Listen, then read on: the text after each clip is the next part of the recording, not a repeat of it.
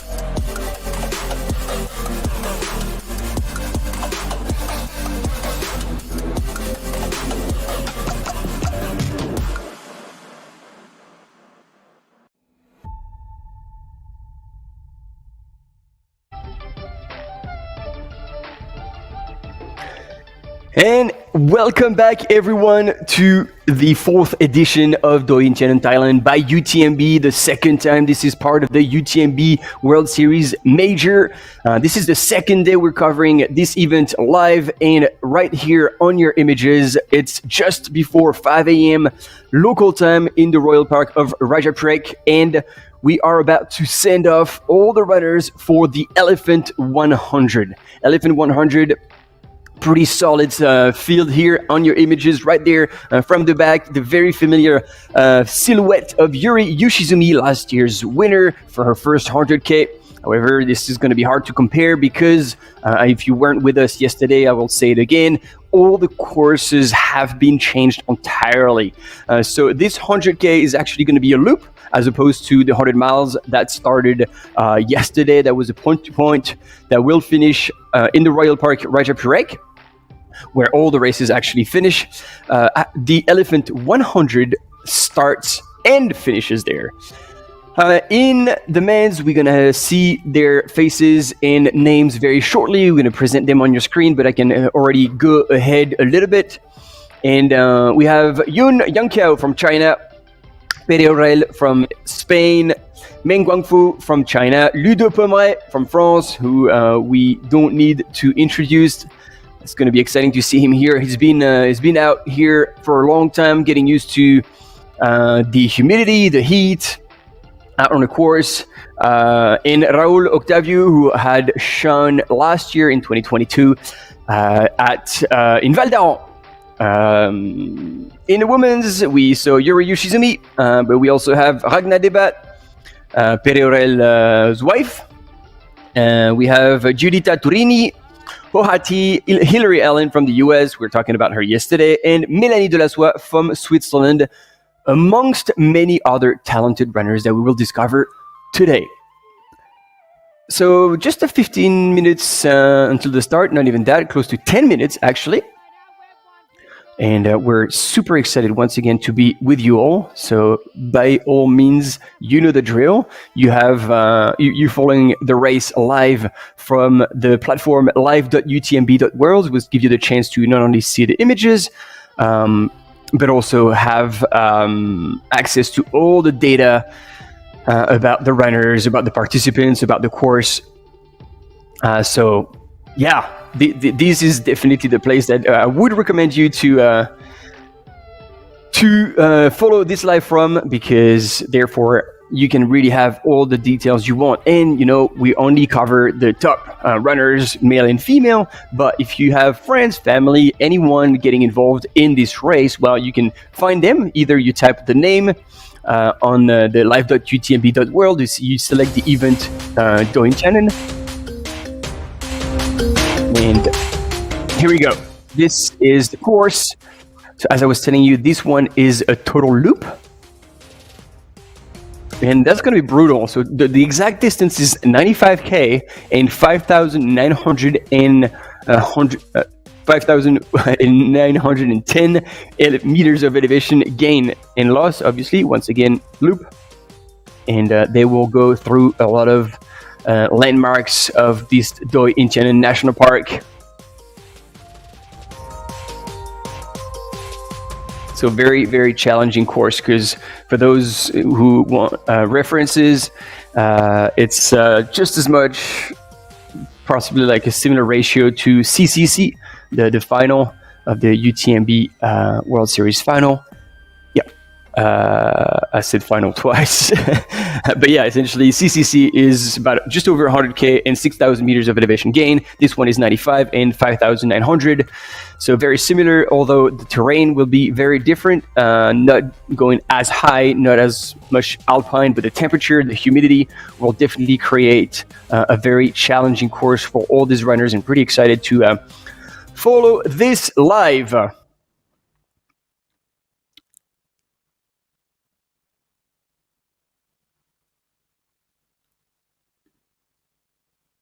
And The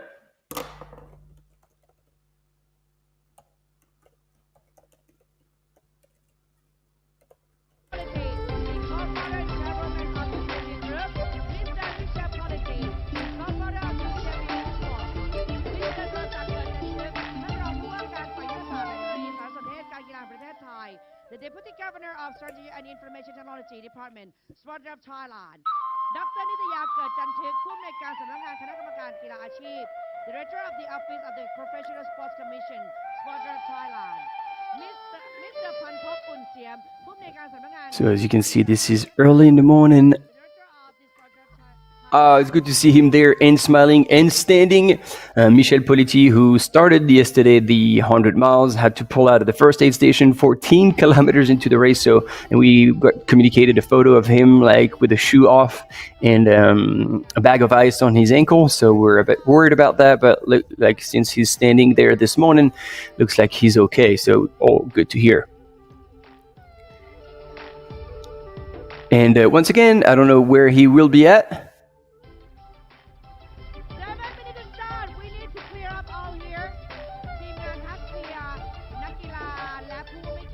And you see this start line, finish line lit up with all the features. I don't know if you remember, if you followed Doi Inthanon last year. I started from the Doi Inthanon National Park. And the bamboo structure was already quite amazing, and they have matched this year. All right.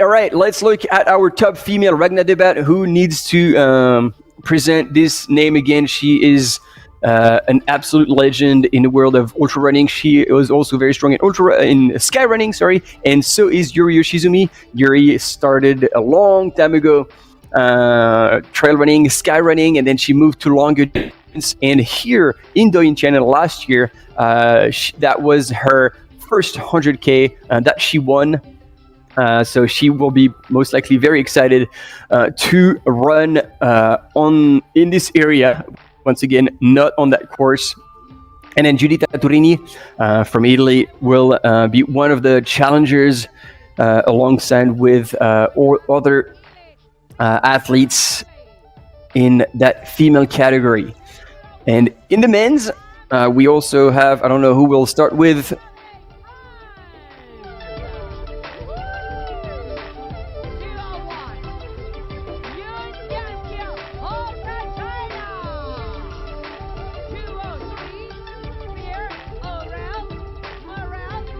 So we're supposed to have Damien Imbert at the start of the race, but he had to pull out. I think recently he did a road marathon.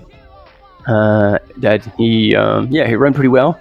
So yeah, Yang Xiaoyun, like also like someone who can really do a lot of damage here. He's done a lot of races.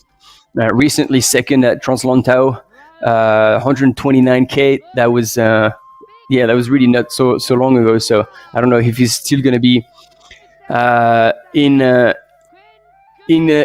full form, because that's a lot of races that he's been doing. Then Pereorel, obviously, another very strong contender. Also very good skills in skyrunning and hard terrain, so he should be doing really well here. And finally, Meng Guangfu, who's also done Translantau and actually was ahead of Yang Xiaoyun. So it will be interesting to see these two battling out together once again on a different course, although Translantau was both hot and humid as well, so those conditions will be very similar.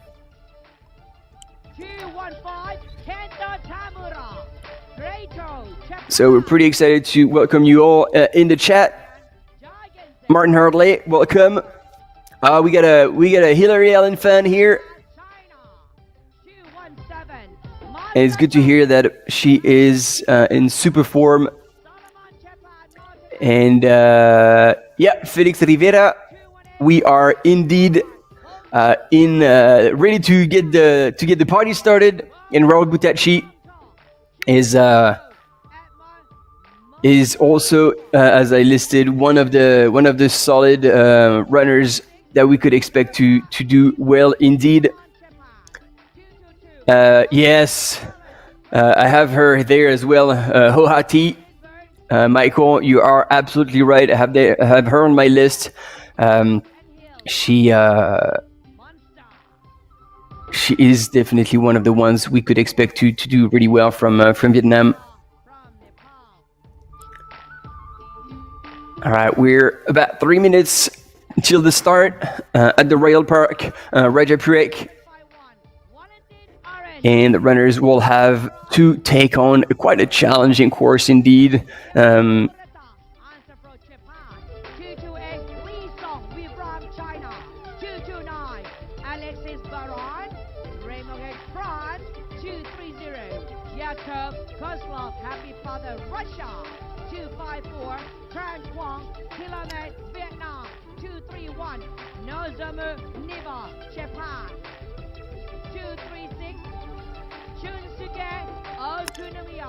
And so far, I still haven't caught a glimpse of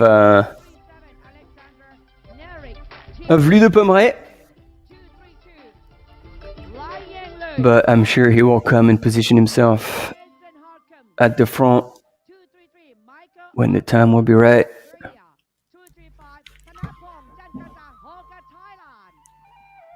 And 2301, Regna Debet Morel, Netherlands.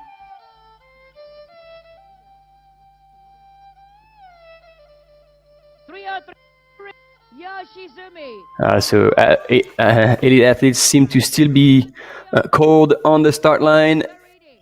And there we go.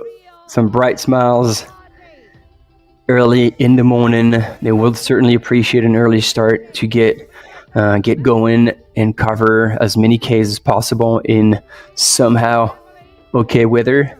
Oh, here we go. Man, I am blanking on his name right now, but he's an absolute legend of traveling in Japan. He's been involved since the beginning, done UTMB so many times. Please help me in the chat. I've lost his name. Left and right, okay? So can both, you can turn right and turn left.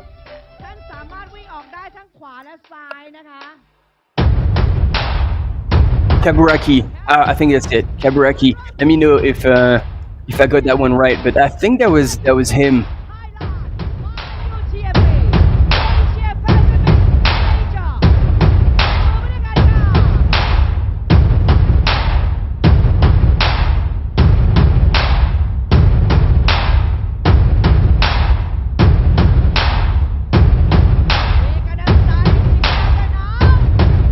That is quite a show, ladies and gentlemen, for the start of this Elephant 100K.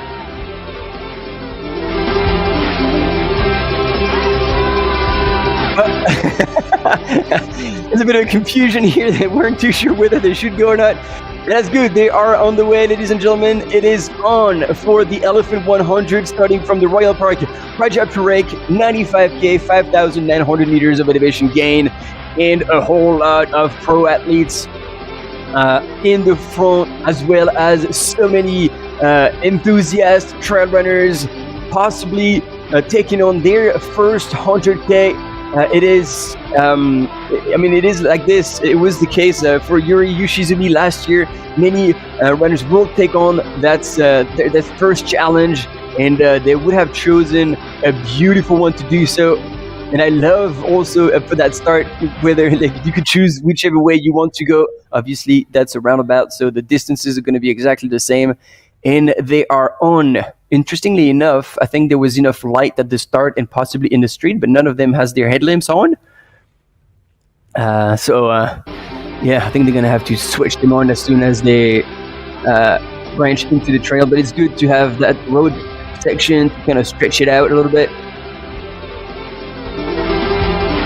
And very shortly, we'll see all the usual suspects show up at the front.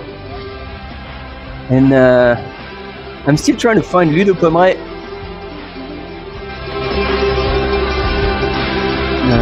But so far I can't see him. I'm definitely spotting Yun Young Kiao in the lead with his Hoka kit.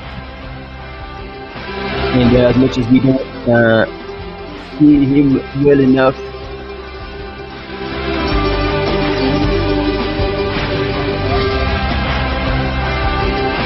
well, we have another runner taking it out hard, just like it happened yesterday in the 100 miles, although that was short-lived. And we've also seen that Hu Jiaotan had dropped out of the 100 miles after a pretty stellar start. That's his style. Like, it's either conquer or die, and that would be one more DNF for the Chinese runner. And it's Hui Bai in the front, so I'll write that name down.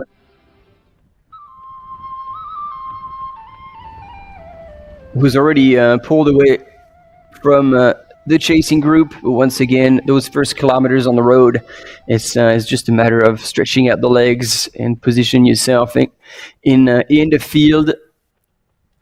So let's see if the excitement is a bit early, but checking out possibly the pace on his watch. And yeah, sometimes people just come out of, I wouldn't say nowhere, but come out strong and surprise everyone and will be nowhere to be seen.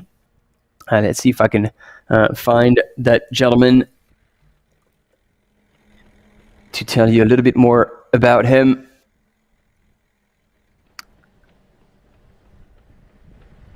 There we go, found him. And he's definitely not at his first attempt at 100K. He's mainly raced in China. Did the Golden 100 in Hong Kong. That was just the 30K that he won.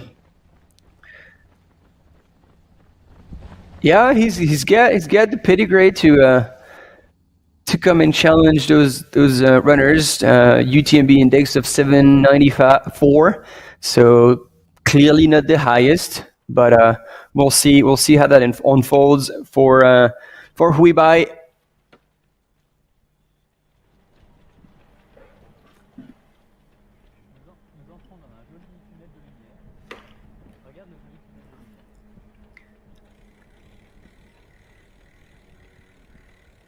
And I think our camera runners have learned the lesson, and knowing that over there the starts could be quite fast. So they've put a person on a mountain bike so they wouldn't murder one of the camera runners right from the start. I think here, trying to follow the first woman, that might be Hillary Allen. Yep, we were talking about her just recently. She's there with the pink shorts. And then let's see if we have anyone ahead of her or not. No, looks like She's opening up the field for the women's category.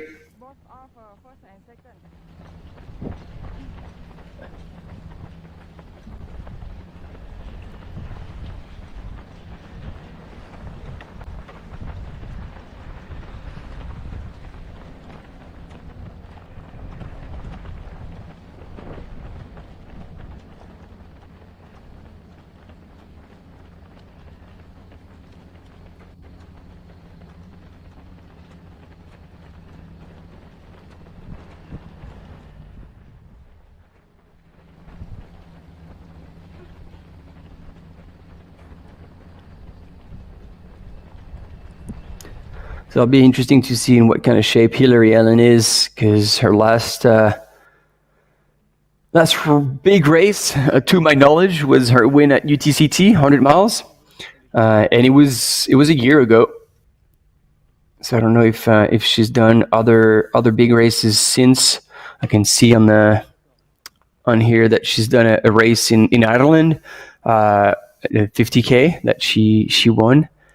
But that's about it. So, yeah, exciting times. And if you know her personally, like, let us know. And then, we got people like I'm back in the chat. Good luck, everyone. And then, we do have fans of Raul Butachi. And I love the cheering that we're getting from all of you to all the runners. That's what we like, supporting everyone from first to last. Everyone who's putting the work, putting the enthusiasm, made sometimes the sacrifices and the compromises to get their training going and to make it to the start line and have a journey of their own. Sometimes for the first time, sometimes to be competitive, sometimes just to cross the finish line, sometimes to share that experience with someone else. And yeah, thank you all in the chat. Like, I love the positive vibes that we're getting from you all. Love it. And I love you. The comment, Marianne. We expect Ludo to be in the 50th position after 100K, and then eventually indeed creep back up. Although this is 100K, so he might have to be like slightly higher in the field versus 100 miles like UTMB. And a big shout out also to Singapore, Malaysia, Philippines, and Thailand. Love that. So obviously we are trying to follow these runners, but as the night is still pretty dark, it isn't the easiest.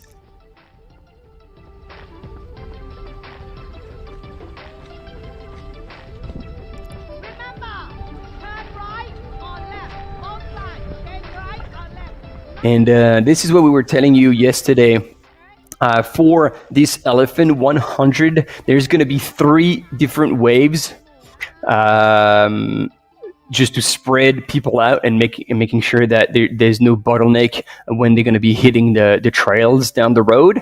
So that's why you see it's not a replay. It's actually still live. Today we've agreed with the studio. We do no replay. It's exclusively live, exclusively.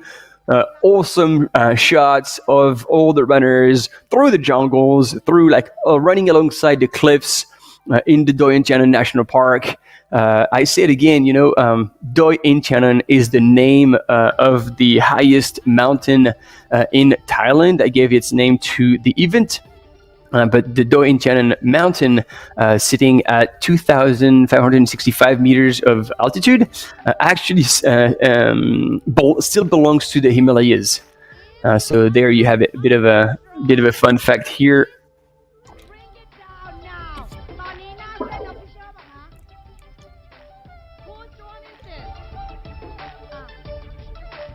And that start line's got to be the most impressive start line I've ever seen in trail running.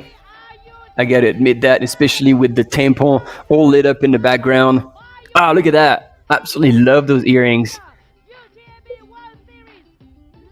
Really cool styles. That's also what we like to see. So many different people, styles, genders, everything on those start lines. And I think it is up to us to show care, love, kindness, and rather than like criticism and judgment, to make our sport ever more so inclusive and show example by doing rather and by our actions rather than our reactions sometimes that are easier to do, especially on social media. But let's be the bigger people, let's be the smarter people, and actually use common sense, and more than ever use kindness. This is what we want to show, and this is the legacy we want to leave to our sport that so far still hasn't been too polluted, and certainly wouldn't want it to turn like I don't know.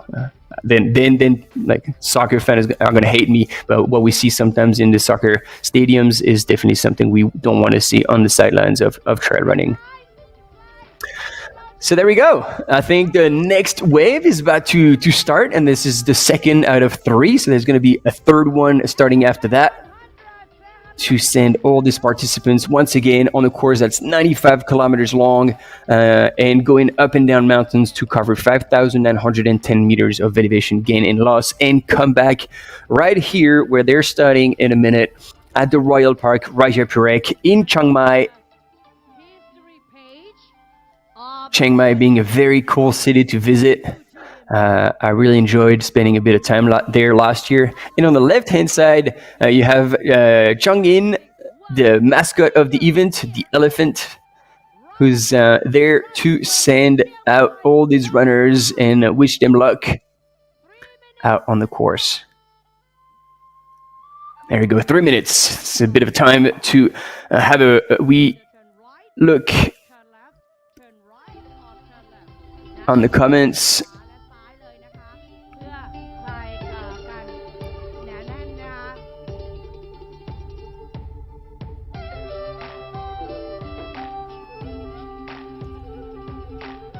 Yeah, I think you all fell asleep in the chat. There was a whole lot of excitement for this first wave, and all of a sudden everybody's gone. What's happening? So we clearly know that there's a lot of people supporting Raul Butachi, and I absolutely love it.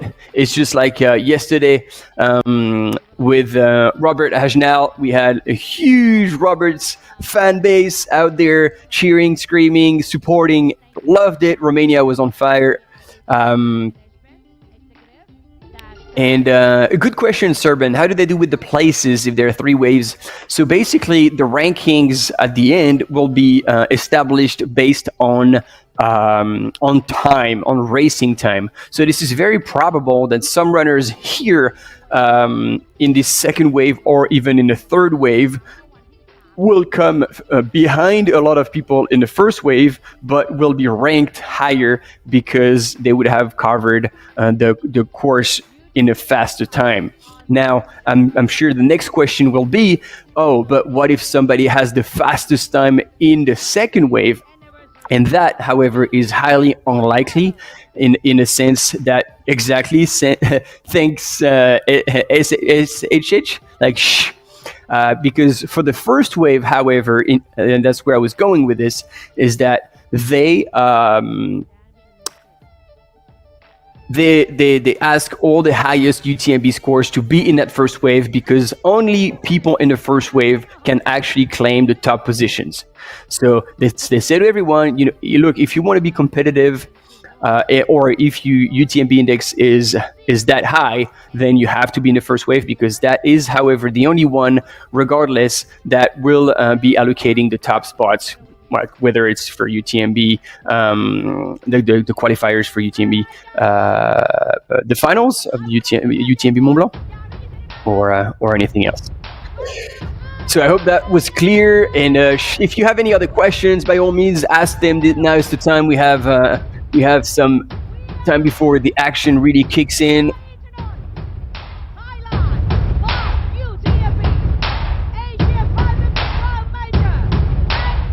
Well, I mean, it's not so much a matter of fairness, Serban, because the priority here is that first runners choose which wave they go in, except the first wave where the competitive athletes have to be in there.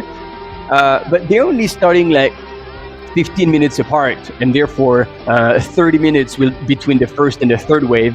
There's not that much of a difference, and it's either that or we send them all together at the same time, but then once they're gonna leave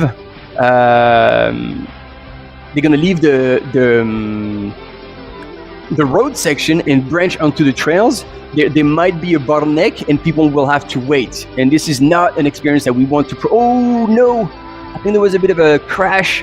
I know. I saw him getting up. Whew, I'm relieved. That would have been a very bad way to kick off 100K. No, he's okay. So yeah, basically it's for the runners' comfort and to make sure that there's no bottleneck, no people like branching into a single track or a shorter trail and having to wait for a long time. And this is common practice in a whole lot of races, ultra running races that have so many participants that they end up having to opening up again. So obviously you're going to be telling me, hey, but you look, UTMB Mont-Blanc, that's 1,500 people starting at the same time, and they still go in one wave. But the particularity of UTMB is that for a long time it is actually not only on the road but flat, which allows people to actually stretch and stretch and stretch and stretch all the way down to Les Ouches. And then there's the climb that is also still on a four-wheel drive track. So there's very little chance for all these runners to end up in kind of a jam, a traffic jam, if you can call it that way. Because by the time the trail gets narrow, they're over 10Ks into the race. And there we go.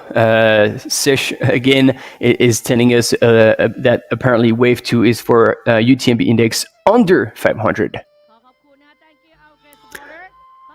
So there we go. Wave 2 is gone, is on the way, and so we'll have technically a third wave if the information that was communicated is right, starting at 5:30 a.m. local time.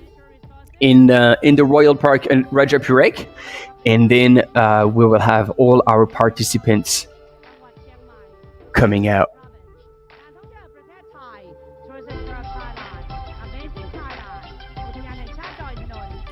And as we're waiting for that third wave to come out, then we'll have a quick preview of the teaser of the 52-minute video edit about the 2023 UTMB. Let's check it out.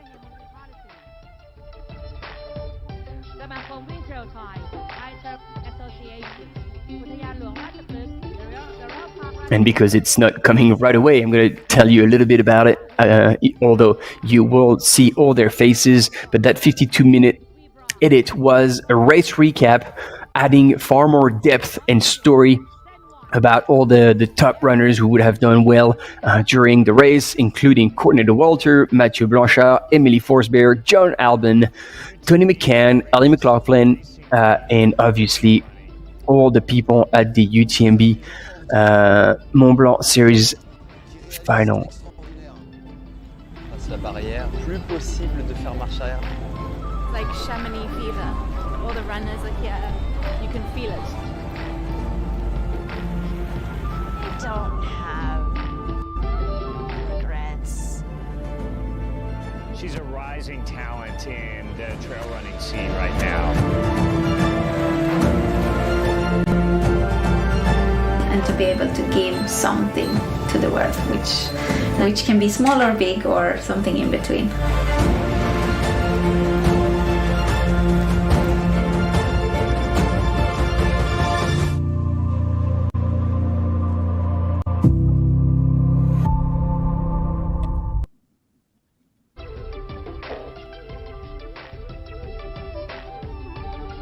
And there we go. That was the teaser of that 52-minute video edit about the 2023 UTMB Mont-Blanc, the final of the UTMB World Series. And in a little time, we'll show you actually the entire movie. So that was the teaser first off, and now we're actually transitioning straight into that movie, conquering Mont Blanc, and you'll see really, really cool stories of all these individuals, runners, but also humans. So you'll get the chance to learn so much more about who they are in their everyday lives, what their purpose is for life as well as for trail running. And so we'll have that coming up right away, and then we will be back again live at 6:30 local time, so in just after that 52-minute video edit about once again conquering Mont Blanc, the story of the 2023 UTMB final.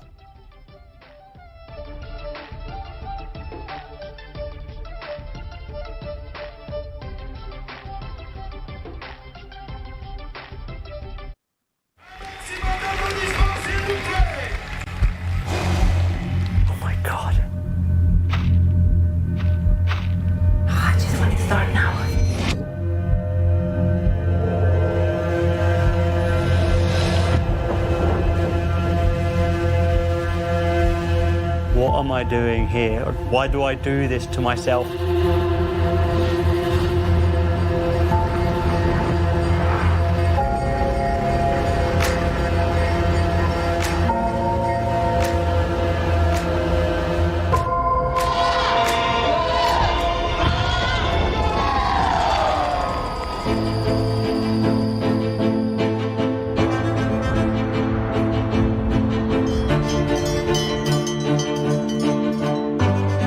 This race just constantly keeps hitting you, completely physically destroyed, but mentally more alive than you've ever felt in your life.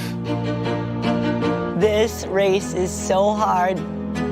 Le Mont Blanc, c'est le toit de l'Europe. C'est aussi le symbole de cette course, l'Ultra Trail du Mont Blanc. Il va nous dominer. It's special for sure. It's a very big race.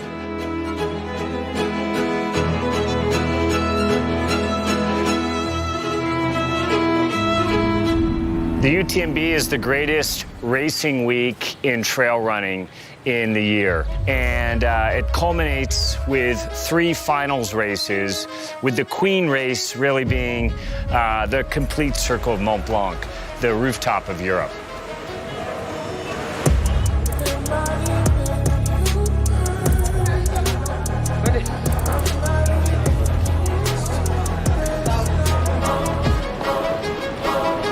Very busy.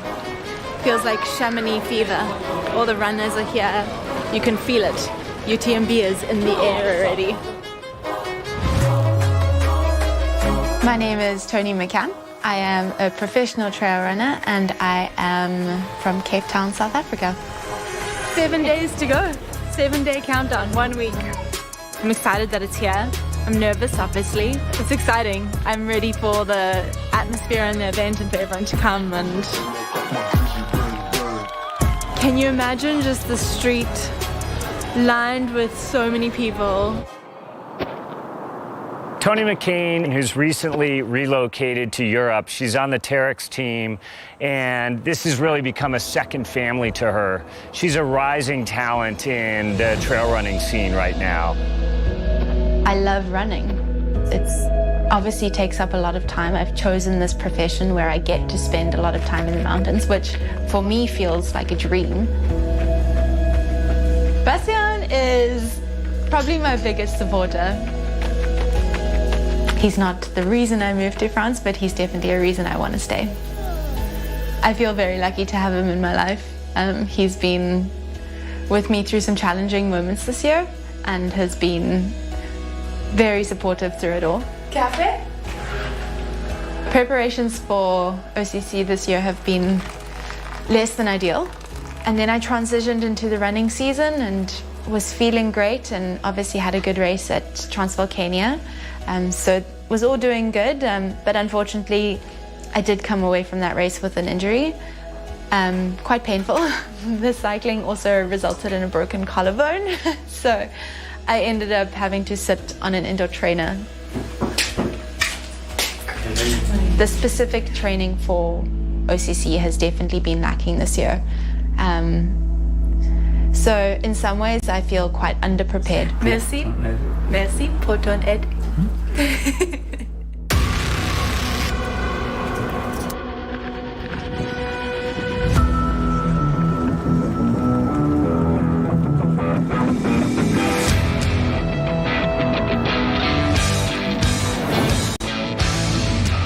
Allie McLaughlin, and I'm from Colorado in the US, and I'm a trail runner for Hoka.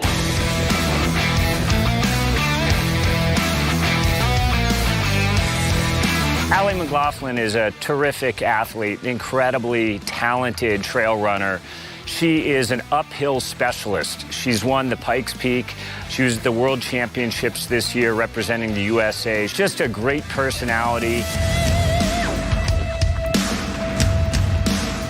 Trail running is my main sport, but I do a lot as hobbies, and I wouldn't necessarily call them sports. I see sports as like being competitive, and so the activities I do, I'd say more like are art or fringe activities, we call them sometimes.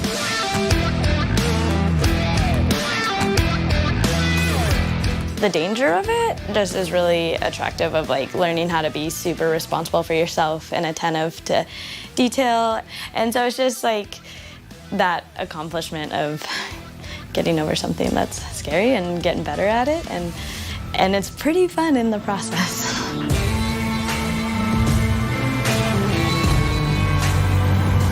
It's not my typical preparation, no. However, I mean, I've skydived for years and I thought it's always fun. Yeah, I just want to do it all, and especially Europe is such a great place for the air sports, and so I'm like, oh, I'm going to Europe, I'm taking all my toys. And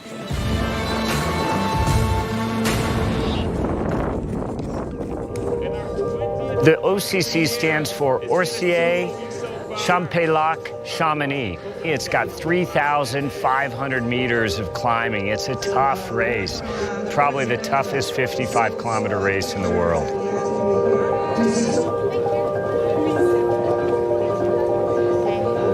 I am extremely nervous. There's a lot of excitement in the air, and I think we are all in the same boat, feeling the tension of the start line. after hearing a lot of talk the last few days, one specific comment came to mind that someone said, Allie didn't go out that fast last year. That kind of stuck with me, so I'm gonna do what I did last year, if not faster. But make sure I feel good, and waiting for the gun to go off.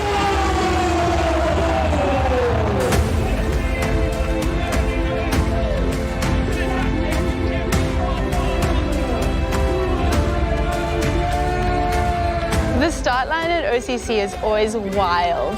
It is so fast, and the road is so narrow, so everyone is trying to hustle and push for position, and you don't want to get caught in the back because it's really hard to claw your way back if you get caught behind people. Well, the race starts with a massive climb up to Champs-Lac, and then there's a small flat section. It climbs up the legendary climb of the Bovine, which is a rhythm-breaking climb. And the course recently changed. It dives down into the small little village of Triant, and then it climbs out of Triant, climbs over the Col de Baume with a spectacular view of the Mont-Blanc. And then it descends down into Argentière and climbs across above the hillside, the mountainside, and dives back down at Flégère into Chamonix. A very, very difficult race. I can see Ali ahead of me, and I can see her charging.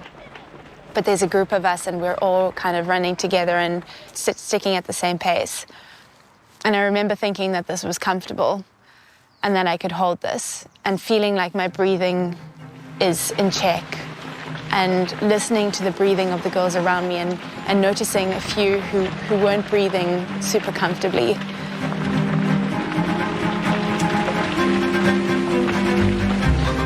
I get nervous sometimes when I'm following, so off the start I kind of like to be in the lead, so I'm gonna take a few steps here.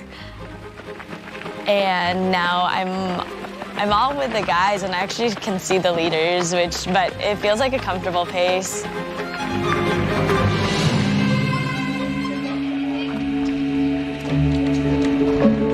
We are in Murin, This is my third time here, but first time as a base jumper. The reason I heard about it 6 or 7 years ago was it's a big base jumping spot. And a lot of friends come here from the US to base jump, so I hear about it all the time. And so to finally be back this year as a base jumper finally is really special. It's a base jump off a paraglider, so James is gonna take me up tandem. It's about finesse. So we'll see how we do.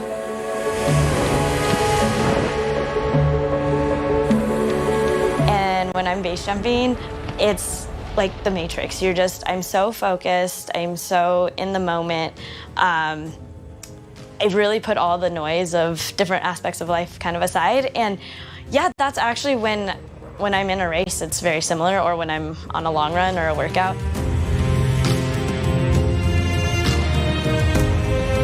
I do think it helps with nerves at the start of the race. You know, like a base jump is a lot scarier in my mind. It takes a toll, and you know, there's stuff called adrenal fatigue, and like, I mean, I'm not quite there, but I think there's been times it's like, oh wow, I have been jumping a lot. I think like, I'm gonna definitely have to learn how to balance it all. Hey, what are you guys doing here?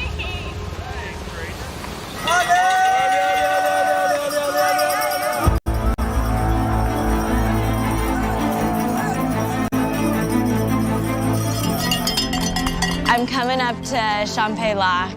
I'm already like feeling a little burn, and I just noticed that Jennifer and Tony are right here with me.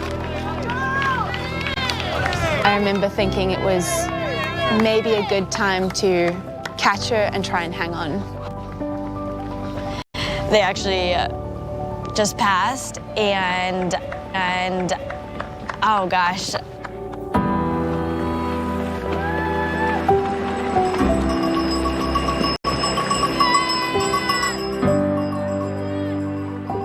We're doing really well until we hear some pounding footsteps coming up behind us, and Meow Yao flies past us. She is flying.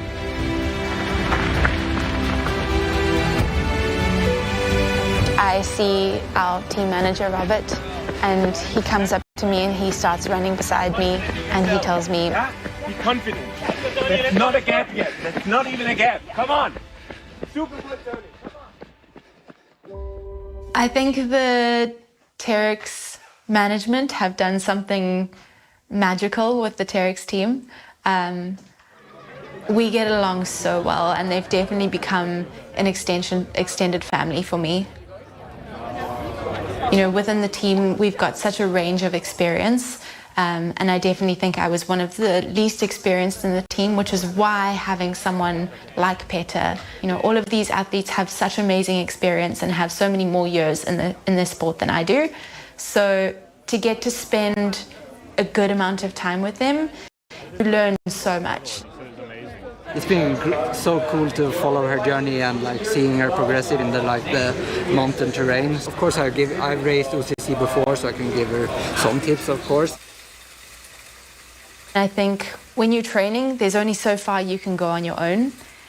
And when you have the team support and their knowledge and their experience that you can draw on and help push you, it's, you know, the possibilities are endless.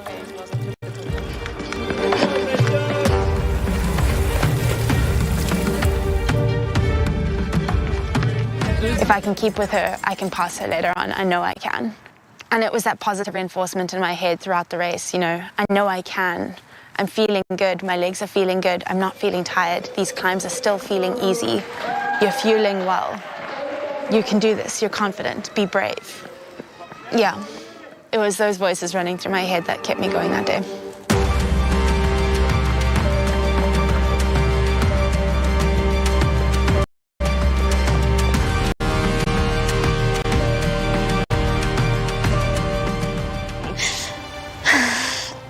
We're a mile into the downhill from Cordon Bleu, and I've been passed, I think, maybe 4 times, and this kind of sucks.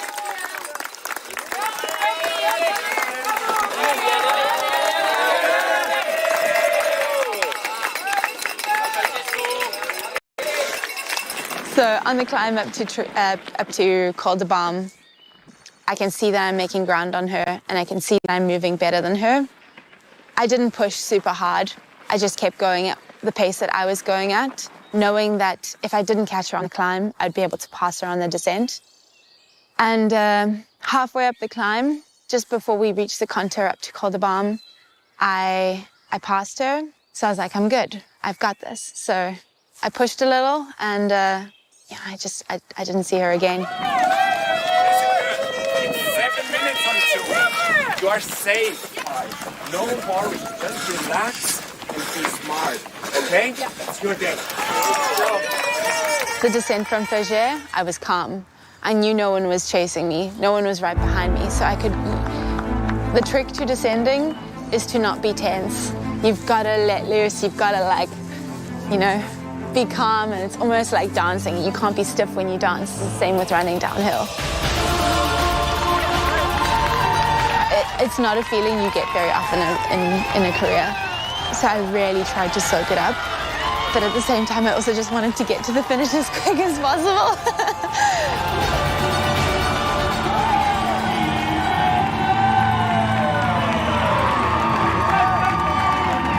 It's a surreal experience. I don't think I'm ever going to have anything come close to that unless I win here again.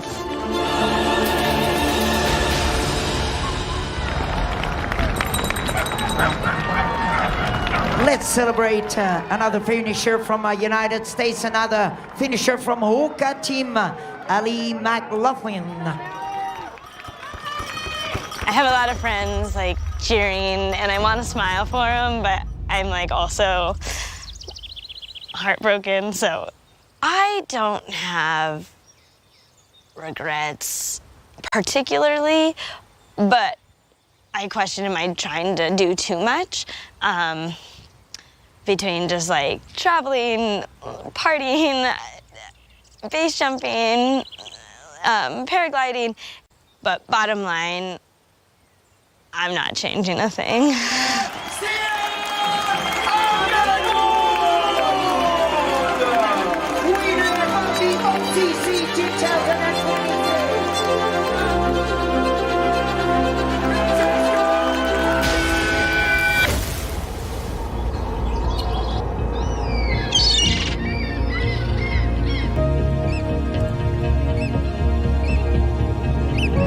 I can feel very lucky if I'm just waking up and smell the coffee. It doesn't need to be like grandiose to be something that matters. Emily Forsberg's one of the greatest trail running athletes of all time. She's truly a legend of the sport. She's a leader of the sport. And she is both a huge personality, but at her core, a really simple and pure person. After her 2 pregnancies, come back to racing and come back incredibly strong and fierce as a competitor. And here I planted some apple, pear, and cherry trees. This old apple tree. I have a grandiose plan for the garden when I stop running. The farm, it's a lot of work, and I love being like a farmer. If I didn't get tired from the work outside, I would do it all the hours I'm not running. But it's hard work, that too. So to live a life where it feels like first I'm in respect with nature and also like close to nature, and to be able to give something to the world, which can be small or big or something in between. I think it's like the anchor and that the family can bring you that can help, but I'm not sure that like everything, like it's still like I want to be very present with them and I want to have energy with them, and sometimes I prioritize that instead of very hard training, because I know that if I do this, I will not be able to do this with the girls. So it's a priority, but for me it feels like it's really worth it, and I'm very grateful to be a mother, and the family means a lot to me. I think she's in the best shape that she has ever been. Like when you see the times that she's putting on training, it's it's the best that she's been. Then like CCC is a long race, and long race is like everything can happen. It's hard to know that, but I think the preparation is there. So then it's more on the execution and having a good day. So now it's on that, and it will be exciting to be following the race.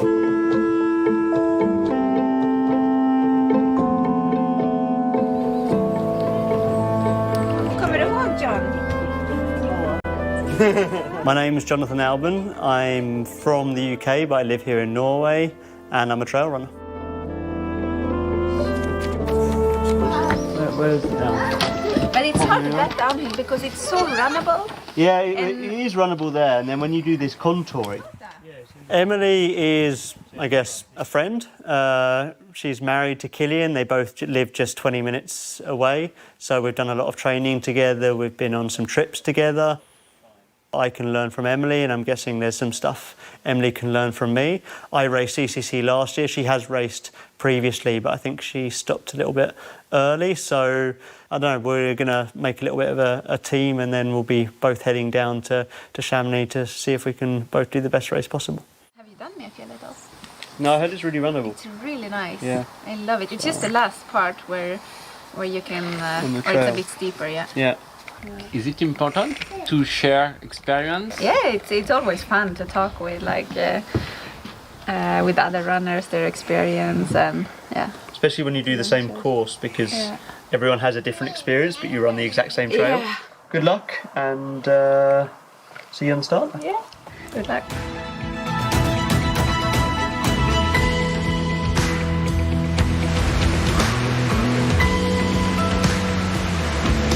So Jonathan Albin is an incredibly talented trail runner. He's an OCC champion. He was second place last year at CCC, and just an incredibly meticulous and strategic trail runner. He leaves nothing to chance in his preparation. And so we would expect him to have a terrific race this year at the CCC. A simple person. I just like to be out in nature, moving, running. That's where I'm happiest. I'm a little bit shy. I still just like to be myself, just out there.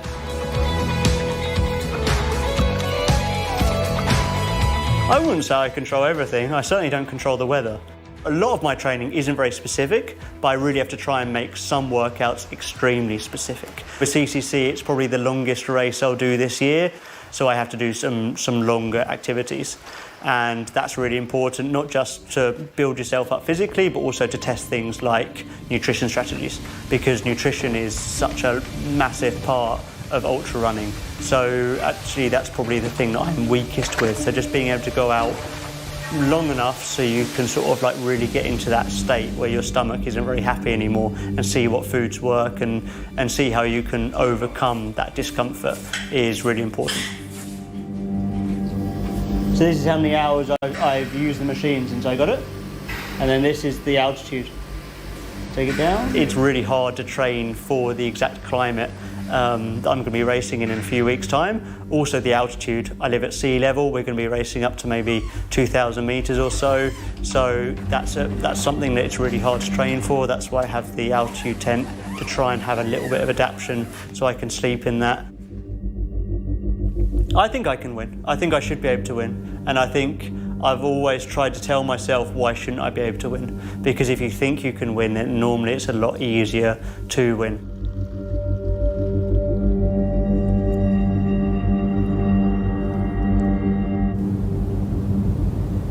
Well, the CCC is a beautiful race, and it, of course, that acronym stands for Courmayeur Champex Chamonix.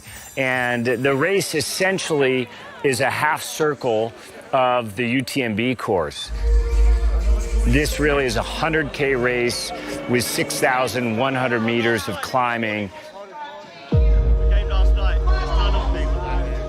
I'm definitely not a people person, and usually on start lines I end up tucked away in the corner, just sort of like trying to stay as relaxed as possible. I'm very excited to be out for a whole day of running, and that's what I want to keep in mind. And I see many familiar faces, friends and runners, and I'm just feeling very happy to be there. I'm not stressed because my main objective was to finish and have a good day out there. So I just wanted to embrace all the moments in the long day ahead.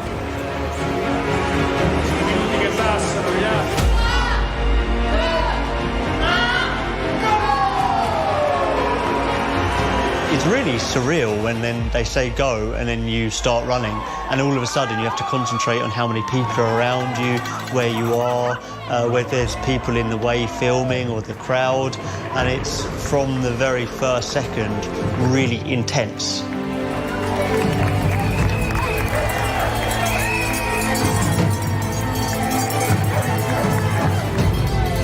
The difficulty of the CCC is just the enormous amount of climbing in the race. One is the Grand Col Ferret, but it's a big climb. It's the high point of the race. It's the crossing between Italy and Switzerland. The area of the race that's always a real difficulty is the Bovine climb. Just after Champay-Lac, you've got a lot of kilometers in vertical in your legs, and that's usually where there's a definitive move that's made in the race. I wouldn't say I had a strategy for the start, but I knew I couldn't start too hard. And I think by the first top, I was something like 5 minutes behind the lead and it back in 27th place, I think. So that was a little bit far back than what I would have liked. But there's no panicking. I mean, you just have to run your race, hope things will come back to you, manage yourself, and just see what happens. I'm in the first climb and I'm feeling really good and under control, and I know I'm a strong climber, so I wanted to be close to the top there with the top women, but I didn't think that I would be the first one.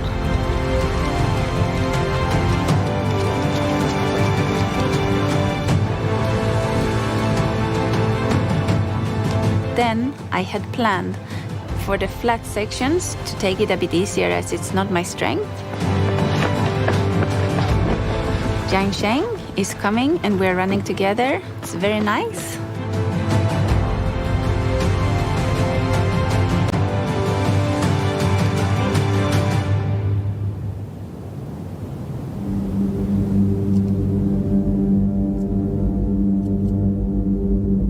At the moment, I don't have like a race that I want to win. I just know that how I want to perform on it, and I want to do it like well. So that's where I am at the moment.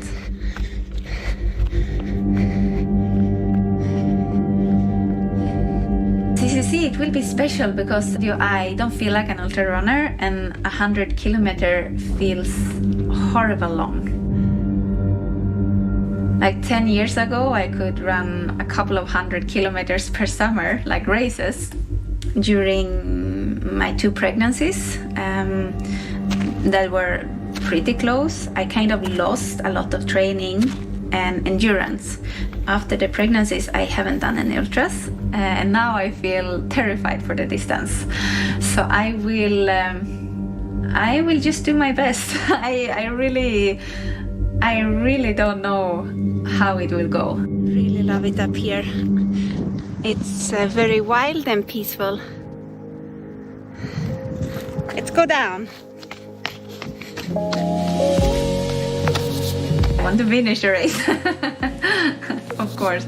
Now, of course, I would like to fight for a good position, but it's hard to know where I'm at that 12-13 hours race when I haven't done it for 6 years.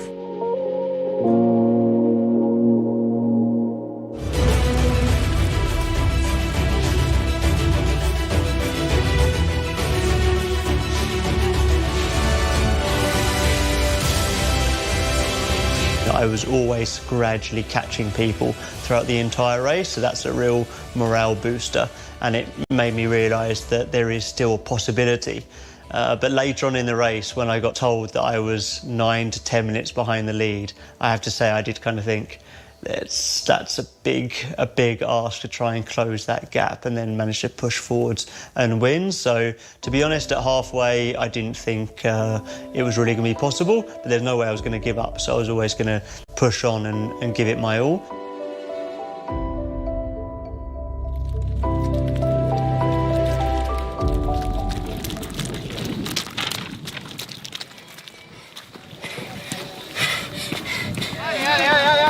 After 4 or 5 hours, I started to feel a pain, which I have had before in the foot, and it just increased. So the hardest part was to try to let those thoughts go and just keep going.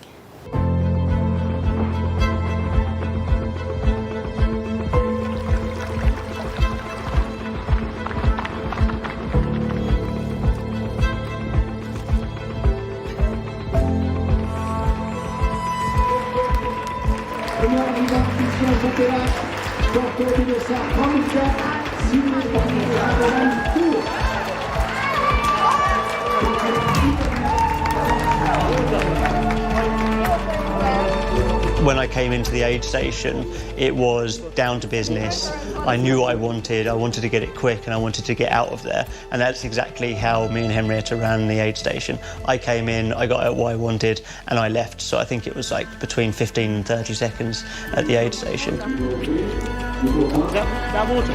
Which is water?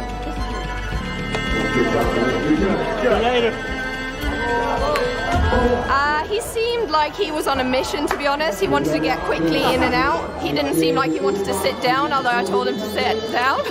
So he was just like, doom, doom. So, yeah, he's on a mission.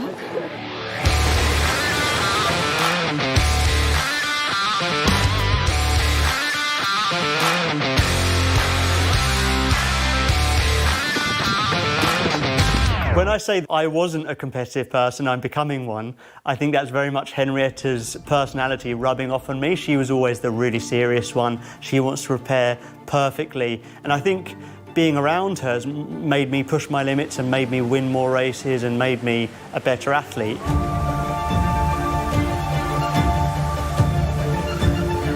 The main reason I did come to Norway was because of Henrietta. She was the love of my life. I mean, as soon as we met, it's kind of things just clicked, and we've been together a long time now. And when she said, I want to move back home to Norway, do you want to come? I immediately said yes, because obviously I was going to follow her wherever she went in the world. Not a lot of trail runners seem to know about the boiling trick. It's like an old school Norwegian. Henrietta is very much my coach in lots of different ways. I've never actually had a coach. I've just bumbled along finding my own way with sport, and that really worked for a certain amount of time. I'm getting ready. It was from that point that I had to start making my own philosophies for training and coaching myself, and having Henrietta as a sounding board to give me tips or to have a look from the outside was invaluable, and she is a big part as to why I have been successful as an athlete. So I think if there was ever two people that were meant for each other, it was me and Henrietta, and it's not been dull one day since we met, and I wouldn't have changed anything.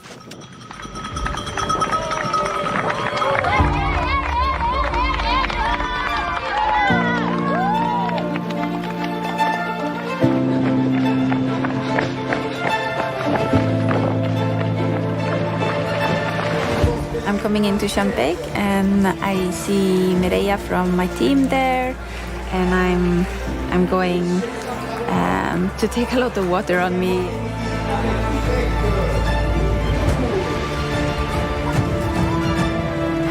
And going out.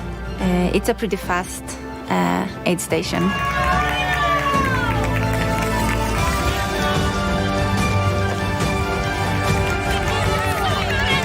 I knew that Emily Hogwood was behind me, so I thought that we could run a bit together. But then it started with a bit of runnable section and then a bit downhill where my foot started to hurt more and more. So it was hard to like go fast there. And from there it was a little fight with the pain.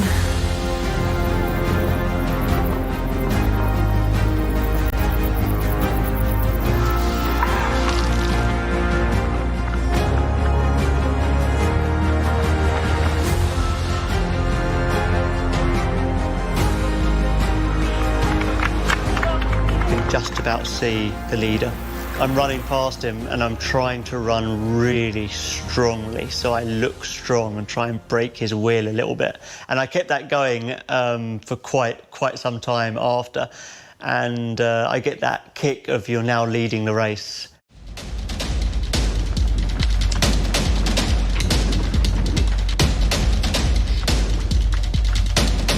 So I've come into the Valentine aid station.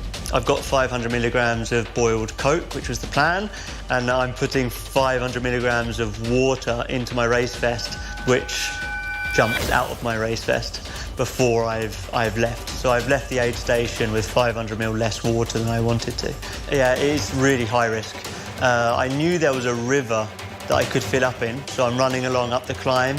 I'm coming towards the river. I'm thinking, okay, thank God, I can finally fill up and get some water. The river is bone dry. Great job, John. And now it's really red alert. This could end drastically.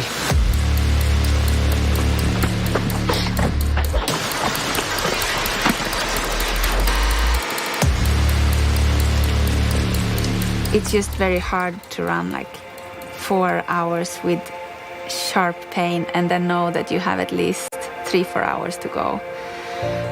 Like, it's always really hard to take a decision to stop.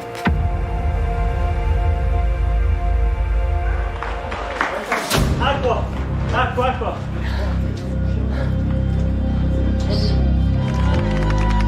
Running along the river with 1 kilometre left is when you start thinking, okay, I've done this now. It really is a case of you look over your shoulder along the river there, you can see back 300, 400 metres, and then I think, okay, this is mine now, I've won. But then the crowd is there and they really sort of expect something of you, and it is really fun to then go and say thank you to them. And the win isn't just for me, it's for her as well. So it was cool that she was at the finish line. It was fun that I saw her along the course. It's actually the first time that she's crewed me properly in a race like that because she wasn't racing herself. So to share that with her is quite special.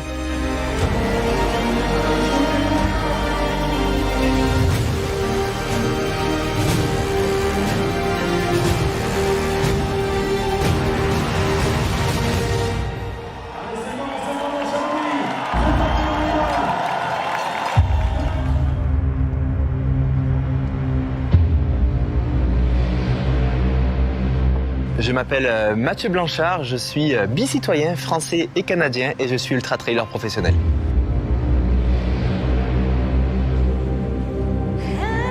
Mathieu Blanchard is a real incredible emerging ultra runner. He's really only been ultra and trail running and racing for the past 5 years. And he's a really solid athlete. Like, if you look at him, he's not a really thin athlete. He's got strong, muscular. He's a fast runner at the marathon distance, but he also is an incredibly talented and tenacious runner for that 100-mile plus distance. He was 3rd in the UTMB in 2021. He was 2nd last year in the UTMB, just 15 minutes behind Kilian Jornet. This could be his year at UTMB. Ça demande une préparation spéciale. C'est sûr qu'il faut absorber une telle distance. Hein. On parle de 20 heures de temps pour les premiers, une quarantaine d'heures pour les derniers. Donc c'est sûr qu'être en mouvement aussi longtemps, c'est difficile. Encore 2. Donc pour moi, le secret, c'est de vraiment construire un corps qui est capable de descendre longtemps sur ces chemins, qui fait qu'on a tendance à aller un petit peu plus vite que ce que notre corps serait capable de tenir. Et c'est ça qui est sournois à l'UTMB, c'est qu'il y a beaucoup de descentes longues, raides, avec peu d'obstacles. Donc, faut trouver cet équilibre où on appuie un petit peu sur l'accélérateur, mais sur le frein en même temps. Voilà, il faut jouer sur les deux. Et bien souvent, les athlètes professionnels comme les athlètes récréatifs vont appuyer un petit peu trop sur l'accélérateur et on va avoir quelques soucis passer la mi-course. Bon, mais on rentre au chalet, on va aller un petit peu se reposer maintenant.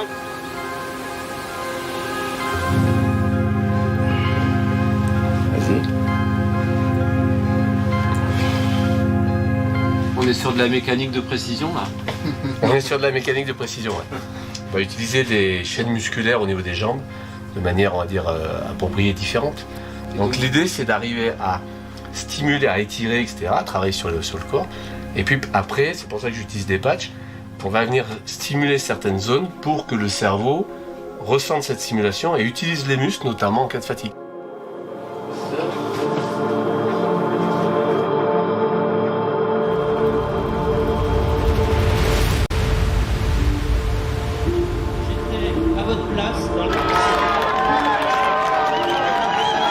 Ligne de départ, on passe la barrière.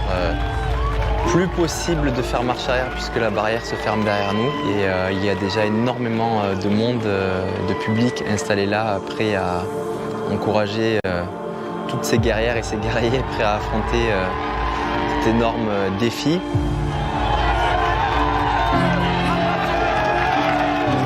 I feel so excited that the race is finally starting and that I'm with my teammates and we're walking towards the start line. We didn't forget our gear, our shoes are tied, and we are all ready to go.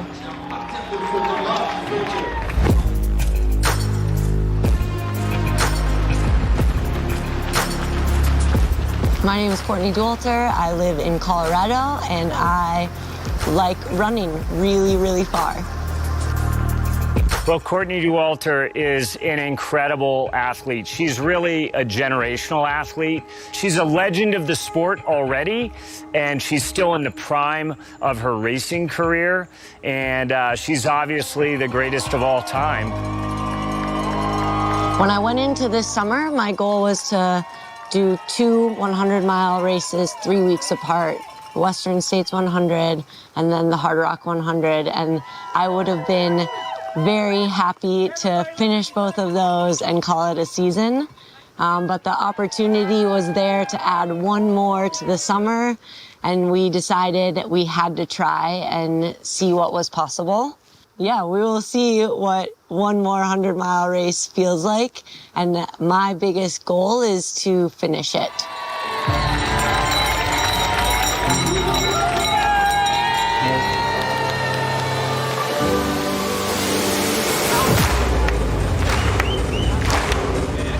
It is so loud at the start line. People are cheering and going crazy, and it's filling the air with electricity, which I feel it on my insides, building as just excitement and ready to go. Like, let's do this thing.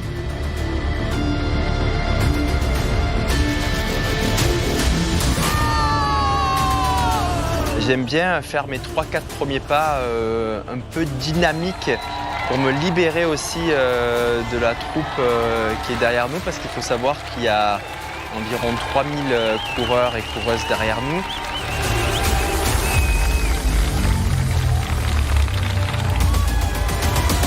The UTMB is the ultimate finale race of the UTMB week. UTMB stands for Ultra Trail du Mont-Blanc. The race has 170 kilometers of racing, over 10,000 meters of elevation gain, and there are about 10 big climbs of 1,000 meters. Brings you back to Chamonix completely physically destroyed, but mentally more alive than you've ever felt in your life. I love this race. Gives you these huge towns full of a big party of people celebrating trail running and cheering you on.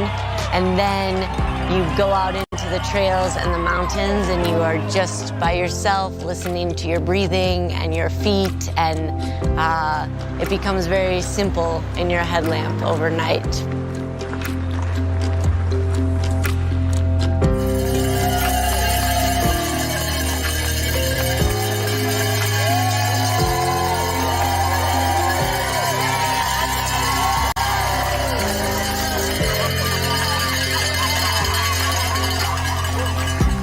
Aujourd'hui, je trouve ça dommage de perdre trop de temps ou de pas maximiser, en tout cas de pas optimiser les ravitaillements, parce que c'est hyper difficile de faire une attaque dans une montée, de gratter 2 minutes à notre concurrent, et c'est hyper facile de les perdre ces 2 minutes dans le ravitaillement si c'est mal fait.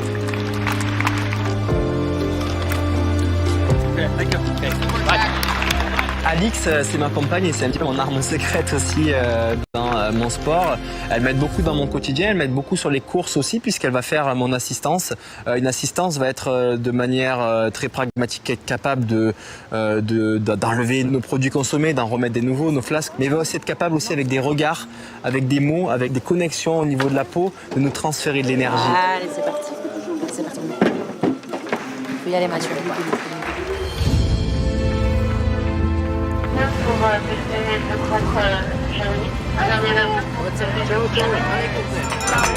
Allez Manon, c'est bien Manon.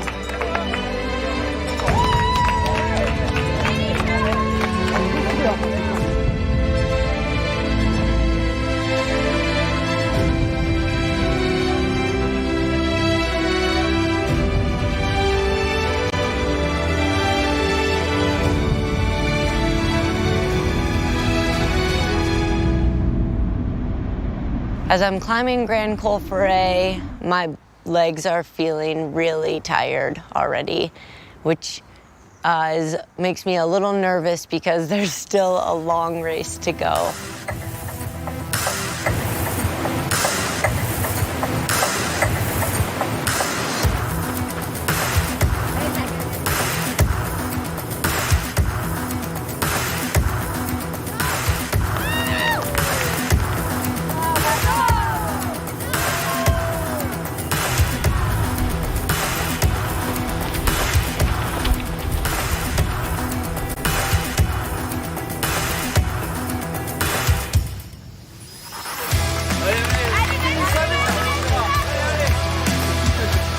Tu lui as pris 2 minutes là, ok? Allez, Max, il y a le podium. Completely empty of any power left in my leg.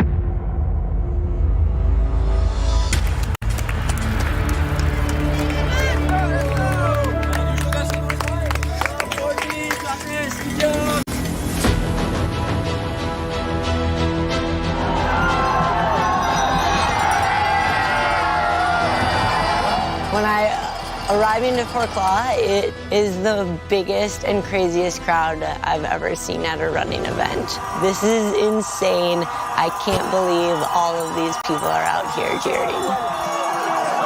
I'm so thankful for all of those people giving up their day to be out supporting all of the runners, but the signs and everything that was for me specifically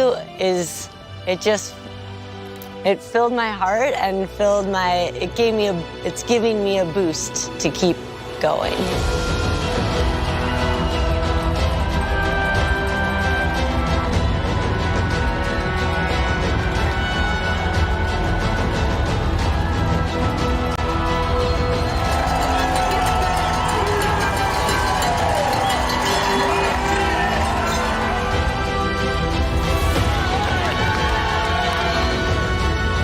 À ce moment-là, je ne regarde même pas ma montre. Je n'ai aucune idée du temps que j'ai fait, 20h, 21h, 22h, 23h, peu importe.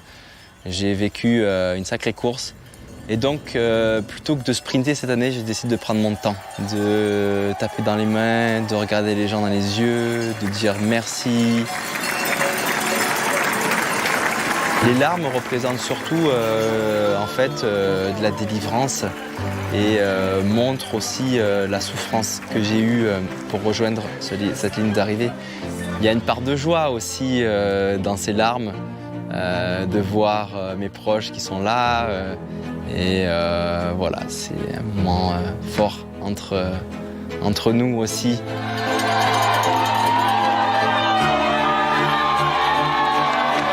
Never given so many high fives in my life.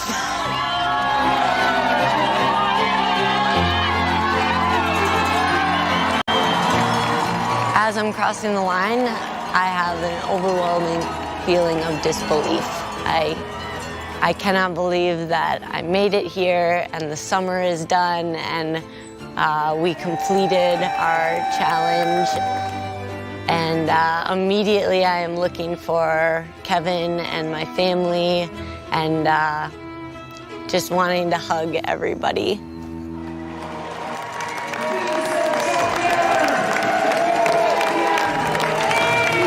What next for you?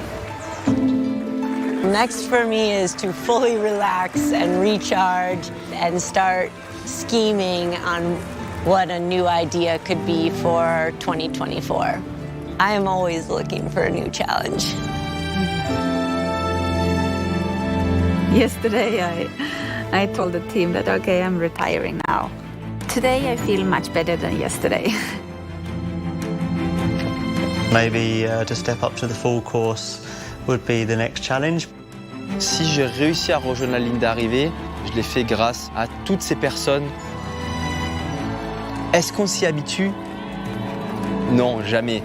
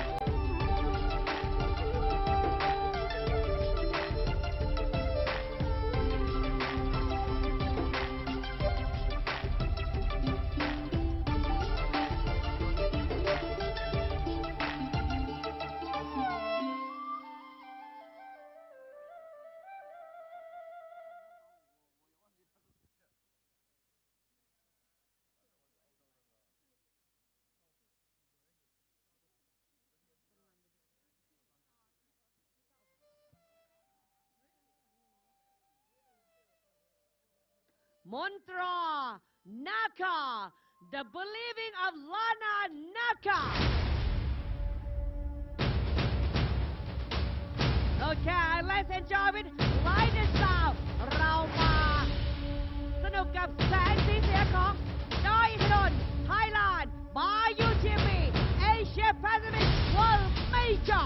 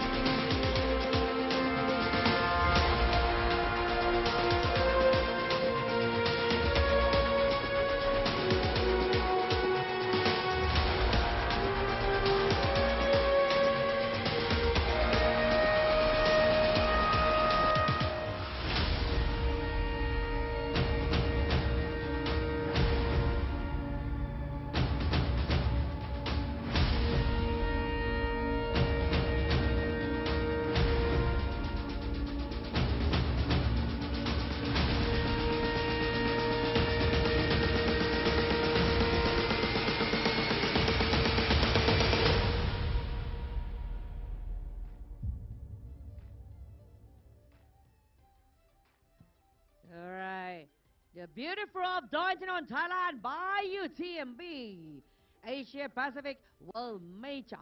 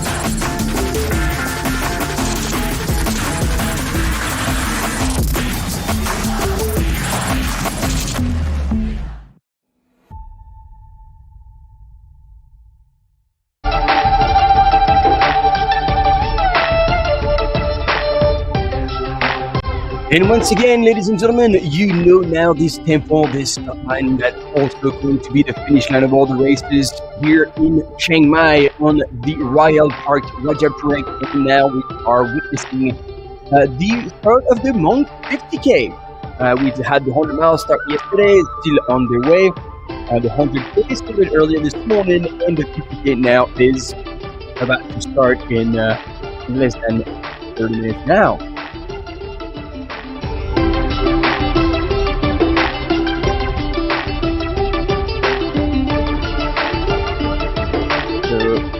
In the little elephant on the left-hand side of your screen. I can't just not see it now. It feels like it's everywhere. It's the mascot of the Doi Inthanon Thailand by UTMB, here to wish good luck, safe journey to all the runners at the start line. And we'll see him most likely on the finish lines right here once again in Chiang Mai. And let's take a look at the field, although we will have those images. I want to give an extensive view of who we should expect to see in the forefront. Obviously, Luo Tao, we're used to seeing him doing extremely well, the Chinese runner. Then Meki Baudouin from the United States, Shi Ai as well. I don't know him personally, but his e-trust score, his UTMB index is pretty solid. Is one of the best right now in this for the 50K, and Tao Hu as well. Now, one runner that we're missing today is Robbie Stinson. He is in Chiang Mai. He's probably out there somewhere, but he had made a trip to come and compete in the 50K, but he got really sick, and unfortunately will not be at the start line and will not be competing. In the women's field, we have equally stacked, if not even more stacked field with Fukao Chang from China, who we know and we've seen here actually last year, but she didn't have a good race, so hopefully she can turn it around this year. And she had to compete against the two Swedish athletes that we know very well, Ida Nilsson and Mimi Petja. They were both in the poll up until recently, and so we'll see if they have recovered from that, and then we have like far more athletes. If you were with us yesterday, this is a recap of the 100 miles that started earlier yesterday. Big race in terms of already the terrain is extremely challenging, and this is what happened. Jay Zhao that we saw on the images took out the race extremely hard. He was out in the front, followed by 2 minutes News. You see him there in the first aid station. Here was Yo Ji, who from China, who's now in the lead, and he creeped up on them. And then in the women's field, you had Lin Chen, who was leading the field right from the beginning. And at first, she was followed by Kille Henninger, Jenny Quilty, Aroasio. But then we had two Chinese athletes come into the mix in second and third for the longest time. Wu Yuanyuan and Li Hana, who were in second and third. But then a bit later, at the 56-kilometer aid station, the relic of the Buddha, Liun Chen certainly went through in first place, but it was Wu Huanyuan who was in second place, but then Kille Henninger had come up and passed Liana, but Liana was barely a minute back, and then we had Jenny Quilty following. So as you see, the relic of the Buddha wasn't very visible this year, sadly. But then in the men's, Bennett Marisol has moved up and is actually now running in second place. They're probably together with Jenny Grenius. So that's pretty cool to see that change, and possibly them two chasing the first place. However, Yoji is now 40 minutes ahead of the duel, Benyat Marisol and JD Minas Grenius. Robert Agenel is another almost an hour back now from Benyat Marisol and JD Minas Grenius. So most likely these two athletes will fight for second and third place, which is meaningful because let's not forget that for this race, there are 2 golden tickets up for grabs for first and second, and therefore the battle between Benyat Marisol and JD Minas Grenius will be extremely meaningful, and it's quite unlikely that they will finish hand in hand. So Anna Lee has moved back actually into second place at this point, and Wu Yuan is in third place. Chi Yangfei has actually moved up also in fourth place. Extremely well paced race for Chi. She was much further down in the rankings before the night.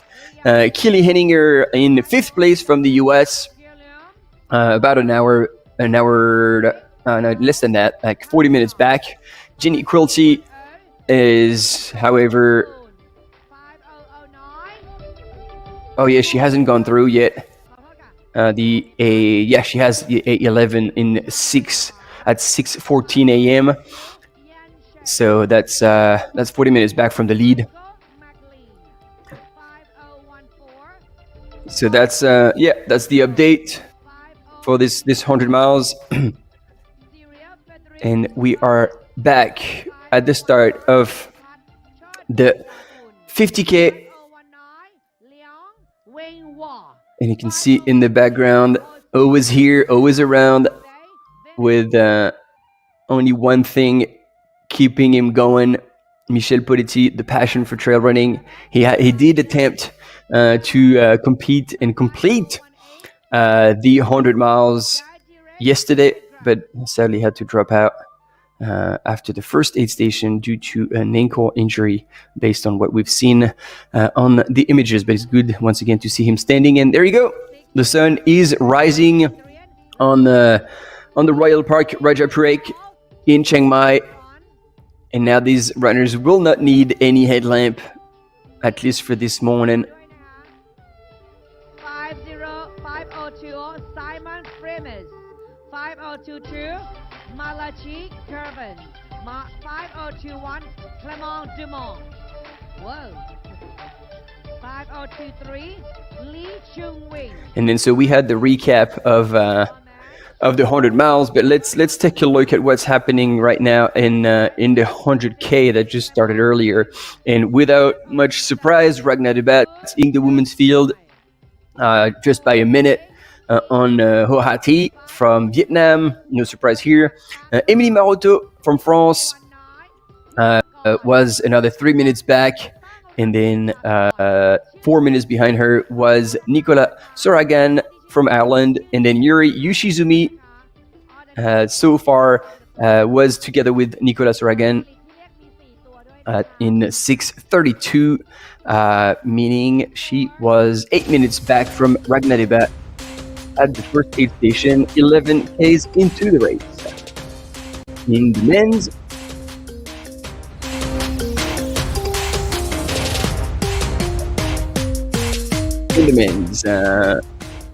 Bai Hui still leading, but then it's In Gudu from China as well, who's right.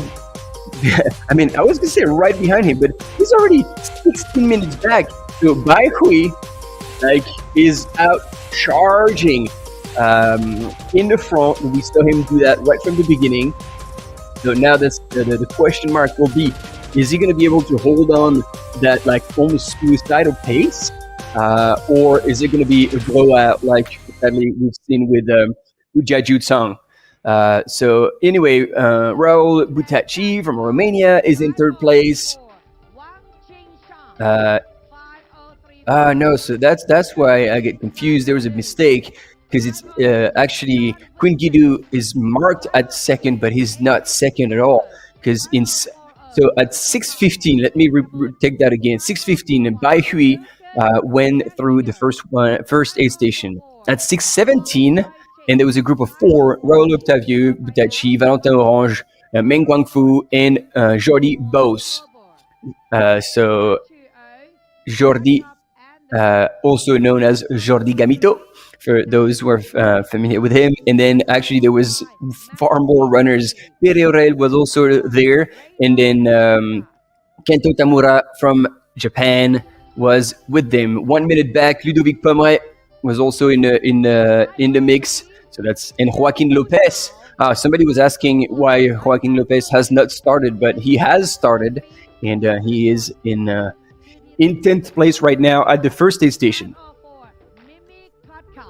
505 Alisa Desco, 506 Marina Sinepto, 507 Kate Avery, 526 Holly Page, 508 Xiao Rui Fang, 6490 Shane Wenrong, 509 Priya Roy, 510 Aina Susie Badley. So runners are starting to line up behind the line. And Sophie the MC is calling all the 80 athletes in the front to come and get ready. 516 Susanna Talova.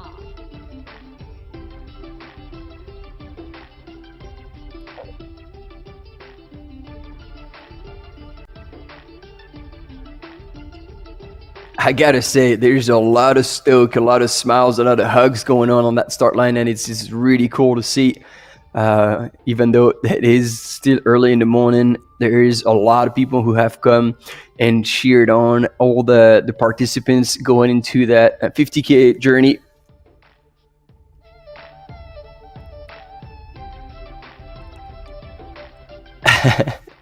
Gotta love that. Oh, and right here on the right-hand side is Bunjarat, who is the woman behind a lot of operations and a lot of work, a lot of coordination for this Doi Inthanon by UTMB.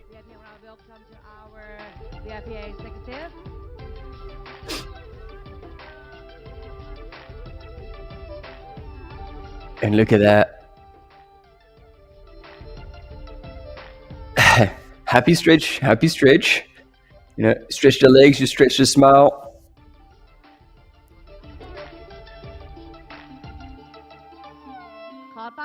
Please welcome our executive, Mr. Santi Pawai, หัวหน้าผู้ตรวจราชการกระทรวงการท่องเที่ยวและกีฬา the Chief Inspector General of Ministry of Tourism and Sports, Mrs. Kathleen Politi, co-founder and chairwoman of UTMB Group, Mr. Michel Politi, the co-founder of UTMB Mont-Blanc, Mr. สุรศักดิ์เกิดจันทึก ท่านรองผู้ว่าการฝ่ายยุทธศาสตร์และเทคโนโลยีสารสนเทศ Deputy Governor Strategy of Information Technology Department Podium Thailand ดร.นิตยาเกิดจันทึกผู้อำนวยการสำนักงานคณะกรรมการกีฬาอาชีพการกีฬาแห่งประเทศไทย The Director of the Office of Professional Sports Commission Podium of Thailand. Jason Herman, yeah, I didn't have a chance to actually see the finish of Ultra Kosciuszko in the miler. And wow, it's crazy to think like there's only 2 minutes different between first and second place. I saw that it was actually raining towards the end, so hopefully all the runners were all good and that they still made it home up and running. The 100K live tracking is not picking up Ellie Allen's beep. Yeah, she is definitely on the race. We saw her on the images with pink shorts. So that's all I can tell you. I haven't actually checked right now the female tracking.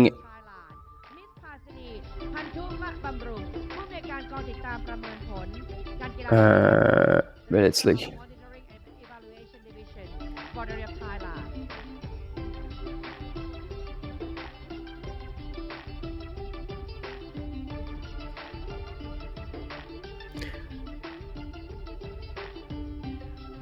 So yeah, she's still marked like out on the course.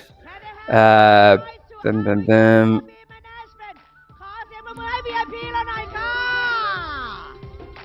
She went through the first checkpoint in 1:24:31. Director of UTMB Asia.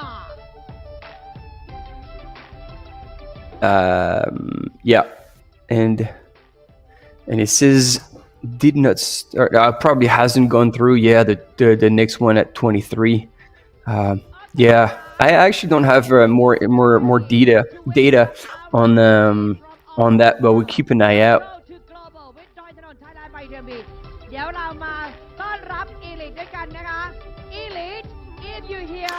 And there we go. Sorry, I was therefore looking for Hillary Allen's details, but we presented our top female,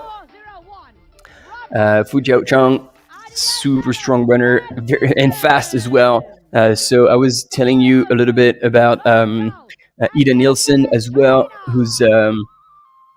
who's just back, and I think Mimi Kotka was actually with her as well, just back from Nepal. And I mean, Nepal, like, regardless of how much galbad you eat, it's hard not to lose weight. So she'll definitely be down to race weight.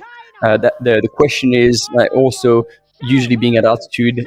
First, it takes a lot out of you, and second, it's extremely hard or almost impossible to do speed work. And I feel like for this kind of 50K, you need to have speed in your legs. So it will be a combination between high hemoglobin from being at altitude and kind of like a diminished, let's say, system from working so hard at altitude. So I don't know how long ago she's come down to Chiang Mai, but we'll see very shortly. It's a hit or miss. Either it's going to be a struggle or it's going to feel absolutely amazing for these two.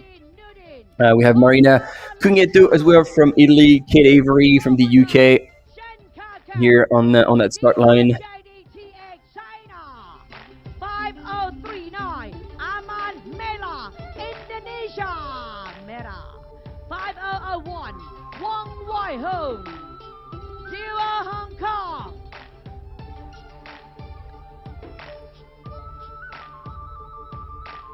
5011 ประจักษ์สมชม ปัญจกพัฒน์ Thailand. 503 Mok Wai Hong, Hong Kong. 5005 Ji Ho Kim, Solomon, Korea. 5004 Gaetan Marizer, Saigon Trail, France. 5006 Salamet. All right, Sophie DMC is calling the runners onto the line, and there we go. So sadly, Robbie Simpson, like I told you, has got, I don't know if it's a virus or food poisoning, but he won't be at the start. So Luo Tao is the next man to be looking for. He's extremely aggressive as well in his racing style. He goes at really strong, and then representing Brooks, only 23 years old, but he's got the reference, he's got the pedigree to do really well in that race. Michael Baudouin-Rousseau. It's hard for me to say it in English because that's 100% French. So I'm actually not even sure. If anybody in the chat knows how to pronounce that, if you whether pronounce it like with the English accent or actually if you do with an American accent or like a French accent, please let me know, because so that will prevent me from butchering his name this whole time. 5019 Liang Wenghua, Macau Trail 900, China. 5016 Jose Maria Ribevenes, Fisio Monasterio, Spain, España.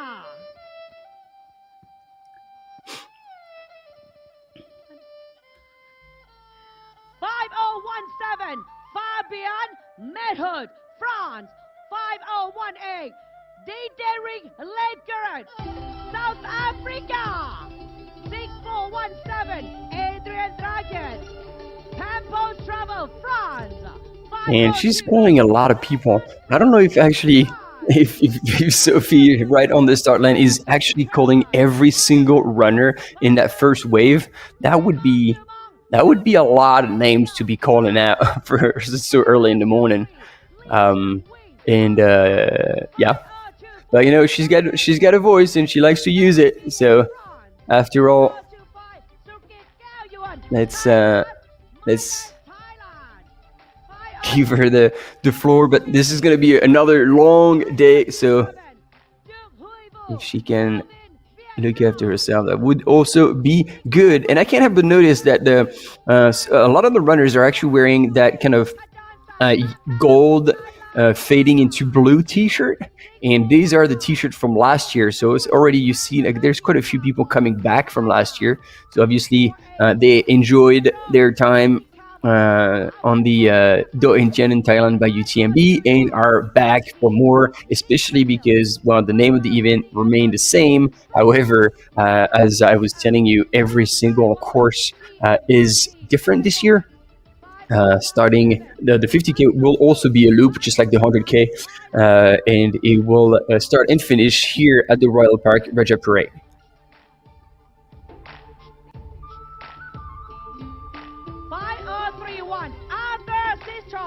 Lithuania, 5032, Pedro Martin. And they love cameras.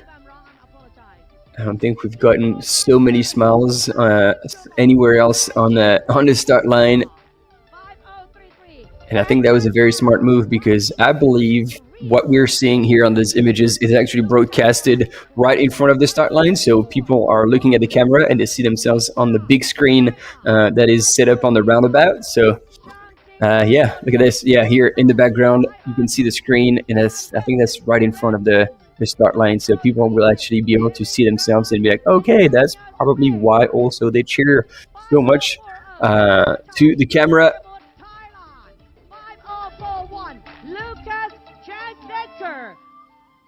Switzerland, 5044. And we're still a few minutes away from the start of this Mont 50, the 50K with 770 meters of climb and descent. So before we actually get into the hot stuff of the year, of the day, we'll have a quick commercial break coming up, and we'll be back with you shortly. Stay with us.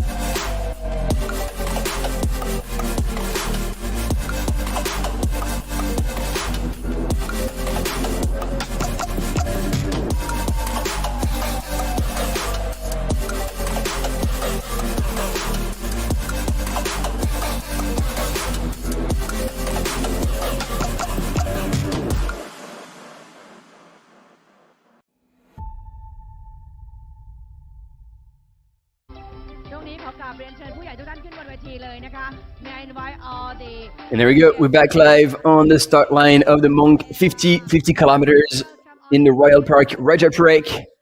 And we are minutes away from letting all these runners go. And somebody was saying that in the chat. That is true. Actually, the temperature in Chiang Mai right now, thanks to an overcast weather, is actually not crazy hot.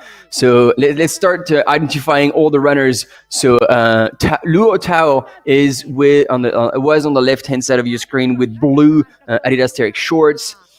I could picture as well Fu Chao Chang with the orange and light blue kit. There we go, with the white cap. There she is.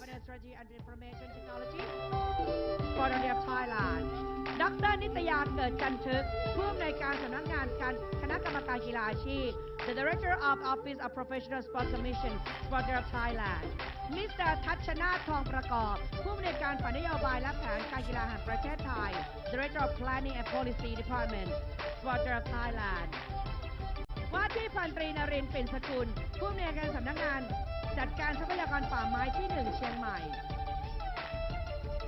มิตรพัสลินเสเวตตรัตน์ผู้อำนวยการสำนักงานการท่องเที่ยวแห่งประเทศไทยจังหวัดเชียงใหม่ Director of Tourism Authority Thailand เชียงใหม่ Office มิสเตอร์พันภพอุ่นเสียมผู้อำนวยการสำนักงานการกีฬาประเทศไทยภาค 4 The Director of Sport of Thailand Region 4 ดร.ชลันดาชอบจิตผู้อำนวยการกองบริหารงานและประเมินผลกีฬาอาชีพ Director of the Professional Sport Administration and Evaluation Division Sport of Thailand มิสเตอร์ณัฐพล อัตรเสนผู้อำนวยการกองส่งเสริมพัฒนากีฬาอาชีพการกีฬาแห่งประเทศไทย Director of the Professional Sport Development Division Sport of Thailand มิสภาสินีพันธุมะบำรุงผู้อำนวยการกองติดตามและประเมินผลการกีฬาแห่งประเทศไทย So 2 minutes before the start now, as we're recognizing all the officials who are present on the start line. Oh, this is going to be a really exciting 50K to follow. That's for sure. And I really anticipate Luo Tao to go out super fast. So place your bets, ladies and gentlemen. I think that young man with the white t-shirt and blue shorts, orange shoes will be blasting out of this start line and will be one of the top runners on that road section. That's it. I've said it. We'll see if that comes true or not, or if there's an even faster runner who tries to take it out even harder, which wouldn't be impossible. There we go. Maker Baudouin Rousseau on the right-hand side of your screen, a bit taller with the black cap.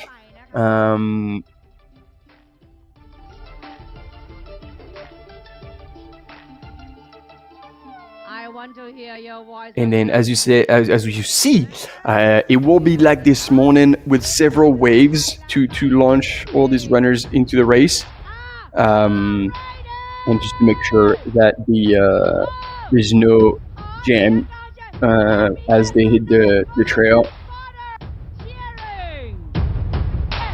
And we're gonna let you take in the start line vibes and the show that once again. The Doi Inthanon Thailand by UTMB is offering to all those runners. Quite special.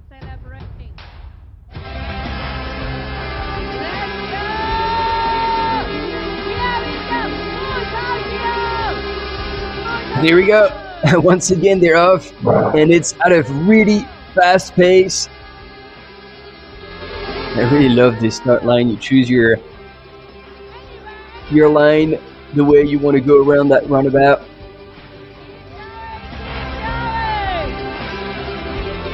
Merge again on the other end. And here we go.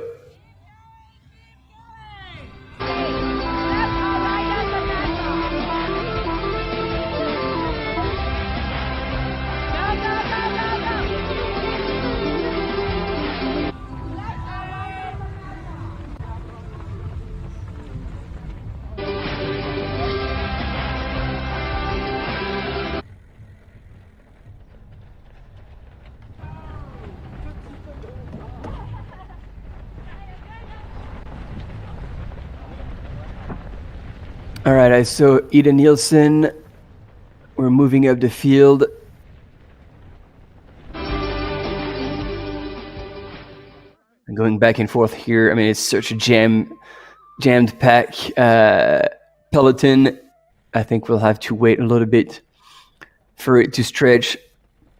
And actually, Michael is actually in the lead, and Luo Tao just behind him. I think it's Cao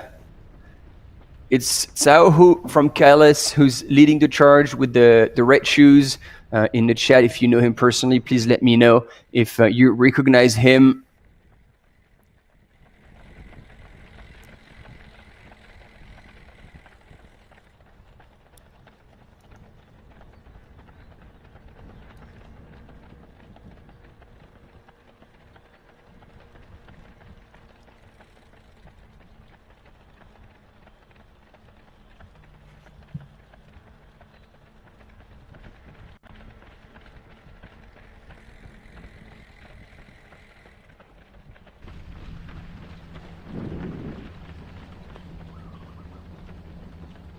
There we go. It looks like we have our female leader here.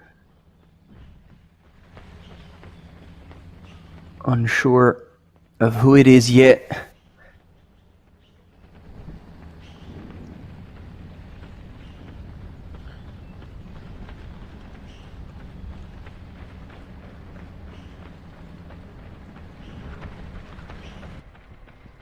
All right, Australia is in the house. In Australia has been already pretty high on the list with Ultra Kosciuszko taking place this weekend, and so Jai Dean, I hope I pronounced that right, we'll see how they do, but all the best to them, and hopefully, yes, for his first international race, he can actually do well and have fun on this 50K, which is pretty much like a long up-down, like kind of a flat up-down, 2 big climbs, 2 big descents, and then dropping into the finish line back here in Chiang Mai. And so far, I'm missing still one runner in that lead group.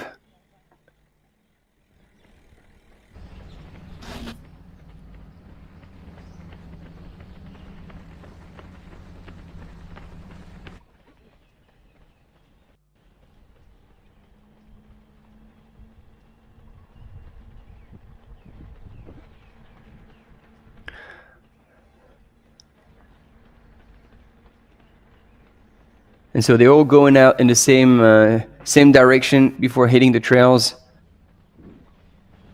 And that was a hot start, both for the men's and the women's.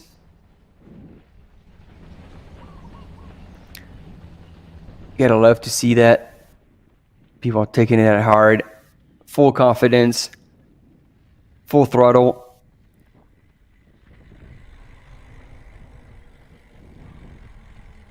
And the sun is rising in the distance.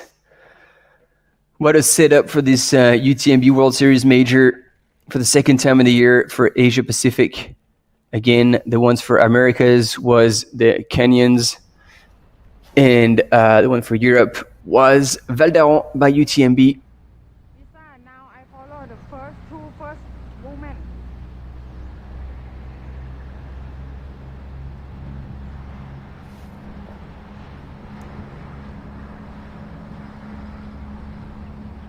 The second is 5:09.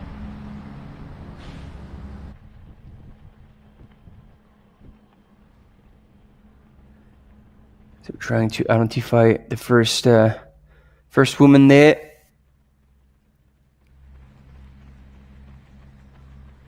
In that 50K.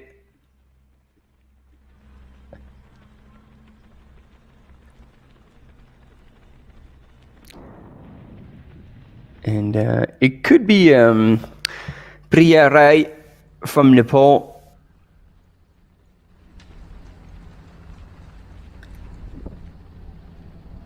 Or Tsuri Fang. So we'll see as soon as we get clearer images. But already early in this race, we have three men taking out hard and looking like the day is going to be between these three. Michael Baudouin-Rousseau representing Brooks from the USA. Luo Tao from China representing Team Terex. And Hu Zhao from China as well and representing Kailas. These three gentlemen have now already pulled away a little bit from the field. And I wish we could get closer to that woman to catch a glimpse of either a flag or if I could identify a brand or something to help me figure out who that is. And of course, in the chat, if you know who we're talking about, then by all means, share that with us. It's interesting. You can see the different choices in terms of race strategy. Michael is not taking poles, but Tao Luo has poles. So we'll see how that plays out, like whether or not people are that comfortable with poles. We have a quick commercial break coming up as the sun is rising on this gentleman, and we will be back with you shortly. Stay with us.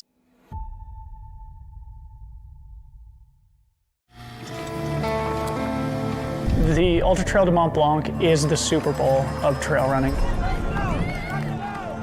I've had 4 attempts at getting to run UTMB. I mean, 4th place without a doubt feels unfulfilling.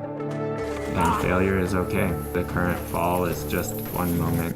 The places where you really grow are the ones that keep kicking you in the teeth.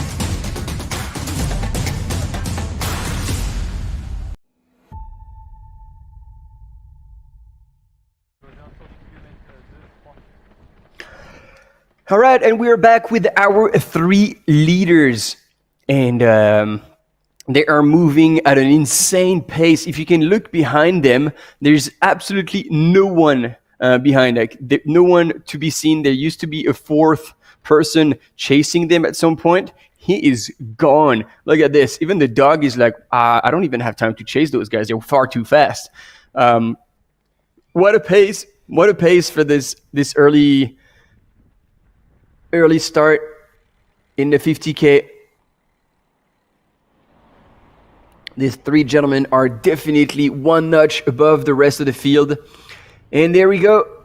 I believe this is Ida Nilsson, yes, correct, who's catching up possibly with Priya Rai or has caught up to her on that road runnable section. However, there's still a runner with the headband right in front.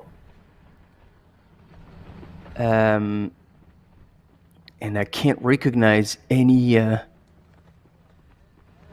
type of gear. They're going to take that right-hand turn, go by the dog.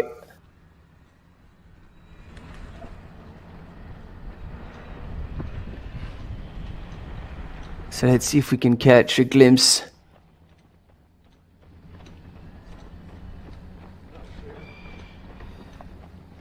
Oh, she is. Just can't quite get it.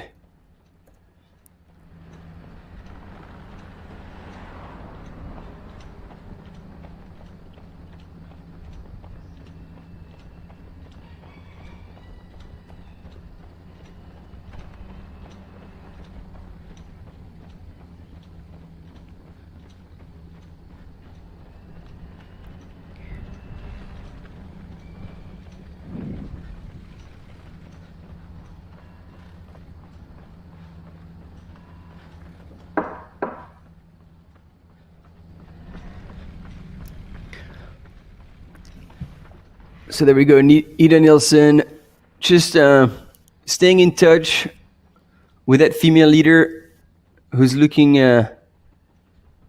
very comfortable, very light on her feet. That's a very roady stride that is very economical, very smooth. But we know Ida's got wheels as well. Like she won.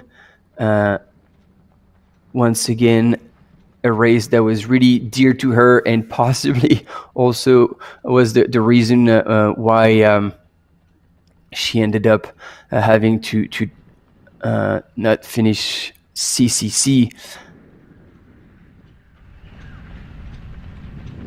As the Vasaloppet Ultravasan 90K for Ida Nilsson. So hopefully she's, like I said, fresh from her trip in Nepal.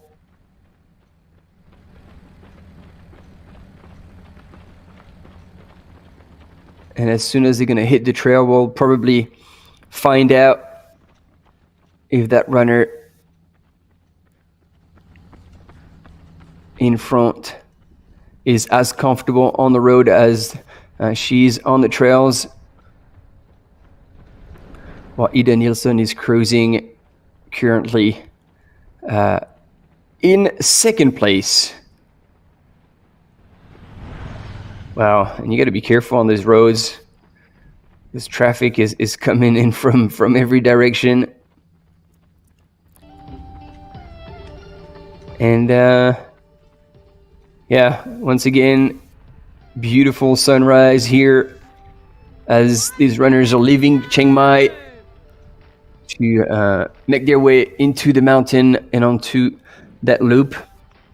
However, I can't help but notice that the guy who's next to that first female runner, is wearing the same shoes, and they've been sticking together for now. But I hope this is not kind of a pacing in disguise. And I think I'm gonna, like, Sophie DMC is fully taking over, getting ready to launch the second wave of that 50K. In, wow, I would say technically it would be 5 seconds, but I don't think this is gonna happen in 5 seconds.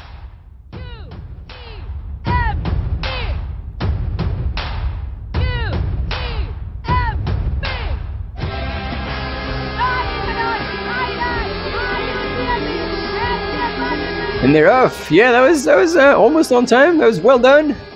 And everybody is out.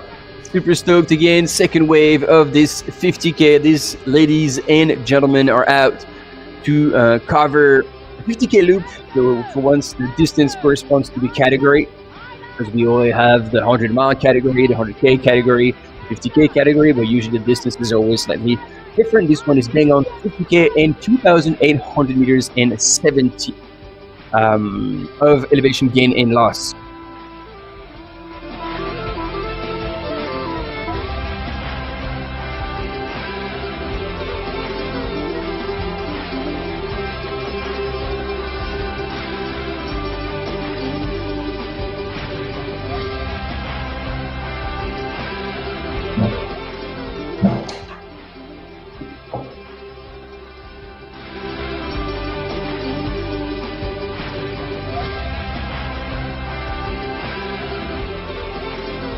Currently on the right hand side of your screen, you can see the men's leaders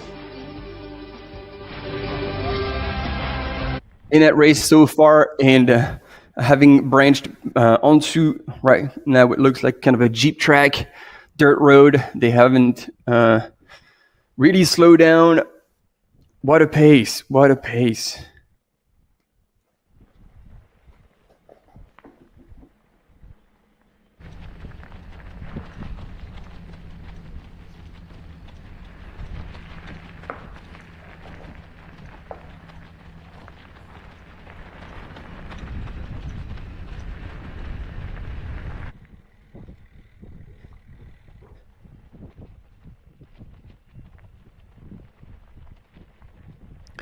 So I wonder if that's going to end up being a race of attrition, and whoever cannot sustain the pace for the 50K is going to fall back, or if these gentlemen still have one gear that they could potentially switch at some point in the race.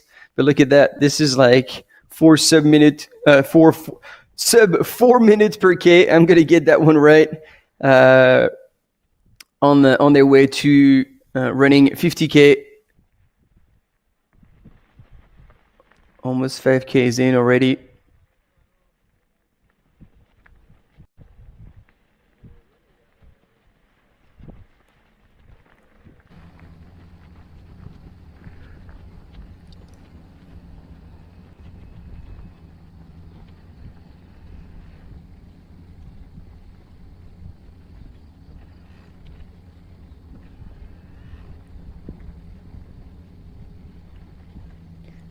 And I'm having a quick look at the chat, and it looks like some of you know that first woman. Thanks, Nguyen.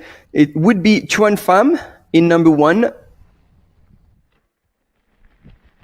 And so, if you can tell us a little bit more about Chuan Pham, I will double check that as well.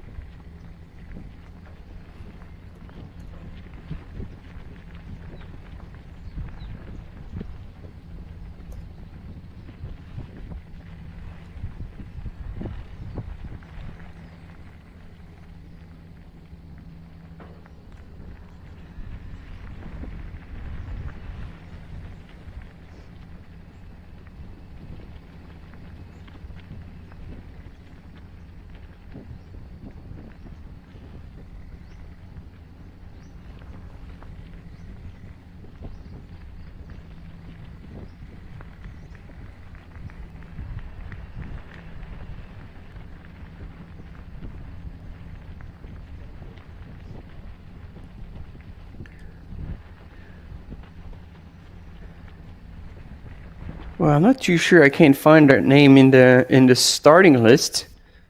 So I'm a bit confused. You mean like Thuan Tran, bib 6082? I'm trying to figure this out.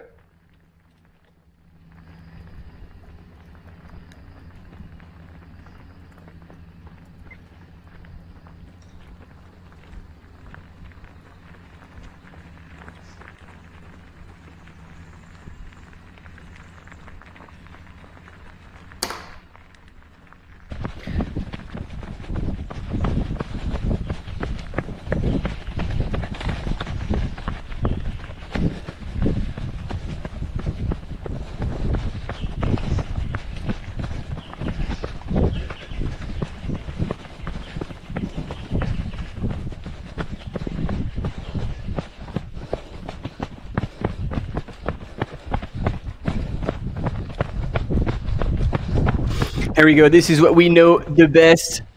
How these runners are moving up and down on a bit more technical terrain. We know that Luo Tao is an absolute machine when it comes to technical downhill running. Remember at OCC a couple of years ago, he had given our chem runners a run for their money. He was absolutely flying in the lead before getting caught up. But still had a pretty solid race back there. That was his come out into the international scene, and now we know what he's capable of doing in the downhill. One that I know far less is Hu Tao, the one currently leading right here. Chinese athlete representing Kailas.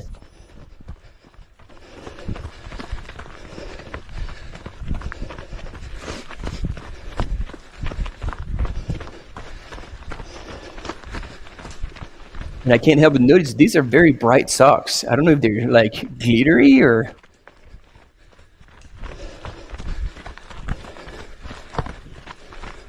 One thing for sure is that they are not slowing down and they're keeping the pressure on as their climb is starting. And it looks like Hu Tsao also has poles.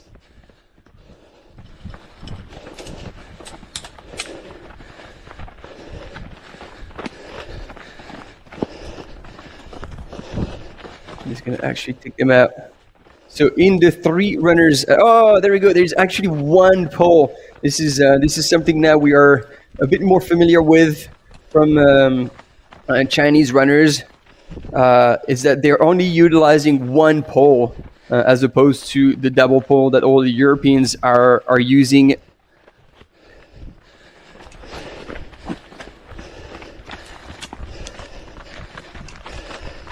And there we go. You see exactly the same with Lu Tao, using only one pole. And in the meantime, Michael Baudouin-Rousseau is falling back about 10 meters so far. And so then we can always wonder, is this because of the poles and no poles, or just kind of pacing himself, or these guys are just attacking that hill a bit too hard? Many questions that will find their answers as we progress into that race.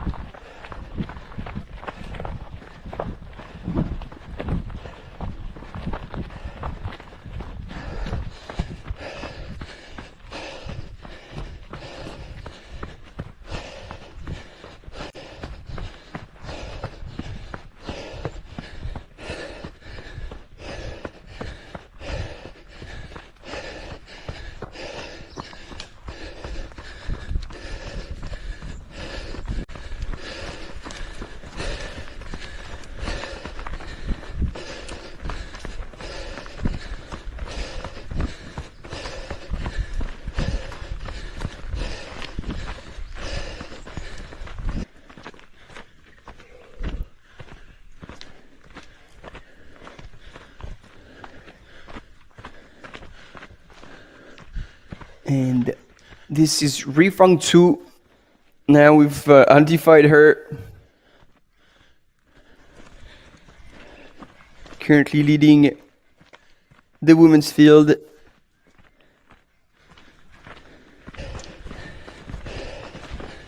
And talking about the women's fields, I was telling you about Mimi Kotka, but apparently she is not starting, sadly.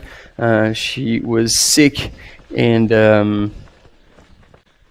despite the antibiotics, couldn't actually make it to the start line, which is always a good decision. You don't want to be putting nails in the coffin if you're not 100% healthy. There's no point, making things worse. So indeed, we'll see you in 2024, Mimi.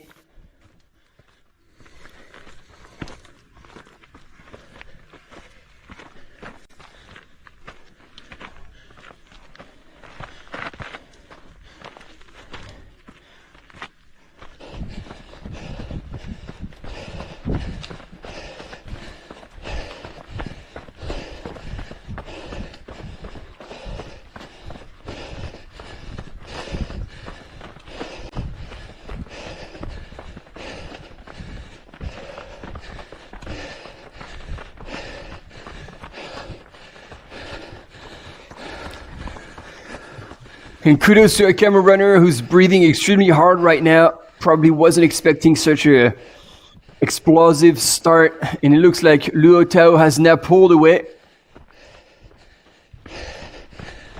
from Hu Tsao. And Michael Baudouin-Rousseau is catching up, closing the gap. And 50K is such a tough one to negotiate, tough distance to negotiate. It's like marathon where you go like pretty hard all the time, but slightly longer. So you do have to manage your nutrition and hydration perfectly. Not that you don't have to do this on a marathon, obviously, but it's just that slightly extended distance. But it's just not long enough yet to kind of chill. And there we go. Look at this. They had attacked the hill pretty hard, but all of a sudden, Hutzao is now falling back, and Michael Baudouin-Rousseau is now taking the command on that climb. Tiptoeing as he's running, without poles. Oh, I think we're in for such a sick battle today on this 50K between these three gentlemen. I'm really, really excited. And here we do have the third wave of that Mont 50K that's about to start. 3 minutes to start. People follow her. 5 million people follow on Podium. Vivian Mont-Blanc, China. 5 million. Oh, what an exciting race we have going on here.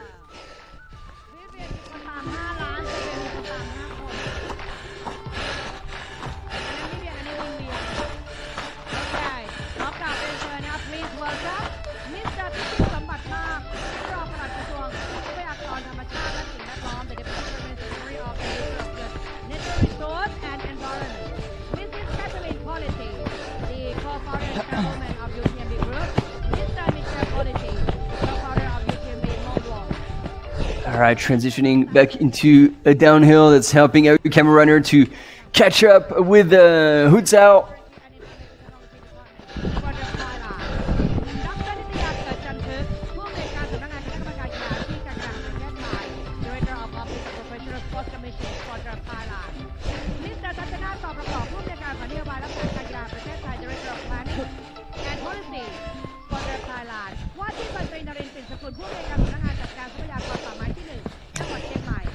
Oh, and look at that. It looks like Michael Baudouin-Rousseau has definitely pulled away. We can't even see him in front.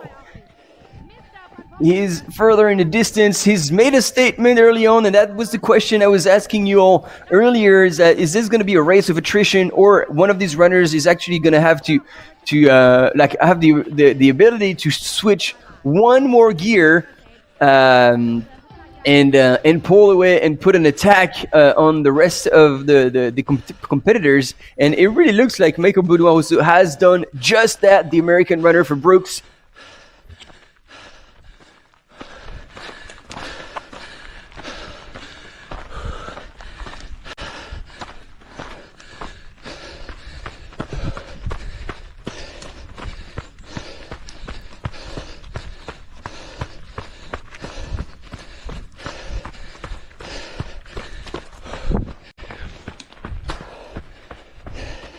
And then the woman, I will be curious to see Su Rifang,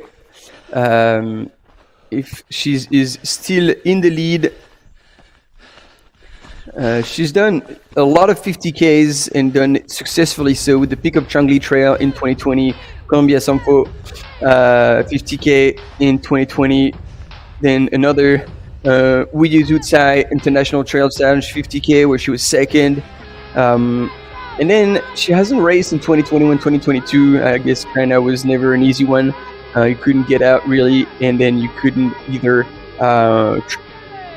race within China. But then Ultra Trail Ninghai by UTMB 50K, she was first earlier this year, and she came to OCC, but was only air quotes 31st compared to all the wins and second place she had over in China. So let's see how she can hold on against the likes of Ida Nielsen as the race progresses.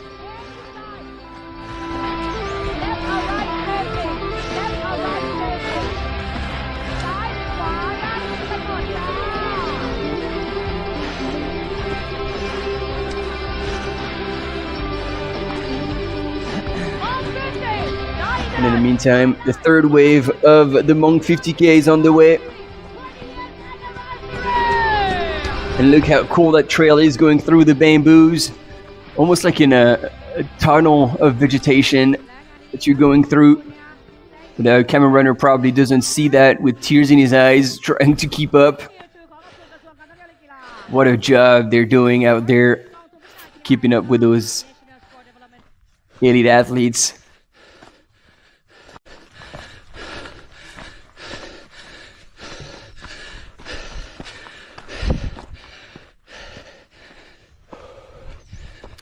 Ooh, I'm excited to see the next portion when we'll get a bit of an idea of how big the gaps have opened up between Luo Tao, who's pulled away in the front with Michael Baudouin Rousseau, and then Cao Hu, who's now a bit slowing down.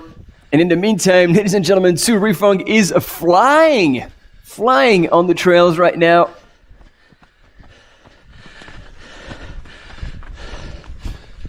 Up. And she doesn't seem to be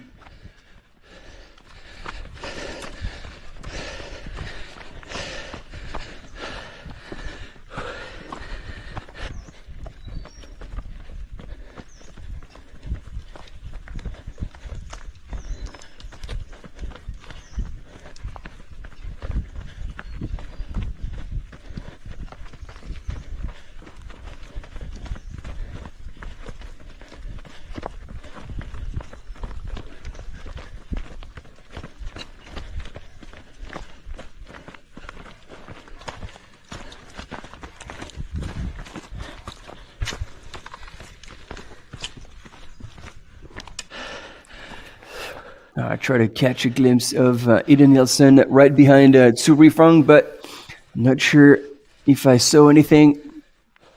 So Su Rifeng from China right now is leading the women's field, and looks like it's not by accident. She took it out pretty hard, but still looking smooth and transitioning into power hiking as soon as the grade gets steeper and steeper. As you can see here, that first climb is pretty solid. And making good use of poles will always help, as long as you're comfortable with them. And then for the questions in the commentary, in the chat, I mean, yes, right now on the ways are the 100 miles, the 100K, and the 50K. We're covering 3 at the same time, so obviously we'll be going back and forth. But we'll only be going back to the 100 miles for the finish, for their last 10 kilometers to catch up with them as they're getting close to the finish. And then in the meantime, we'll be covering the 50K and the 100K today. But of course, if you want to follow closely one race in particular, once again, you go into the website live.utmb.world, and then you select the event Inthanon, Doi Inthanon, and then the distance you are wanting to follow. So this way you have access to the live ranking, the runners that are like where they are on the course. And if you are wanting to follow specifically some runners, you can enter their name, add them to your favorites, and you'll be good as gold.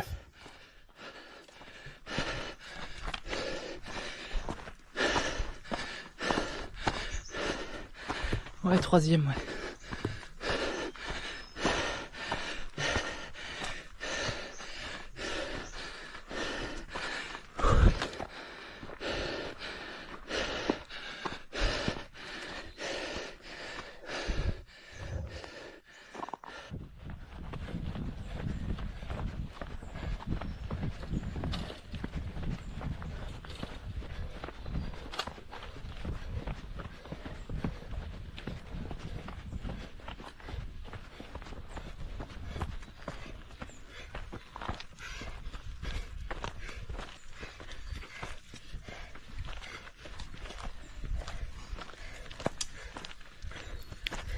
There we go. We've transitioned back onto the women's, and Su Rifeng still charging, and actually behind her is not Ida Nielsen, meaning that she's opened a bit of a gap.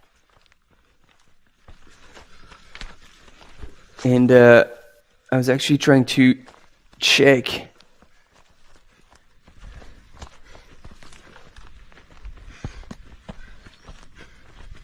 All right. Okay. So she is sponsored by Vibram, hence why she's rocking the new Nike shoes, the Ultrafly, because they are with the Vibram outsole, and I think a lot of Vibram athletes had actually chosen that shoe for the longer distances. Simon, cameraman, could be in the top 5 overall. Well, I mean, yes and no, because those camera runners are actually elite athletes themselves. Like their UTMB index score is off the charts. But you have to know that they only once again, air quotes, cover parts and portions of the trail with the runners, and then there's another runner transitioning, taking over, and then sometimes there's a mountain biker, sometimes we have drone shots. So we have a whole team, because otherwise, of course, it just wouldn't be possible to keep up with them. So there we go. Our camera runner has stopped. We had just got a glimpse, couldn't actually quite see and recognize who the runners were. Right behind in fourth and fifth position. Here we go. Big high five. And there we go. So that's Ida Nilsson. So the camera runner who stopped was following Tu Rifong, the female leader, and Ida. Now he's caught Ida, the second woman right there.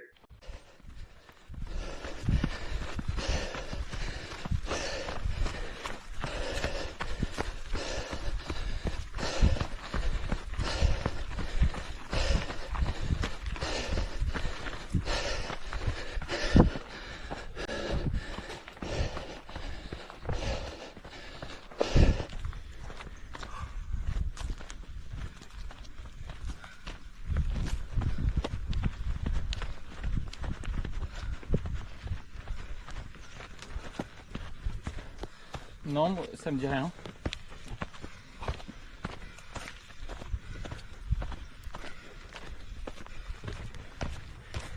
Non, j'ai pas l'impression.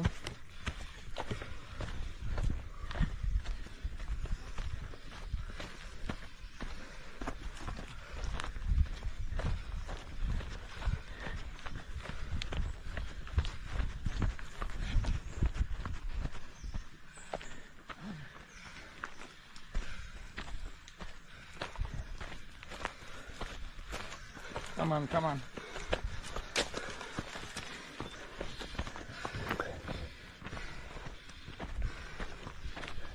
So there we go. Ida Nilsson in second place, and I think, could she be chased by another female runner right behind?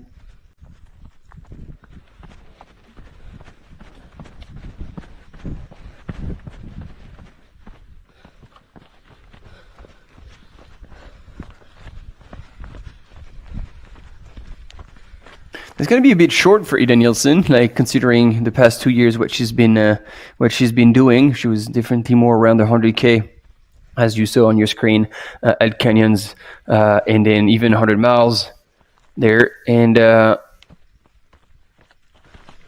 that might be a bit of a punchy 50K for Ida. But we'll see. Once again, we know she's got wheels, but it looks like another female runner has moved into second place.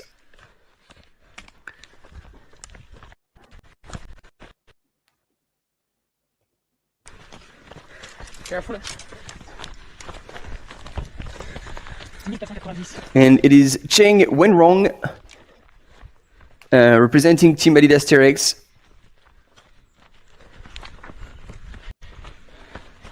Who's now in second place, once again sporting a single pole.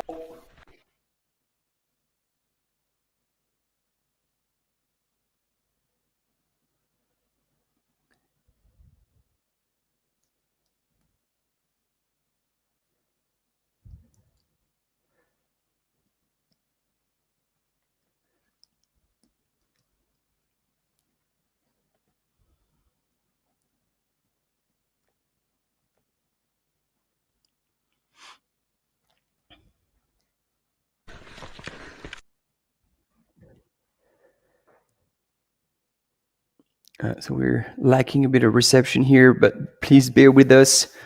Oh, so here she's got the single pole in one hand, but she actually has two poles. So that's even more interesting. Well, we'll see if we can get back to the live, or no, it looks like we're gonna have a quick commercial break coming up. Hopefully back to you in a few seconds with the live coverage of that 50K, and then obviously we'll give you updates of the 100K and the 100 miles as well. Stay with us.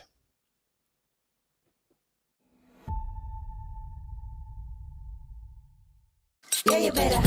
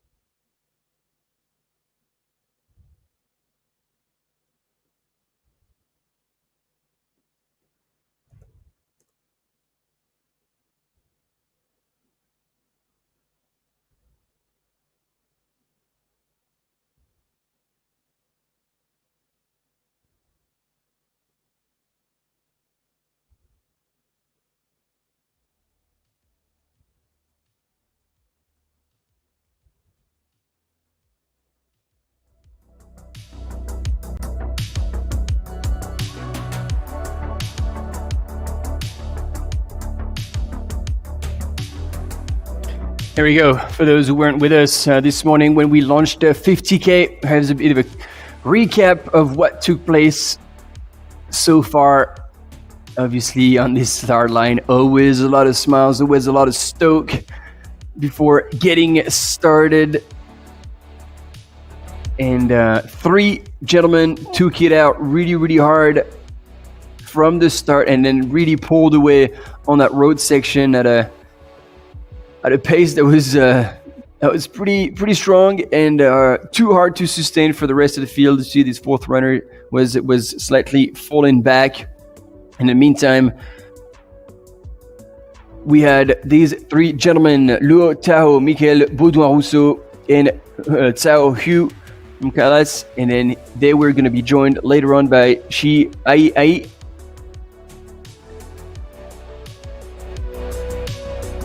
And then in the women's, it was Zhu Rifeng from China who also took it out right from the gun and then was being chased by Ida Nielsen. And then as we were filming, representing the Team Terex, a Chinese female runner, Zheng Wenrong, actually snapped the temporary second place, and Ida fell back into third. We still haven't seen where Fu Xiaoqiang was, the Chinese runner for Hoka, but I'm sure she is not too far back as well. And there you can see one of the beautiful landmarks that the 100-mile runners will be running past, one of the many on their way to the Royal Park of Rajapurek in Chiang Mai.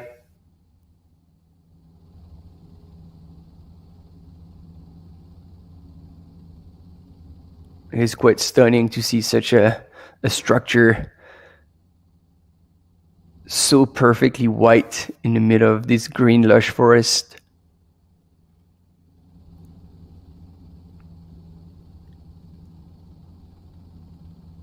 And as we're 21 hours 47 minutes into the race, we shouldn't be actually too far from getting to the finish line.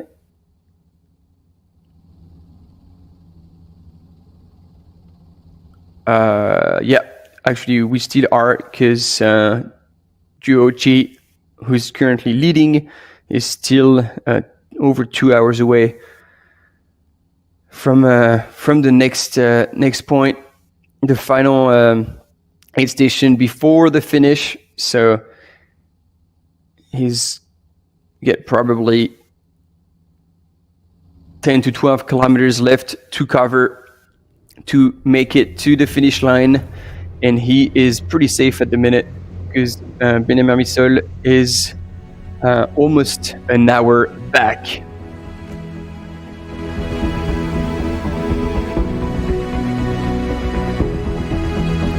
In the meantime, here's a recap of the OCC, the 50K final of the UTMB World Series for you to enjoy as we're waiting to have more images of these runners. I'll let you enjoy that.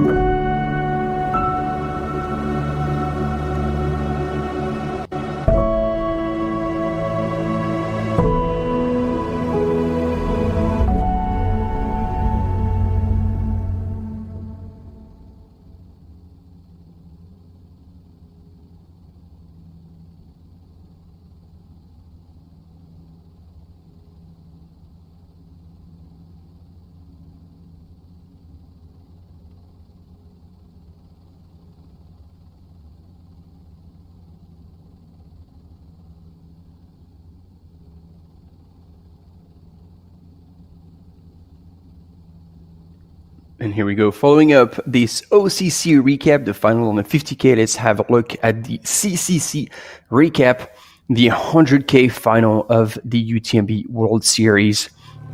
Once again, a fantastic race that took place this past August.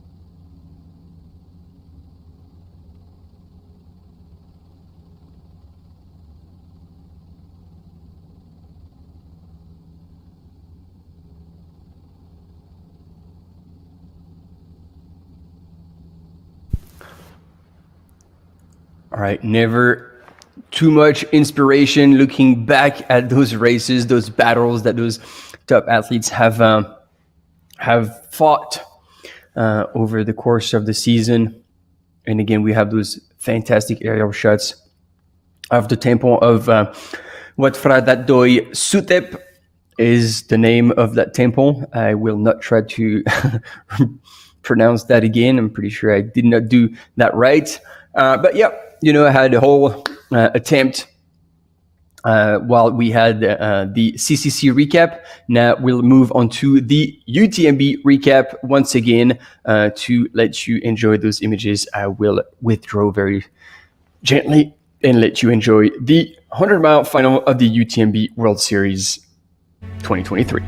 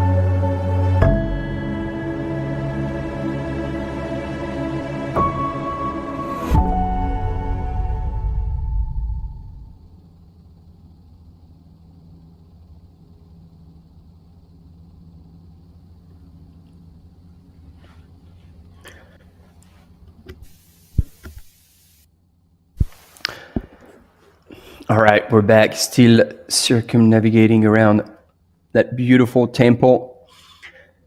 Let's take advantage of that time to have a look, because, you know, I see in the chat a lot of people are like, oh, I want this race, I want that race. Like I said, if you go on live.utmb.world, you have access to all the data that we have access to. So if you want to follow a race specifically, this is always an option. So I can do this for you and with you. So right now in the 100 miles in the men's is Jiu Qi, representing Hoka from China, who's in the lead, and he's got almost an hour lead now on second place. From France, Benyat Marmisol, as well as Didier Minasgrenius. These two runners are running together and expected to come into the next aid station like on the same minute, which is interesting because these two are in second and third position, but only the second runner will get a golden ticket to Western States. So this is going to be a battle all the way until the end between these two gentlemen. Then in fourth place, Robert Agenau is another. It's hard now to tell because they're not even at the same aid stations anymore, but he's quite far back behind. And then fifth place is Liang Disi, followed by another Chinese runner, Lin Chiao. And then I was trying to find, Arlen Glick from the US, who we were expecting to have a solid race. He's still holding on to top 10th, but this is his fourth 100 mile in a year. So definitely probably a bit cooked by now. And I say this with the utmost respect, obviously. In the women's, China has completely taken over. Chen Lin, who has been leading the race from end to end, is now so far ahead of the rest of the field. She went through at 5:41 a.m. at the 8:12 aid station, and then at 6:10, so that's another 35 minutes back, is Wu Yanyan, who we saw earlier with her red shorts, followed by Li Anna, who actually was running with Hu in the early hours and then had fallen back, but then has moved back up, and she is only a minute back from Wu, so they're together really. And in fourth place, Qie Wangfei, representing Solomon China, has moved up to fourth place, and however she is almost an hour back already from third place, Anna Li. Next in line in fifth position is Kelly Henninger from the US, and Ginny Quilty in sixth position. Another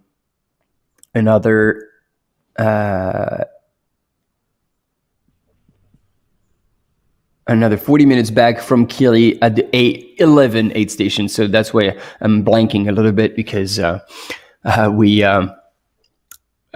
weren't at the same aid station. The top four have gone through the 8:12, and the rest of the field is at 8:11 or back. So there you go. You have it for the feedback on what's happening on the 100 miles in both the men's and the women's field.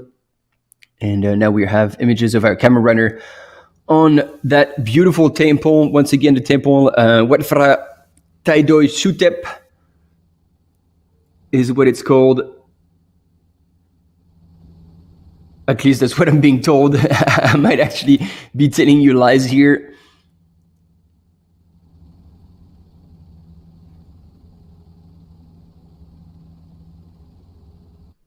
And so I think this is close to the 7K mark away from the finish line. So once runner make it to there, it's all downhill to the finish line. And look at the details on that. We're getting a full tour. See, if you have ever wanted to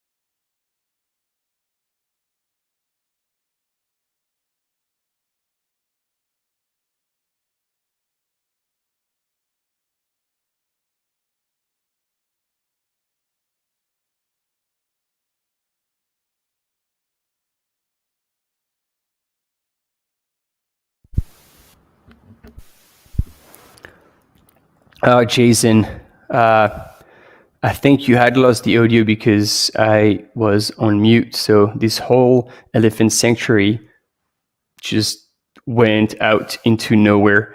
I'm very sorry about that. And I also gave you all like a full recap of the 100 miles, and I realized that this might not have gone through as well. My apologies. It looks like nobody in the studio is listening to me. Otherwise, they would have given me a bit of a heads up, but nope, did not happen. So yeah, I'm very sorry. And yeah, Jason, next time you hear nothing, like you can definitely give me a shout in the comments. So yeah, I gave the full rundown of the 100-mile race, which was I mean, let's go back quickly, but basically the runners are slower than last year because obviously it's a different course. And first two, third and fourth are kind of set position. First, GOG is leading with over an hour between Benjamin Misol and Jenny Minas-Grenius in the men's. And these two runners in second and third, they're running together. And so it's going to be a big fight between them two because only the second runner will get the Western States golden ticket. So they will definitely fight for it. And then another hour back is Robert Ajnau from Romania that you all know. And in the females, Lin Chen is way out of reach. She's 35 minutes ahead of second place Wu Yuanyun. Remember her with her red shorts. Anali has caught up with her and is not too far back, a minute back. So essentially they're once again running together, and it's the Chinese runner from Salomon, Chi Wengfan, who is now in fourth place. Kelly Henninger and Jenny Quilty have not made it to the A12 aid station yet, so I can't even give you the splits, but they're sitting in fifth and sixth place. So there we go, you have it. Yeah. Yeah, so sorry about that. And man, I was like talking about the elephants and the beauty of them and telling you all about the nature as well. But that is all gone down the drain. My apologies once again. Because yes, there's leopards and deers that are in the Doi Inthanon National Park. They're still surviving as mammals, wild mammals, but the elephants and the tigers have disappeared from those parks in the 50s and 60s. So now we've done the 100 miles kind of recap, and we're still waiting for them at the temple. So that would mean that they're still over 7Ks away from the finish, so we have plenty of time. So in the 100K,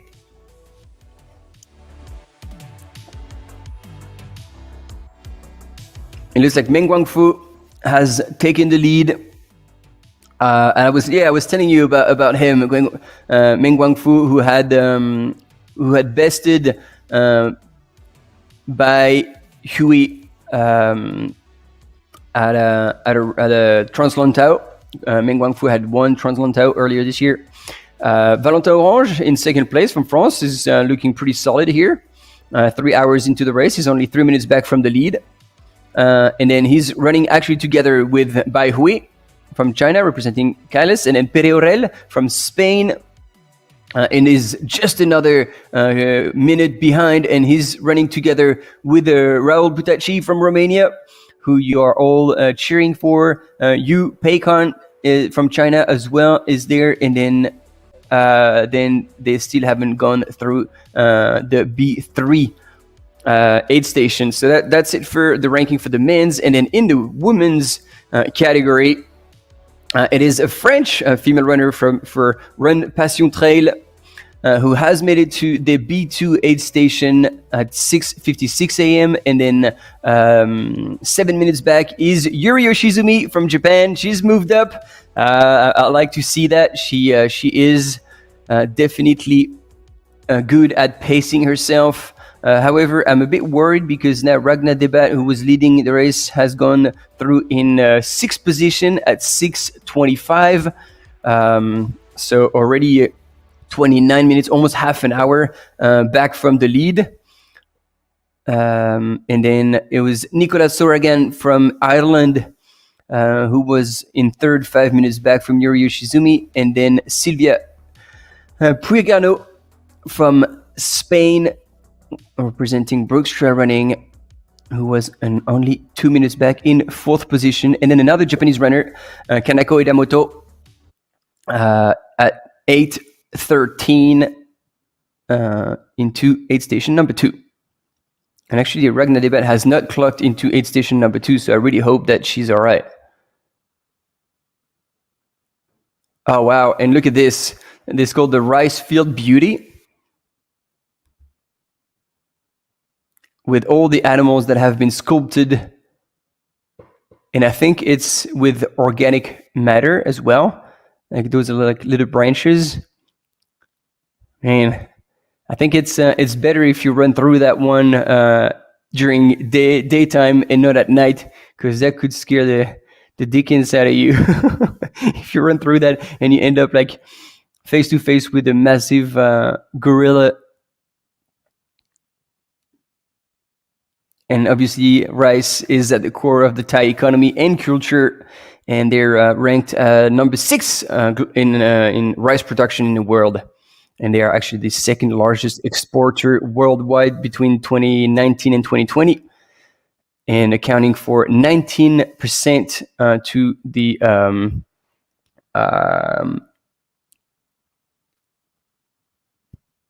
I don't even know what that is. I'm sorry. Those notes sometimes are a bit cheeky. But we have a quick commercial break coming up, and I'll be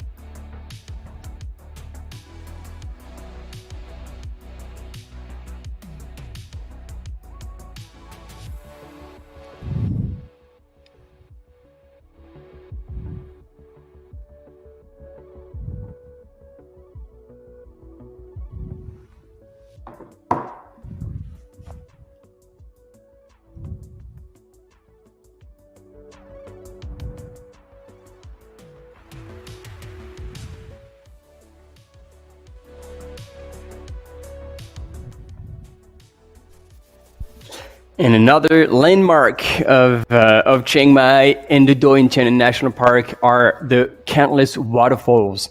And one of them being the Mai Klong one is one of the most famous. And so I think we're going to have a little surprise for you, and you're going to be able to see the beauty of them in images, those Mae Klang waterfall. And it's only a few steps into the Doi Inthanon National Park. And you'll come across that stunning 30 meters high waterfall. So that's pretty easy access. And it's actually like falling in this 3 different parts in total. And you'll, as you go, you'll discover it gradually. And some say that this is actually one of the most, because it's very accessible in not too far into the national park, and it's quite spectacular. It is one of the most visited places in the whole country. And obviously, alongside the river, there's a small community and offers restaurants and drinks to tourists. So it also kind of feeds into the local economy.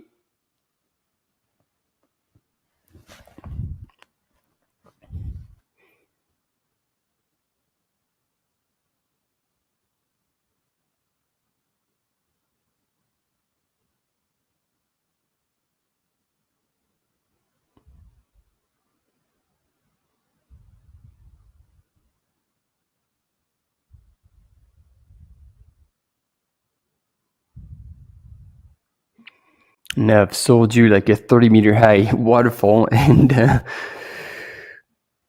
there's no sight of it. So hopefully that's going to come a little bit later on. Maybe that's a big teasing. That's how we bring you to the waterfall. Just like nice and slow, nice and chilled, until bam, it will appear right in your face, blowing your socks off.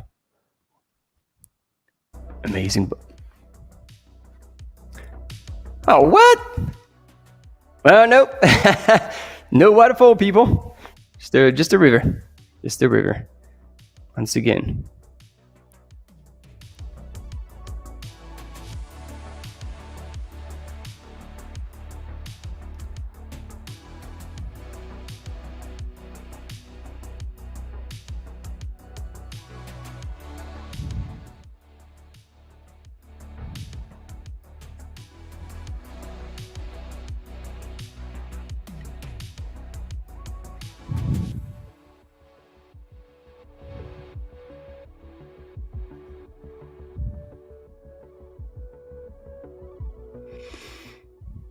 All right, so it looks like there's been a change. No, there's not been a change. This is a massive mistake. So Luo Tao is leading currently the 50K. Michael Baudouin-Rousseau in second place, chasing hard, 2 minutes back. Not even that, minute and a half back. Xiaxia Ai was in third place, and it was Hu Tsao from Kailas originally leading the field, sitting in fourth position.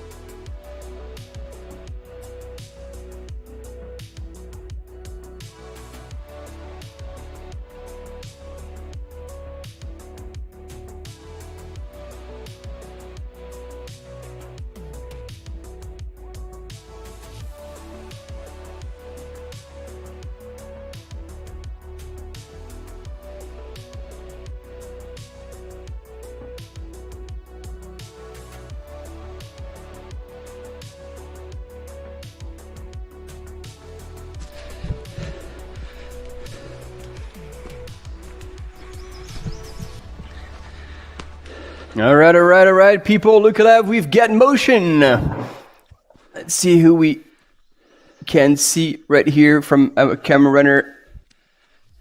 Of your screen, small one. If we could switch, if the studios can hear me, if we can switch onto that one in a big screen, that would be fantastic. As these runners are power hiking up the hill. Sure, we've seen that blue T-shirt before.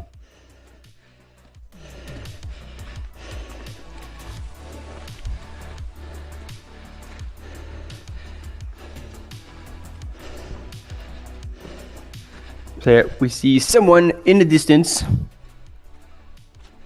Unsure what race it is, but here, considering how much our camera runner is breathing, there's got to be a fast one. So my money would be on the 50K, but that has just vanished. Oh no.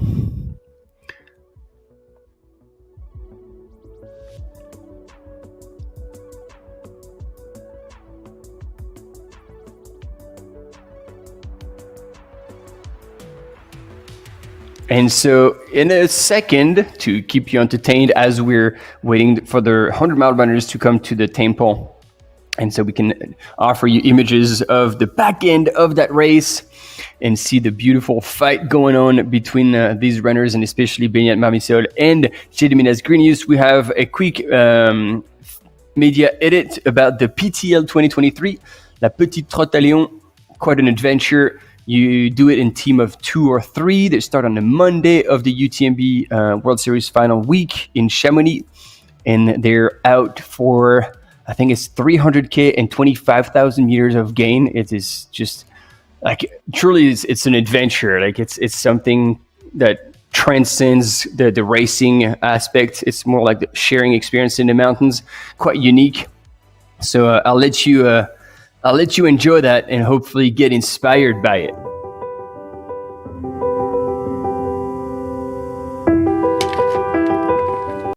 Il faut comprendre que la PTL, c'est une aventure totalement singulière dans l'univers UTMB.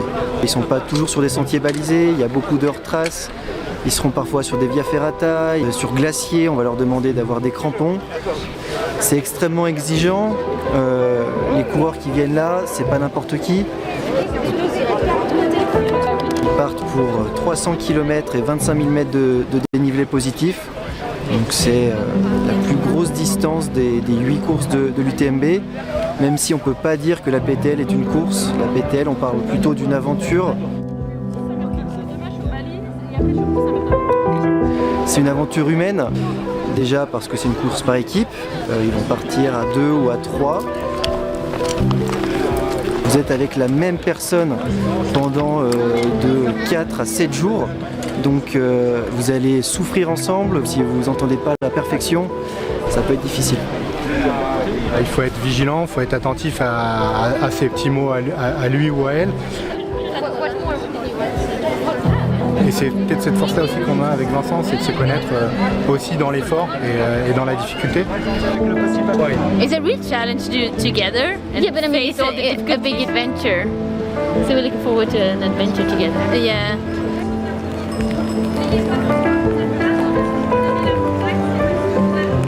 We know each other inside and out, so that's really good. And we can fight but still be friends, and so I think that's really good for us.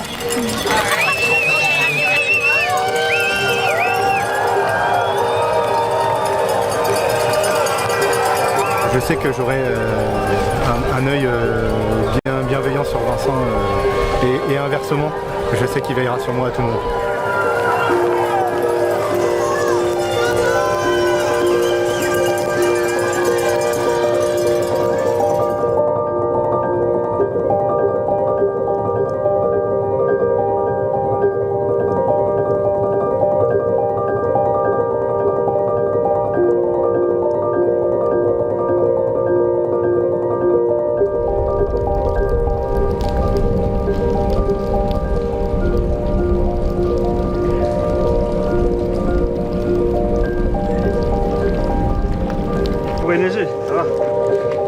Au moins, ce qui est bien, c'est que grâce à tout ça, on met pas longtemps à se mettre dans l'ambiance, quoi.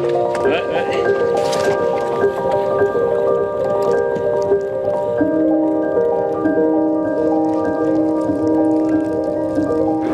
que le départ, on était trempe jusqu'aux os. Mais jusqu'aux os, ça veut dire que tout ce qu'il y avait dans le sac, c'était trempe. Donc tout en rechange, c'était tout mouillé. Tes baskets, c'est mouillé, tout est mouillé. Tu sais que tu vas jamais pouvoir le sécher ni te réchauffer, c'est impossible.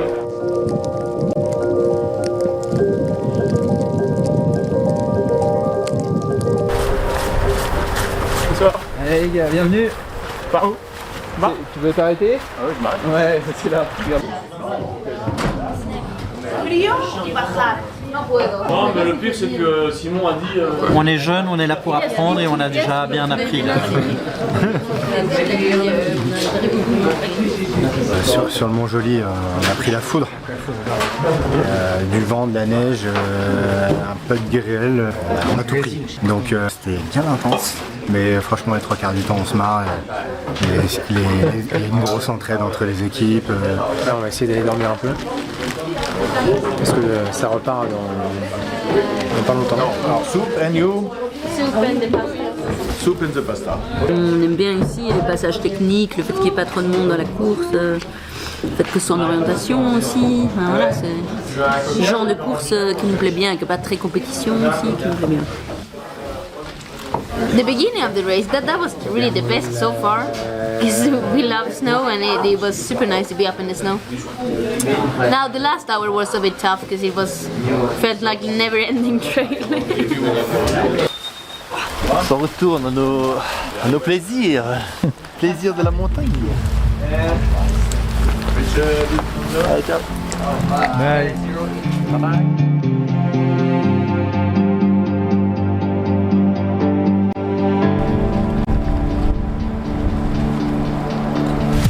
Choper des coups de soleil, je sais pas pourquoi On a dormi 40 minutes, une demi-heure. Une demi-heure depuis hier matin, ça pique un peu. On verra la suite. Ouais, en fonction si le soleil se lève, on n'y croit plus trop. Et ça va pas être facile d'aller jusqu'au bout là. Écoute, beaucoup de neige en haut, la nuit très fraîche, beaucoup de vent. Ça fait peur quand on n'est pas vraiment des vrais montagnards, ça fait peur, ouais. C'est sûr. Tu perds toute dignité, toute classe, tu perds tout là. Tu te raccroches à ce que tu peux, mais même quand tu te raccroches au bâton, tu vois, c'est pas pour toi, c'est l'équipe, ça tient bien. Hein. Mais bon, on a cassé quand même. On a cassé un peu de matos.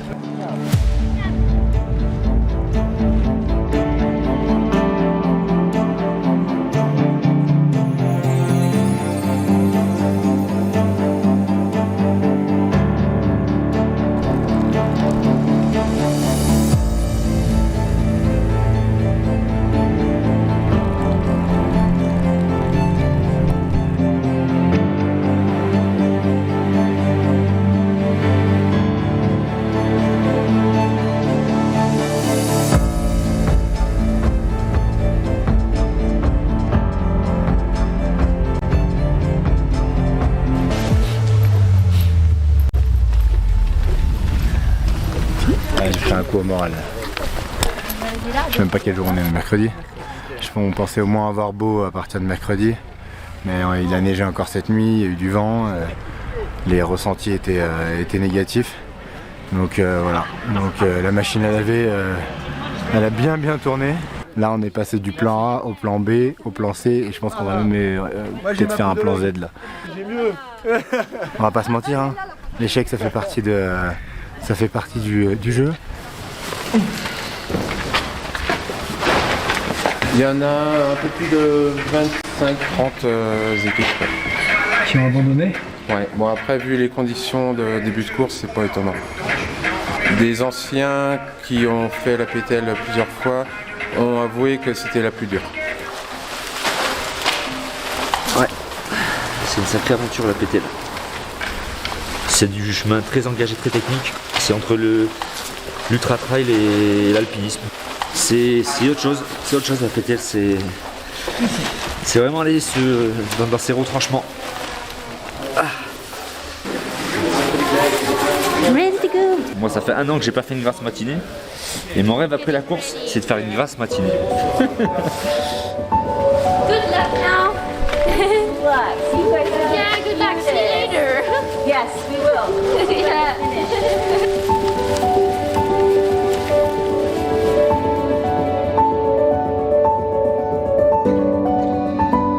principal adversaire, si adversaire doit y avoir, c'est nous-mêmes. Hein. Tous les autres,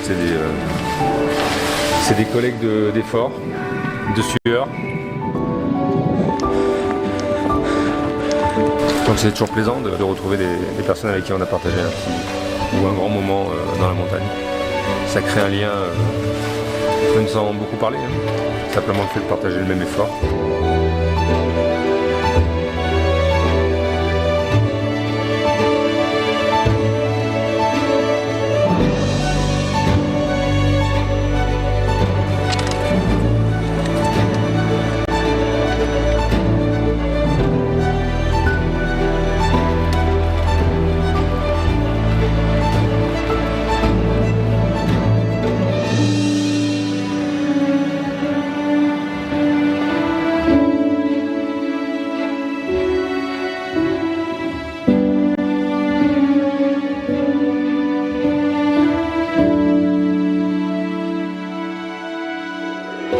Ça fait plaisir de voir les paysages parce que bon, pendant 2 jours on n'a pas vu grand chose, mais là avec un reste de neige c'est vraiment sympa. C'est pas que de la souffrance, hein. Là il y a beaucoup de plaisir, les paysages sont magnifiques, non, c'est une belle balade, magnifique balade.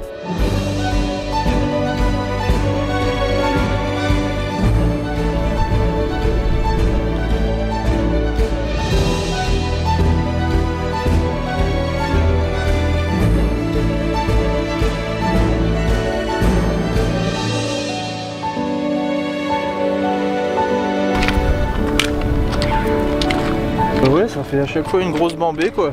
Sommet, trou, sommet, trou, sommet. Toujours comme ça, mais bon, c'est ça qui est bon. Quand on aime, on compte pas. Voilà. Bon, par équipe, là avec mon père, donc c'est cool. On partage des choses ensemble, c'est familial, c'est bien. Oh bleu. Après, petite descente, fenêtre d'Arpette et la France. On tient le bon bout.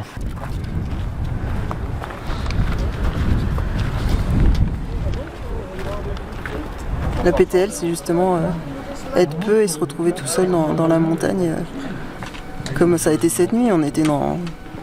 C'était magique, il y avait la pleine lune, un cirque, c'était extra et on était quasiment tout seul. Ça c'est cool.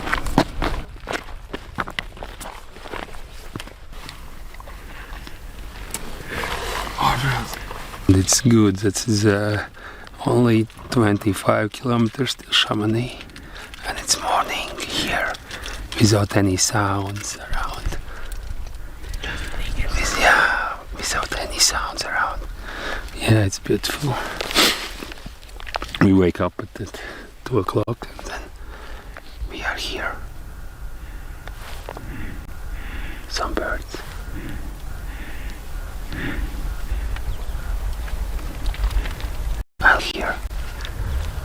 I like here just to enjoy and to feel this one.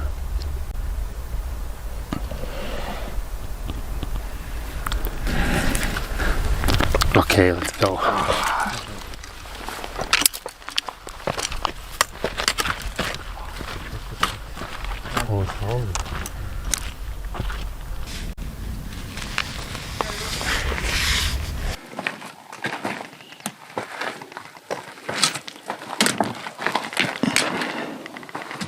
Mais en fait, on est pressé d'arriver au bout parce que pour arrêter les souffrances.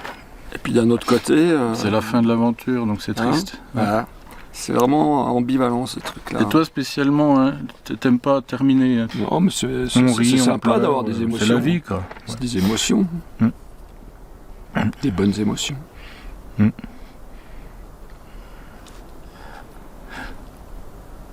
Bon, après c'est difficile de l'expliquer, hein. Faut le vivre.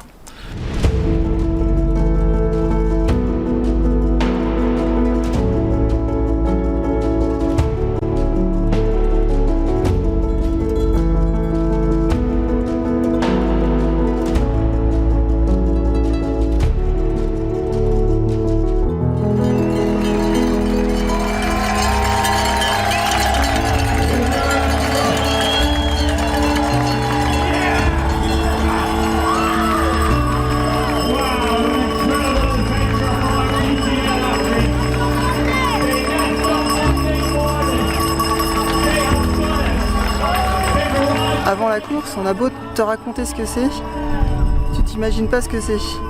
Et je pense que quand tu l'as vécu et que tu vois quelqu'un, tu croises quelqu'un qui a le t-shirt finisher de la PTL, c'est un petit clin d'œil, un petit regard qui dit tiens, toi aussi t'as vécu ça.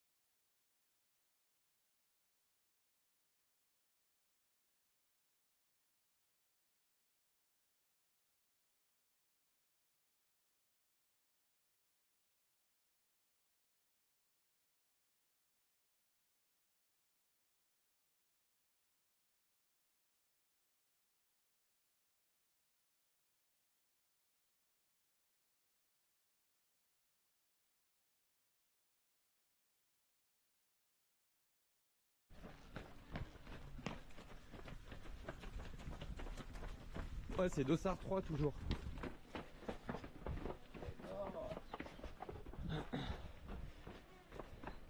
C'est un Oka toujours. C'est le même que hier soir avant qu'on rentre l'antenne.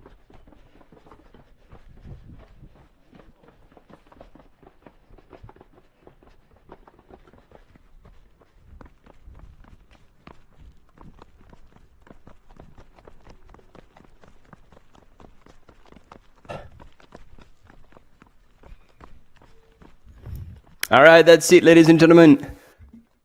We're back live because we finally have our first runner in 100 miles. He's got over 2 hours lead on Jérémy Nasgenius and Benjamin Mamisol. What a performance today from this runner. He's shown that he was going to be the strongest. He started out strong together with Jia Zhao, but Jia Zhao could not keep up with that crazy pace. And it's now Ji Zhuo from China who's come through, and actually he's already gone. I think our camera runner didn't have time to warm up, and Ji just had flown down those flight of stairs and is gone. Wow.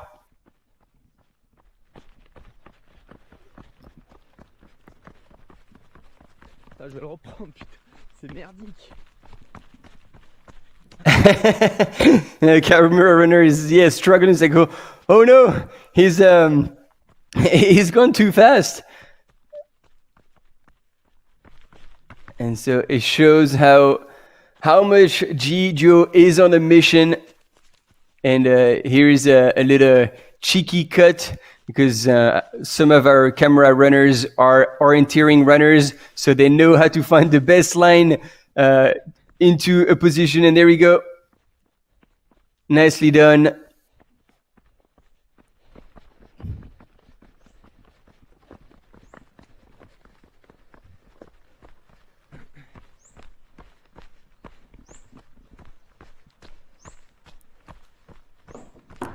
Ah ouais, mais j'aime pas du tout parce que ces putains de talons, ça te coince les talons et tout.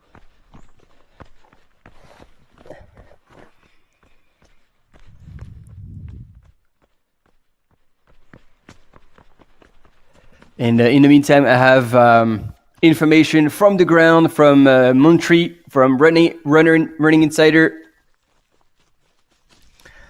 Running Insider, check him out on Instagram. He's out there. He's a journalist in trail running fan, and a camera runner cannot keep up with G in the stairs. Ah putain, c'est... There you go. Je sais pas quelle vitesse les prendre. Ah mais c'est hyper foireux. There you go. Je connaissais pas cette maladie, je la découvre avec vous. Bon, excusez-moi pour ça. And we see Ji Zhuo, 23 hours elapsed. He's focused, but what a strong run so far. And so we'll be with him all the way into the aid station, the A16 aid station, precisely 7 kilometers from the finish. And Running Insider is there waiting, and he was telling us as well that Jérémy Nasgenius and Benjamin Mamisol are running together. Even their crew team are waiting together, and it's going to be, as I was telling you, quite a fight for these two runners because simply because only second place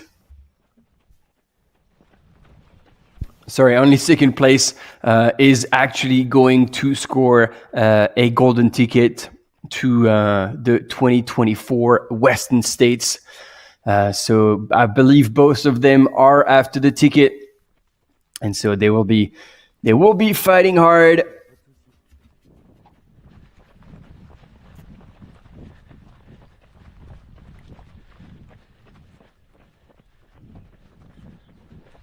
Faut que ça tienne.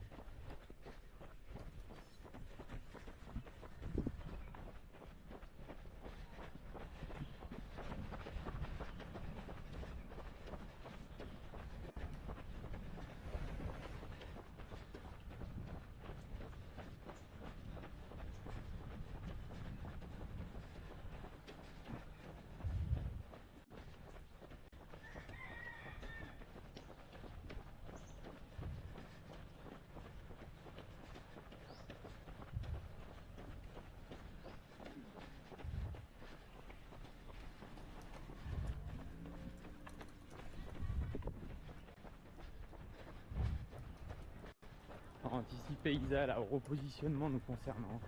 Parce qu'en timing ça marchera pas quoi.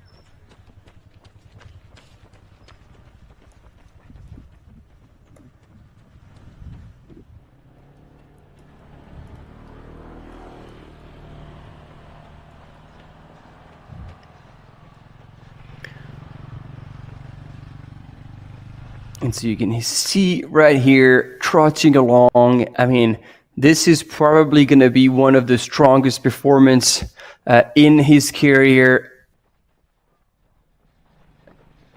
And by doing so, he will punch his ticket to next year's UTMB final. And hopefully he'll come and show how strong he is and join the group of elite athletes that always join in the final of the UTMB World Series in Chamonix, as well possibly as come and have a crack at the Western States Endurance Run. There we go, coming into the aid station, 7Ks from the finish. This is aid station A16.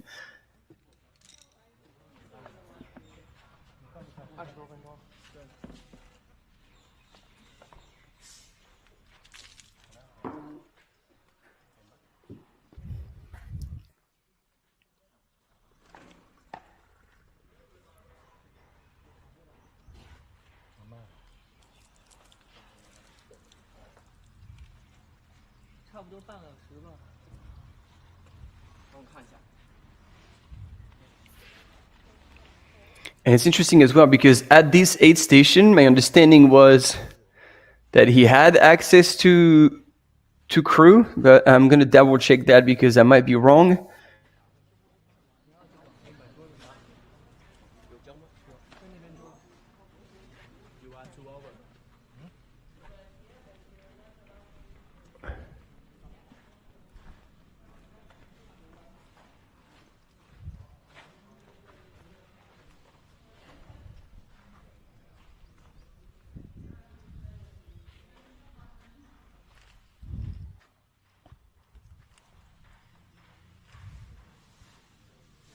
Yeah, A16, technically he had access to crew, so I guess he was too fast for his crew, and they just couldn't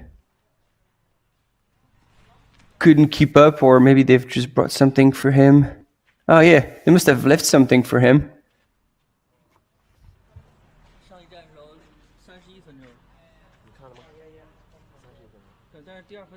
Oh wow, he's putting all the fuel in the engine, ladies and gentlemen. This is gonna blow.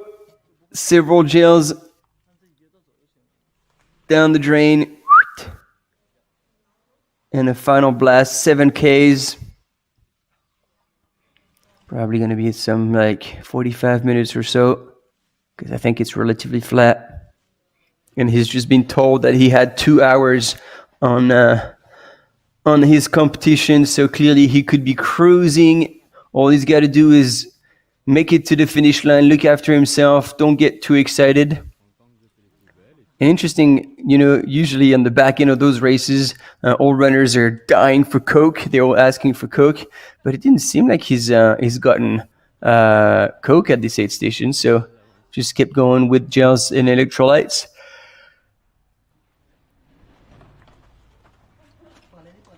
And see, getting rid of all the extra weight, all the trash. And off he goes.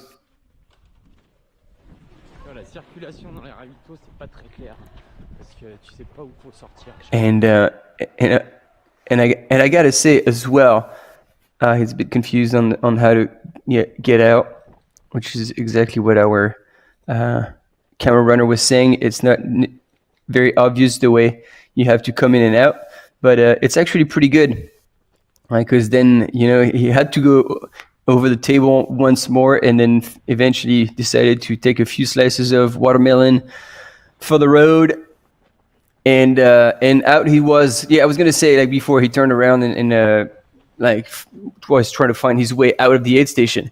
I was blown away how he kind of squatted to pick up his poles, like. You know, when you're tight at the end of on the back end of 100 miles, I mean, he's already covered 100 miles essentially.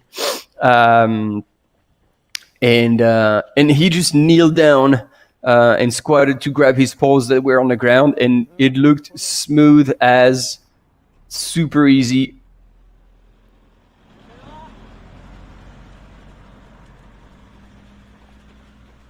That's truly inspiring right here. Ok, bah t'hésites pas à me dire. On rentre forêt là. Ouais, parce qu'il m'a mis un petit coup de bâton, il s'est excusé.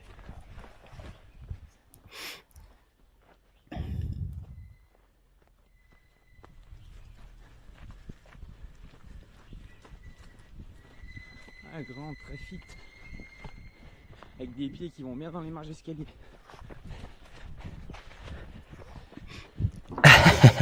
And the camera runner is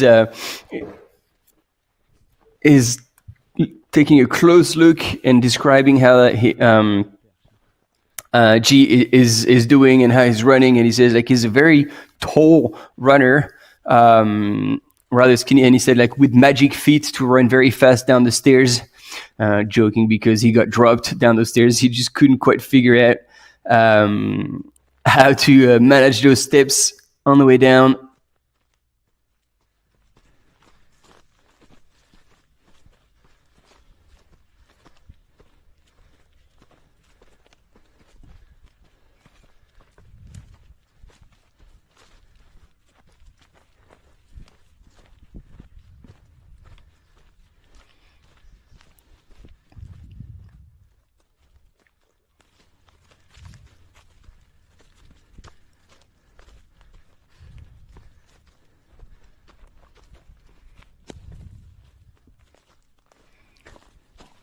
And as I'm catching up with the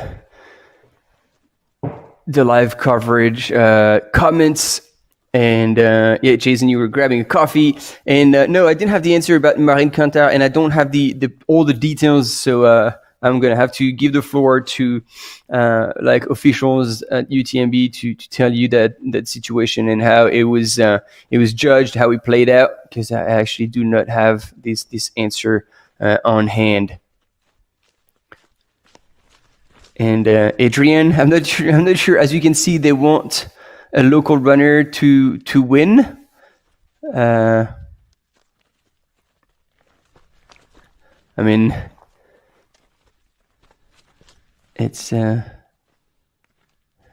I think he made it himself. Like Chijuo has been running really strong since the beginning to be where he is, with almost 2 hours on his competition, and making his way up that climb in the jungle. And you can see like the trail has barely been done. It's just been cut through, and you get a bunch of flags that you have to follow. So you got to be very careful about the path you're going on.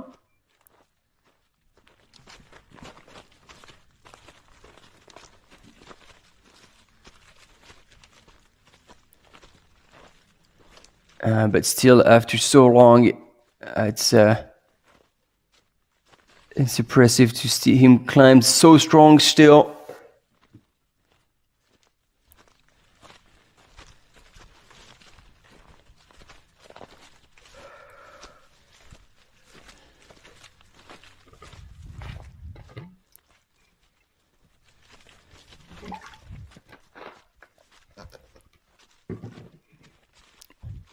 So what's happening in the chat?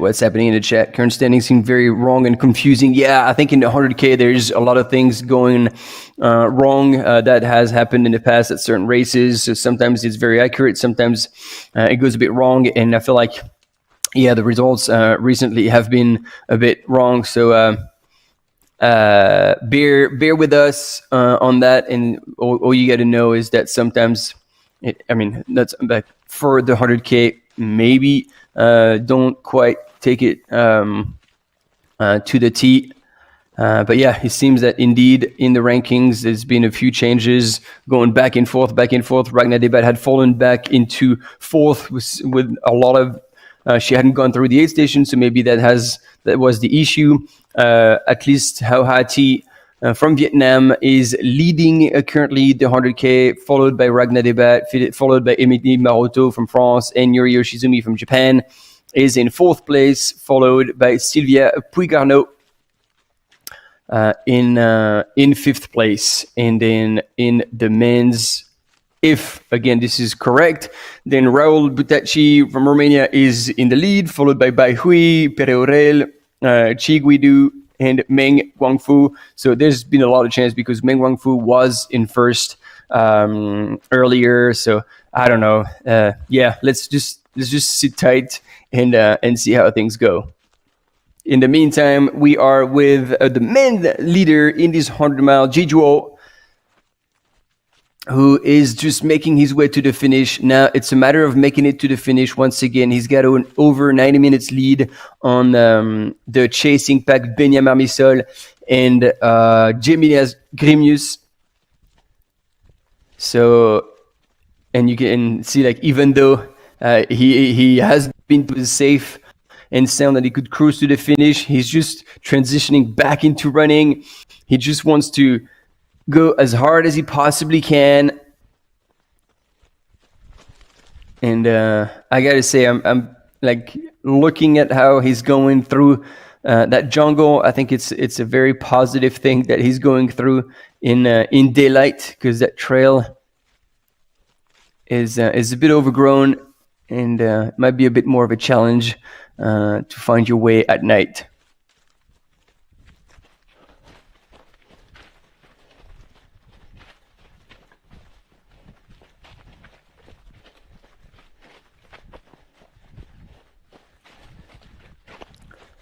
Although I feel like those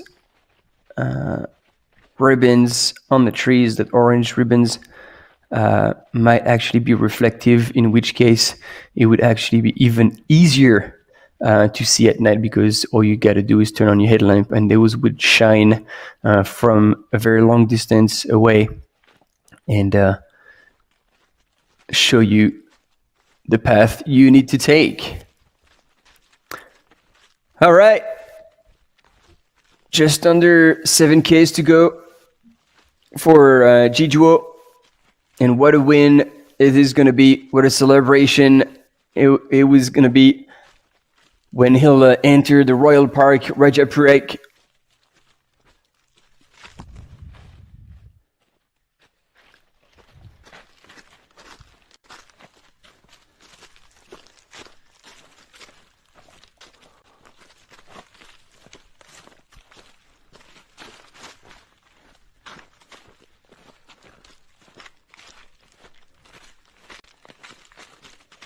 And I feel like he could be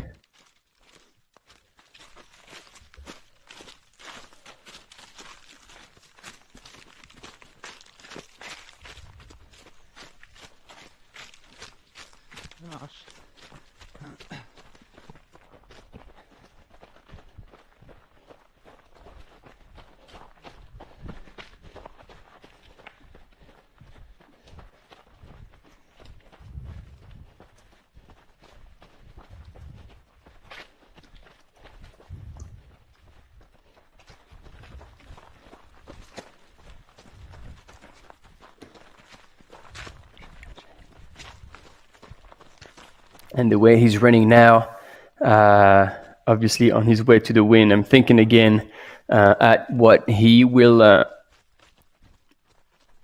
gain on top of, like, obviously a very solid UTMB index out of it, even probably stronger than what he currently has, but also punching his ticket for both Western States and UTMB.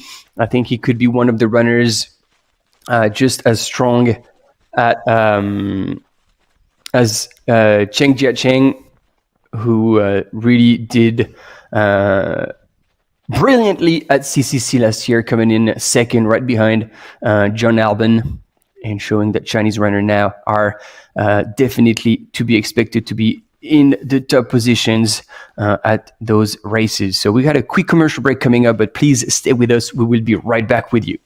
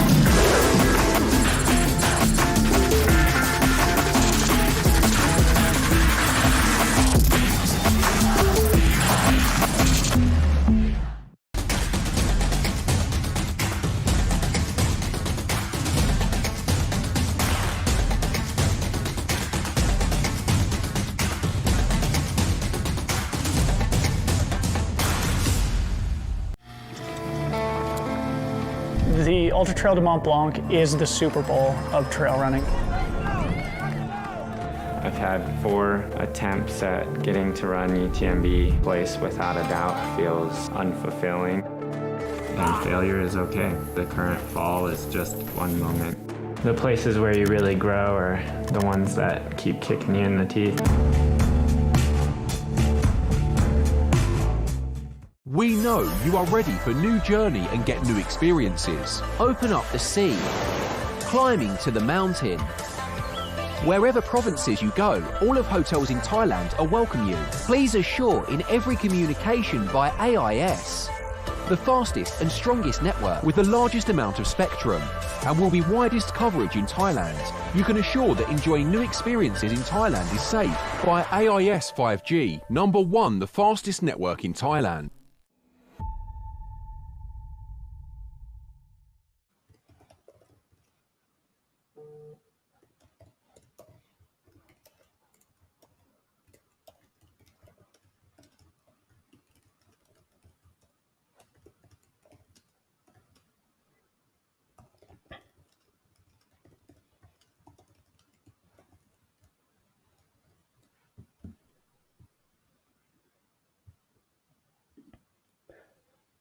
Oh, what's happening here? Is that really the... Nah, it can't be the path. Like, he's got to crawl down. So let's see what's happening here. So it looks like he's on course.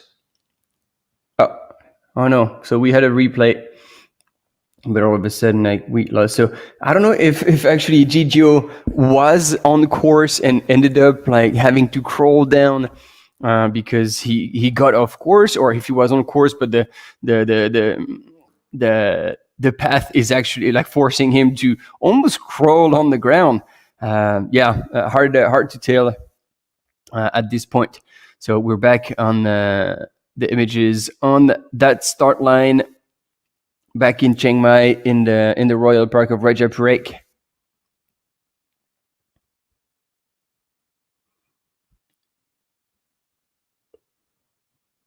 And here.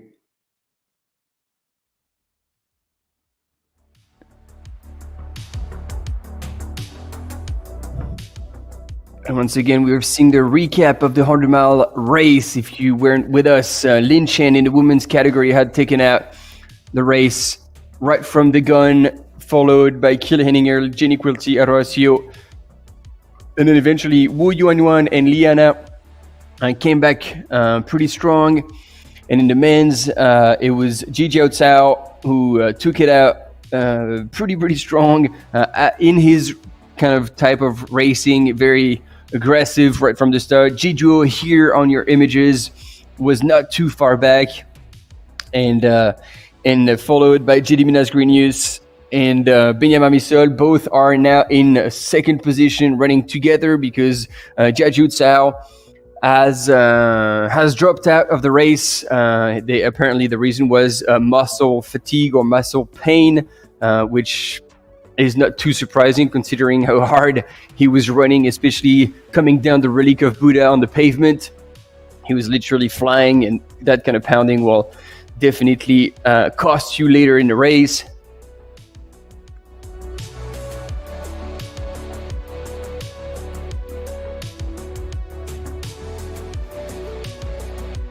And Robert Ajnal as well was in the mix in the front of the race. He's now standing in fourth position.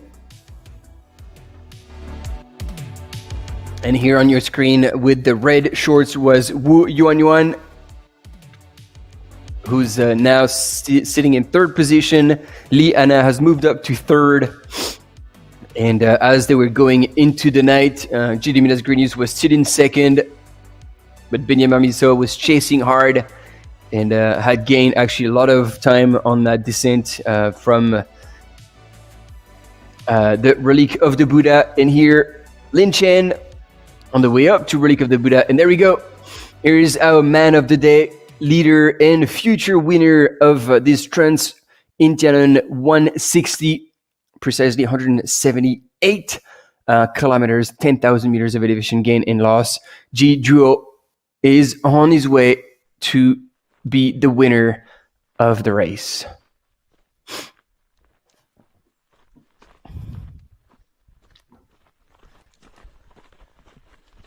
On a parlé, Isa.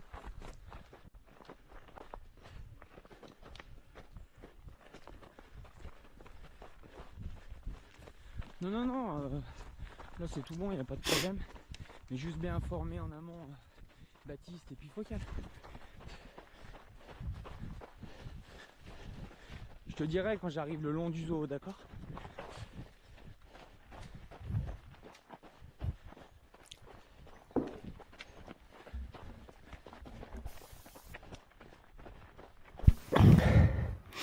And there we go. Still moving well, ladies and gentlemen. You are experiencing history. What a finish. And once again, what a demonstration from Chinese runners.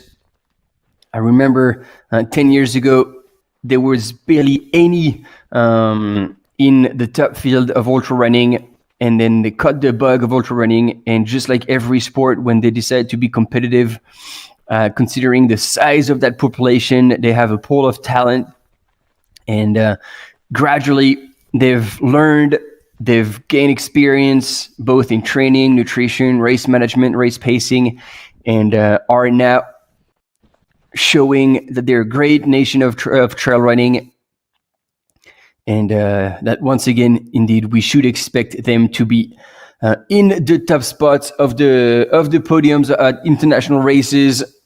And we're certainly looking forward to see Ji Duo race at Western States. Fingers crossed he will take that golden ticket, just like Shen Drea Chen had taken it last year before coming to the UTMB Mont-Blanc final for the CCC. And scoring an amazing second place after leading for a long time. But, you know, John Albon mastered that race. He had struggled a little bit once after finishing, I think it was second to Peter Engdahl the year prior. And so he came back with the intention of bettering his performance, and he did, winning the 2023 CCC.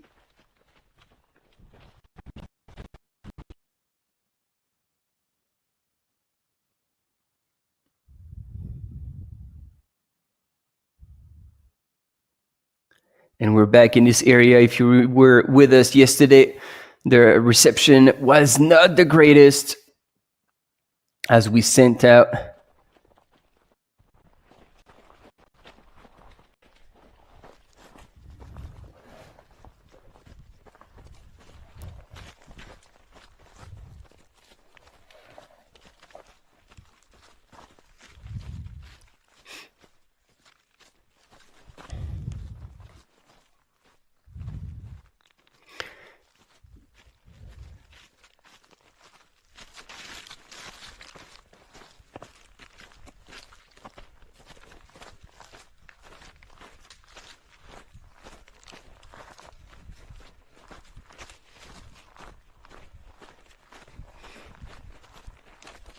I'm having a quick look at the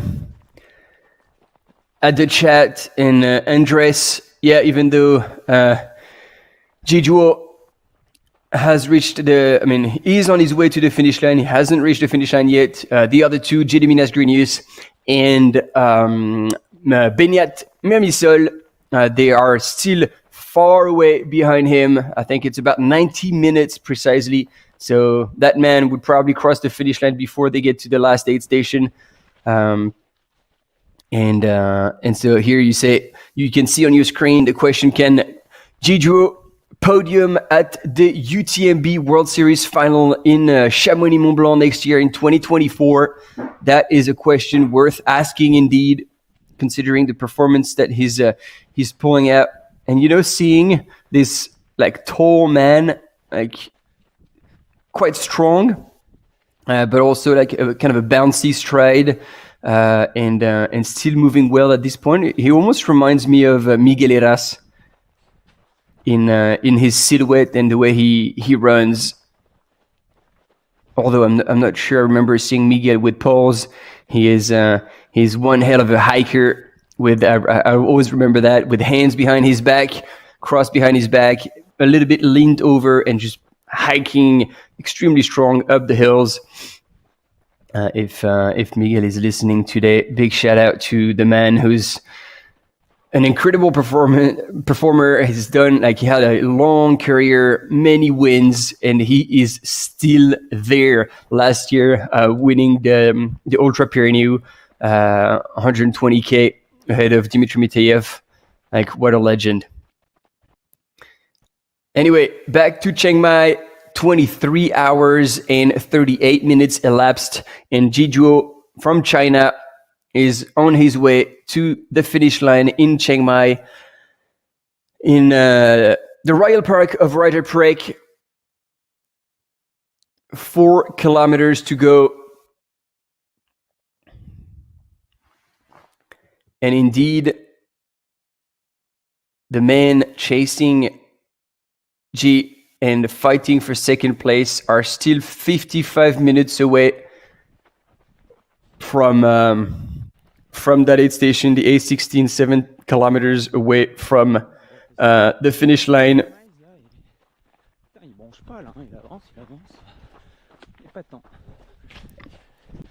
And then we've got comments from my camera runner. He says, like, man, that guy has already run 100 miles and he's moving still super well, not showing any sign of fatigue. He says, like, it's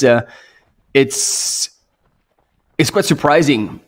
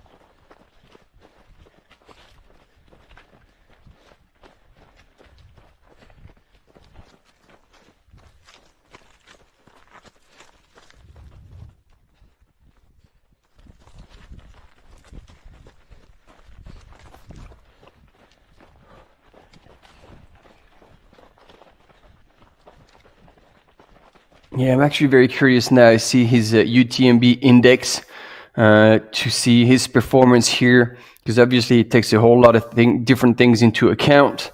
And we're all usually familiar with times that are corresponding to the actual 100-mile distance, which is 61 kilometers. Yeah, 161. But now this race is 178. So that's another 15. I can't even count at this point. Apologize for this. 178, meaning that is 17 Ks past the 100-mile mark. And yet he's going to close that one in probably under 24 hours.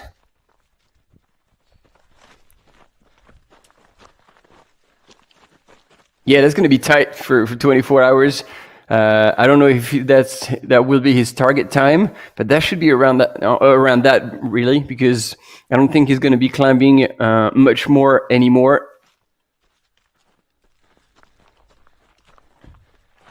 He's on the last, the climb of the very last uphill, and from then on, once he tips over, he's going to be all the way down into the Royal Park Rajapurek and rolling into the finish. So yes, I anticipate him to run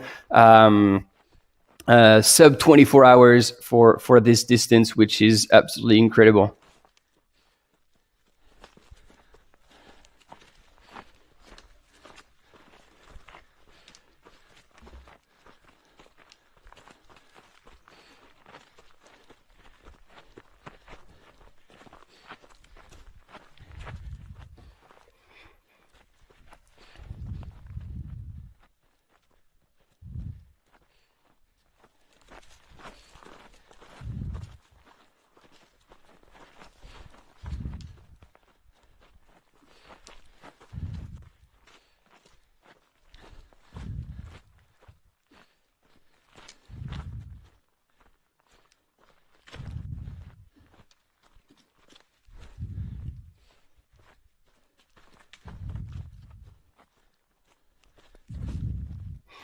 And again, to be taken with a pinch of salt, I'm looking at the 100K ranking in the women's, and Ho Hati from Vietnam is leading, but they're going back and forth. Like they're almost together with Hagna Debat. And they went through the B3 aid station, 31 kilometers into the race, and already 2,000 meters covered. In third position, 12 minutes back, is Émilie Maroto from France. And then another 8 minutes back from Émilie is Yuri Yoshizumi.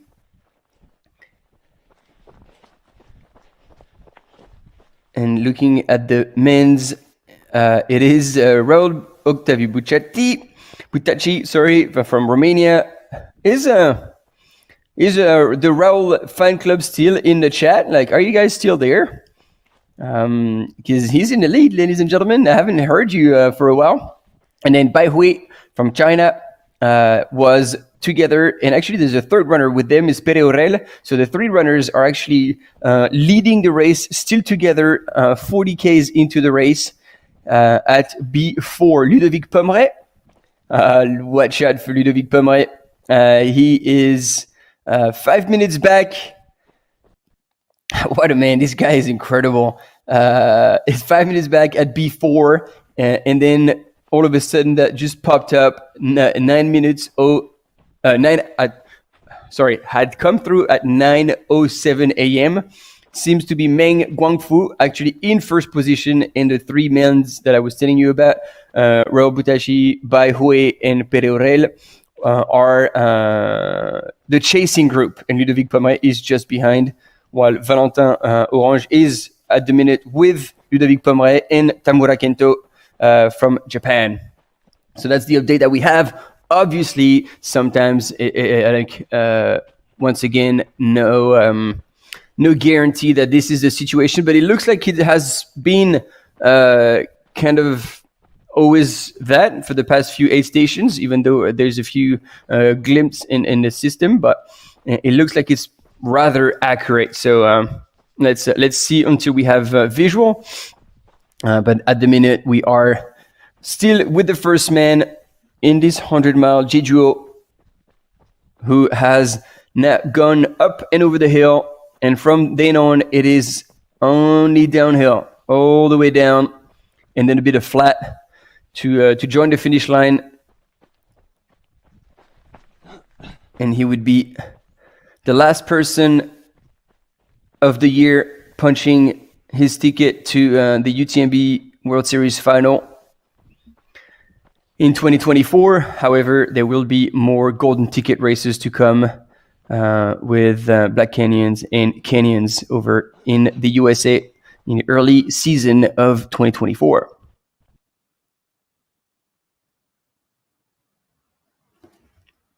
Let's have a look at the chat, see if I woke up anyone. Damn, I haven't at all. It's like, let's go Vietnam. Yeah, let's go Vietnam indeed in the 100K. It's a solid run for now for Ho Hati. And the fact that she's running together with Ragna Debat is probably a very good thing. These two women can help each other out to try and pull away from the rest of the competition, which they already have, because technically they are already 12 minutes ahead, 30K into the race. So that's about 30 seconds per K, which is already a bit of a difference, really, at this point. And then in the women's race, in the 100 miles that we're looking at, Lin Chen still in the lead and absolutely crushing. She went through the A13 aid station, 22 hours and 31 minutes elapsed. And it's another 40 minutes back that Li Anna has gone through, the second place woman, almost together with Wu Yuan Yuan. These two Chinese athletes are chasing Lin Chen, another athlete from China, and actually even in fourth place is Qi Yuanfei, who has come back up in the rankings to so far be standing in the Oh, it's in fourth position. So sorry, I blanked because it's the same scenario as in the men's. Lin Shen, like she is in the lead, just like Jijuo, and they will most likely claim the win. But in between, behind them, in second and third, in the men's, Dominis Grignas, who are neck to neck and will have to fight for second place for the golden ticket. And it's exactly the same scenario with Wu Yuan and Li Anna, who are only a minute apart. And they will be both fighting pretty hard to get the second place and possibly that golden ticket, knowing that behind them is really there's a substantial gap. So it's really who will take second and who will take third out of these two.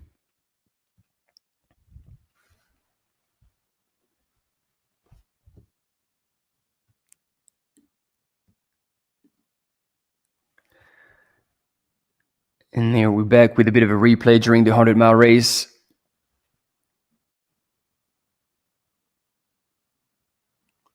Looking at that artwork that was designed by the locals on that kind of glamping spot that runners were going by.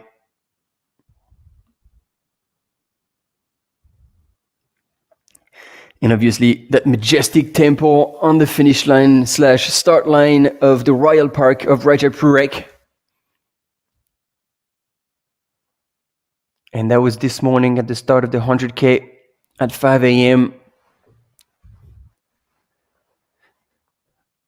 What a setup for a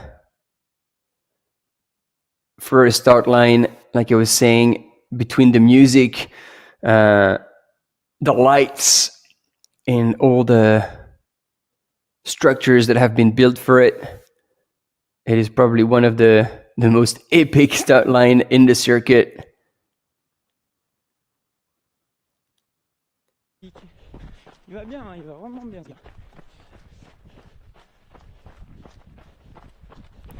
And there we go. As I was telling you, he's on his way down, so he's put his poles away. Now he's just opening up the stride, just letting go, letting gravity do the work to carry him.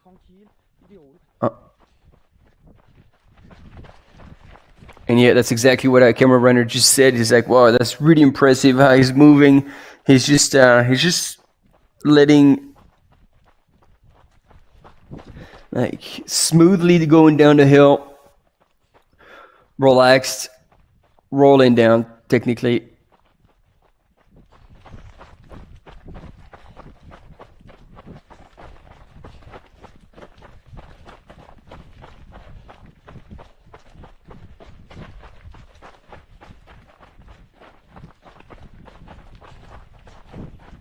.7 Ks to the finish. He can probably smell the barn. I don't know if the music is already pumping on the finish line to welcome him as the 2023 Doi Inthanon Thailand by UTMB champion on this 100-mile plus distance. I like to say the plus because the true distance was 178 kilometers, 10,000 meters of elevation gain and loss. And look at him. He's just jumping over stumps like he's on a Sunday morning stroll. What a legend. We do have a quick commercial break coming up, so stay with us. We'll be back with you shortly for that epic finish.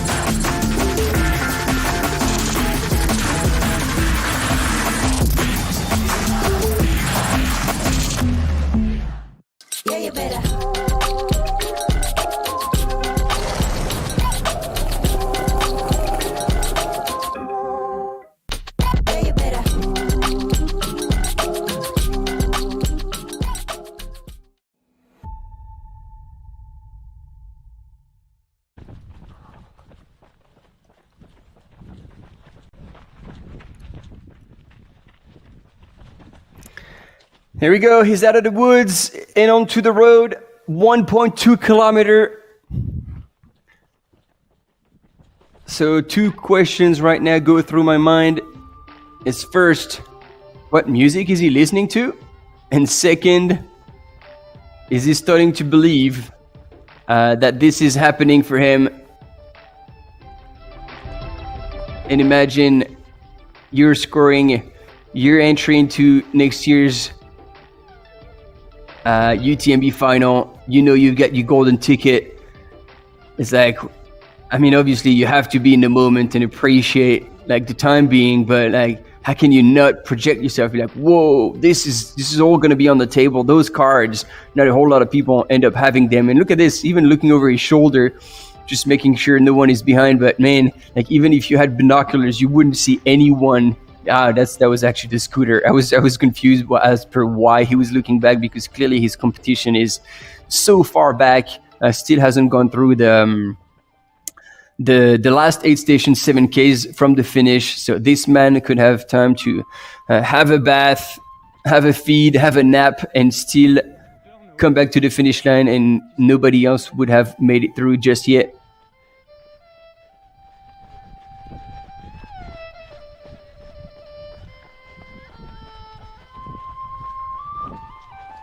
And you can see on the right-hand side of your screen our aerial shot that has come to possibly take over from our camera runner at some point. We are truly in the final kilometer for Jijuo, representing Hoka. The runner from China has shown incredible talent, grit and determination, and trust as well in his abilities, because the pace at which they started out was relentless, and that caused Zhao Jiuzhao to DNF because it just was too hard, too fast. But Ji Zhuo managed to hold on and keep up and pull away from his competition during the night to open a gap that is very uncommon, especially when you have such international athletes behind you. Benjamin Misol, winner of the 2022 Diagonale des Fous. And then Jeremy Nasrinius, an all-time legend in ultra running, Ultra World Tour champion back in the days. And he's just left them behind. He was on a league of his own today.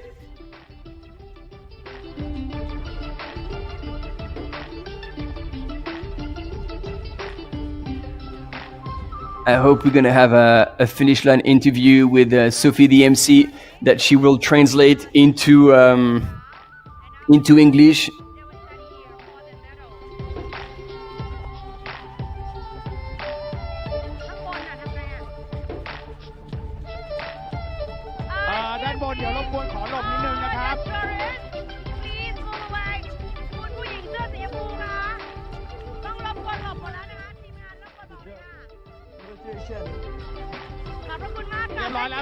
There we go. He's cracking the smile. He can probably hear the finish line now.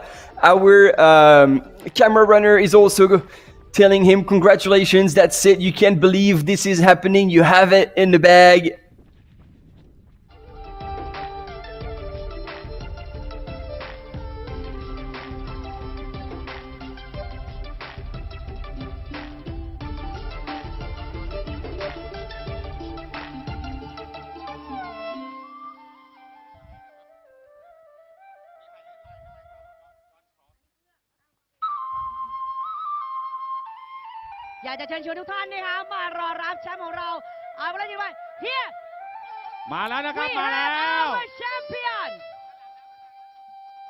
There we go, and that's gonna be just under 24 hours. He's got a minute to make it across the line. Oh, that's gonna be tight. Here we come, our champion of the Transit 160, Doi Inthanon Thailand. This is probably gonna happen. He's gonna break 24 hours if he actually. He probably has the has it on his watch, and look at him sprint.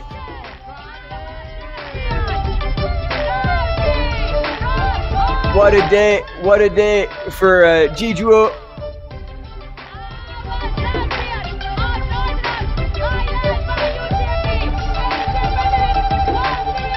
And look at this, what a gentleman, handing over the tape.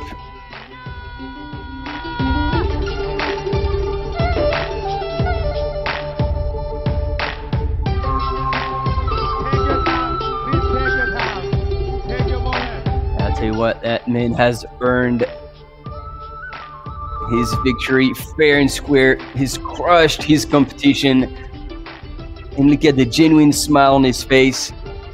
The satisfaction of the job well done. There you go. China number 1. And this weekend, this is definitely not gonna be the only time we will see the Chinese flag floating in the air.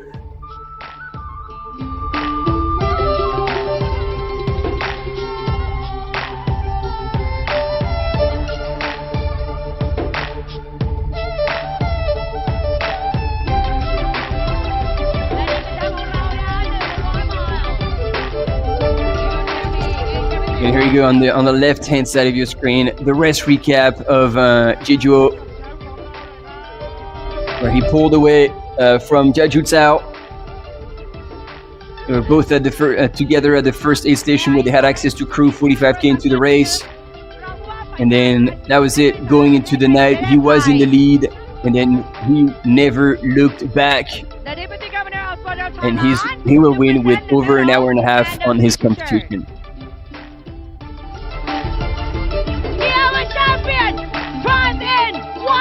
Kilometers of the Dacia UTMB Daoji from Hoka, China.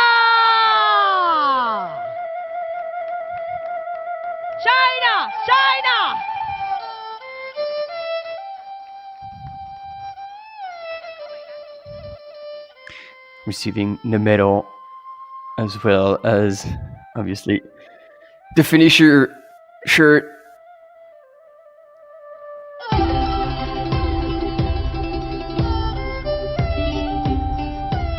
Congratulations, Daoji, Hoka, China. กับเวลายังไม่เป็นทางการนะคะ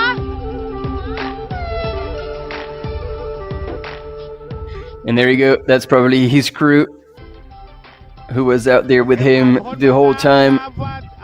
อันดับ1โอออลระยะทรานอิน160เต้าจีจากประเทศจีนนักวิ่งจากทีมโฮก้านะครับทำเวลาไป23 ชั่วโมง 59 นาที 23 hour 59 minutes for Daoji Hoka China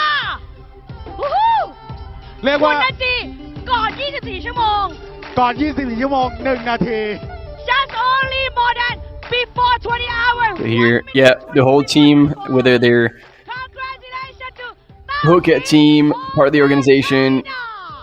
I think that taller guy with the glasses was at aid stations out there crowing for Jijuo.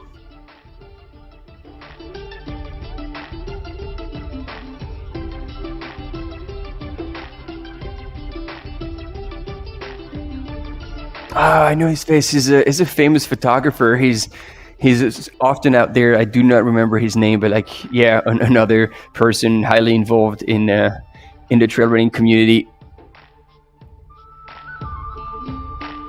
Oh wow, I had missed the chat, but yes, I love to see the love that everybody is showing to this great runner and a human being. Seeing the smile on his face, Jijuo, winner of the 2023 Doi Inthanon Thailand by UTMB, the third major race in the UTMB World Series.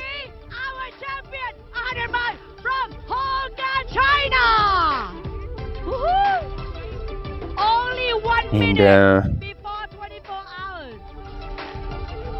and there you go, with also Catherine Poletti and Michel. May we have photo with Mrs. Kathleen and Mr. Michel Politi? One photo. Maria. And I just wonder if actually we're gonna get a chance to have a bit of an interview with Gigio, because there's so many questions that I would like to have answered. And first is obviously,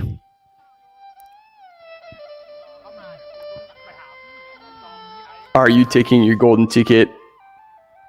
And are you going to UTMB? Right now, you're going to have photos with Mr. Michel and Mrs. Kathleen Politi, the founder of UTMB World, with our champion, Trans in 160, Doi Inthanon Thailand, Tao Ji from Hoka, China!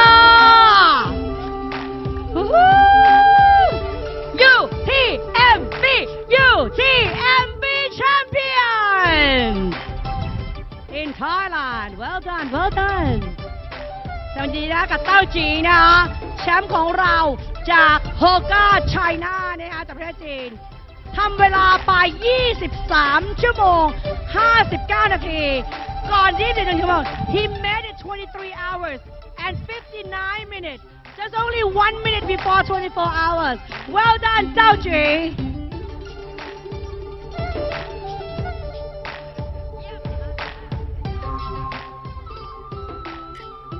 He's already been handed over business cards, new sponsorships, or I don't know, but yeah.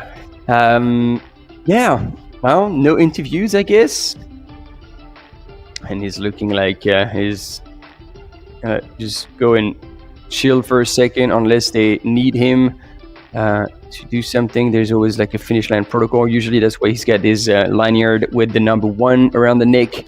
That's what they put around the runners as they come through the finish line to have their positions, and I think come also for the podium and possibly the further prizes that are associated with their ranking. Well, that's it. Like I was telling you folks, this is going to be a long time before we see second and third coming in.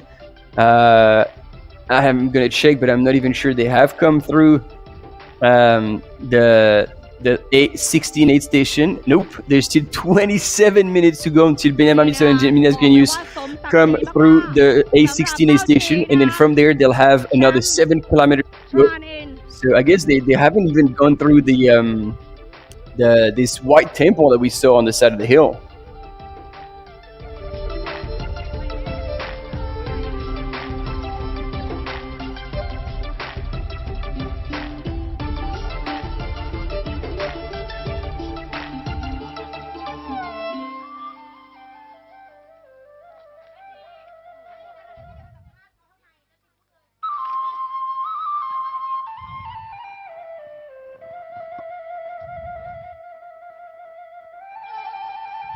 เวลาอย่างเป็นทางการนะครับของมิสเตอร์เจ้าจีนะฮะปล่อยตัวไปเมื่อเวลา 10 นาฬิกาของเมื่อวานนี้นะฮะเข้าเส้นชัยมาวันนี้ที่เวลา 9 นาฬิกา 59 นาที 19 วินาทีนะฮะทำเวลาแข่งขันไปทั้งหมด 23 ชั่วโมง 58 นาที 49 วินาทีนะครับนี่คือเวลาของมิสเตอร์เต้าจีนะเรียกว่าซับ 24 ชั่วโมงนะสำหรับระยะ 100 ไมล์กว่าๆของสนามไทยดอยอินทนนท์ไทยแลนด์บาย UTMB ทรานอิน 160 นะครับและน่าจะอีกประมาณ 1 ชั่วโมงจากนี้เราอาจจะได้เห็นหน้าค่าตาของอันดับ 2 และอันดับ 3 นะฮะซึ่งตอนนี้ยังเป็นคุณแบรนาร์ดกับคุณจีนะคุณแบรนาร์ดจากลาสปอร์ติว่าและคุณจีจากวิบรามนะฮะ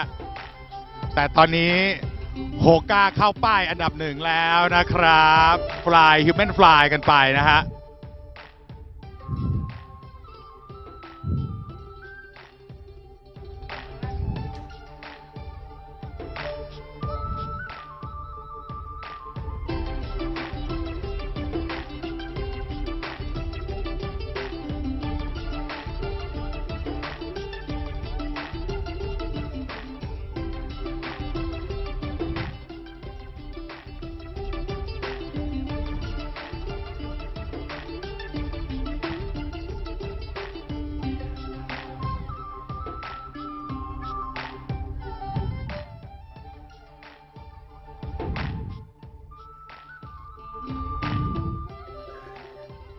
Well, as we're seeing the tempo of the start line finish line from every possible angle, let's have a look at what's happening in the other races. And hopefully those live trackers are now working a lot better. So in the 100K in the men's category, Meng Guangfu is still in the lead with 10 minutes over Raul Butaci from Romania, who's running. Oh man, this is a big chasing group. He's together with the Yu Peikwan, Bei Hui, and Pere Aurel. And then Ludovic Pomeray is still 5 minutes back from this group, and he's in another group with Valentin Orange from France and Kento Tamura from Japan. And in the women's 100K, Team Vietnam is still in the house with Ho Ha Thi, some 7 minutes ahead of Ragnar Debat. So it looks like after they were running together for a while, if that is accurate, once again, always a bit of a question mark here. Oh, yeah, no, this is wrong. Oh, la, la. Oh, yeah, no, sorry. No, this is possible because they are already both at B4 aid station, but B3, Emilie Mato and Yuri Suzumi still haven't gone to B4. So that's why the times are a bit out of whack. But no, that's totally right. So far, only 2 women have gone through B4. And Ho Ha Thi, who was running with Ragnar Debat, has pulled away and put 7 minutes on her. And we are still waiting for Emilie Matoro, Yuri Yoshizumi, actually Silva Puig-Garneau as well, and Nicolas Soragan from Ireland. And they are all expected to be, as well as Mélanie Delassois from Switzerland, all expected to come at the B4 aid station at any moment now. And in the men's 100K, I've already talked about it. Sorry, it's just me repeating myself. But then looking at now the 50K. If this is still accurate, let's look what's happening in the women's. And Zheng Wenrong seems to be leading. We saw her gradually move up the field with her. She had 2 poles, but she was using them in one hand. Elisa Disco from Italy in second place, running together with Marina Cugneto, also from Italy, and then Sue Rifrong.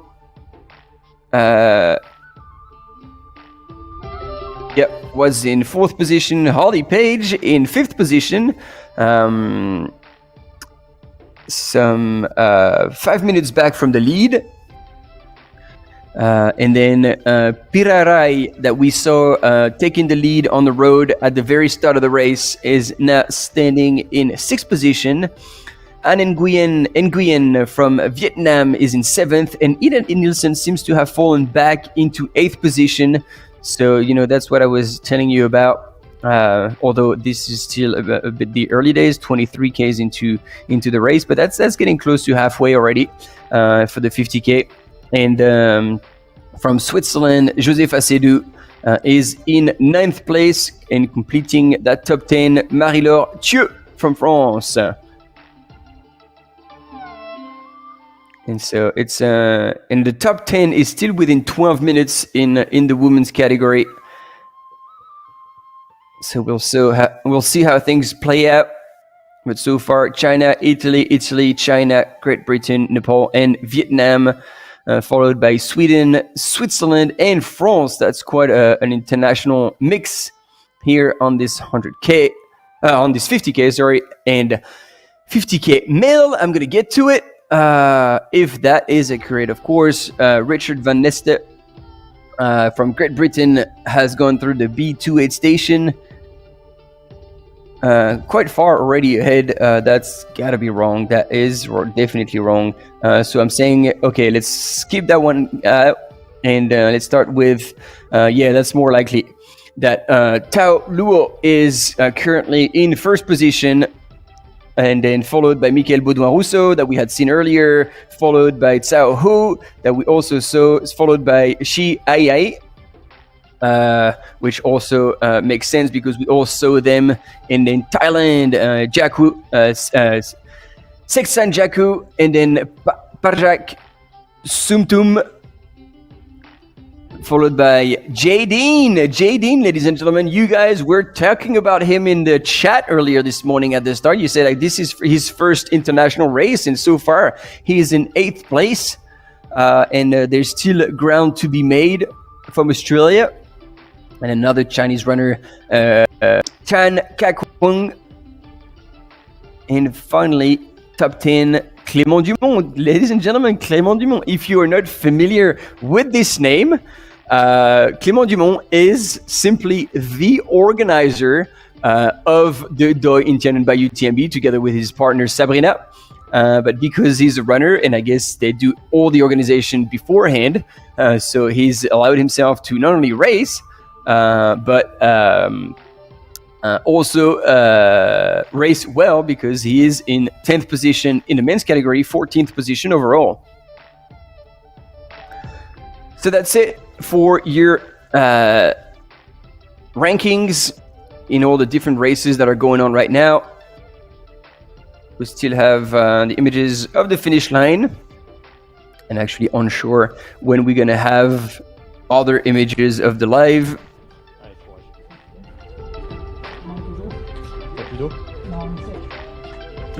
And just like I'm wondering, we have with Benjamin Marmisol, and he doesn't look as fresh as Jijuo coming through. Let's see how he manages all the steps downhill. Oh, but GG is also there. Oh, so they're still together. Oh, 7Ks. 7Ks to split these two men. One of them only will claim a golden ticket to Western States. But both of them will punch their ticket to UTMB. And ooh, that looks like a sufferfest. Mile run will do to you. Looks like Bena's quads are absolutely shot.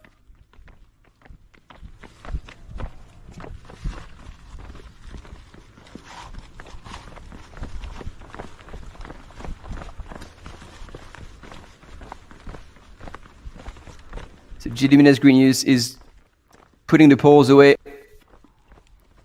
And the question is when is any one of them going to make the move on the other one, to pull away? At some point it's going to have to be done.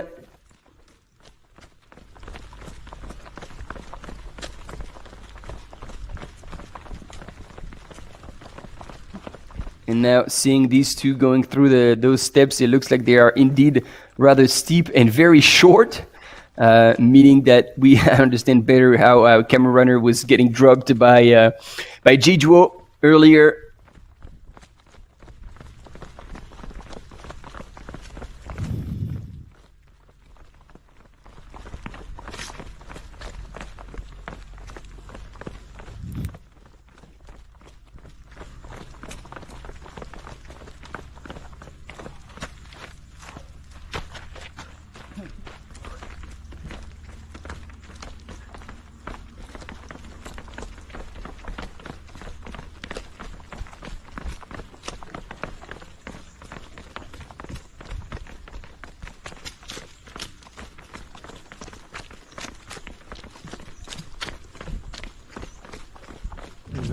Tu m'entends?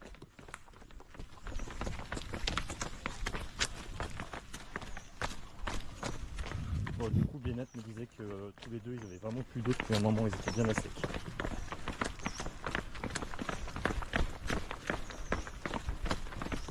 So okay, these two men apparently have been dry for a while. They didn't plan correctly their water supplies between aid stations and coming into the temple, which I don't think offered water.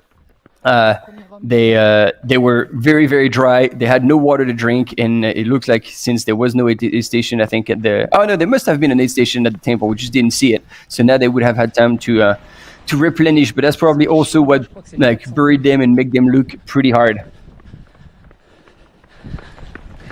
And ladies and gentlemen, in the front, this is the little silhouette. We are very familiar with his of Luo Tao in the 50K. Look at him bounce. What a legend.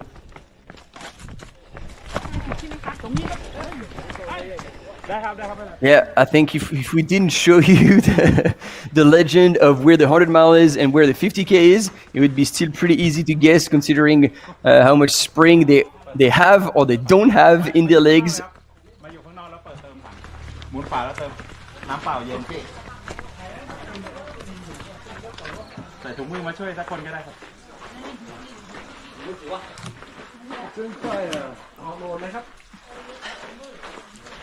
So Taolio is owning the aid station, picking up the jugs, filling up his drinking on the go, filling up his flasks.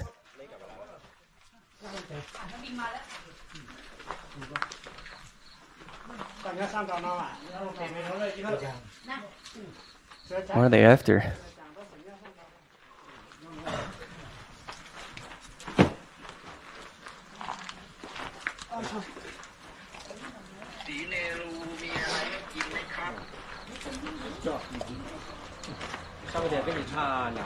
Well, that reminds me a little bit of a Zach Miller style, ladies and gentlemen. Like the way he's like chugging water, downing gels.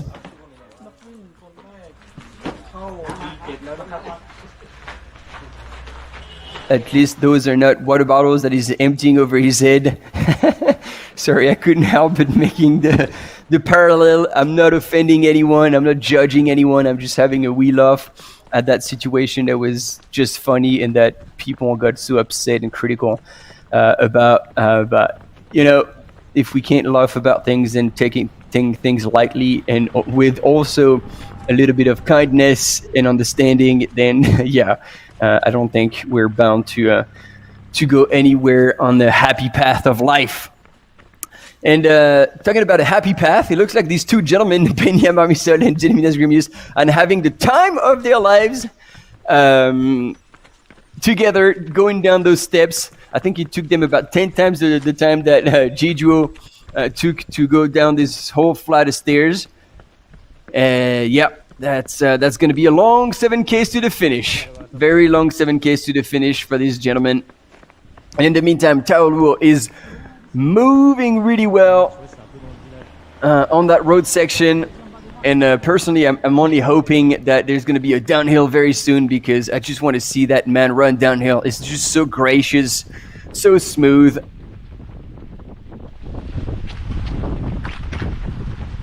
But we won't, because we're back, and Jeremy Nesgrimius seems to have decided to take the lead and start breaking into a jog behind. Benyat is trying his best to keep up.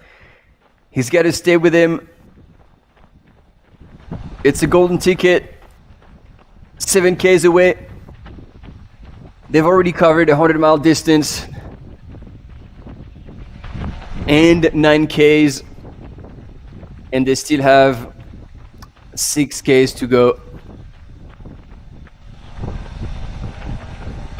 And now the sun is beating down on them, so it's probably far hotter than it was this morning, and it's only going to get worse. And so if these two runners ended up out of water early this morning, that would have certainly done damage to them.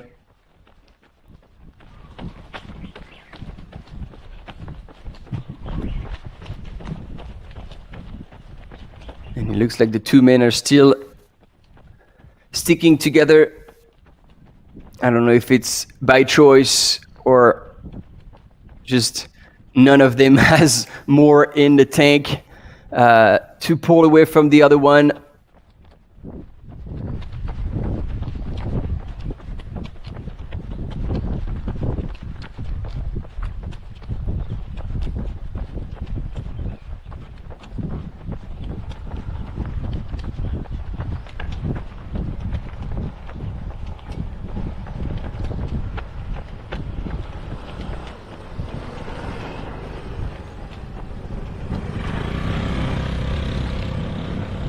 fait, je te demandais, il y a les gars qui me demandaient si le ravito était loin des escaliers ou pas. Non, non, t'inquiète.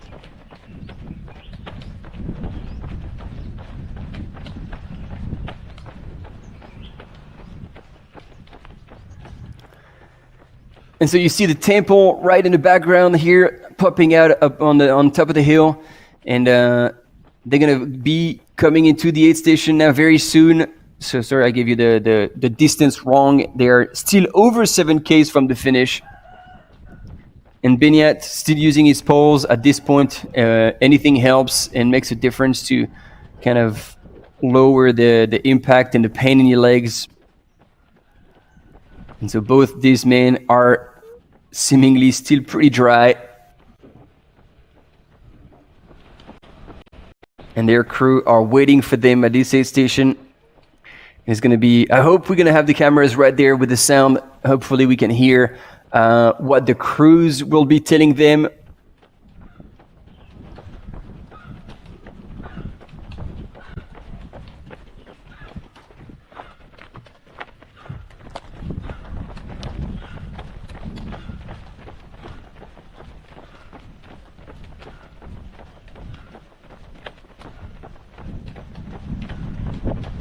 Allez, on y arrive au ravito. On est juste à côté.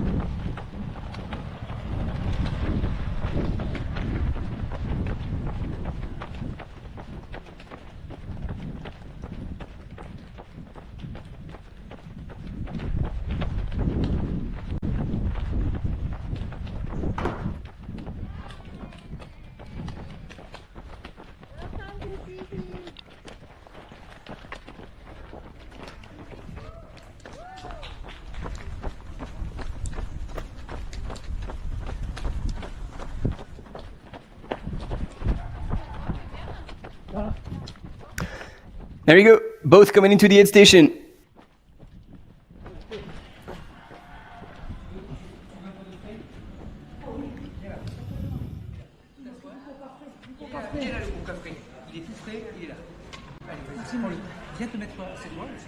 Oh, he's drinking iced coffee. Interesting.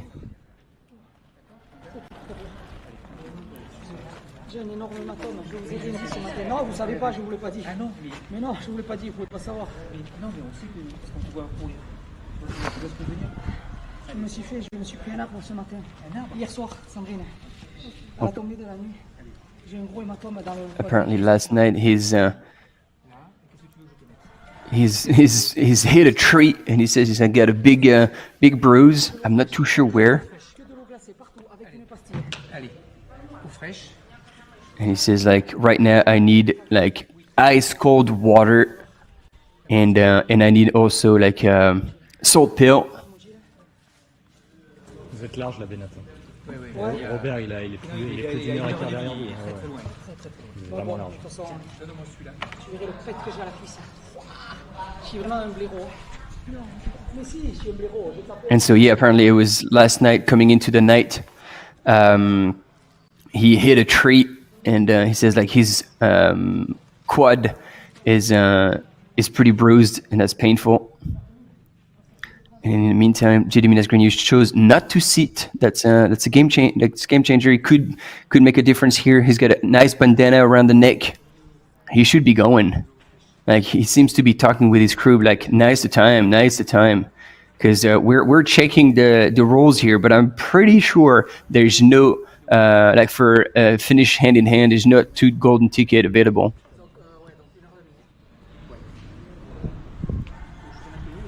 And at the pace they're running, if he just leaves just a minute or 90 seconds ahead of the other, that time's going to be extremely hard to make up.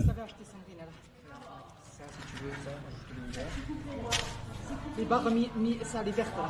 Ça, oui. Ça, c'est du sel. Les gels, ça passe plus. Les barres. Bon, et ça, tu as une comme ça. Est-ce que tu veux une salée comme ça? Non, deux. Merci. Non, tu veux que je t'en mette une comme ça au cas où?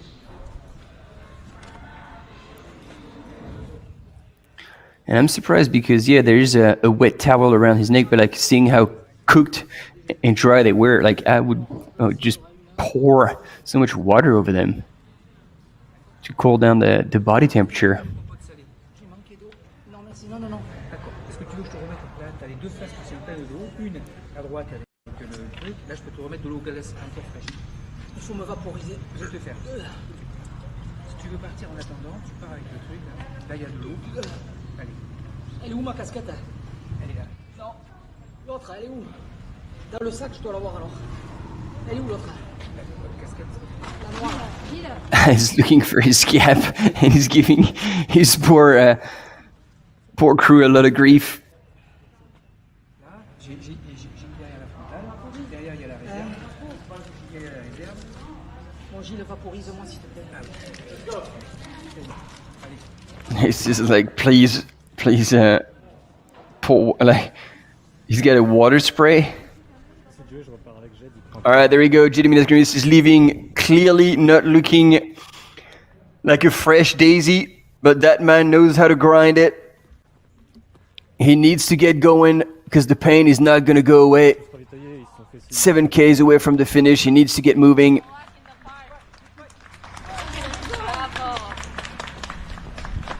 There you go. That's it. That might be the move. That's going to set him up for second place. And this ice bandana around the neck, you know, he's got the experience. He knows what needs to be done. And that alone will cool down his core temperature. It will make such a difference. Ah, yes, this is what I love. Thank you to the studios for giving us those images. I mean, look at him. He's like hovering over the trail. He's not even touching the ground, ladies and gentlemen. Luo Tao is flying down that trail. That is everything but easy. You can hear our camera runner breathing hard. And look at this young man. Like I said, he's barely touching the ground. He's just bouncing off of it. And which is also pretty good because then it means that there's very little impact. He's just so smooth. It almost looks like this man has a little bit of a overboard type outsole under his shoes.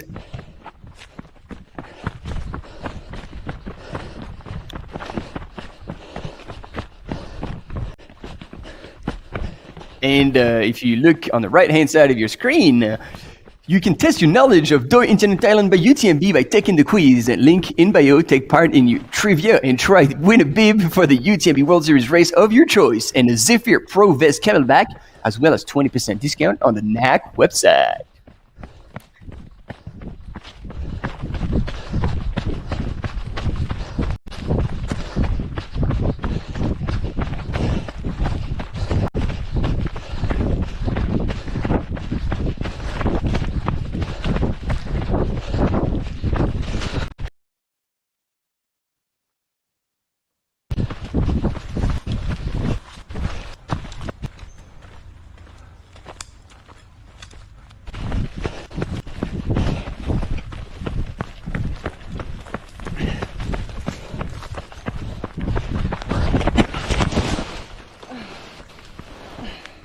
Ooh, I think we've lost our cameraman here. That's how brutal it was to try and follow Luo Tao. Hopefully he's okay.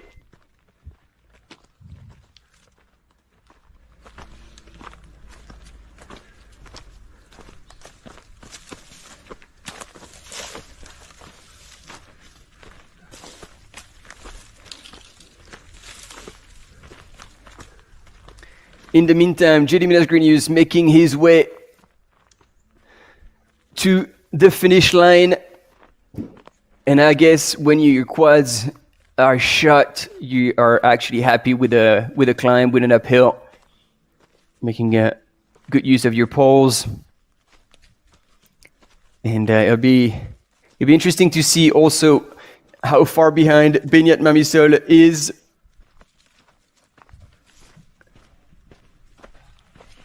At this point, every second counts, especially knowing that the last part is downhill, and looks like both these gentlemen have their legs completely shut, so that's going to be very painful to run downhill onto that last section, 1.3 kilometers on the asphalt. Actually, there's a bit more because there's a dirt road before that, before crossing the finish line.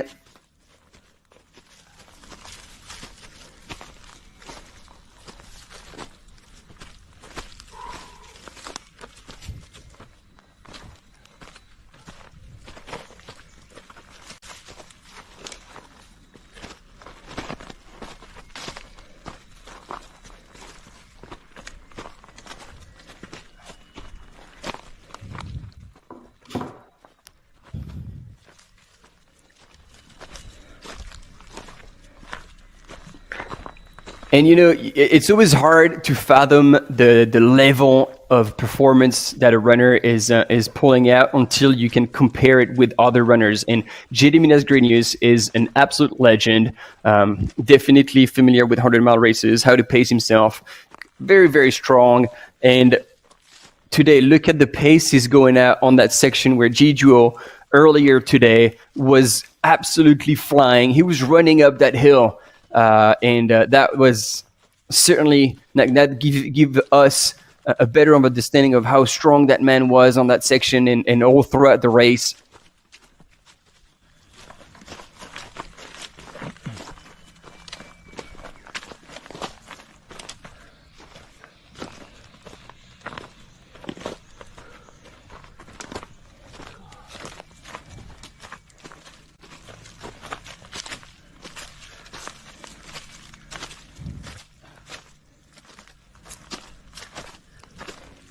Yeah, Ben Allen, I'm just going back to the comments. Jay will crush the downhill from the 36K and will be one to watch in the back half. We will be watching, the whole of Australia will be watching, and hopefully Jay will have indeed like a solid second half of the 50K. And hopefully we'll see him do really, really well once again for his first race. Live for the first international race. I got a bit confused because all of a sudden Sophia, the MC is screaming in my ear. I don't know if you hear her as well. But yeah, Dean right now 8th position and chasing 2 minutes ahead of him is Karaj Untum. Congratulations! How do you feel about this race? 好，多吉，祝贺你夺冠。然后你对比赛的感觉怎么样？Yeah. 对比赛，然后 There we go. We have the interview. 非常的热，然后昨天下雨了，然后一路上就很热的，然后就是天气很闷热，然后就会感觉到这种，就是让人感觉蒙，就是头全部都是就感觉。 不清晰，然后一路的，就是咬着牙过来的。其实，赛道上很多时候想放弃。So first of all, the weather is very hot, right. and also yesterday it was rainy, so it takes the air mixed with the weight and the hot, so it makes the our brand unclear very rough. Also, for many times. Even I want to give up. You want to give up? Really? I don't think so. You were really fast. 你说你想弃赛，他觉得其实不是，因为其实一路上我们看你的轨迹，其实速度一直非常快。我身体就是很难受，然后就是心里讲，我要放弃吗？ 可能会下一站我可能会想退赛，但是到了一个 CP 点，然后就是又一个心里面另外一个那种就是两个灵魂，然后一个灵魂说退赛，然后一个灵魂说继续坚持，所以说就慢慢这样去努力，然后去坚持下来的。Actually, my body felt very bad. So when I run on the trails, I usually tell myself that I will give up at the next aid station. But when I come into the aid station, then there are 2 months in my head to struggling. One is that I must give up. Another one is that I must keep doing. Wow, that's really inspiration. เขาบอกว่าตอนแรกบอกอยากจะเลิกวิ่งต่อไปถึงสเตชันนะมีจิต2ใจอยู่ในหัวใจเลยว่าจะต้องไปต่อนะฮะสุดยอดจริงๆ So you know how many times have you been racing with Doi Inthanon Thailand by UTMB already? 之前来参加过英塔龙 UTMB 比赛吗？我是今年是第一次来，因为我之前也看过这个比赛，然后有一些问题。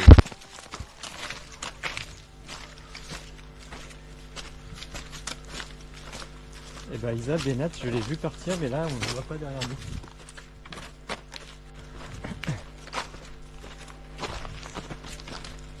Je crois que Jed va lui faire le coup du kilomètre.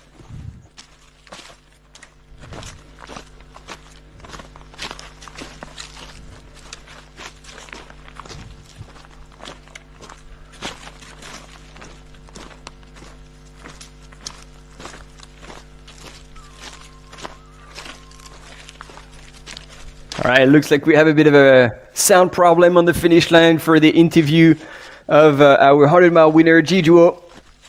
And we're going to try and figure that one out. And in the meantime, on the right-hand side of your screen, you still have Gediminas Grignius making ground towards the finish line.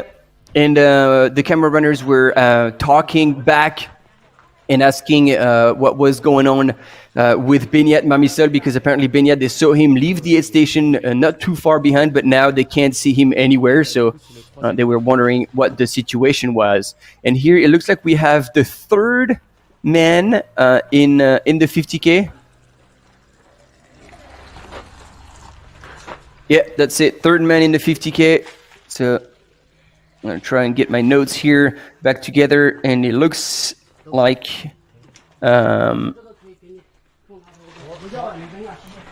Shi Ai.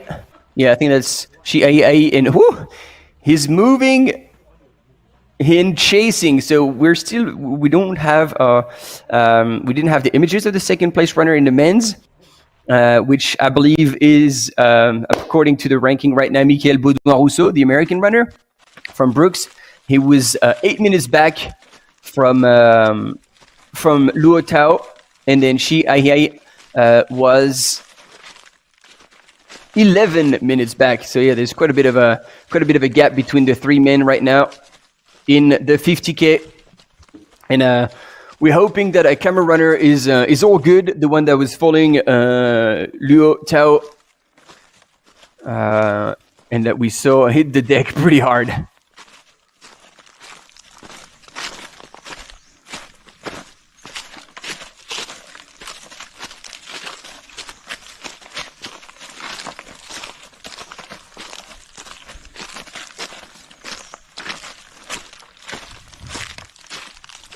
So there we go, ladies and gentlemen, for the second place.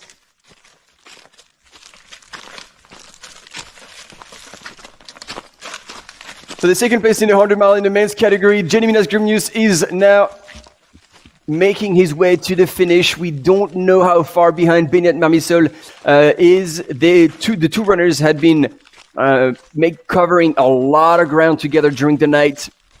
And it was coming out of the last aid station that Gediminas Grignius has left before Benyat. And we don't know how far ahead he is, but now he's moving as fast as he can to try and secure that golden ticket to Western States.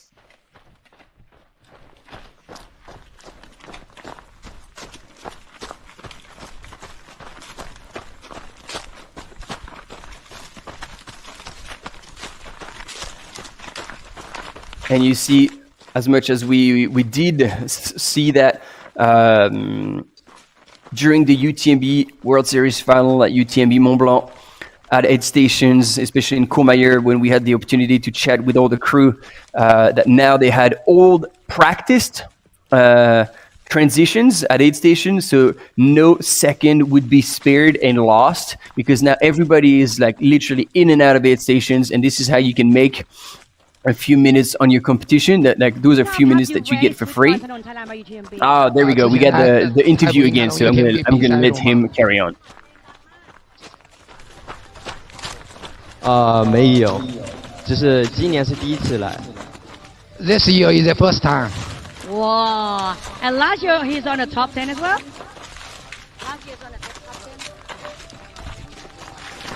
This first year? Oh, first time and you were the champion.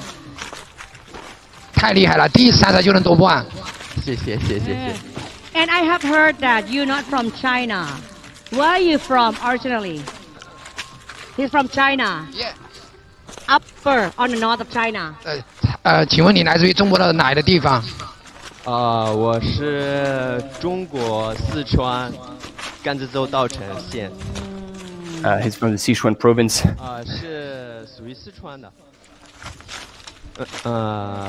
也不近。多吉 is from 四川，China 四川稻城。From Sichuan. The food is very nice there. Sichuan food is very beautiful. 四川的东西很好吃。Yeah. So, how do you feel about the course today? 对于赛道感觉怎么样？赛道挺虐的，然后新的赛道中间也有一部分，所以说还是难度挺大的。It's very tough. He knows that this is a new course, but for his family, it's not easy.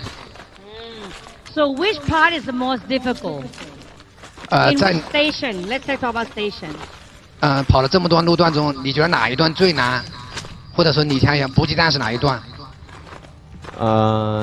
最难的还是在前面吧。刚开始因为爬升比较大，前半程爬升很大，但是比赛的补给的这种中间距离很长，就是十几公里，这样的话还是对于很多选手来说还是挑战挺大的，因为十几公里跑下来，中间没有补给，所以说要自己背很多东西，所以说这个挺难的。The first half of the trip is not easy because we need to climb up many mountains. Also, that the distance between the stations is more than 10 kilometers. It's not easy for the amateur runners. Wow. But anyway, he passed it very well. So you know that we have 2 races in Thailand for UTMB in May 2024. Will he join for the Amazing Jungle Thailand team at the south of Thailand? Will he join? 其实，在泰国有2场8 UTMB 的比赛，这是第1场。然后在明年的5一期间，还在泰国南部的贝痛有一场亚马逊里 UTMB， 你有兴趣参加吗？我还是选择这个吧，因为亚马逊的那个太热了。对于我来说，这个也是非常热，因为我的家乡是海拔平均全部都在3000以上，是藏区的，所以说，我提前这边来了也有10几天适应，所以说我还是明年还是会来这里。So you know that Doji is from the Tibet area of Sichuan. The altitude is more than 3,000 meters. So the weather is always very cold. So for him, Amazon might be too hot. So he want to come back to here again next year. So you confirm to come back to Doi Inthanon Thailand by UTMB 2024. 所以说，你是不是现在已经确认，明年会重返这里来卫冕你的冠军？我只是来参加，但是我今天也没想过说我拿冠军，我只是想拿西部100的那个入场券，所以说对我来说今天也是第1名和第2名我都无所谓，但是我拿了第1很开心。我路上也想了，我要么去第1，要么就是第2，这个我2个我肯定要去努力去跑。那明年会重返？明年的话应该会来，然后这也是后卡赞助UTMB 呢，我们都会去参加比赛。Yes, I will come back next year. Wow, Doji will come back next year for Doi Inthanon Thailand by UTMB 2024. You know that for this year, my target is want to get the slot for Western 100. So for first 2 paddles, protected slots. So when I run on the way, I always tell me that I shall tape on. Even I put out the first one, second one is also tape for me. Oh, that's wonderful. You know, I'm sure that you already have the direct entry to the 100 miles UTMB Mont-Blanc next year for August. And of course, you will come back to Doi Inthanon Thailand UTMB on 2024. Do you have anything to say? Thank you to your all fans around the world, and anything to say to UTMB World? 也非常恭喜你，你也通过这一场比赛拿到了明年8月份法国 UTMB 的直通名额。那么现在你对你的粉丝，对于明年举办的法国 UTMB 有什么话想说 And 吗？ also to Doi Inthanon Thailand UTMB as well. 对于泰国的这一场 UTMB， 你还有什么话想说？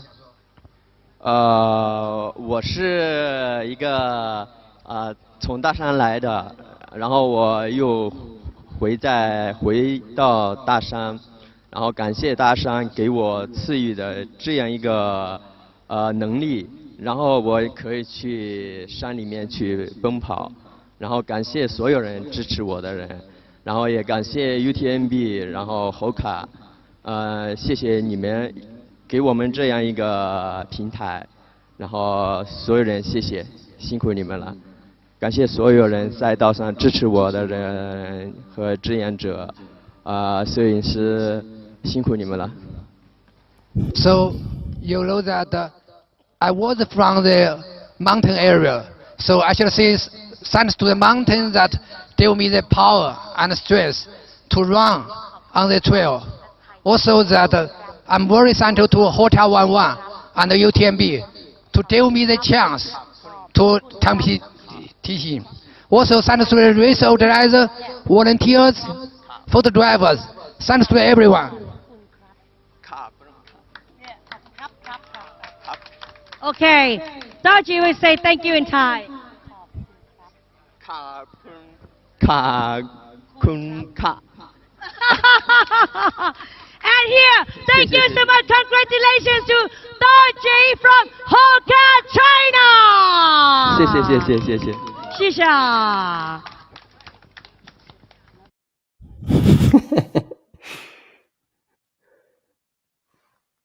What an interview, and I think what we get out of this is that this man coming from the Sichuan province lives above 3,000 meters, and obviously at this altitude he says it's always quite cold, but he had come to this race with one goal in mind, is to score his golden ticket for Western States, and that's why during the race he was explaining that he had in mind that he needed to win, but also second place was okay because that was truly his goal, was to take a golden ticket home and be able to partake in the Western States 100 in 2024. So job is done and well done, and we are certainly looking forward to watching that man crush it at Western States. However, so he won't have an issue with altitude, obviously living at 3,000 meters. However, the heat might be a little bit of a problem, although I'm pretty sure that at this point he will be able to prepare for that accordingly, possibly following sauna protocols or these kind of things, or possibly even coming out over in the US and run on the course in the heat. We're going back and forth here on the images between the 100 miles with Jeremy Nasgrenius, who's making his way in second place towards the finish line, and our runner from Adidas Terex, Luo Tao, who has already cost us one camera runner. And look at the pace at which he's running, bouncing, really, that's truly the term, bouncing off the trail in first place, but still being chased by American runner Michael Baudouin-Rousseau. And then it was Shi Ai who was in third place and definitely chasing as well, although he was 10 minutes back from Michael Baudouin-Rousseau.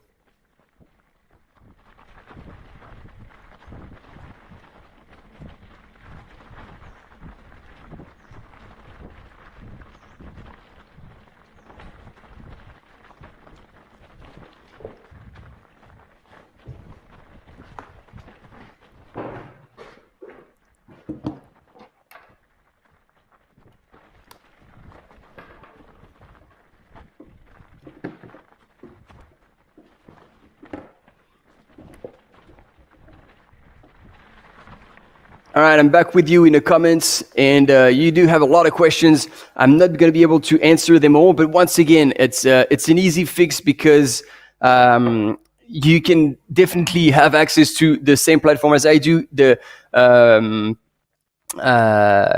live.utmb.world, and you select Doi Inthanon event, you select the distance you want to follow, and then you'll have all the details, the current rankings on every single 8 stations. You can look for a specific runner and see how everybody is doing. Obviously, like you have you're asking to follow the women's now. But, you know, as you can understand, we have 3 races going on, plus following the men's and the women's in each race. So we just don't have enough resources to cover everything at once and to show you everything at once. So we'll just pick and choose what's happening and show you the images where there is reception as well, because there's not reception everywhere on the course. And this is quite a good part here in the Monk 50, because Luo Tao was only 5Ks away from the finish already. And in the meantime, it looks like Gediminas Grenius is now has found a second wind and is moving quite well up that hill. Even transitioned into a bit of a run and looked over his shoulder. So I don't know if Benya Marmisol is actually creeping up on him at this point. It's hard to tell. Oh yeah, he's looking back. He is really looking back. Oh yeah, and actually the runner who's going to go through is the first man in the 50K, so they're about the same distance.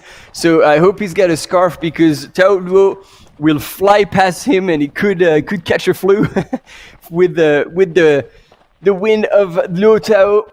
He's going to be flying literally, and that's why Gediminas Grenius was looking over his shoulder so much and being a bit worried about what was coming behind him. But no worries, nothing to fear. It is not someone in the 100 miles. It is not Benya Marmisol. Benyat, who's still sitting in 3rd place, but so far we haven't had an update of how far back he is from Gediminas Grenius.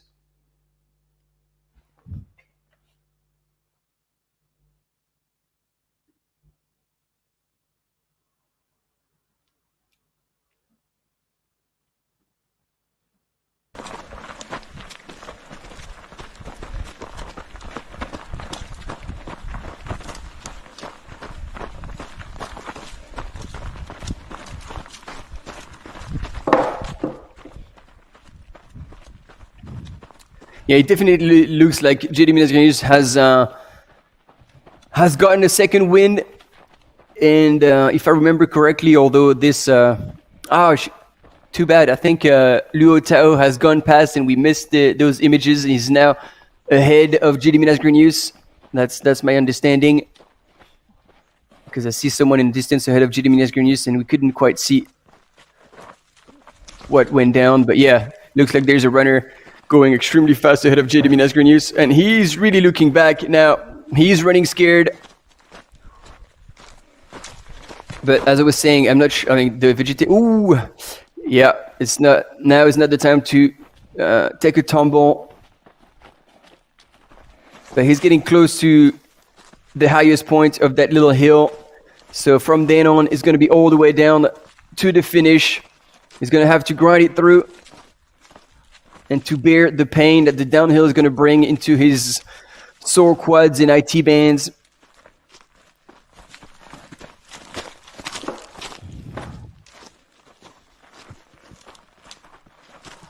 But what an effort from the Lithuanian runner.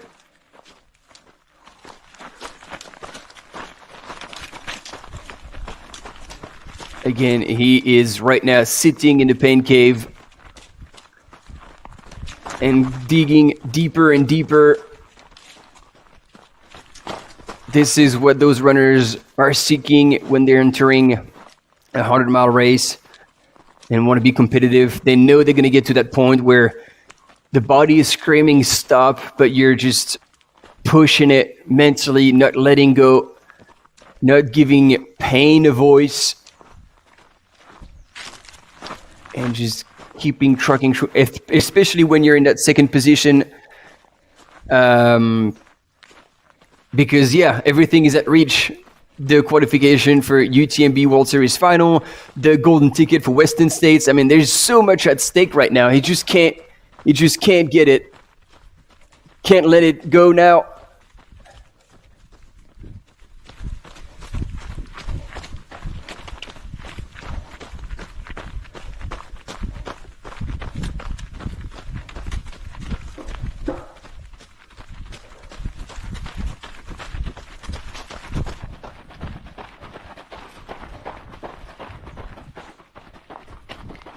And as you can see, we often talk about it when you're going through a low. If you can push through, then you're coming out the other end. And it really looks like what's happened with Gediminas Grenius walking into the aid station. We thought he was done, but then experience talked. He chose not to sit down, just to stay standing, do what it needed to be done, refilled.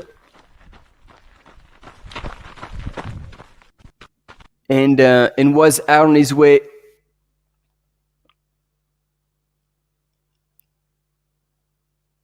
And we're losing reception here in that portion of the woods. We should keep an eye out. Yeah, we should keep an eye out on Luo Tao because he only had 5Ks to cover, and seeing the pace at which he was going, it won't take more than 20 minutes. Okay, 25 minutes maybe.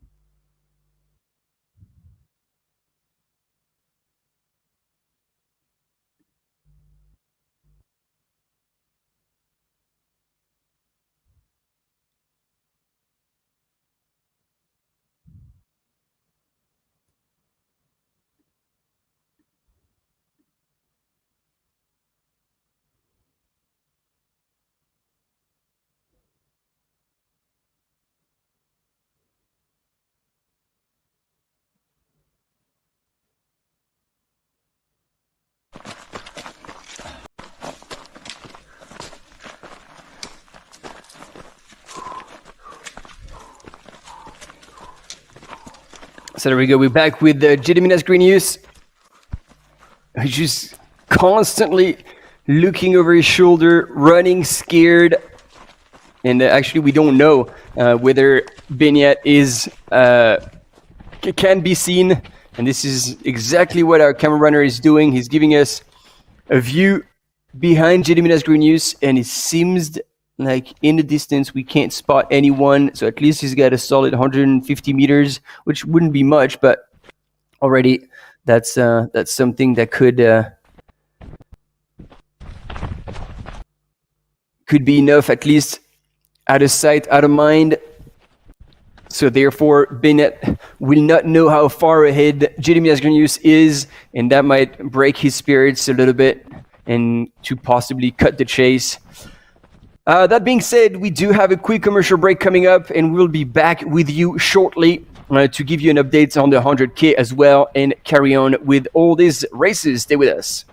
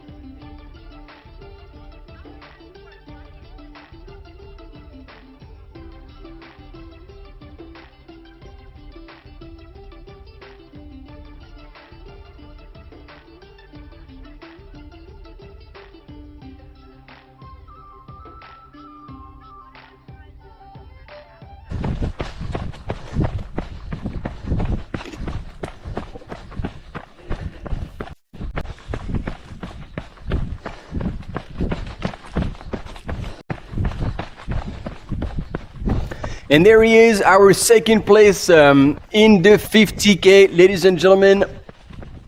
Tracking forward, and Luo Tao, Michael Baudouin-Rousseau, representing Tim Brooks, is still charging.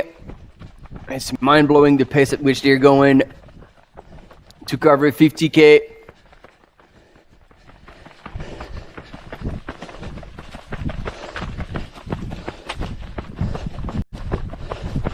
And so if I remember correctly, last time we saw Tao Luo, he had less than 5Ks to go.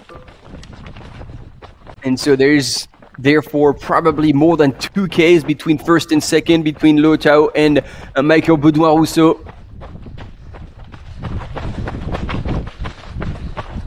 What a performance from Luo Tao, as well as Michael Baudouin-Rousseau, who's holding off so far Shi Ai, another Chinese runner who was chasing hard and was 10 minutes back at the last aid station.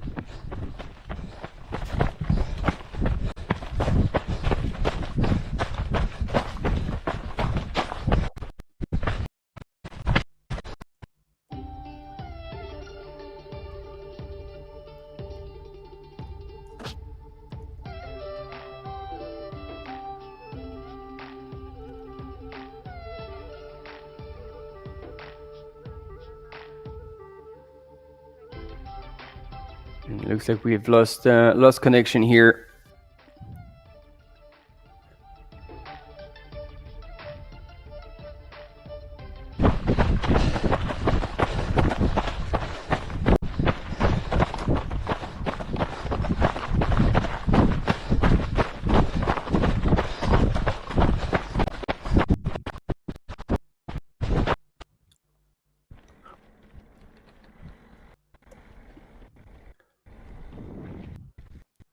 All right, we're transitioning back with Luo Tao because he's now on the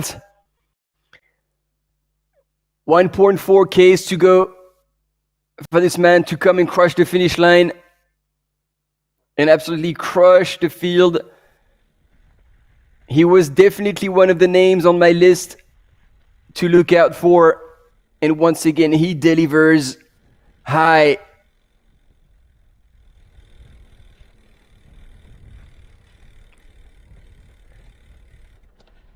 Dang, and at this pace, the final K is probably going to be done sub 4 minute. Mind-blowing the performance that Luo Tao is offering us today. What a performance.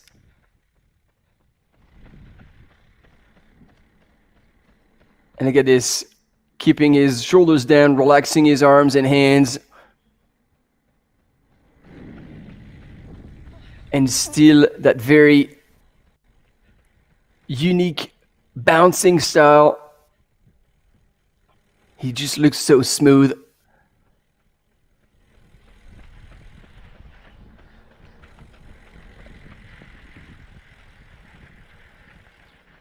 And you can see, like, it's not easy. He's digging deep, but he's going for it.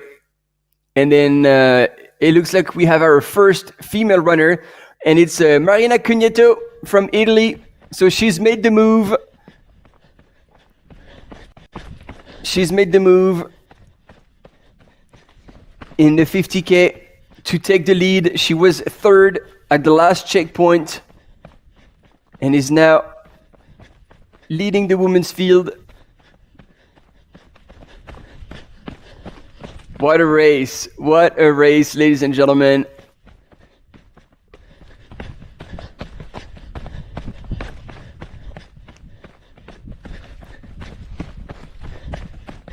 So the question is, we seem to be completely missing from the ranking, like Ha Ho Thi from Vietnam. So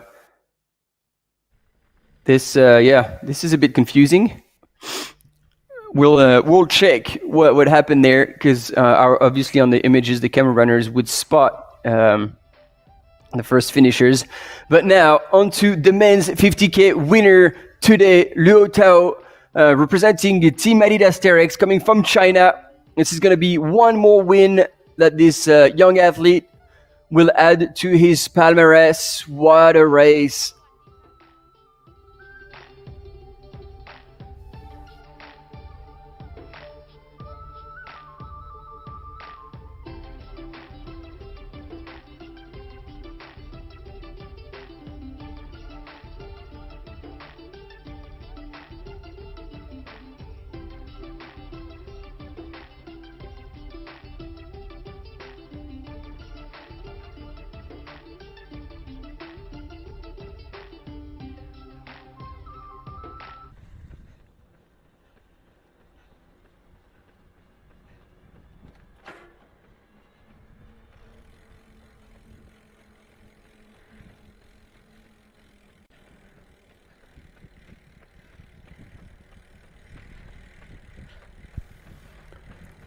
And there he is, 400 meters to go.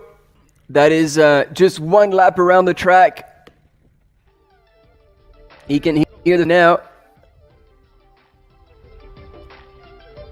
In the meantime, I got confirmation from the studio that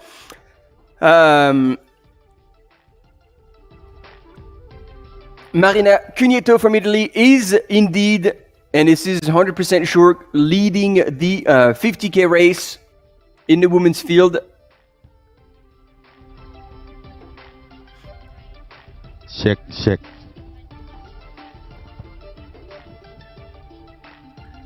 And there we go. Coming down the stairs. And into that finish line. I will let you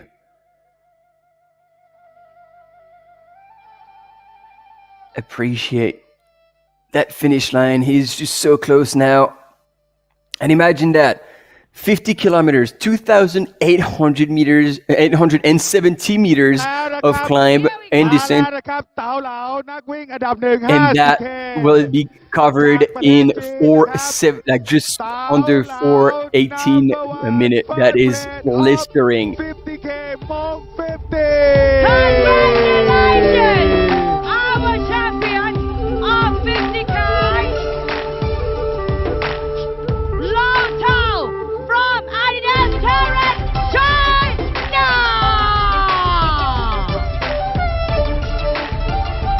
ทำเวลาไป4 ชั่วโมง 17 นาที 4 hours and 17 minutes Michelle Politi, please.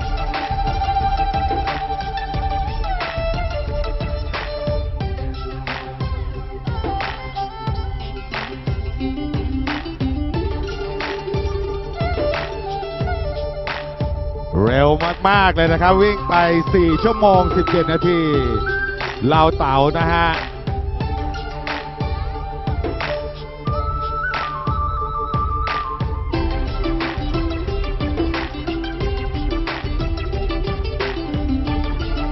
Congratulations to our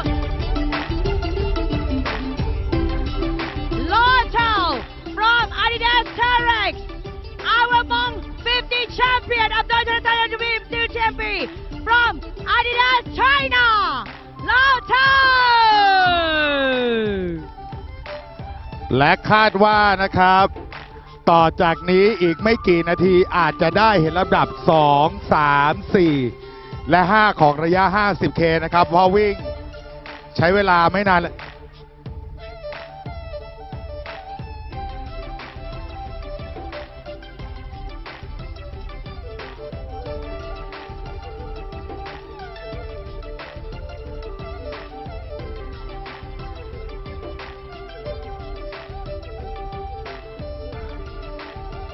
And may I invite Mr. and Mrs. and Mrs. Kathleen Politi, the co-founder of the UTMB World, presenting the trophy and also the Deputy Governor of Podium Thailand, Mr. Sakdajanthek, for the finisher shirt.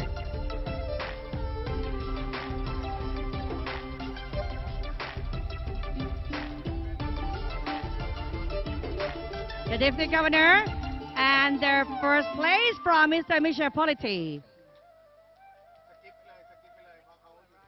Here, our Mont 50, Doi Inthanon Thailand UTMB champion. Law Tao from Adidas Tarek, China.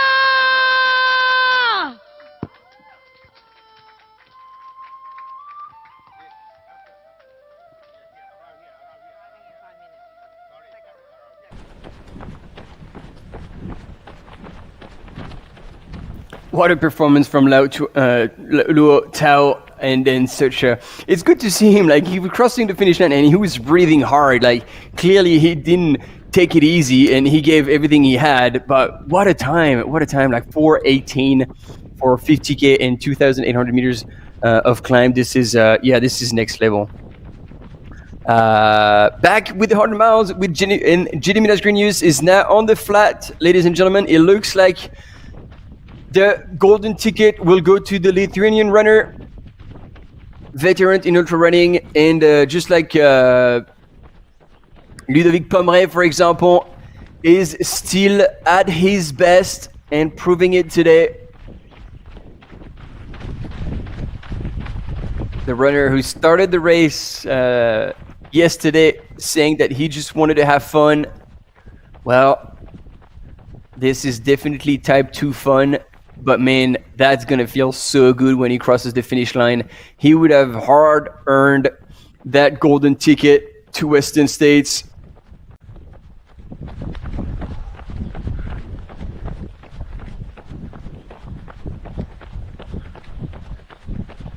Less than a K to go to make it to the finish line. And he just keeps looking back.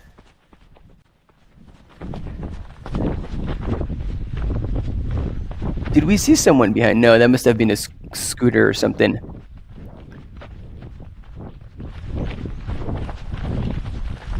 No, there's still no one to be seen behind. Benyat Mamisol has not managed to close the gap.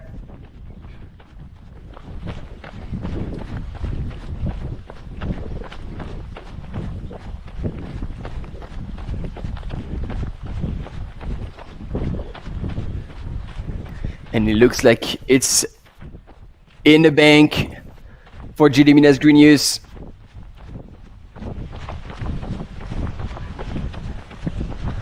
He would have deserved that second place and everything that comes with it. What a grind. What an example of mental resilience and mental toughness. When everything falls apart, you just keep going through, keep pushing through.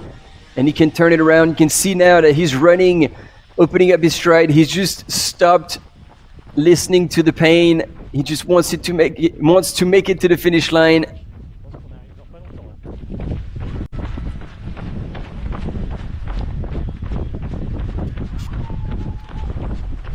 How good is that going to feel? Yeah, I think we can already hear in the background Sophie on the finish line.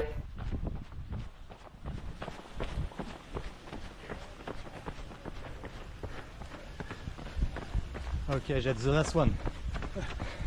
Be strong.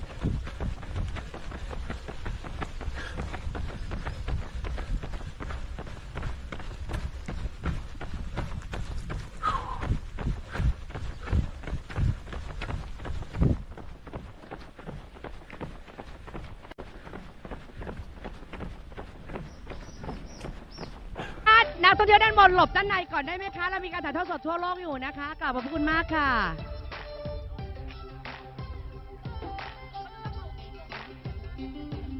And as we have Gediminas Grenius in the 100 miles about to take the second place in the men's field. Once this is done, we'll have a look at the 100K race that is going on, because there is a lot going on as well on that race. And indeed, we've got a lot of fans out there for Hohati, still in the lead at B4 aid station. We'll come back to that as soon as Gediminas Grenius had come through the finish line and claimed his second place, as well as golden ticket to the 2024 Western States Endurance Run. and his qualification for the UTMB World Series final at the end of August in Chamonix.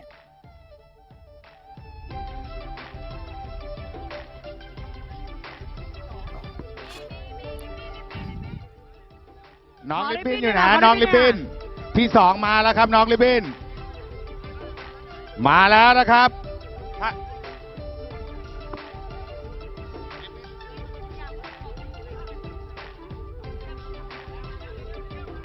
น้องลิบบินเร็วเร็วเร็วเร็ว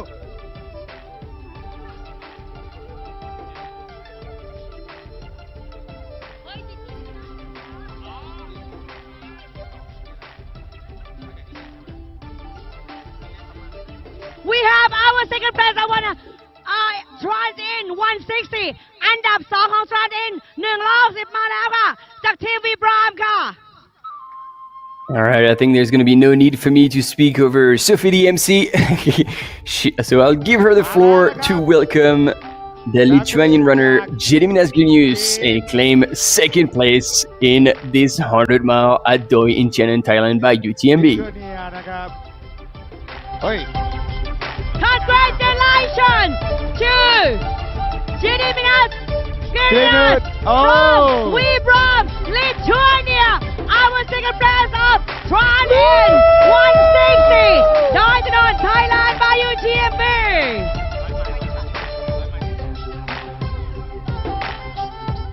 You can relax first, relax first, relax first.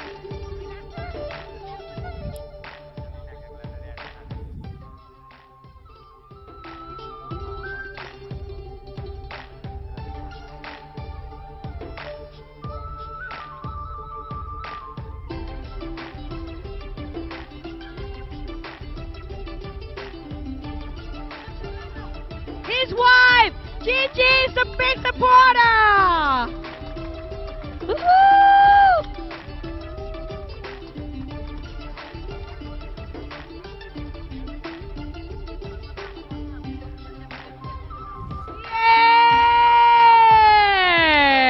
Yay!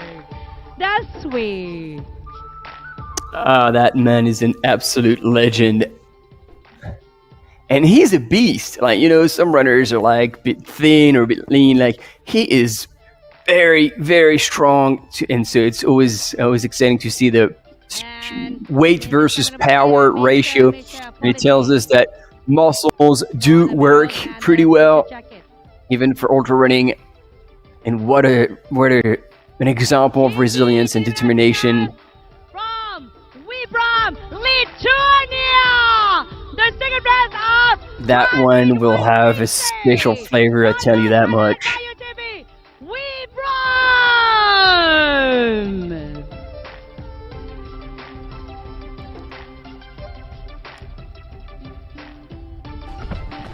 He's just super fast. GG, Gediminas Genius. Team 7, du coup, c'est les deux premières femmes Scarpa qui sont en tête.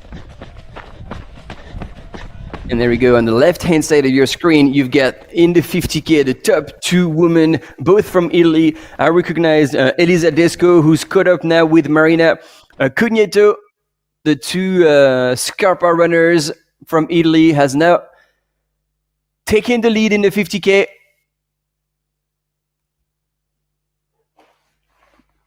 But we seem to have lost images.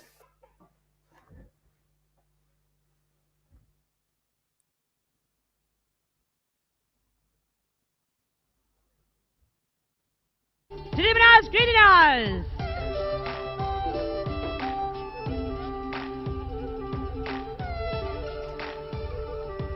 Well done, well done. Unbelievable.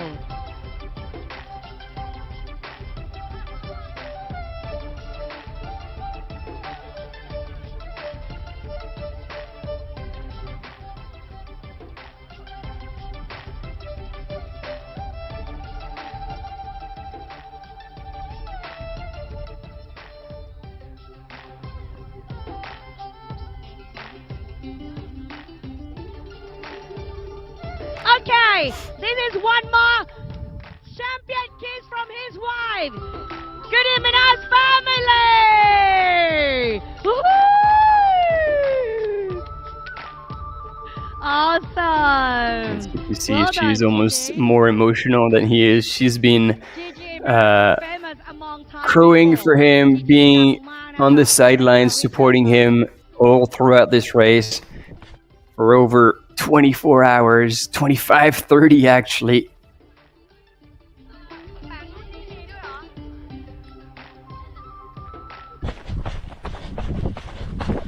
And we go back and it's Elisa Disco who's taking the lead. We just saw her pass her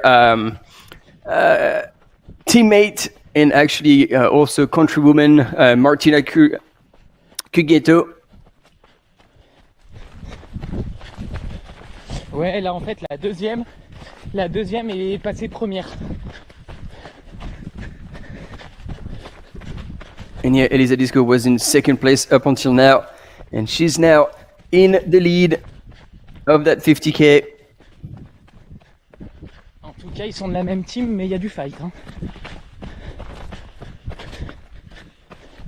And camera runner says, like, yeah, they're both representing Scarpa. They're both in the same team, but there's definitely a big fight between the two women.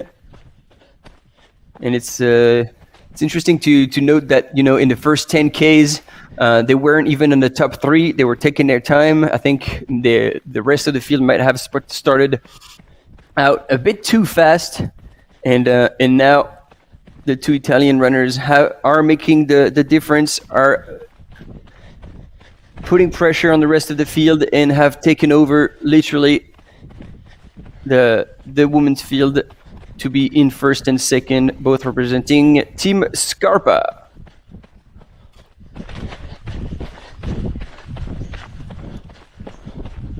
Ouais, le deuxième, il était 6e au ravito. Enfin, il y avait 6 minutes d'écart avec le premier au ravito là-haut.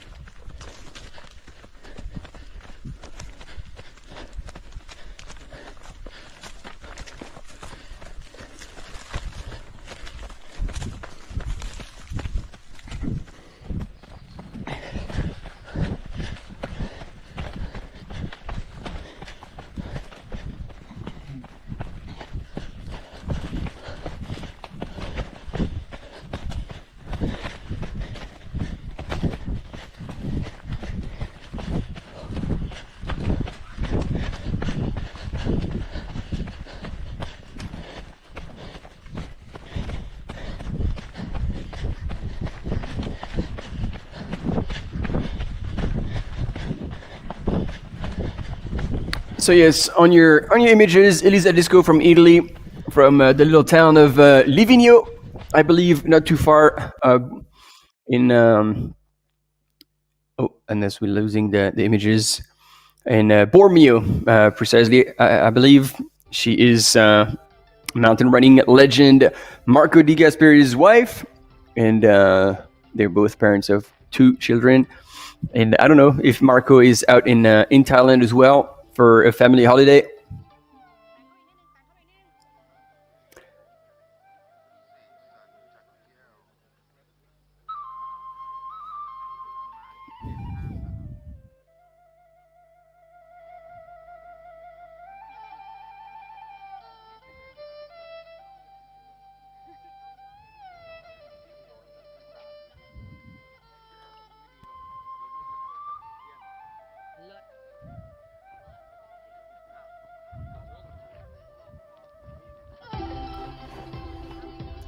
And I was looking at the chat. There's a big community cheering Hohati.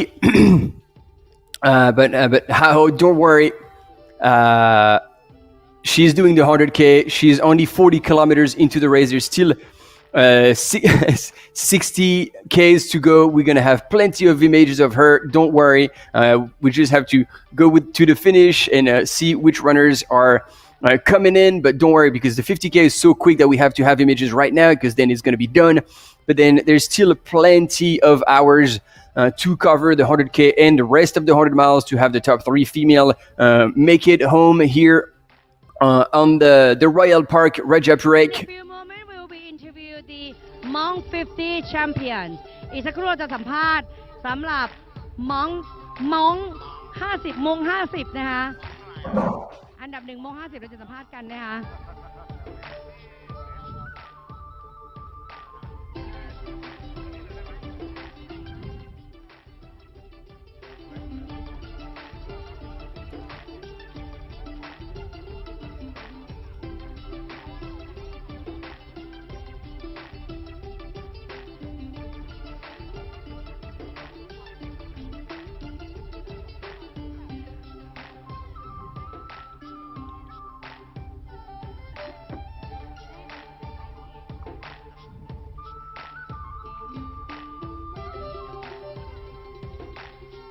Allez, super.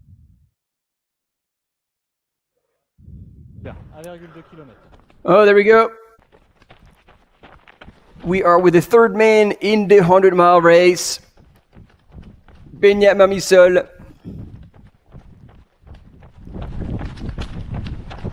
Definitely fell apart a little more because 7 Ks from the finish line, they were together with JD Minas Grenius, and then JD Minas chose to leave the aid station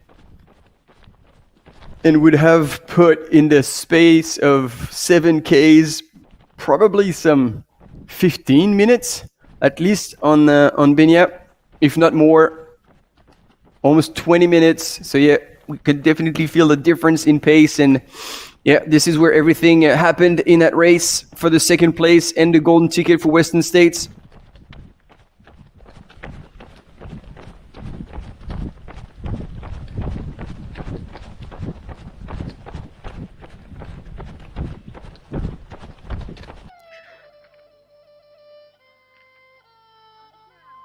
And there we go, ladies and gentlemen, our American runner Michael Bedouin-Rousseau, representing Team Brooks, is now coming in the final stretch. And he's moving as well. Look at him go. Probably like 400 or 500 meters to go.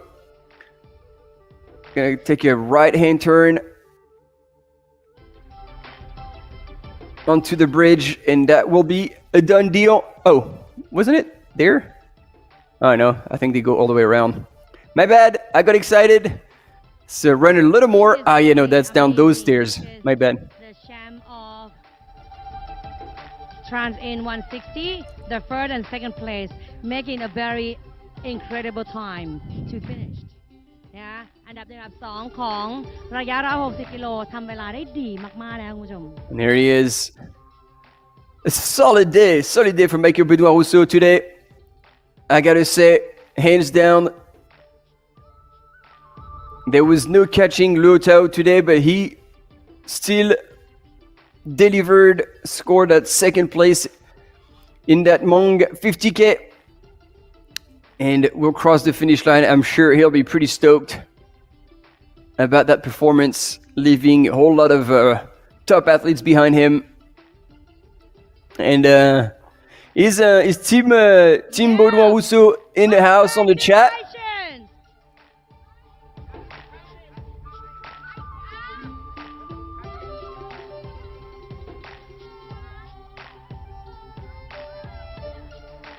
Quang.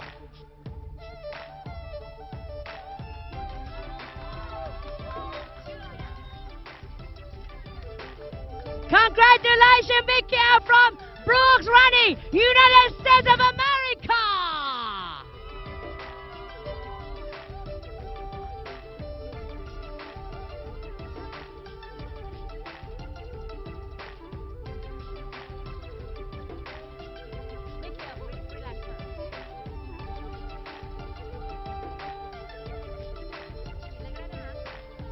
Yeah, that was a solid day in the office.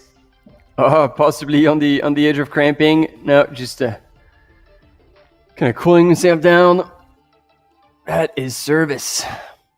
And yeah, it's probably getting pretty hot right now on that finish line. Our 50K second place, Mikael Buduri Russell from Brooks Running, United States of America, USA. Is your wife here? No?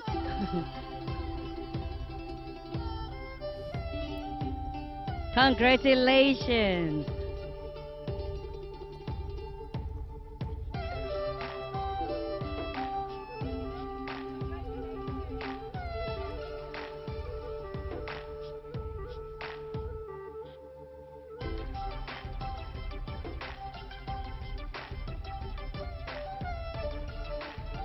And a finisher jacket from Mr. Michel Politi.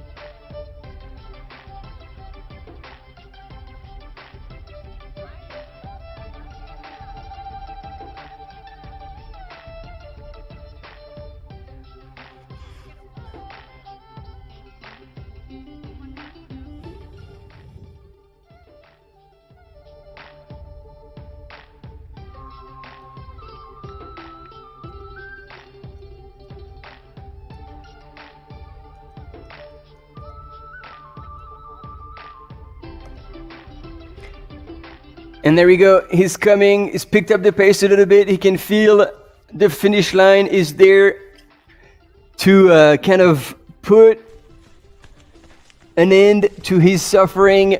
178 kilometers, over 10,000 meters of elevation gain in this point-to-point course to make it all the way to the finish line here at the Royal Park, Rajapure. And on the right-hand side of your screen, you still have Italian runner Elisabesco charging now in the lead of the 50K. After passing her team partner from Scarpa, as well as actually also from Italy, Marina Cugneto.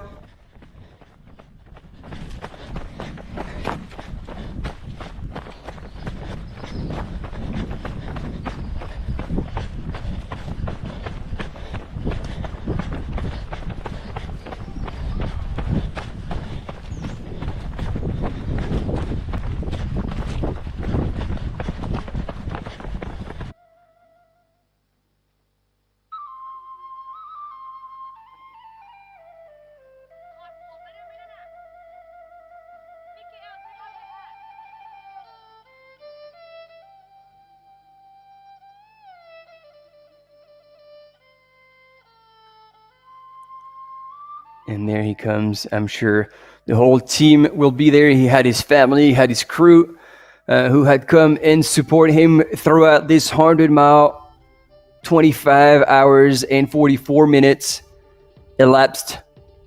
And Benyat Mamisol is about to take third place in this Transitanian 160.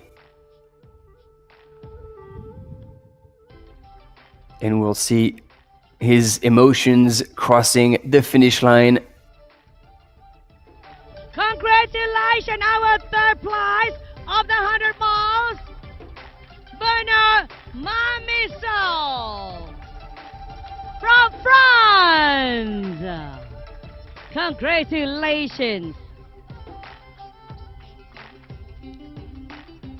And the 50K, third place, IIC from China is on the way as well. Yep. It looks like we also have the third place finisher in the 50K coming in strong, Shi Ai. And we can definitely see the mixed feelings on Benya's face. He knows he's missed that golden ticket. On the 50K, IIG from China. But still, really solid performance to finish third place at this UTMB World Series major. And here on the right-hand side of your screen, Shi Ai, look at this, he's bouncing. He's coming back for the photos. Yeah, IIG from Thailand, Third place China. finisher. The third place of Mont 50.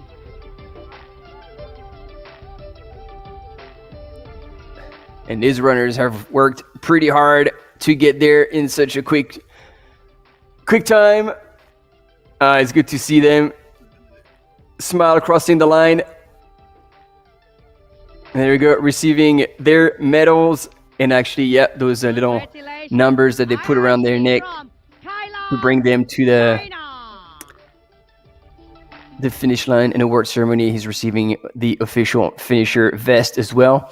And he looks in a bit in a rush to get out of the finishing shoot. So maybe he wants to see someone, or probably also need to go to the bathroom or something. Who knows? Who knows?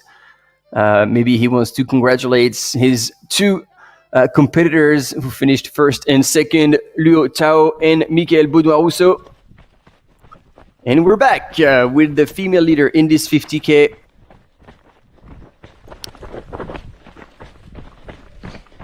You want to pass? And living in the Alps, she will be comfortable coming down this technical single track, but our camera runner nearly hit the deck there. Good thing that didn't happen, because otherwise we would have lost images. She is charging. It'll be interesting to see possibly behind Elisa if she's opened the gap with Marina Cugneto, or if they're still close enough to have a battle for first place. We'll see that very soon, and after that we'll be going into the 100K race. And obviously we'll still be there for the finish of the top 3 women in the 100 miles. But before that, quick commercial break to give us a bit of a breather. We'll be right back with you after that. So stay with us.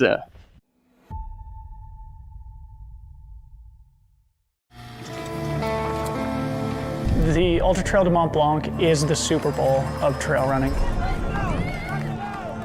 I've had 4 attempts at getting to run UTMB. I mean, 4th place without a doubt feels unfulfilling. And failure is okay. The current fall is just one moment. The places where you really grow are the ones that keep kicking you in the teeth.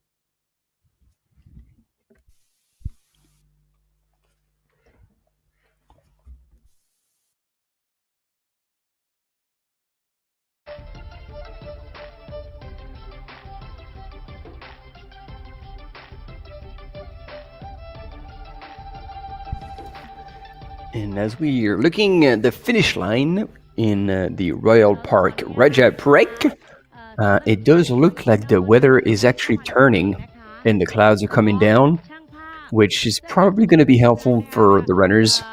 If that helps the temperature drop a little bit and make it a bit more bearable for that back end of the course, at least for the 50K runners and the 100K runners. So I had a look at our film plan because obviously we had a film plan to put all the camel runners, mountain bikers on all the different courses to follow the runners. If obviously they are on time with the time predictions that are made, because those are absolutely new course. So that's why we waited for quite a bit before the 100 miles runner came through the white temple on top of the hill before we could catch them.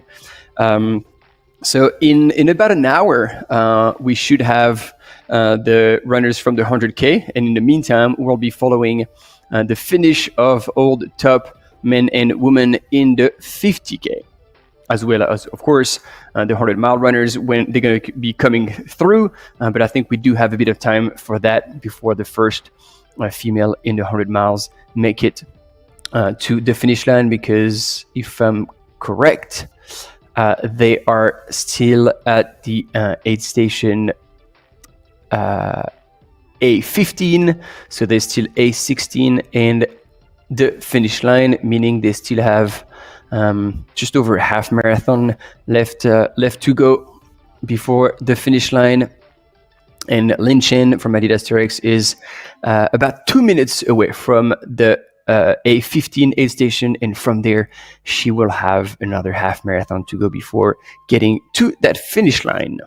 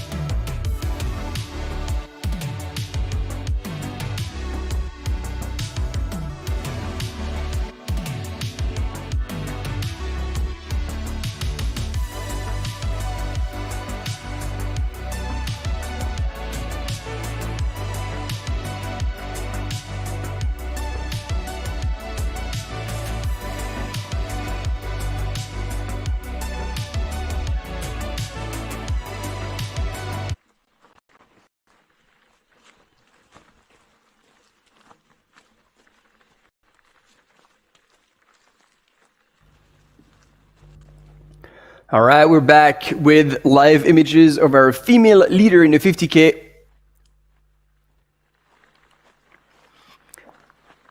Still power hiking up that hill, that one final here before it's all downhill into the finish line onto the Royal Park Rajaparek. And after sitting in second behind Marina Cugneto from Italy, Elisa Disco is now in the lead.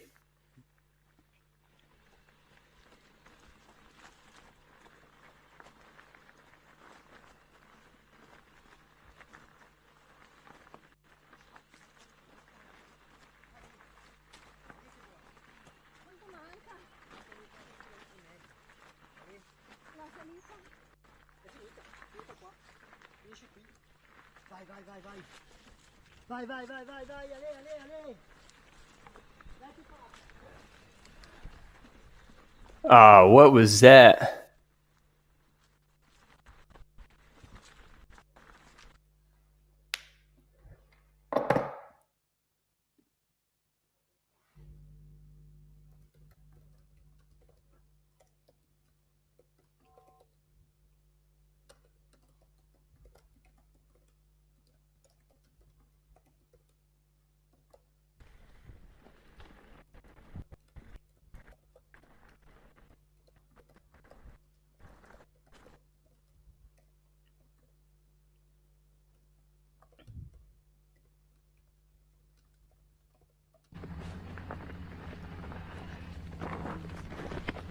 Yeah.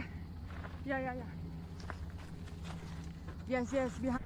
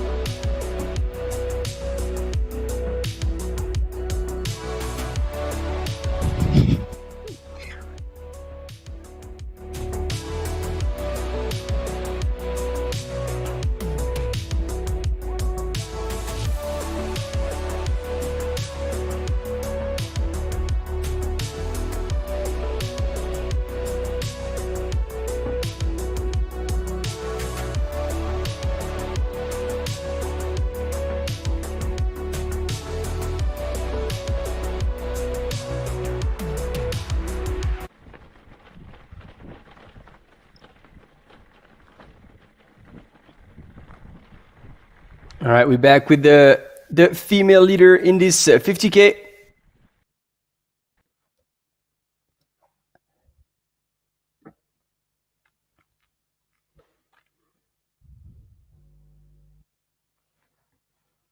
And we still don't have quite clear images here.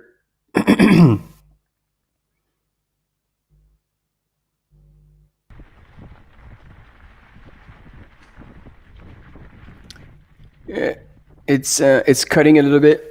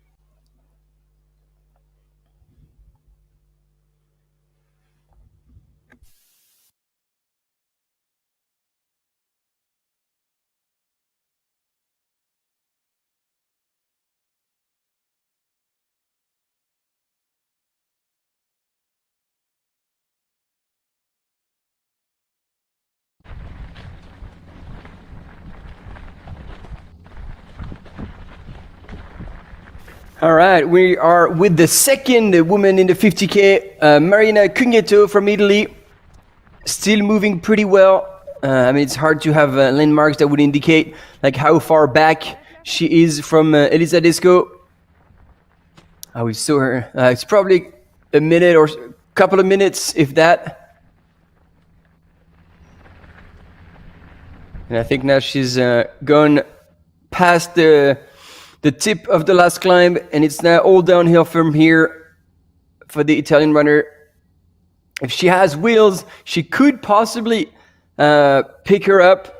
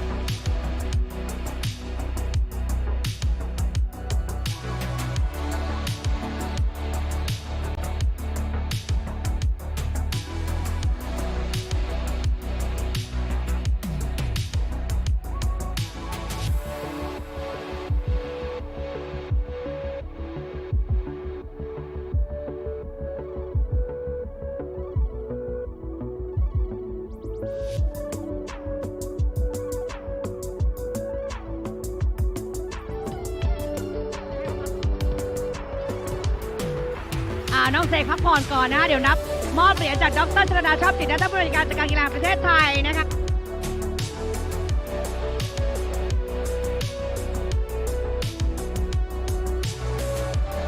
มง50เสกสรรจัดแก้วไทยแลนด์น้องเสกไปตรงกลางเดี๋ยวน้องเสกไปตรงกลางเดี๋ยวลูกถ่ายรูปตรงกลาง50ยืนตรง50เลยยืนเหยียบ100ไปเลยนั่นแหละสวยมากเสกสรรจัดแก้วไทยแลนด์ท็อป5 number 1 Thai runner up มง50ชายไทยคนแรกนะคะมง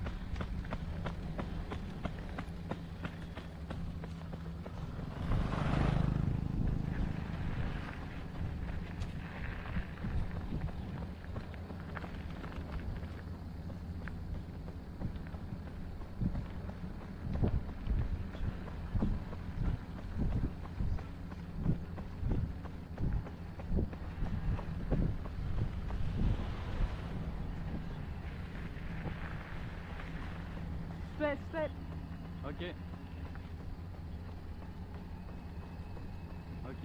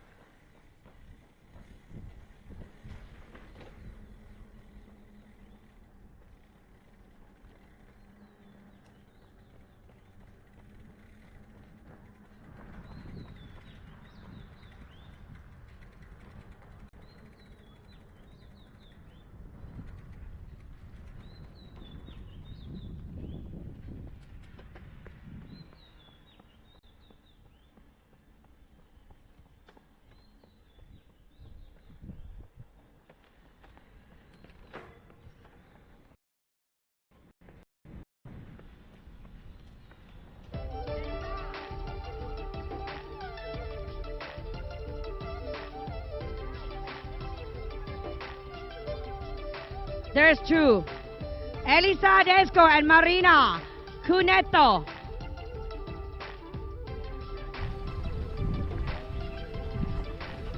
Oh, both Scarpa team from Italy. Whoa, Scarpa. พี่วีมาแล้วพี่วี Scarpa, both of them ปี้กันมาแล้ว Scarpa Italiano.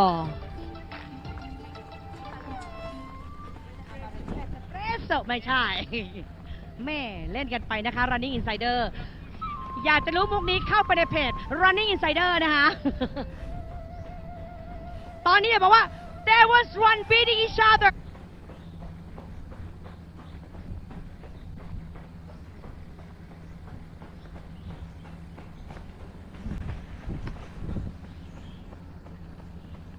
Oh my God, let's see who's gonna come first.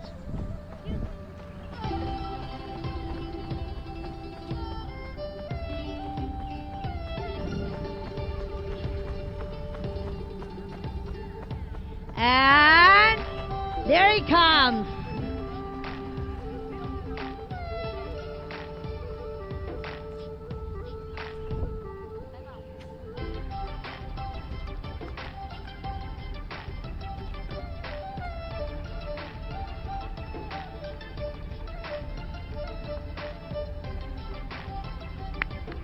Congratulations! Here she comes back, some time for Scarpa Italiano. Here she comes. Who's gonna be? Elisa Marina. แต่มาทีมเดียวกันเลยนะคะ Scarpa Italy.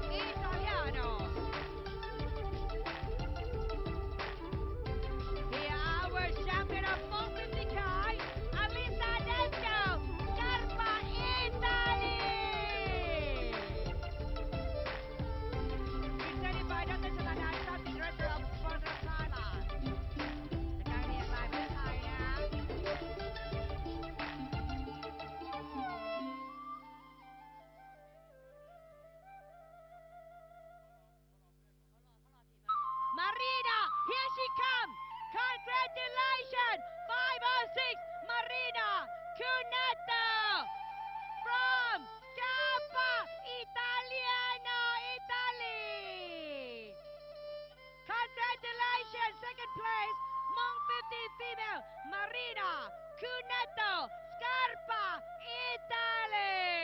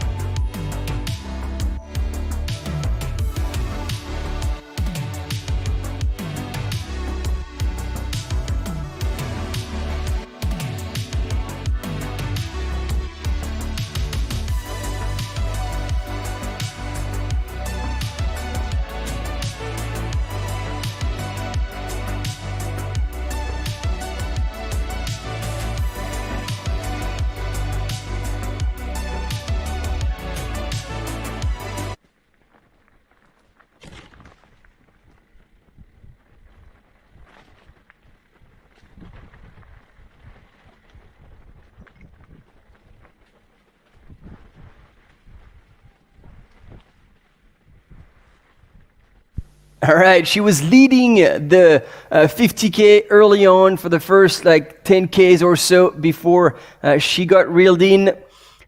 But she made her way back onto the podium into third place and is now barely a couple of Ks away from the finish line.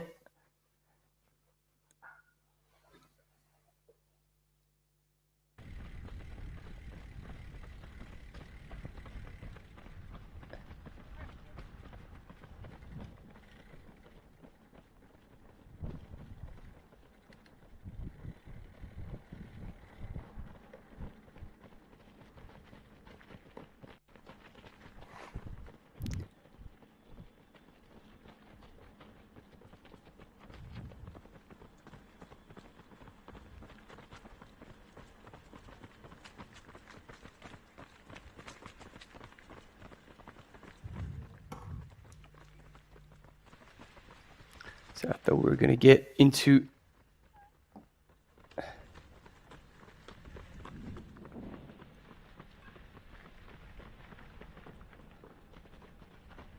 the 100K, but no, we're following this podium right now. Man, this is nonstop, and look at that cadence. It's got to be like over 200 stride per minute for Zhu Rifeng.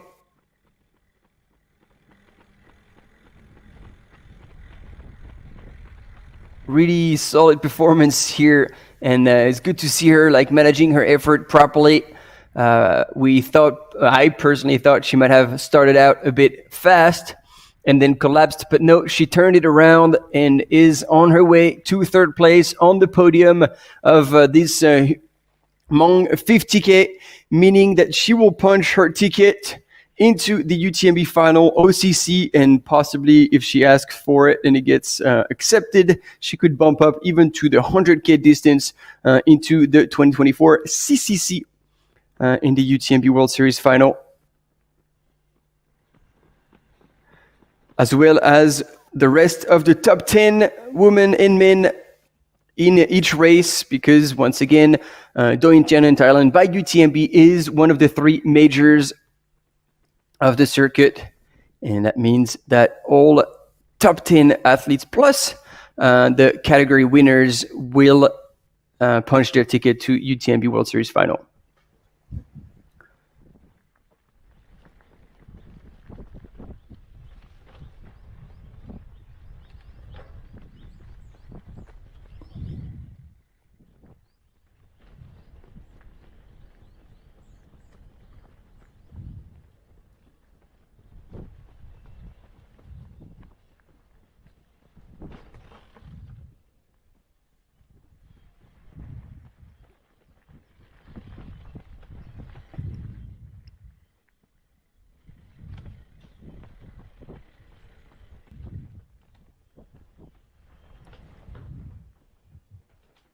And actually, Zhu Rifeng had already competed this year into the OCC, finishing 31st. And before that, she had only raced in China back in 2020 on the 50K distance. She was over 3 races that I have here. She was twice first and once second, and then nothing in 2021, 2022, and then back in 2023, first at the Ultra Trail Ninghai by UTMB 60, the Adidas Terex Zhongli 168 Ultra Trail, but the 72 distance, 72K, and the OCC in Chamonix, France, where she finished 31st. So now she's punching her ticket to go back. This might have been her intention all along, but she's proven that she definitely is worthy back in racing in this UTMB World Series final in the 50K distance.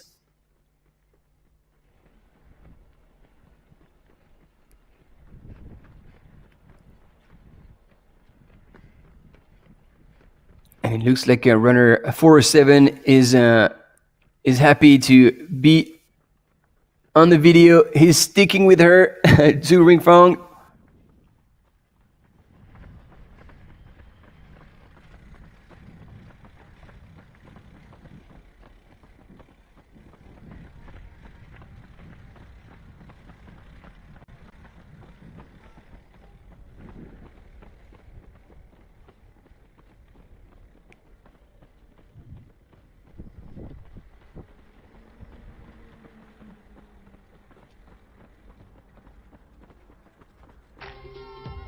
And it's interesting to have that perspective because I didn't realize that section of the road was actually downhill. But it really is when we had the point of view from the camera mountain biker in this case. So that's kind of like the final ramp to launch you down into the finish line before you go down those red steps. And this other runner is really tagging her the whole damn way. She's finally opened up a gap in the steps. She's made the break. She's pulled away to have a clear shot at that finish line.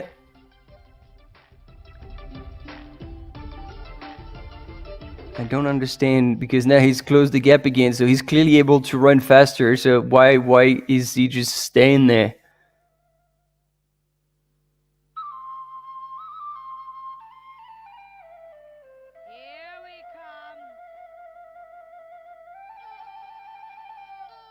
Yeah, there's probably something I don't know that explains it all.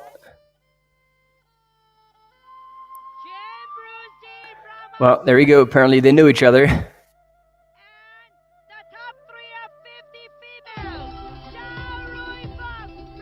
Or not.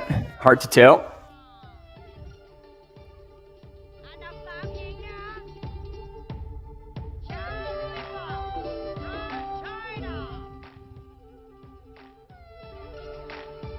Oh my god, it is Jay Dean, ladies and gentlemen, who was coming back. I completely missed it all on. I'm pretty sure you guys were yelling it in the chat. Oh yeah, Ben, there we go. Man, I was not looking at the chat. That's why that's what you're talking about. He must be stoked, but like I think he waited for her. Like he could have gone way faster. He looked like pretty fresh at that point. I just couldn't comprehend what he was doing.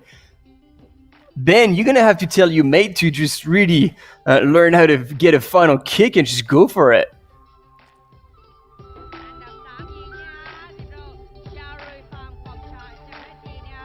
But yeah, freaking huge result indeed. Legend.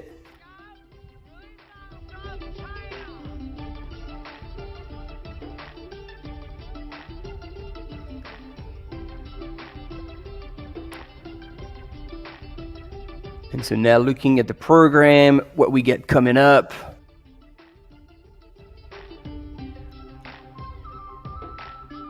It's possibly depending on how far into the race they are. But here we go, like a quick recap. Luo Tao has absolutely obliterated that course. 4:16:58. 23 minutes later came Michael Baudouin-Rousseau. Also strong performance for his first attempt at the distance. And then Shi Ai in third place. And in the women's category, Elisa Desco in 5:17, 5:19. Marina Cugneto from Team Scarpa. And then finally Zhu Rifang, who just crossed the line in third place after once again leading the field and representing Team Vibram. And as anticipated, we are now transitioning into the 100K race. And wow, it looks like there's a whole heap of people there because it might be runners from different distances now piling up in this aid station. It's called B2. So that seems to be quite early. Let's have a look. Let's have a close look at it. Yeah, I'm a bit confused because B2 was 24 Ks in, and obviously runners are now way past that.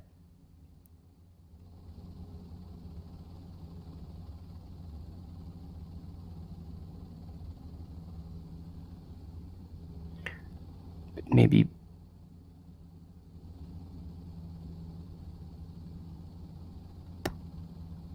no, unless I can't read and it's not a B2, but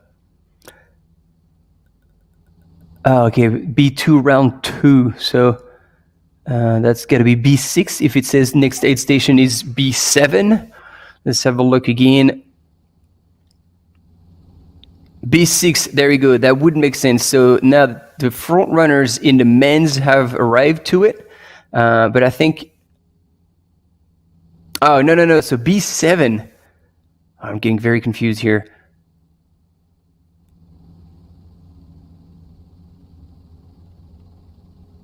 Yeah, no, that's it.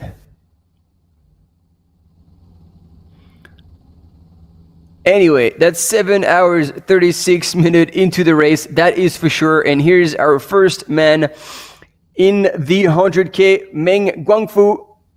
So the ranking was right. The winner of the Transland Tao 2023 is on a mission. And he's giving our camera... No, it's not our camera runner, but he's giving that content creator a whole lot of trouble to try and keep up with him. Luckily, we have... our drone pilot doing a fantastic job at offering us those shots as he's winding through this little village. And he is not messing around. Like, he is out.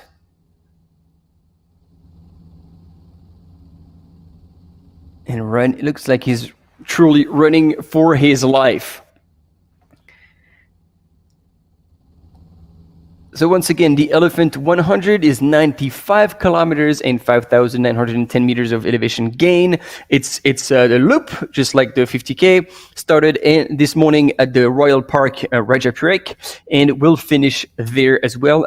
As a matter of fact, all races will finish at the park with that super cool finish line. And Meng Guangfu from China, representing Team Hoka, I can see from the distance, I believe. And good call to have an aerial shot there, because the way he's running right now, that would have been a bit of a trouble for our camera runners to keep up with him. And a very good spotting for our drone pilot to be able to see which runner they have to film amongst that stream of runners who are probably the 50K runners that Meng Guangfu is going to have to navigate through.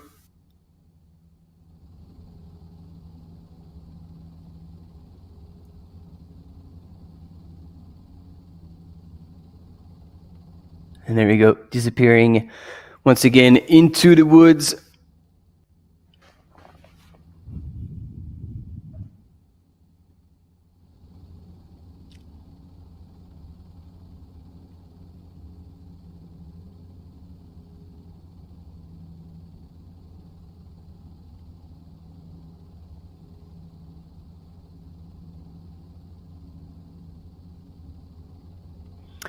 All right, I'm just having a quick look at the chat.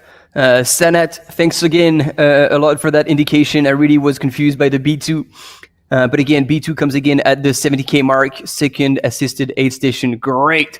Thank you so much for these details. It's priceless. Appreciate it. This is how we make a very collaborative live coverage, because obviously I don't have all the answers. I don't have all the understanding of what's happening on this course, especially that's a new course this year.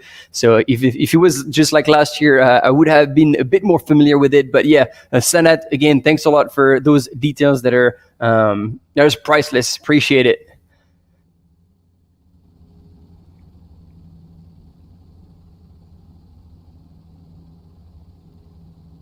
And so again, looking at the course, that was the last opportunity for the runners to see their crew, apparently from what Senna was explaining.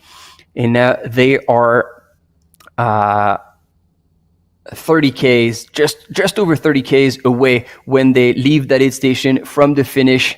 So,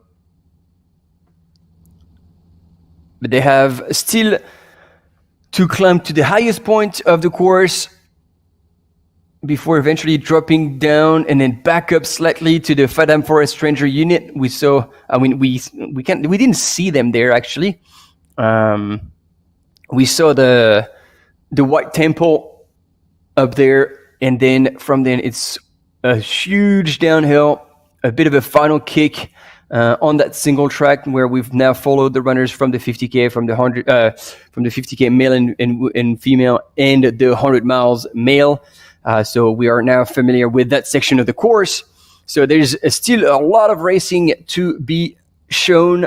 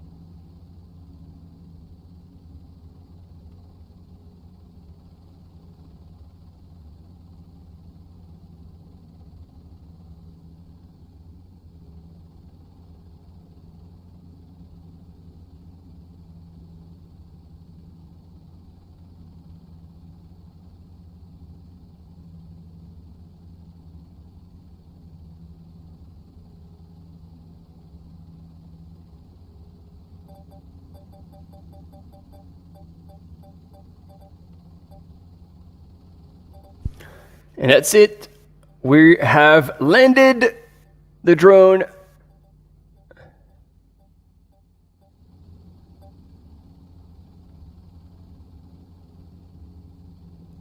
Boop.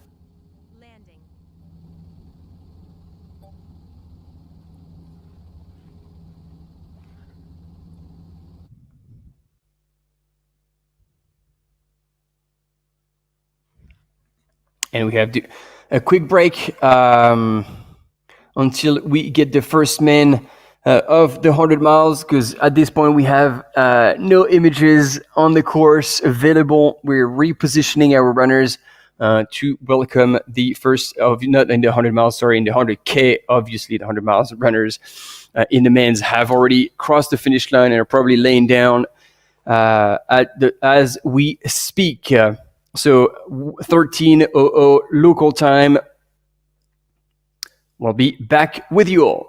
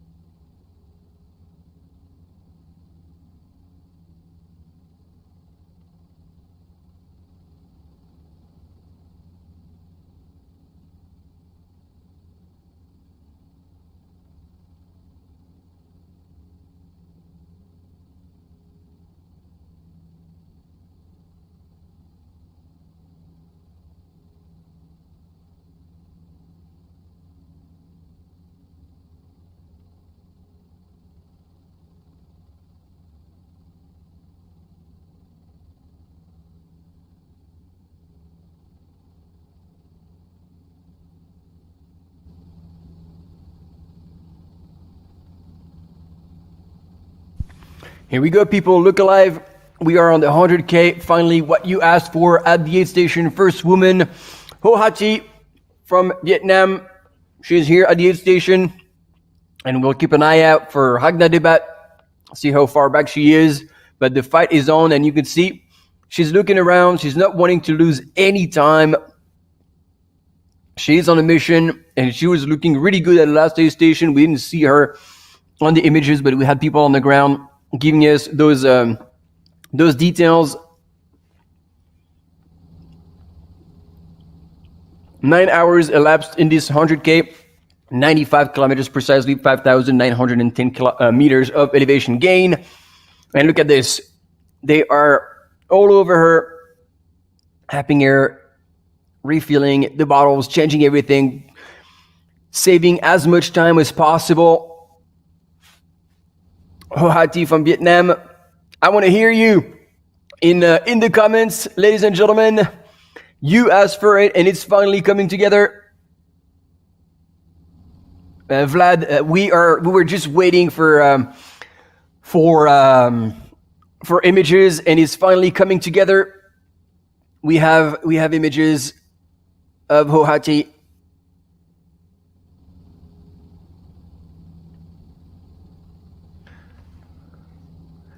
We don't have the sound quite yet. And what I would be also interested in is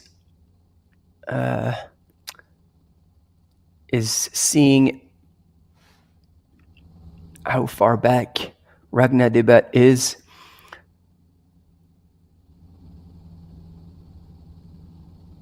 And it looks... Yeah, the update on the live cover on the live trail is just not working. That's a shame. But there she is, coming out of the station. Pick up one last thing, and there we go. Up she is, and you can see she is not messing around, giving a little bit of a nudge to the camera runner who's with her, and she is coming out like a storm, coming out of the station where we saw the male leader come through possibly like an hour ago. And yet she's just making sure she's going the right direction. Final check before coming out. And once again, those beautiful aerial shots of our female leader, Ho Hati from Vietnam. And let's enjoy those images, because I'm afraid these are going to be the only ones we're going to be able to offer you. The next section, as you remember, for the men's, perhaps we weren't able to give you any visuals of them coming through after that aerial shot, after they've gone through the village. But there she is, looking good, looking strong, still moving at an incredibly solid pace.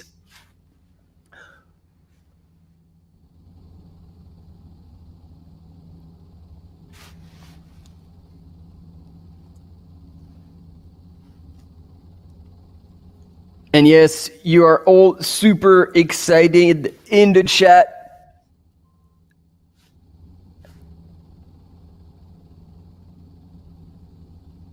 And she's now catching up with a lot of the 50K runners.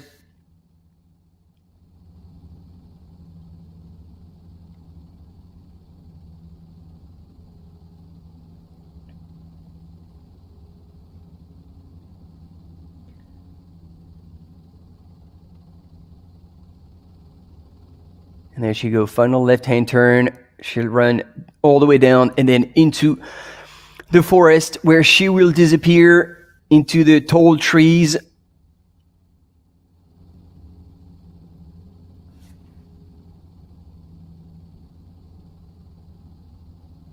But look at that. For all of you waiting for so long to see Ho Hati,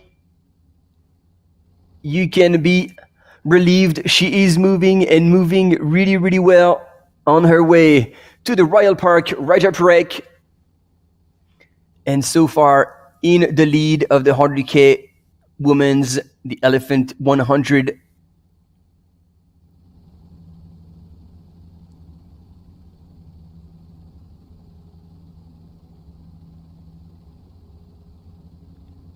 And you can see that now the clouds have come further and further above Chiang Mai that you can see in the distance. Oh, you can't see in the distance, but you can guess in the distance. Sorry. And then we're gonna check, because man, that live trail is just not working for me. I don't know if it's working for you out there, but I have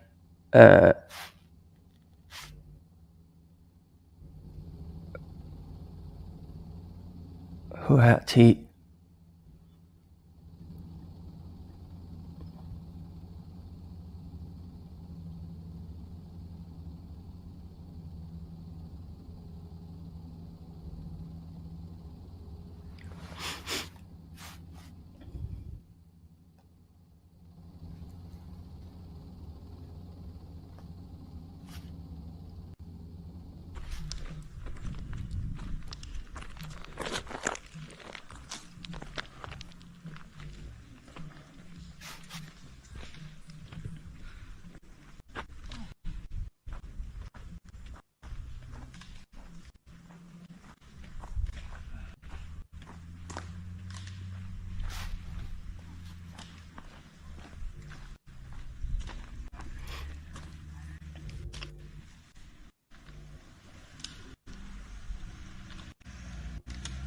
So who do we get here coming through?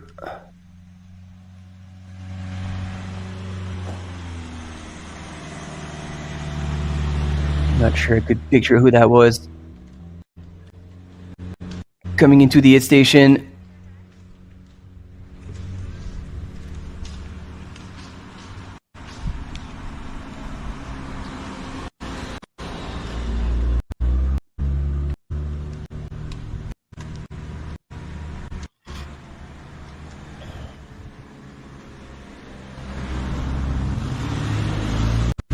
Vaut mieux que je coupe tout parce que j'ai plus que 30% au téléphone et je fais la batterie sur la GoPro.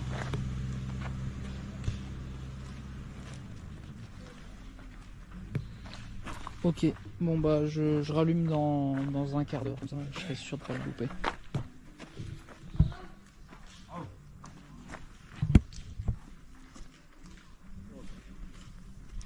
All right, looks like we got no one coming up, so we'll have a little bit of a video edit about the lakes around Chiang Mai, and then we'll be back with you shortly. But just to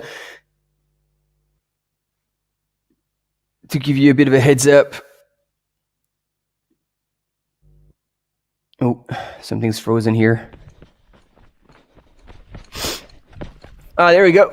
We are men leader in the 100K. And he's been doing really well. He's gone through the B7X station, Meng Guangfu, representing Hoka, China. And still moving pretty well. So as you can see now, we have camera runners all over the place, but it's just that a matter of the images to actually be transferred all the way to us. Sometimes the reception doesn't allow that, and so all of a sudden we managed to get reception. And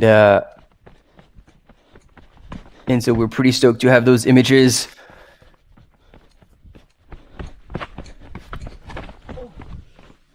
Of Meng Guangfu. Oh, what happened there?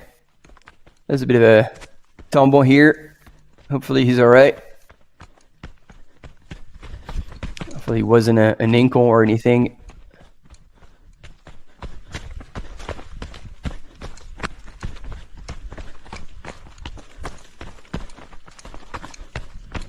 He might have been an ankle on that loose rock, but it looks like he's still moving, so no damage on that one.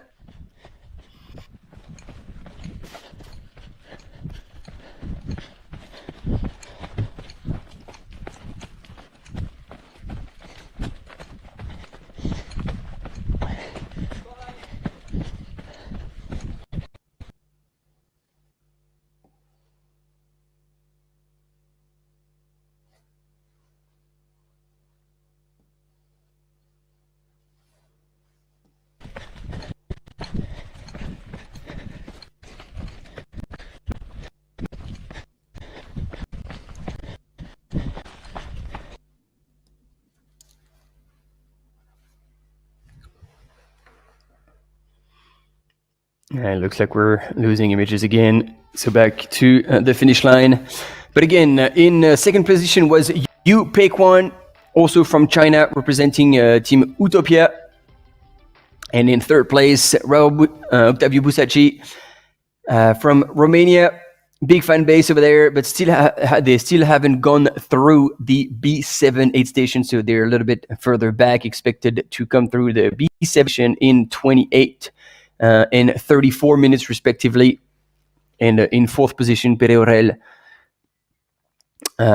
expected to come into the B7 aid station, actually 1 minute back from Raul Octavio Busacci, so they might be running together at this point or crossing path. We don't know, but that might be an interesting finish, because the second, third, and fourth runner are within 5 minutes of each other.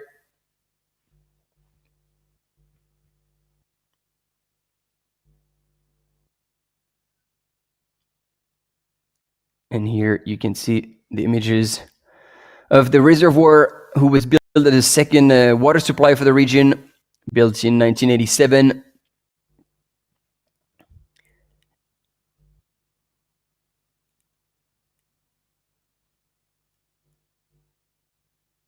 And this place has become a tourist site with the possibility to rent boat and swim in the lake.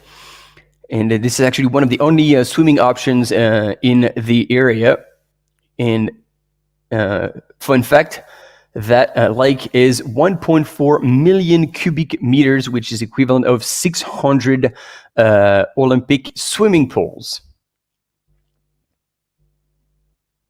So there you have it. A few more fun facts about Chiang Mai region and its landmarks.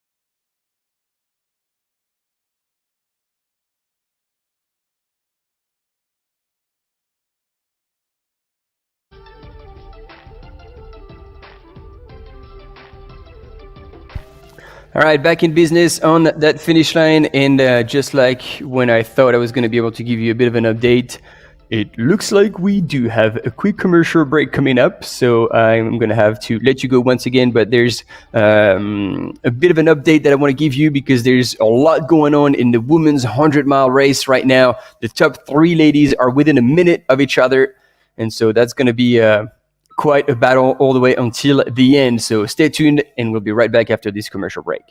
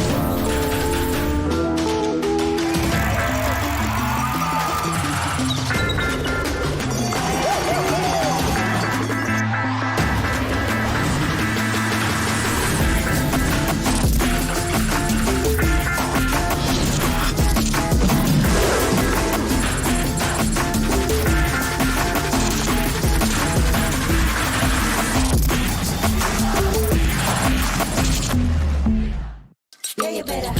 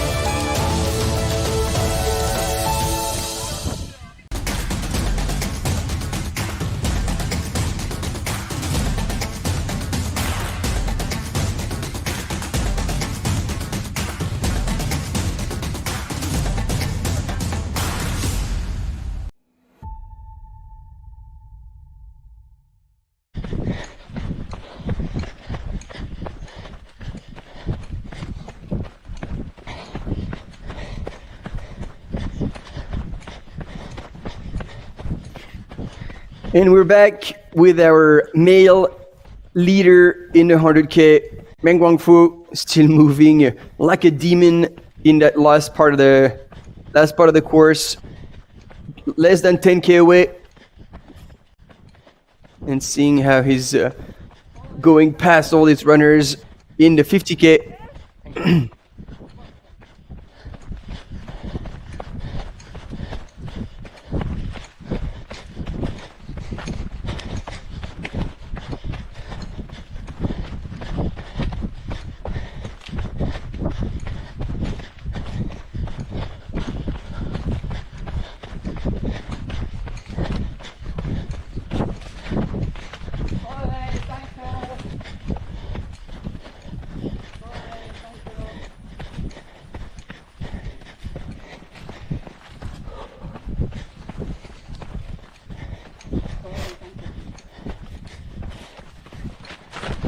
Wow, and that's it's a bit of a challenge here, going through everyone, but he's announcing himself, and all these runners are pretty good at moving out of the way. And I guess that's just a motivating factor, just like you playing Pac-Man and catching up all these runners.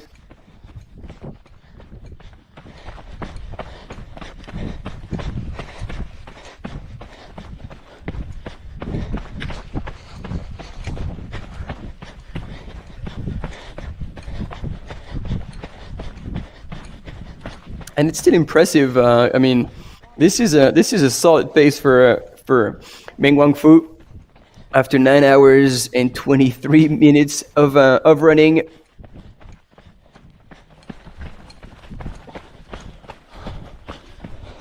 On that section, no wonder he's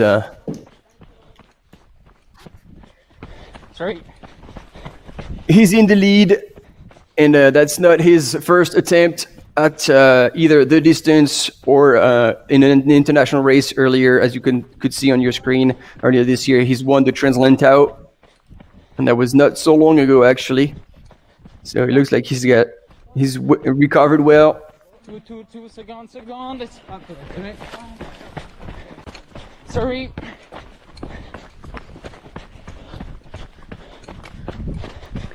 They should put a little bell on that camera runner, or a little honk. Nip nip. Coming in hot. Sorry. It is quite impressive actually. the pace at which he's moving. Meng Guangfu.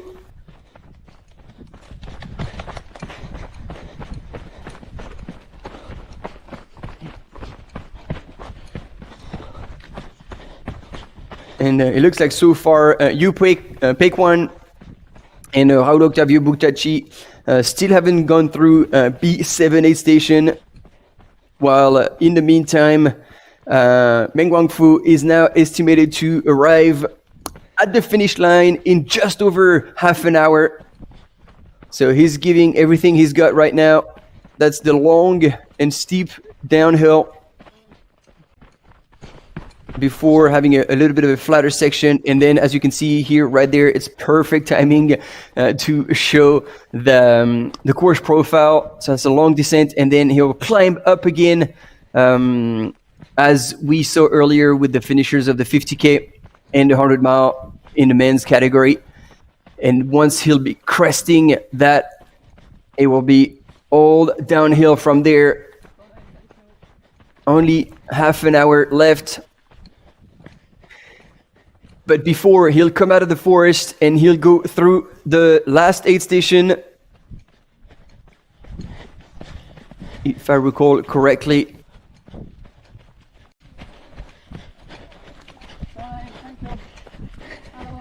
Yeah, that's right, the Fadam Forest Ranger unit. Let's go.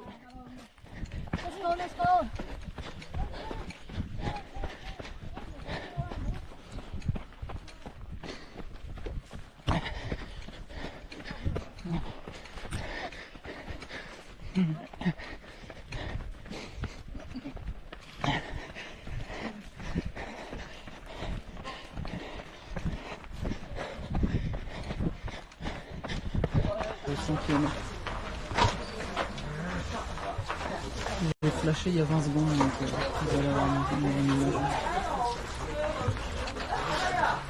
Hey team, so you're back. Mike TV, not sure we don't have the camera following the first of the 100 miles. The first of the 100 mile is long gone in the men's. I think you're talking about the women's. We're still waiting to have that, but there's a big battle going on in the female runner in the 100 miles. We'll talk about it just after that, after those images. Futiao Chong, we don't know, but we haven't seen her. And I just actually inquired as well about to Matt about Jenny Quilty. She's like further down the rankings right now. So I just was asking if she is okay. And now we see here on your split screen both front runners in the 100 miles, and then that's it. Yu Peikwan has gone through the B78 station, but he's quite far back from Meng Guangfu. And both gentlemen are moving at a really solid pace, but I gotta say, Meng Guangfu on that downhill is very impressive. Vous avez bien mon image? He knows that now it's only half an hour left to the finish, and clearly he still has heaps of gas in the tank. And he will keep the pressure on.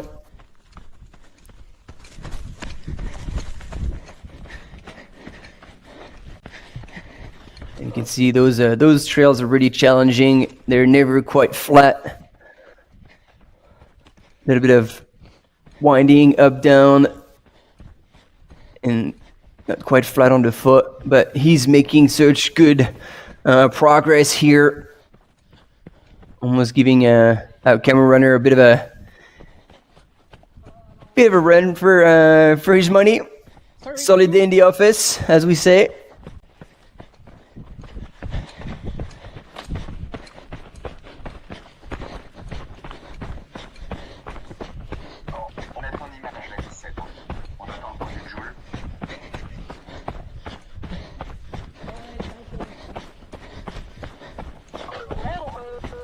Sorry.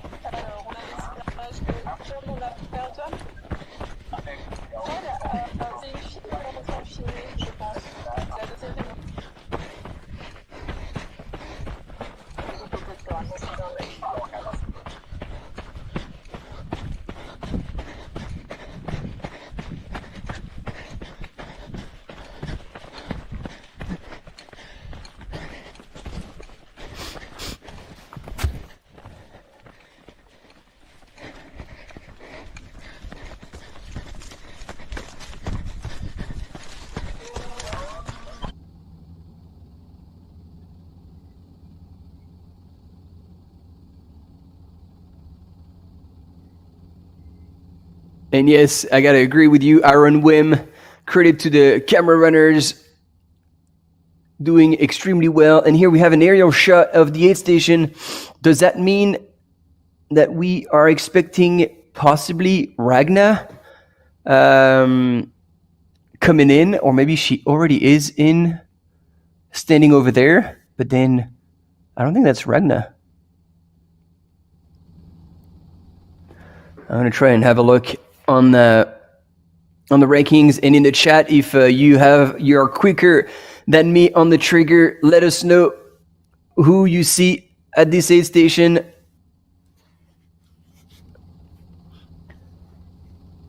No, we have technically Ragna has gone through the aid station a while ago. I don't think that ranking is accurate at all. So let's just see who's there.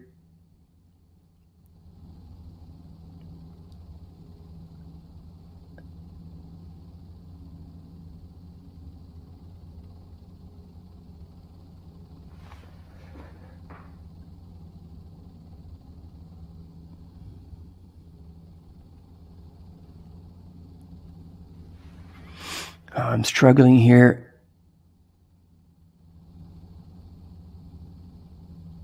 Isn't that I feel like the bib number is green.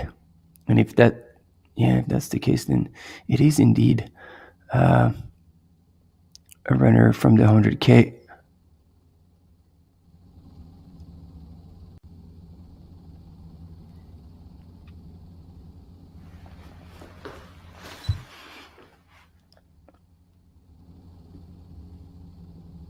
Anyone in the chat knows better than me who that runner could be? Please let us know. Give us a shout.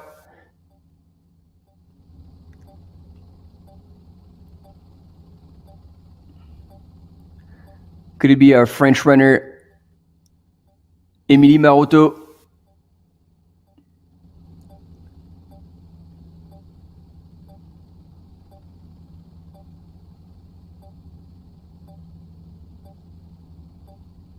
Delphine, you were telling us that there's some French people on the B5 aid station. Is that the one you were talking about?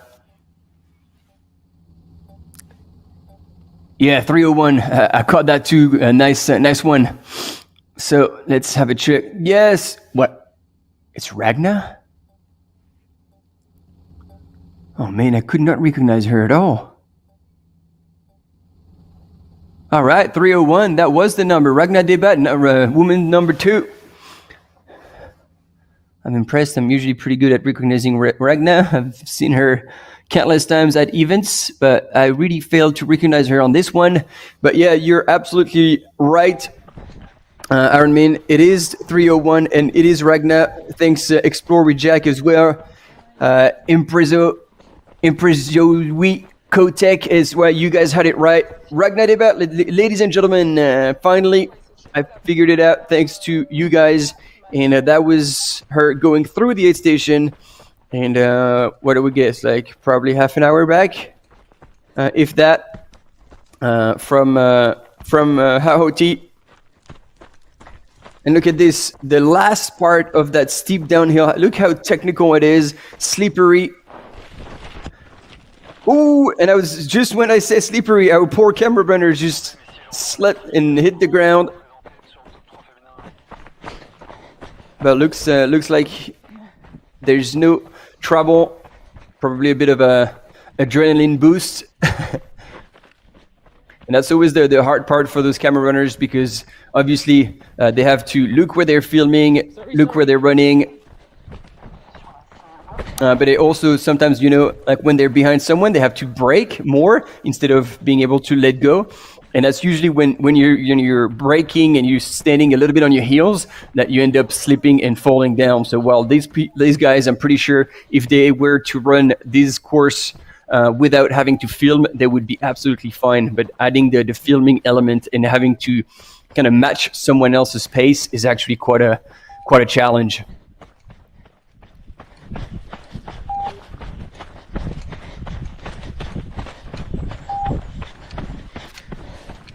But in the meantime, Meng Guangfu is still progressing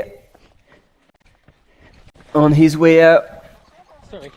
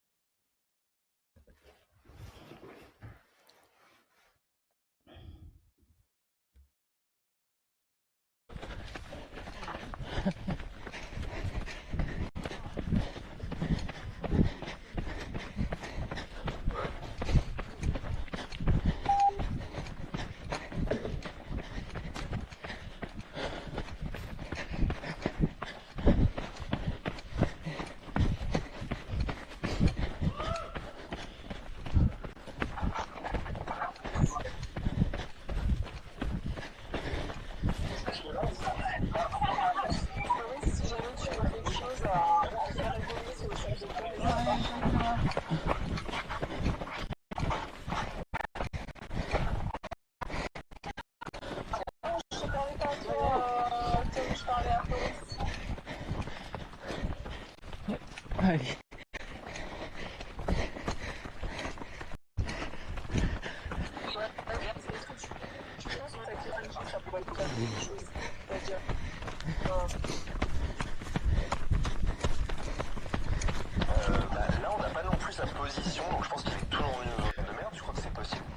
So just as an update, ladies and gentlemen, I'm looking at the 100K ranking in the women's category, and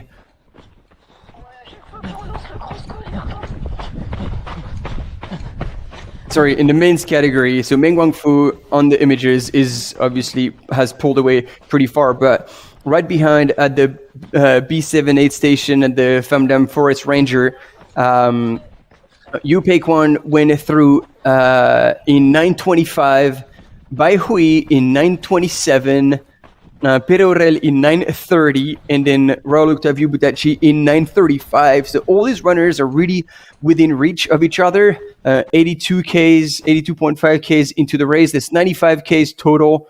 A lot can happen if any of them either kind of fades out or if one of them finds a second win for the back end of the race. So like keep your eyes peeled. It's going to be super cool to see that back end of the race and see how they're all doing.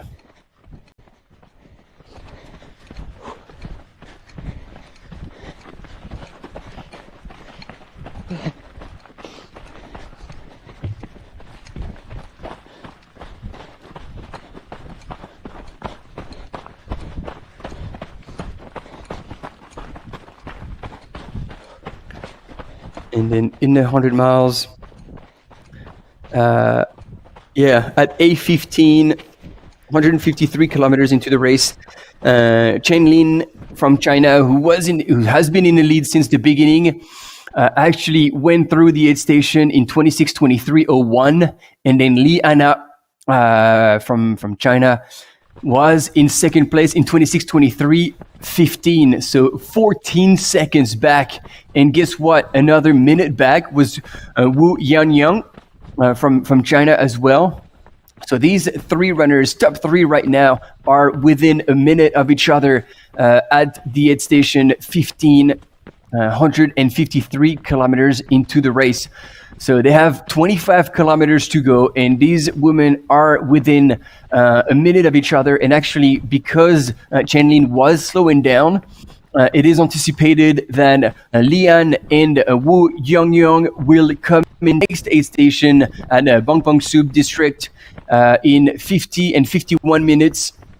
So almost together, but it is anticipated that Chen Lin, who has slowed down significantly, to be 35 minutes back from them. So we'll see, because obviously that prediction is only done by the algorithm of Live Trail, but it might still be an indication that something is changing in the lead of the 100-mile race in the women's category. So now we've switched with Yu Peiquan, who's starting that long, steep, technical, and challenging descent.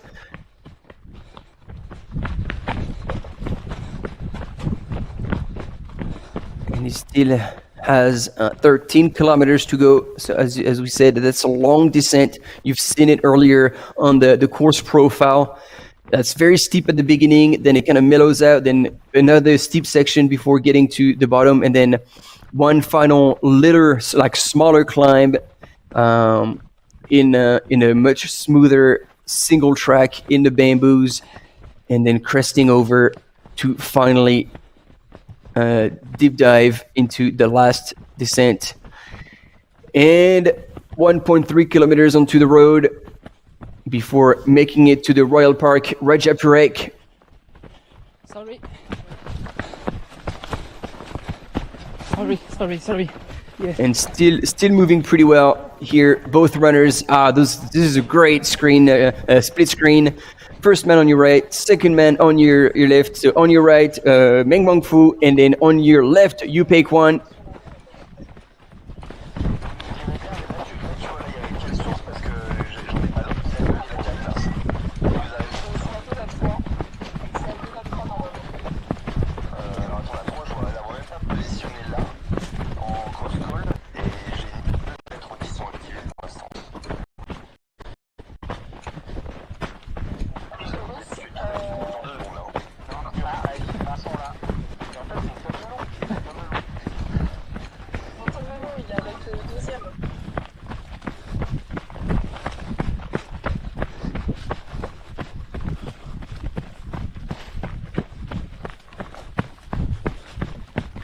All right, I'm catching up very quickly on the chat, and you guys are asking. Obviously, I'm here to help, but just in case, you always have the website live.utmb.world, and if you select the Doi Inthanon event and the 100K distance, you can follow yourself, any runner or the leaders. You can see the splits at every single aid station, see where they're at, see the intermediary rankings. So this way, you can have all the details.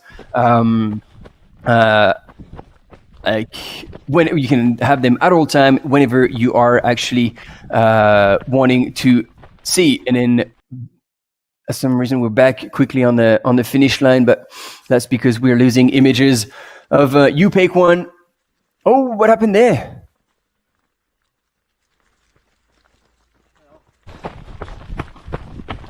Oh, hopefully nothing wrong happened with Meng Wangfu. No, it looks like he's back.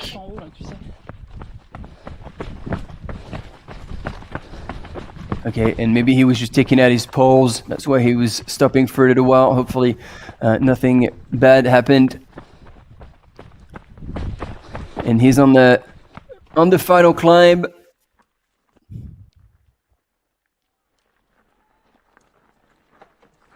And he's still pushing hard.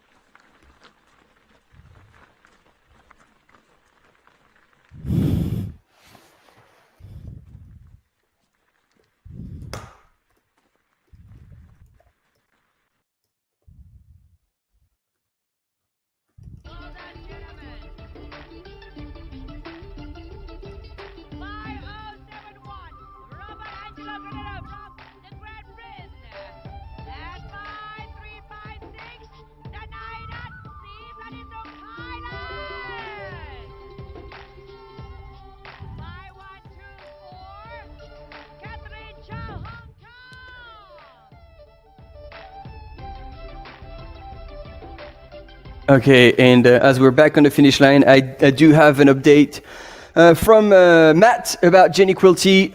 She is fine, she's all good, so that makes us all feel happier, better, and if Team Quilty is still in the house, then you can be reassured, although I'm sure you also have updates from the field. But yeah, so that's the good news with Jenny, last year's winner, who's running in a 100K, and people were inquiring about her.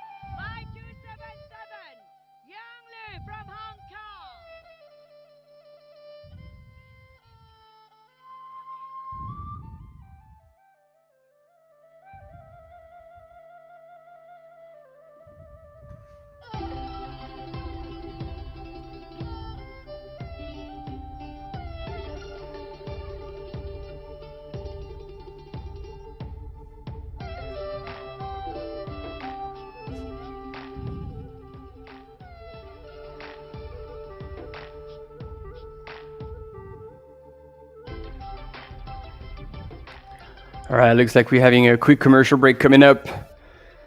But stay with us, we'll be back. We still have heaps of things to watch. The crazy finish of that 100K with a big battle, especially in the women's field and obviously in the 100 miles as well. So short commercial break. We will be back shortly with you all. See you soon.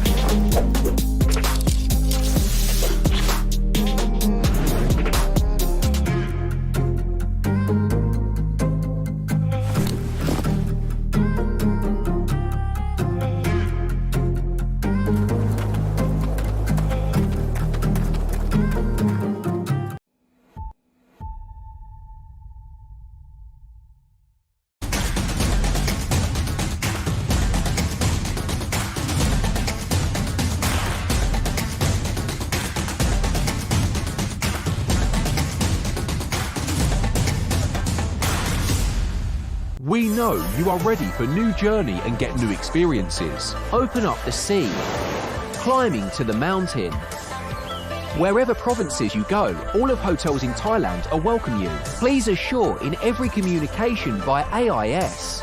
The fastest and strongest network with the largest amount of spectrum and will be widest coverage in Thailand. You can assure that enjoying new experiences in Thailand is safe by AIS 5G, #1, the fastest network in Thailand.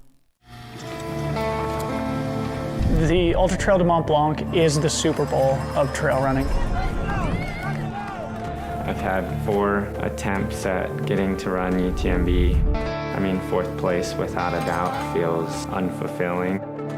And failure is okay. The current fall is just one moment. The places where you really grow are the ones that keep kicking you in the teeth.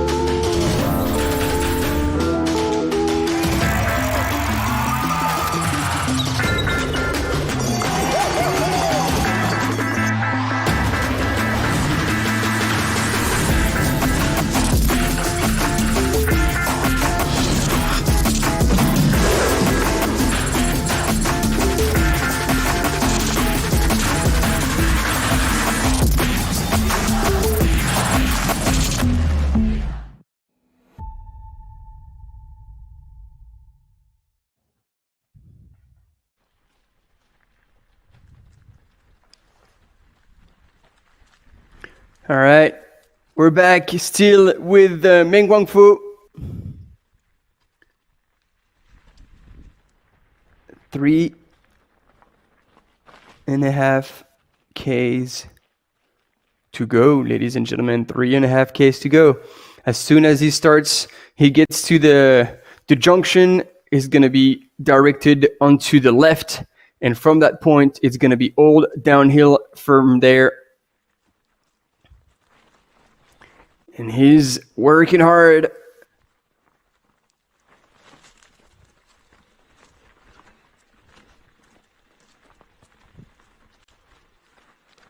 And here, a mountain biker has taken over our camera runner. So it's going to be a bit of a smoother effort for our camera team. They've been working all day. Oh, got somebody having a wee nap, probably a 100-mile runner.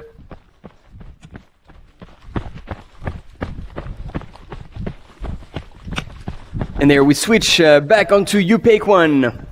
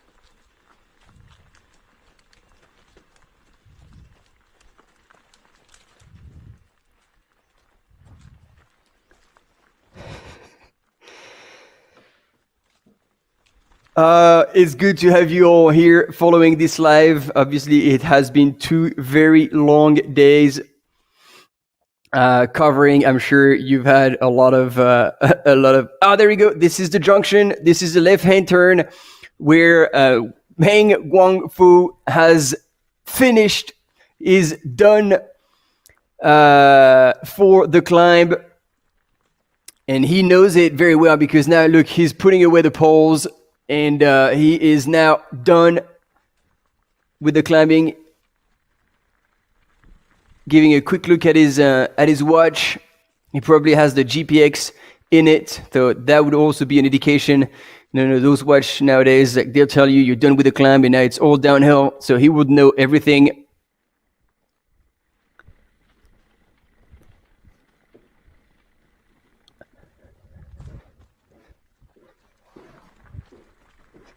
And he's still cruising pretty well here.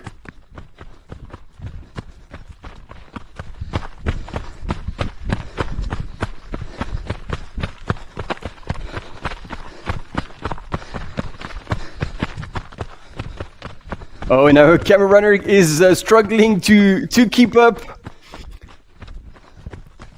It looks like Yupeikwan has decided to go pedal to the metal for that final part. So he's in the last stage of that long descent before the final climb up that Meng Guangfu has already gone through and now is going down into the finish line.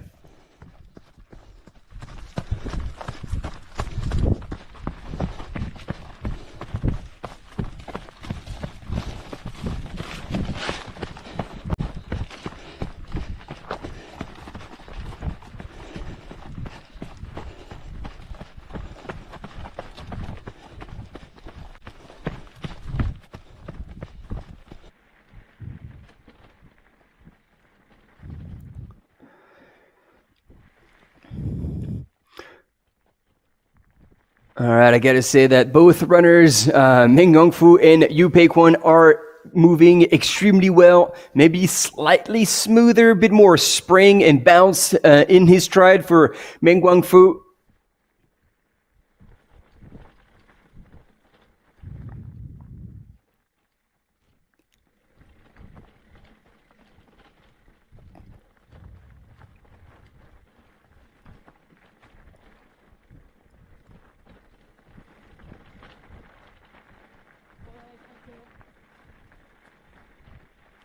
He's asking to make way so he could pass. And yeah, that's actually will be needed because once again, we're following Meng Guangfu with the camera mountain biker. So he will need to have a bit of room to go through as well. But all the runners are pretty understanding and they know that somebody's coming up. So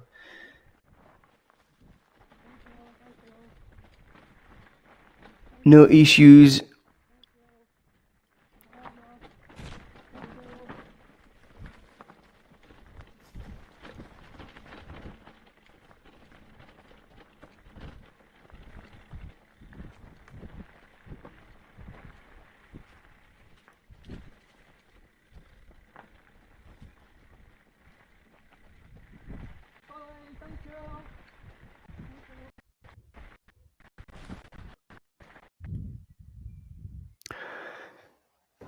I like to hear that.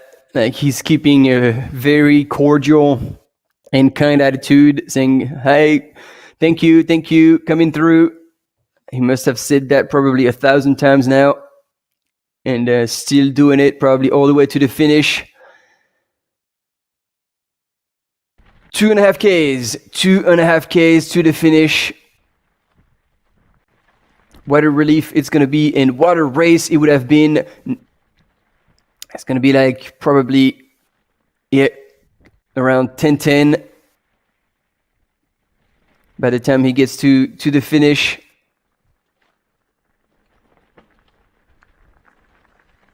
It looks like he's moving still fast enough to clock these 2.5 Ks. Maybe just over. Nah, should be all right. That's my guess. Ooh, okay. Did he stop? Okay, it looks like he's having a gel. So hopefully there was not a big crash, but just taking a moment here to fuel, because it would be too easy to get excited and forget to eat. But then if you hit a massive low at this point, you could actually lose quite a bit of time, and hopefully that's not what happened. And he's anticipating that rather than trying to react to what happened. He's got to be careful because Bai Hui was actually pretty close to him at the last aid station, only 2 minutes back, if that. So we might have a little bit of a battle between these two gentlemen for third place. But for first, it is most likely in the bank for Meng Guangfu.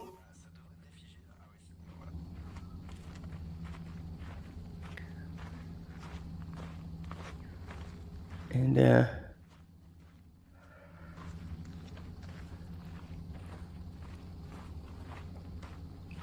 I'm not sure who we're waiting for here.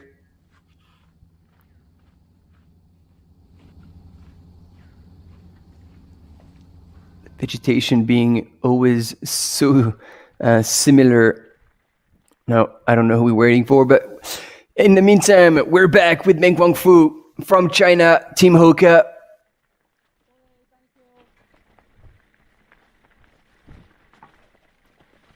And I gotta say, I'm very impressed by all these runners in front of him. Like, they move instantly. Very well educated runners here. Oh, it's gonna be a bit of a challenge for our mountain bikers. Up, go over that tree trunk and back on.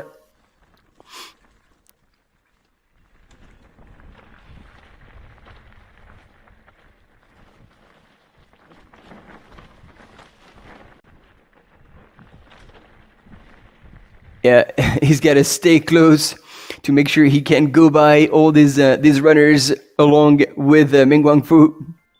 Because if he gets left behind, then people won't go back on the way. Oh, and we even have music.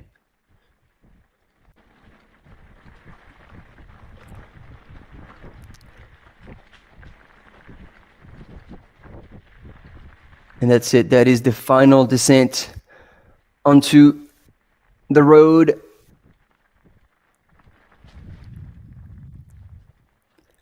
Final portion of single track.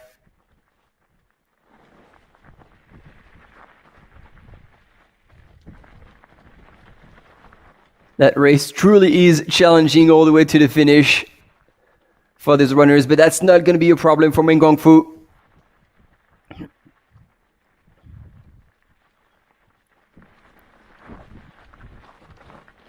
Who once again is not showing any sign of fatigue.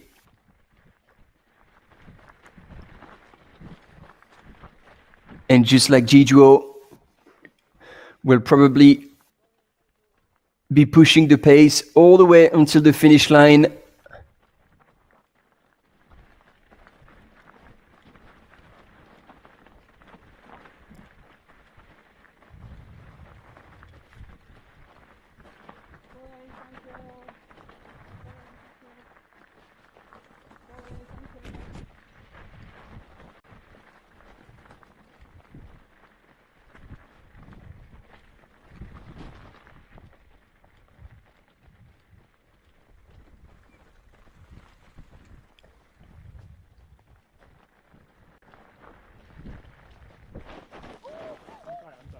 Oh! All right, no gravity here. I think that was a bit of a French word here. No damage for Meng Guangfu. Luckily, he's just had to go around that runner who would not move out of the way.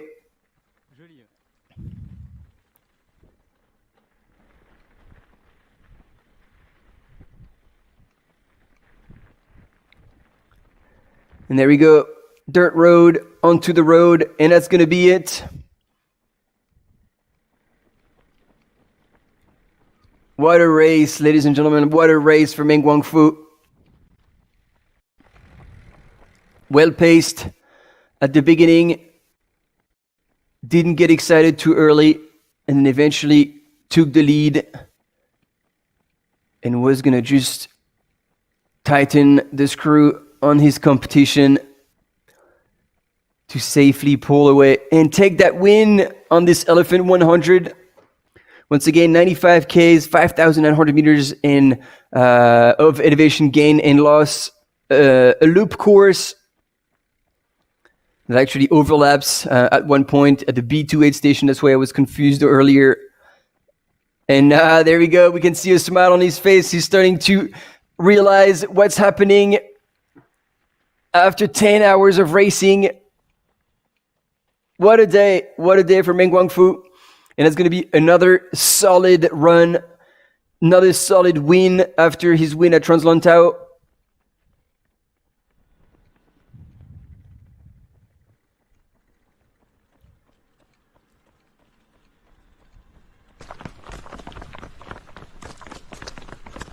Elle va super vite dans les escaliers. Oh, we know these steps, ladies and gentlemen, and we know that person in the 100-mile race, ladies and gentlemen. Ooh, this is happening, and I am really eager to see who is next to her.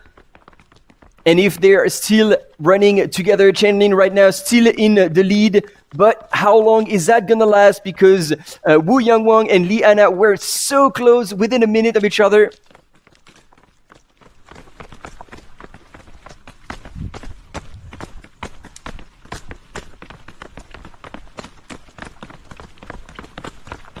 And I love how our camera runners are getting dropped in those steps. It looks like a bit of a challenging situation.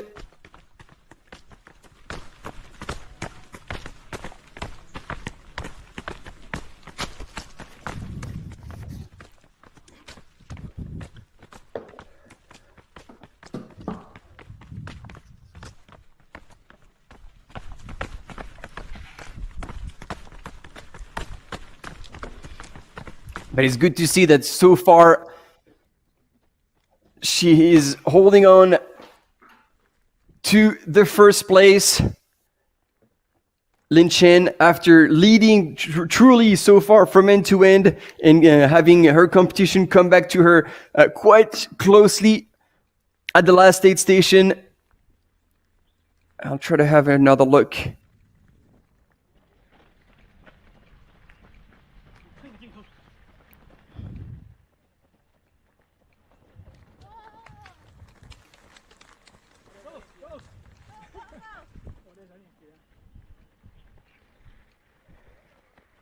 and he's getting cheered on. There's a lot going on here.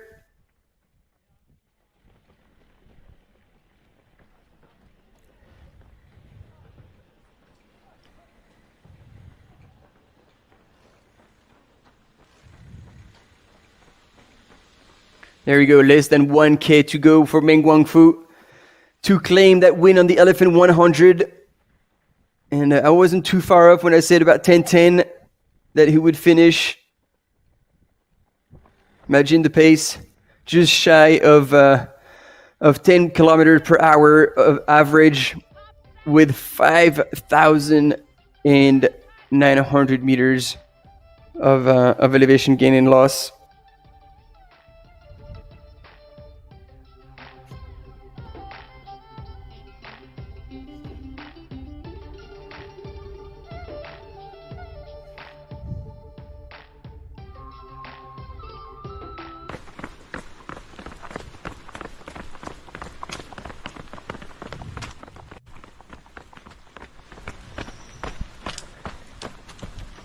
And we're back with Chen Lin.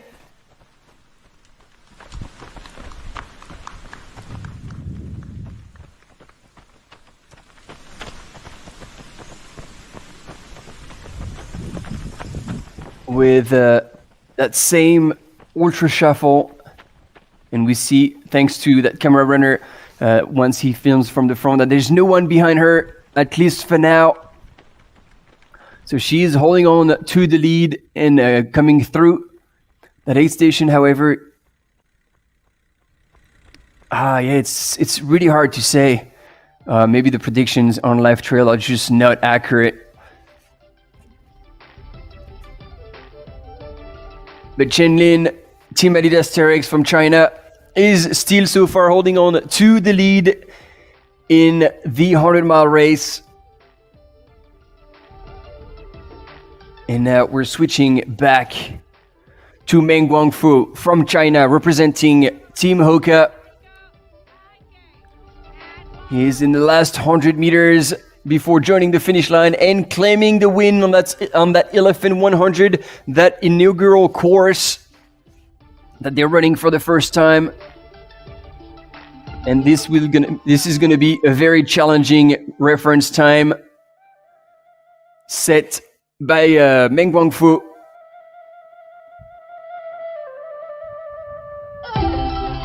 And again, what a setup for a finish line right at the heart of the Royal Park, Rajapur Lake.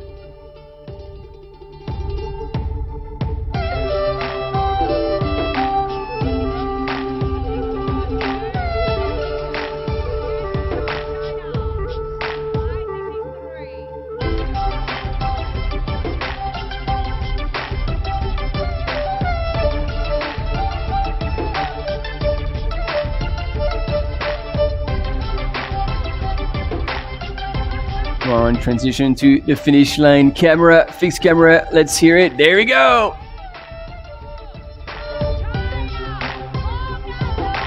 That's what we like to see. Big bright smile. And proud from such a solid accomplishment. He probably say, I told you I could do it. I'm completely making things up right now.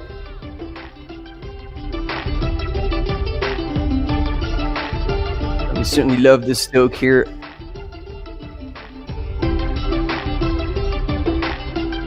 And he's looking for either his friend, family, crew.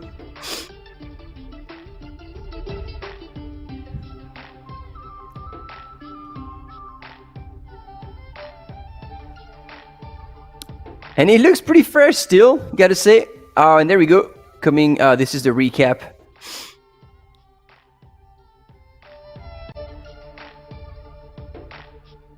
I guess you wanted to give a shout out or give a high five to someone special.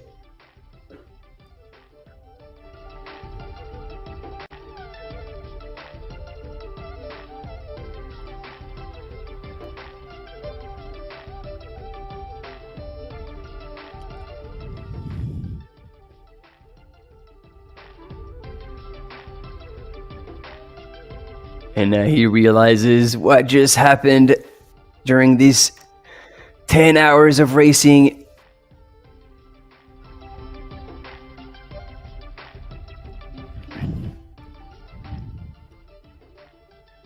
He's given it all and a little more to claim and secure that win today.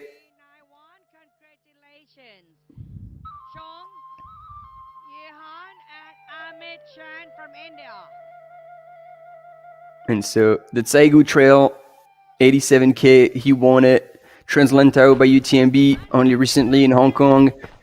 He's won it, and now he's winning, or he's won the Elephant 100 here in Chiang Mai for this UTMB World Series major and last race of the season. And now it's good that we're hanging out with you, Paekwon, because only 1 minute back was Bai Hui, who was coming back.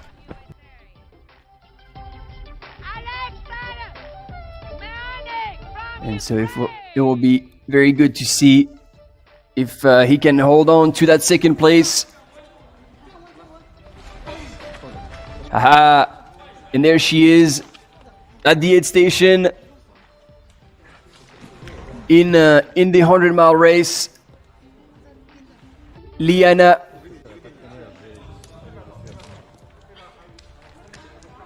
And she looks pretty hot. Oh, there we go. They were both in the aid station at the same time. They are so close. Chen Lin is leaving the aid station after stopping for we don't know how long. And she's looking back as Liana was just sitting in. Good job. Oh, it's a tight race. It's a very tight race. This is a scenario that is similar to what happened in the men's, except that it wasn't for the win. It was for second place when Gediminas Grinius pulled away outside of the aid station, just ahead of Benyat Marmisol. And this is where a difference was made. There's 7Ks left to the finish. Oh, and we have another event here. Is that Yu Paekwon is now walking on that trail. And we know that there is a battle going on. Because, and again, like Bai Hui, Chinese runner for KLS, was only a minute back. I wish we had GPS trackers on these runners. We could see better how far or how close to one another they are. But he's still picking up the pace. Just under 5Ks to go.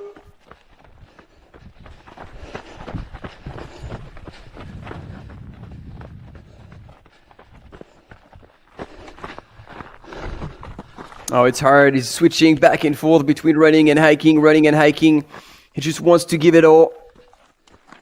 We saw him fueling earlier, so that's a good thing. Still looking after himself. I guess he's gauging how far he still has to go to maintain his effort. Oh, and apparently we're being told by our camera runner that he's running out of water. That's a dangerous situation to be in. And you see, like now he's slipping a little bit on the trail. Ooh, could he last all the way until the finish for the last 4.5 kilometers? That's a big question mark. If you run out of water, possibly that would lead to a little bit of a dehydration. And there she is coming out of the aid station. Oh, that's about a couple of minutes, if not more. Liana from China, second woman in those 100 miles. Now she's going to have to make up 2 minutes in the last 7 kilometers. That is a lot, depending on how she feels. Oh, what a battle we're going to have all the way until the end between these two women, and possibly three, because we haven't seen at the aid station what was going down. But once again, Wu Yuan was also just a minute back from Liana at the previous aid station. Come on, good job.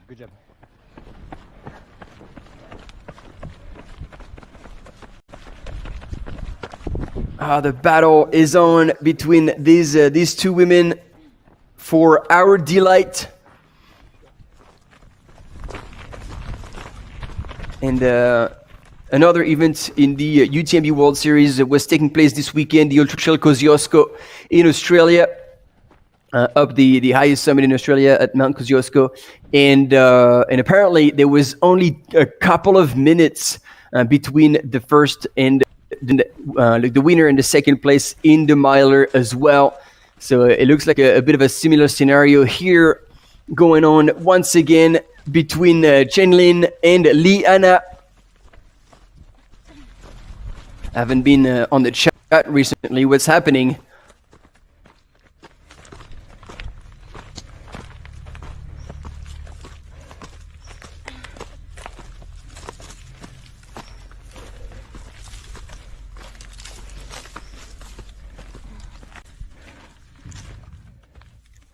All right, I had a few questions. That's all good. Yeah, you're very welcome. I'm glad your son is okay. And the second place carrying all the mandatory gear. Oh, that's a good question. But like he has a belt, and it's amazing how much stuff you can put in a belt, especially if you have very lightweight equipment. Now you have those tiny phones that are as big as a thumb. And then super lightweight equipment. Obviously, this is a very good question, and sometimes you can be wondering if they have everything. But we can see as well that he was running out of water, so possibly he was just carrying the empty flasks, which takes very little space. But at the same time, that can cost you to run out of water eventually. So it's always a question that we need to ask ourselves is how much do you want to compromise on weight versus risking to run out of food or out of fuel, out of liquid to drink. And then we can't see what's in the front of his belt because let me check here. I think I have it somewhere. Military equipment. So well, technically it says you have to have a backpack. So there you go. Then elastic banded fuel reserve, mobile phone that can be super tiny, personal cup that can also be folded into close to nothing, minimum water supply 1 liter, so that would be 2 soft flasks, windproof jacket with hood, so that can pack into something extremely small, 2 headlamps and 2 batteries. If you have the Petzl e-lights, that can be really as big as, once again, a thumb. A whistle can be integrated as part of the one of the clips on the belt, or those ones are literally smaller than the pinky finger. I'm using fingers here as a size reference. LED reflective band, that's probably at the back. First aid kit, I don't know how much stuff you need to have. A cap or a buff, and a copy of your passport. So it is true, there is quite a lot that you need to carry, but he's got the cap on his head. So yeah, I don't know. It's a good question, but I wouldn't rule it out, because I remember there were conversations about, like, in a different race, about a runner not having the mandatory equipment, and I think it was even the race director who called out the runner on the live, but the runner actually had his belt filled in the front, and he had absolutely everything. So we never judge from what we see, because it can be pretty confusing. And like I said, nowadays the equipment is very, very small if you choose the lightest, smallest possible items for that.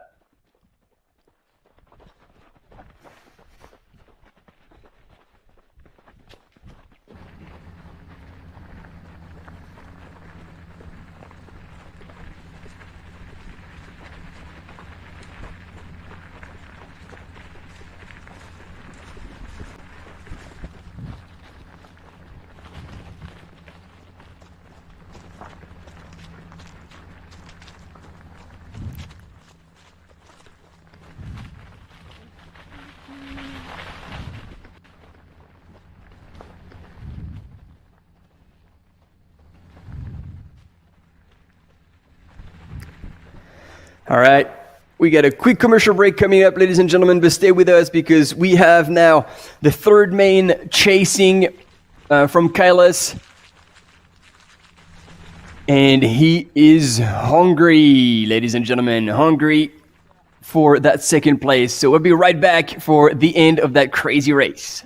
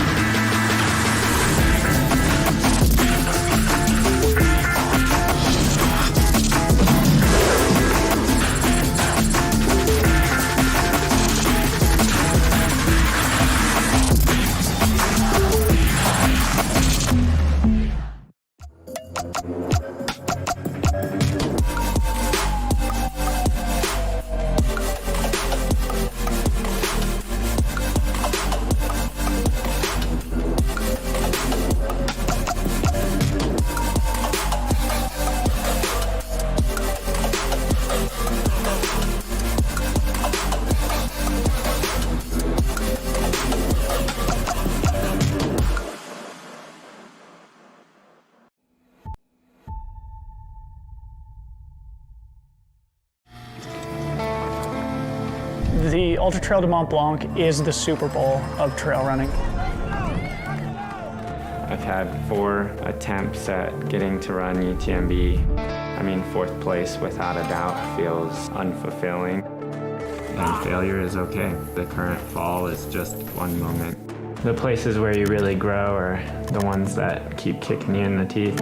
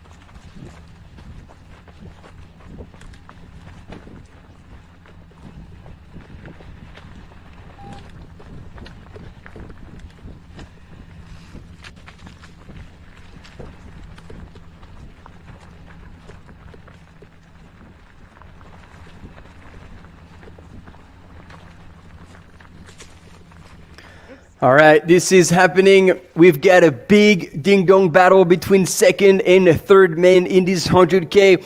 You pick one, holding on the right-hand side of your screen, holding on to second place so far. But he's been walking for quite a bit. And then now in the third position, Bai Hui from China representing Kailas was running the whole time. So I don't have the data on how far apart these two are. But there's certainly a big fight going on right now. And if Bai Hui doesn't fade out,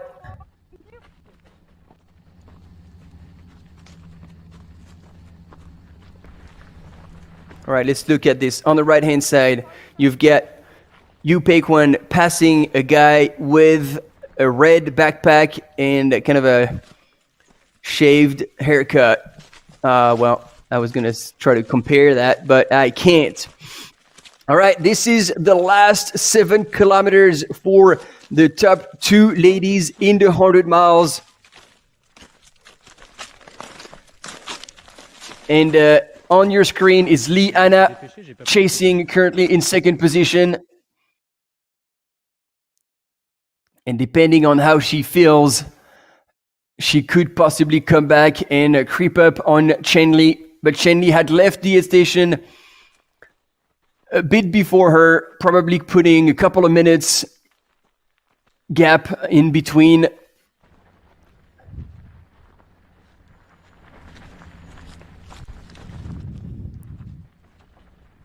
And here we're back with Bai Hui on the left-hand side. And unless this happened while we were looking at the 100-mile ladies, he still hasn't passed that man with the red backpack and the shaved haircut. So it means that now there's about a minute between those two men. Sorry, thank you. And there we go. That's the transition towards the downhill for Bai Hui from China. The runner from Team Kailas is now into his last descent. And both are running really well. And once again, it's hard to gauge how far apart these two are, but it can't be too far.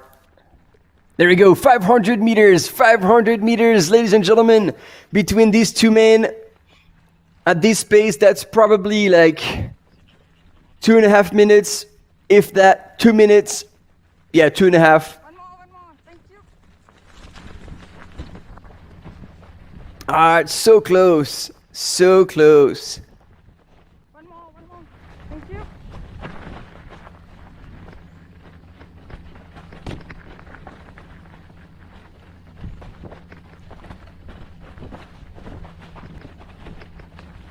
So close, and yet 2.5 minutes in for 2.5K. That's gonna be hard to close for Bai Hui. And especially that Yu Peikwan now is moving really well. He knows he's in the last downhill.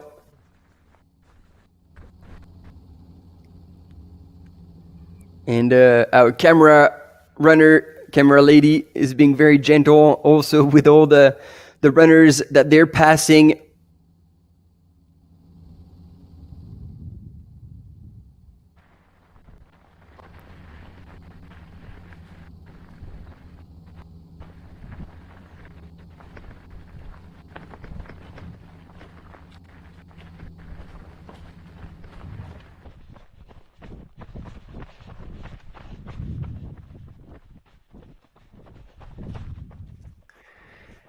Ladies and gentlemen, Bai Hui is chasing.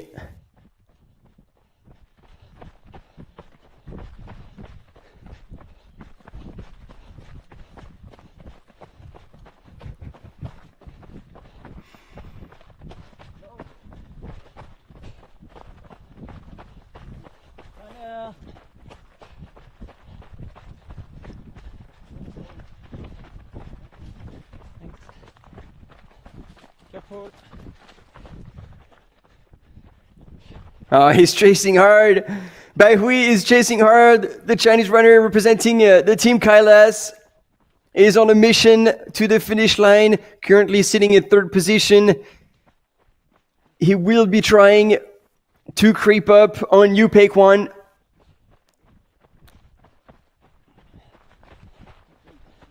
Careful. Thanks.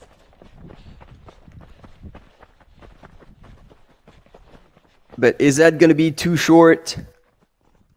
2.5 Ks to make up. 2.5 Ks to the finish for Bai Hui.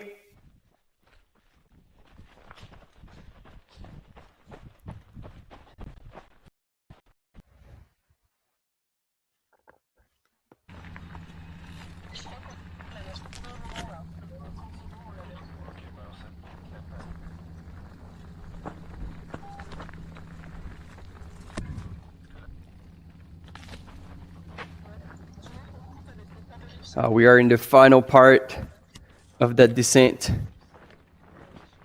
which is fairly technical here for Yu Peikwan.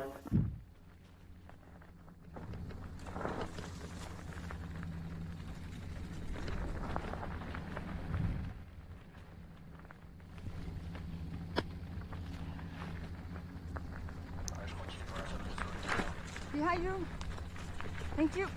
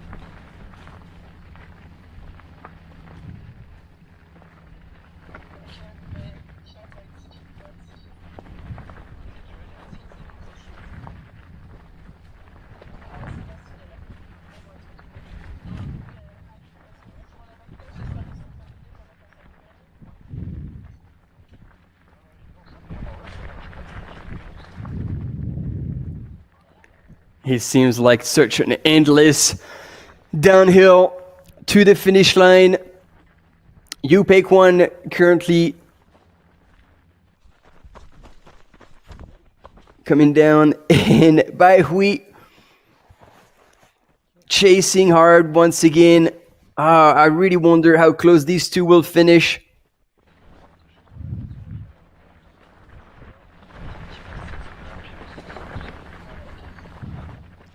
And look at that perfect split screen here to see how these two runners are moving, and both of them are running at a pretty solid pace. Both of them smelling the barn, smelling the finish.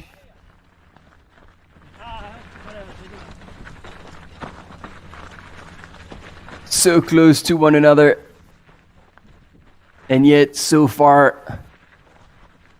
Imagine that after 100 Ks.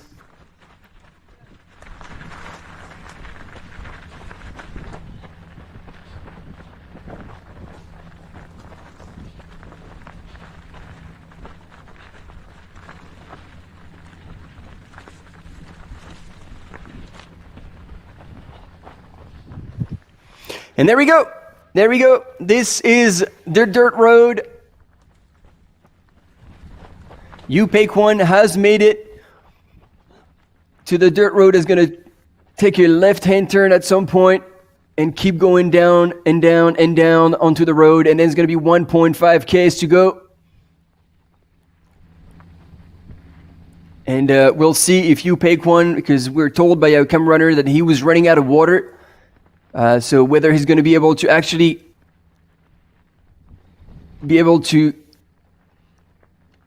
kick in as soon as he's going to get on the flat.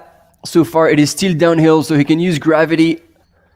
But you're going to have to activate a different muscle chain and push a little further when he'll get to the flat.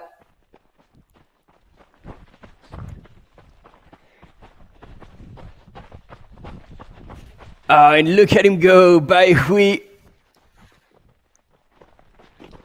is going full throttle down that single track.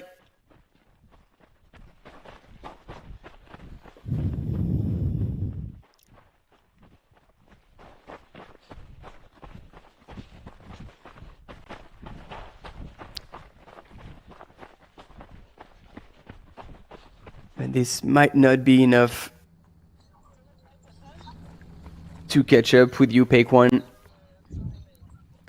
But I guess like not only he's chasing, but he's also being chased, because last 8 station he was actually 3 minutes, just 3 minutes ahead of Pere Aurel. And if Pere is feeling good, I mean, and if you know Pere Aurel, like the size of his quads will mean that he will have no issues going extremely hard on that descent and possibly try to make time as well. So, and here Yupeik-1 is asking for his weight. He's unsure about the direction, so he's checking on his watch as well. But that's easy. Oh man, there's just so little distance between these two gentlemen.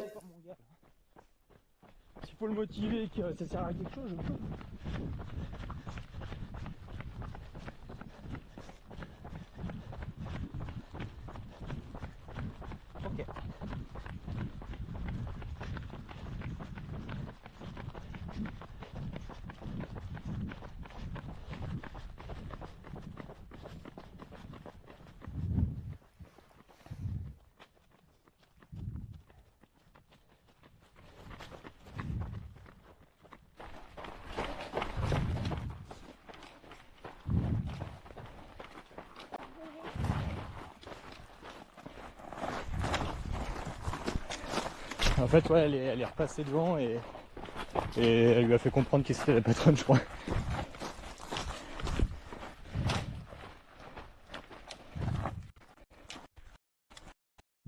On est au pointage, Isa, pour info.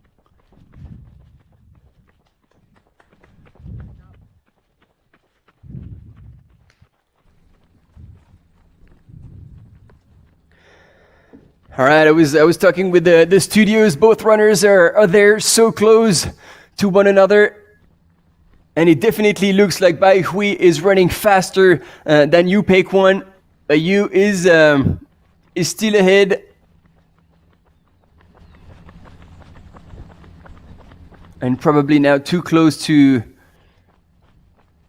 the finish to be worried about his second place. But look at Bai Hui go.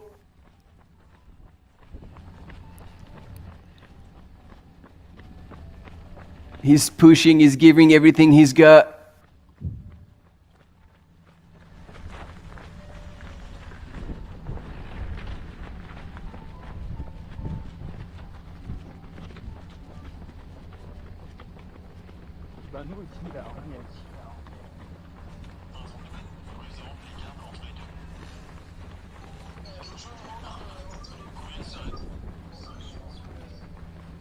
Ah, 300 meters, that's gotta be too much now to make up 250. He's now coming, Yupeik-1 is coming around the corner. There's just gonna be that long downhill on this path. And the Wild Park, Rajapurek, is gonna be on his right-hand side.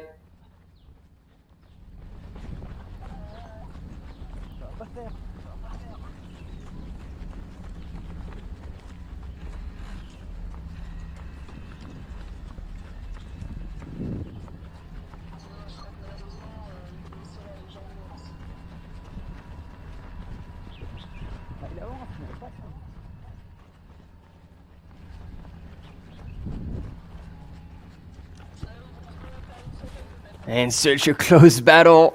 Such a close battle. Had there been a couple of more Ks, I have the feeling that Bai Hui would have caught up with Yu Peiquan, but I think Yu Peiquan is going to make it to the finish line just before Bai Hui. There's going to be probably a minute and a half, 90 seconds, 2 minutes at most between the two men.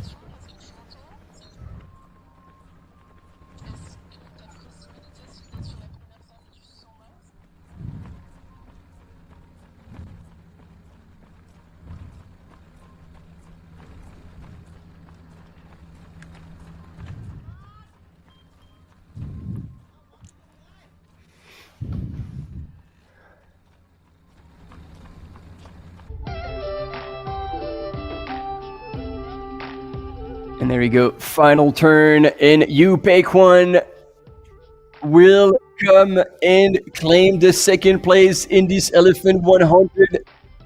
10 hours and 42 minutes elapsed for this 95 kilometers and 5,910 meters. This started this morning here. It was dark. The temple was lit up, and he's gone full circle. What a close finish between second and third, I can tell you that much. And it looks like the fight for the women's in the 100 miles is going to be just as intense.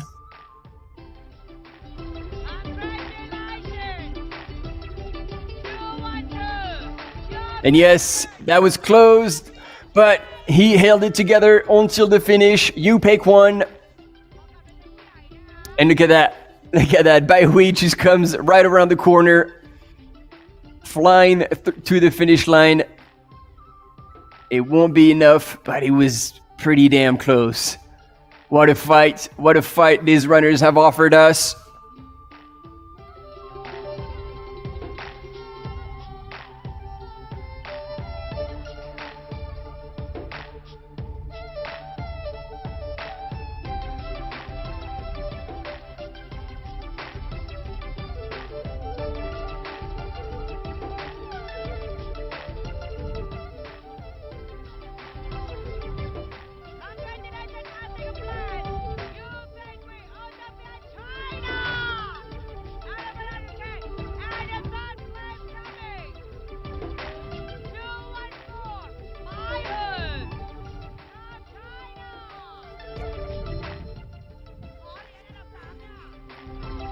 Wow, what a close race. What a close race this was. And I just realized how close that was. Almost relieved.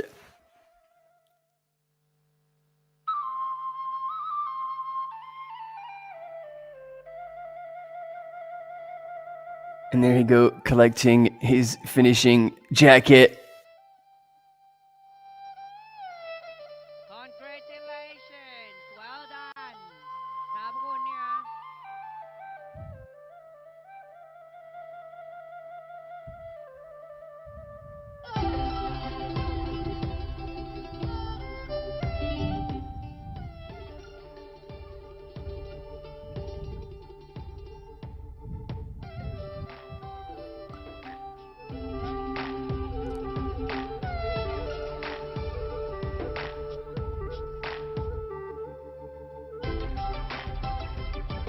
Both runners were incredibly close to one another.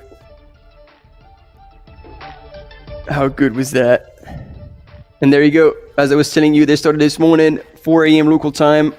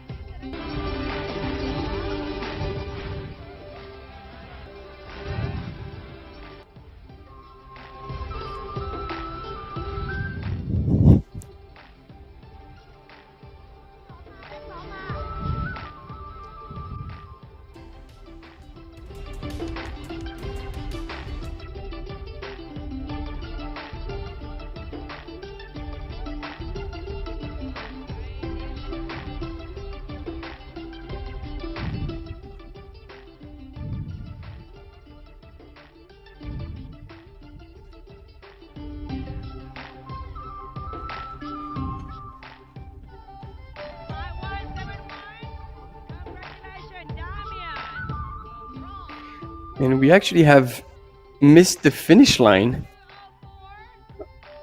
But Raul Octavio Butacci has actually crossed the finish line.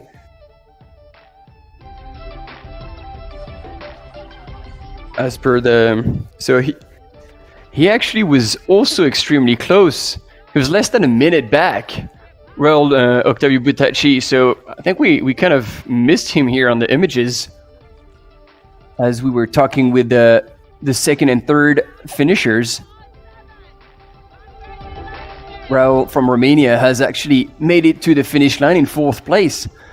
So yeah, it was actually pretty. It was good that Baihui was pushing all the way, because he was only a minute back. Raul Octavio Butacci from Romania, and Pierre Orel should be now coming into the finish line any moment now.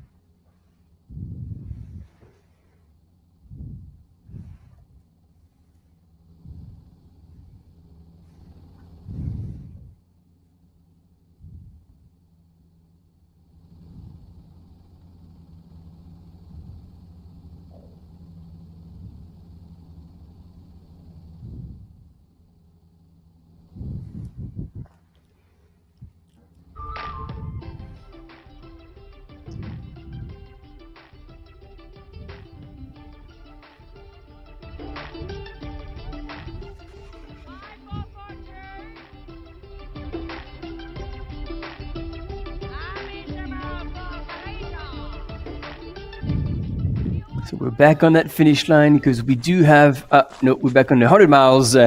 Yep, because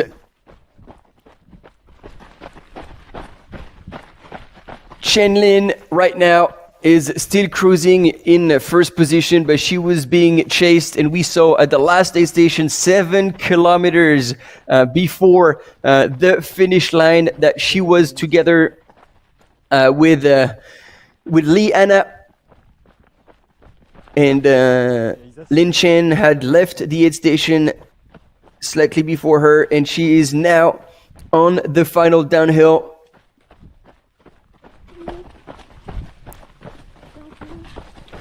And it looks like she's shift gear as well. She's moving now much faster than she was before. She has decided to launch the final charge in that downhill, because she knows that possibly Liana will be creeping up on her. And after 100 miles and almost 30 hours running, you do not want to leave it to a sprint finish on the last kilometers on the flat. That would be a really tough finish mentally.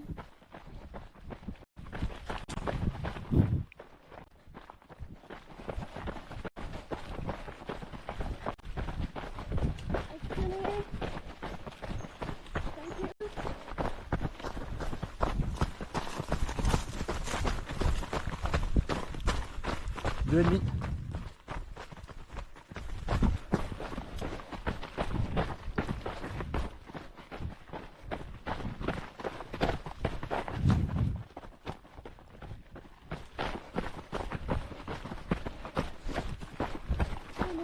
And now the big question is also the fight for number 2 or number 3.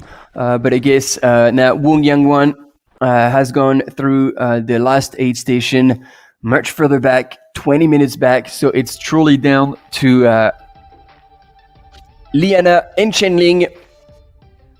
Big battle for the win in that 100-mile. And we're back on the finish line because we should have or hopefully have and not have had Perioel. No, Perioel did finish 4 minutes ago. We missed him. That's too bad.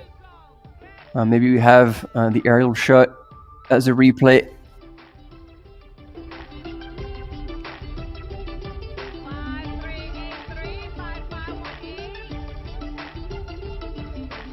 That's too bad.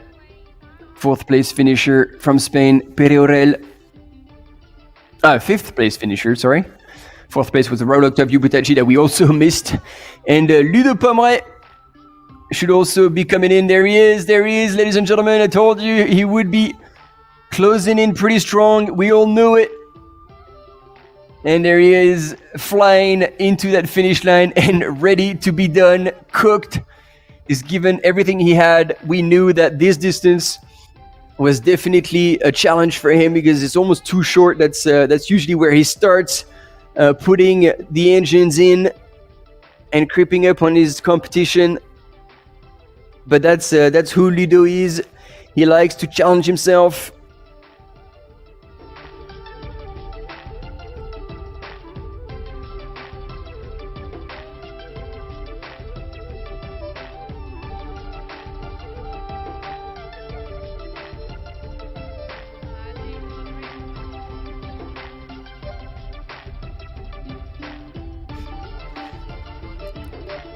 And here he is, just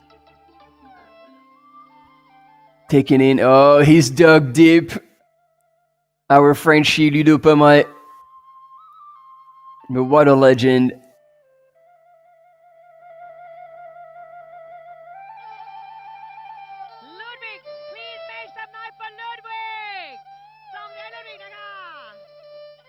Michael Tim is starting to get worried.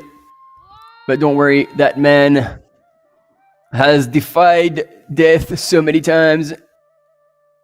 There you go, a bit of water. The thing is, if you cool him down right here, he's just gonna stay there.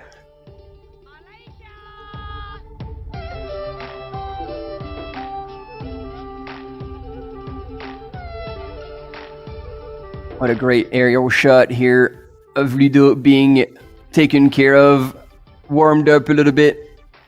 Cooled down, sorry, a little bit. I think he's warm enough.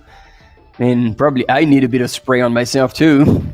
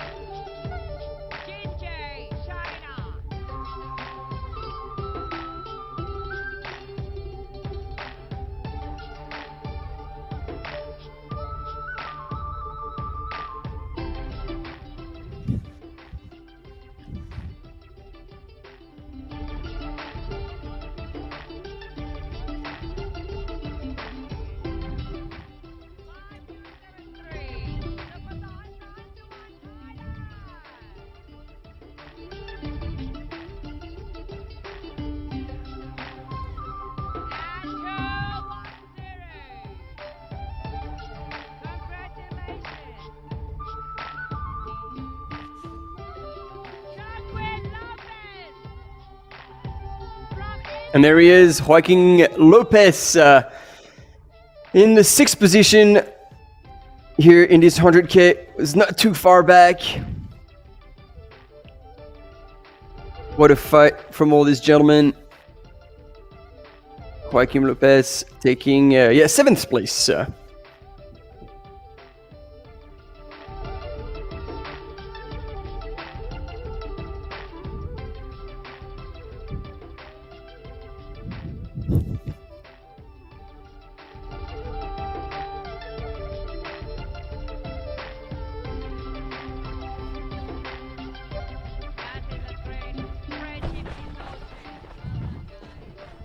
There we go. we're back with Lin Chen leading the 100-mile race, and she is going hard on that final descent. And it's a good point of view that we get here.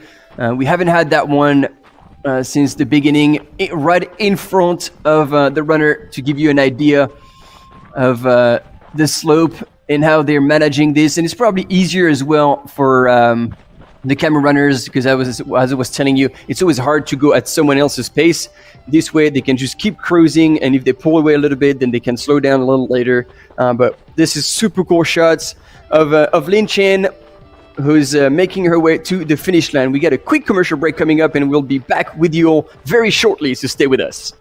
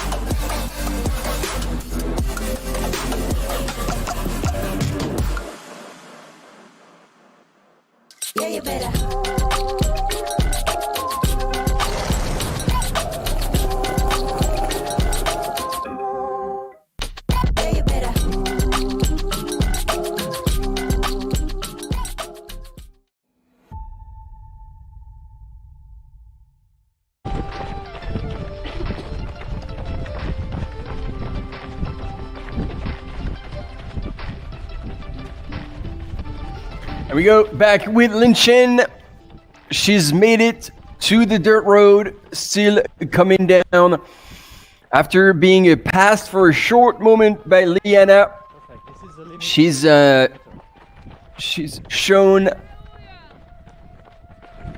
that she was the boss, and she hadn't led the whole race to finish second. So coming out of the last aid station, she came out first, and then has shifted another gear, and is now on her way to the finish line after running just over, not just, actually over 100 miles, 178 kilometers and over 10,000 meters of gain. Point to point started yesterday, 10 a.m. local time at Wat Nam Thong, and made it all the way, and soon to be crossing the line at the finish at the Royal Park, Rajapurek.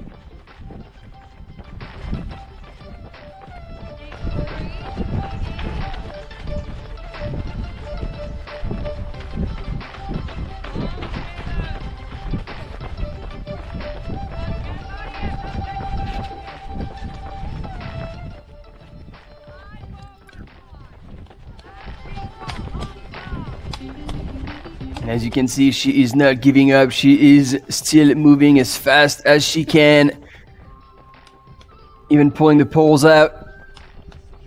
Whatever works to make it to the finish.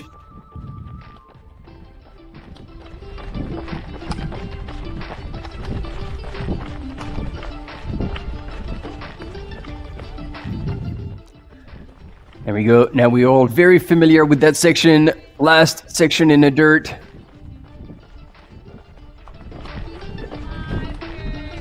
And this is probably the fastest I've seen Lin Chen run this whole time.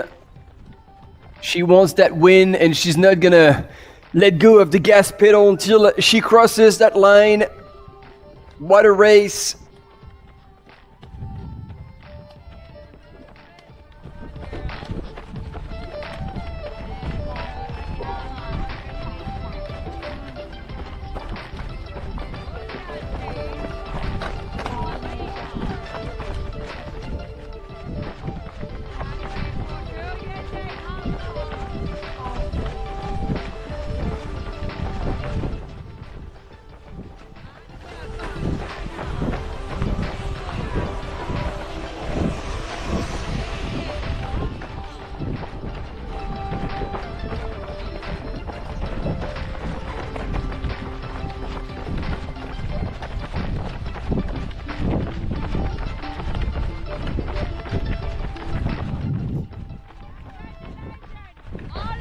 And there she is. Final couple hundred meters. And she will be done and crowned the queen of the Transindian 160. And she will both claim oh wow, brain fart here. I was listening to what the camera runner was telling her.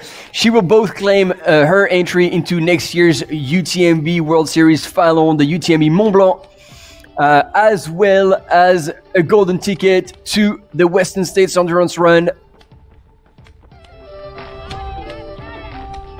So that win will come with a lot of baggage, with a lot of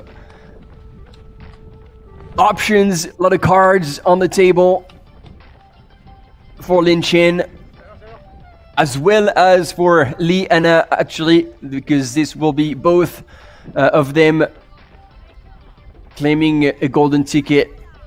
And when it comes to their automatic entry into the UTMB World Series final at UTMB Mont-Blanc, that's going to be the top 10, because once again, the Doi Inthanon Thailand by UTMB is a major, and therefore the top 10 finisher get their automatic entry into the final at UTMB Mont-Blanc at the end of August, as well as all the participants collect twice the amount of running stones compared to a normal event of the UTMB World Series. There she is on that downhill. Now it's very clear that this last section is downhill on her right-hand side. On the left corner of your screen, you can see the tempo and the finish line right behind it.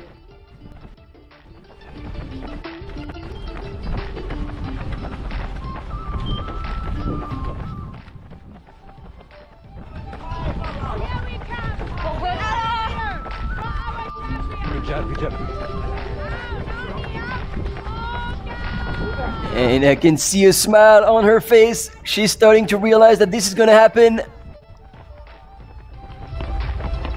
We're going to transition into the aerial shot very soon to welcome Lin Chen as the queen of the Doi Inthanon Thailand by UTMB 100 miler. 178 kilometers, 10,000 meters of elevation gain. And there she is.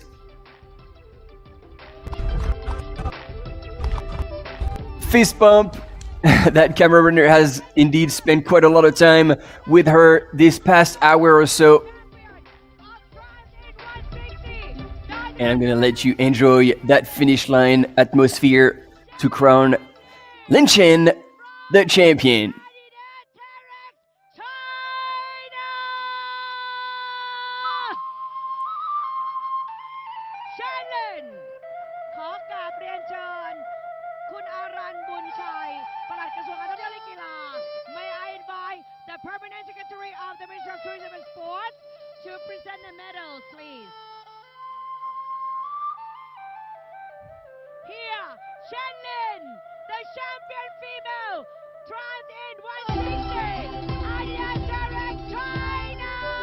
And so we had been told that she had come to this race to pick up her bib number for Western States. Apparently she likes the heat, she's not afraid about it.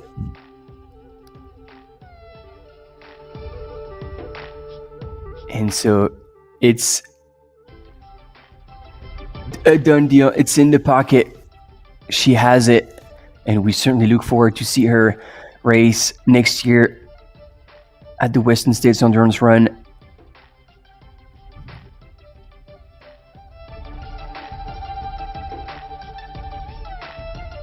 Shelin, please come back, Shelin. Shelin, please come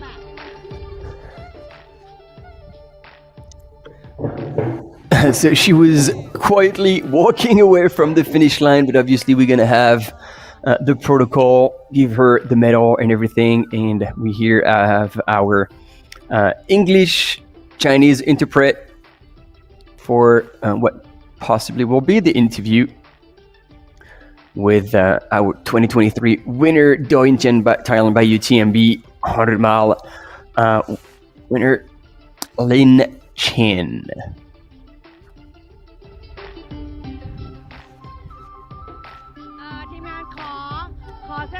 But hopefully we'll keep an eye on the finish line because the second place finisher, Lee Anna, should be coming in also pretty soon. The permanent secretary of Ministry of Tourism and Sports to present the medal and a finisher shirt, please.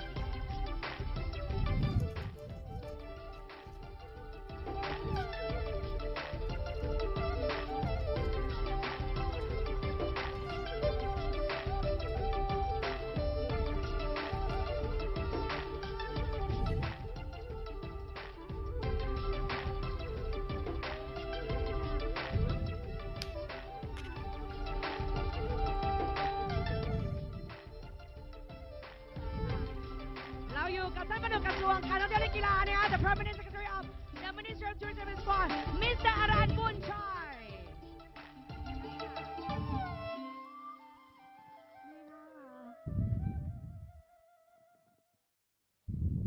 And a finisher shirt as well. And you know, as I was telling you and thinking that Lin Chen was being chased by Lee Anna, it looks like Lee Anna still hasn't made it through the finish line, so there must have been a much bigger gap between these two runners. And there she is. So the gap was not that big, actually. She is still pushing hard on that last climb before tipping over down on the other side.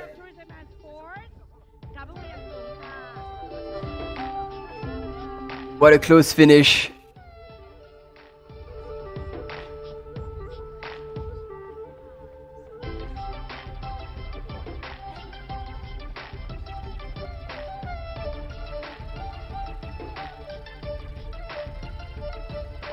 And that's it. She's going to be able to stride out. It's all going downhill now into the Royal Park of Rajapurek.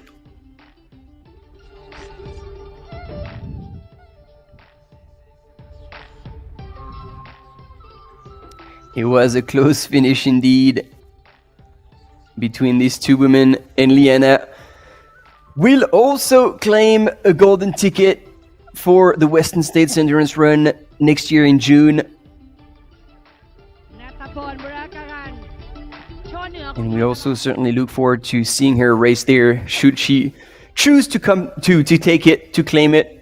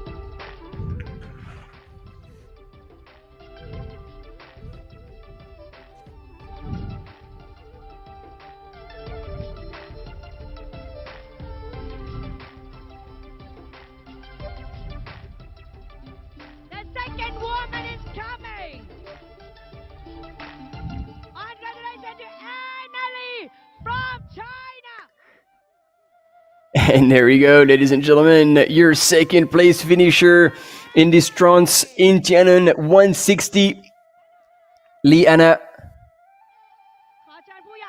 who got confused, thinking she needed to cross that line.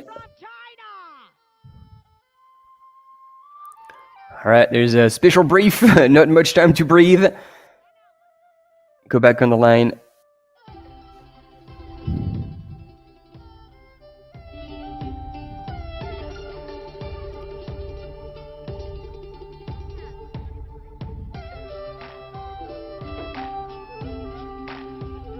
Beyond water, China.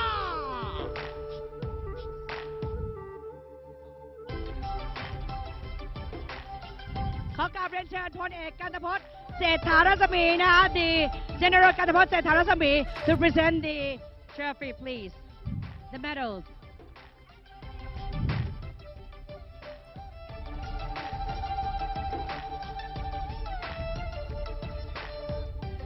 and the permanent secretary will presenting the finisher shirt.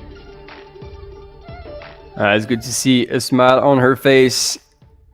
It's been a long day, and she's receiving her finisher medal as well as the finisher jacket with the officials. ขอบพระคุณนะคะพลเอก General กันตพจน์เศรษฐารัศมี and Mr. Ran Bunchai, the Permanent Secretary of Ministry of Tourism and Sport ขอบคุณมากค่ะ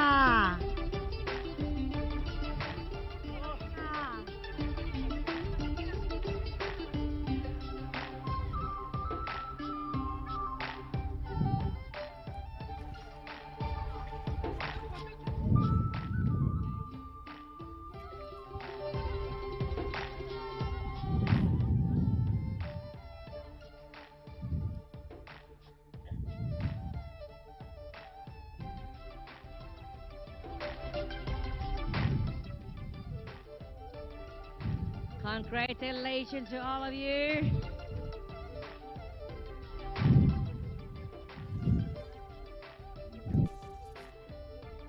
Young Sun Moon, Korea. Lao Shiping, Hong Kong, Simon Ellie, France. Chai Gang Yu, Korea. Nice, Cordelia, Hong Kong. Young CY, Malaysia. Kay Yedan, China. Liang Shihai, China. Liu Xialing, China. Lee Jae-young, Korea.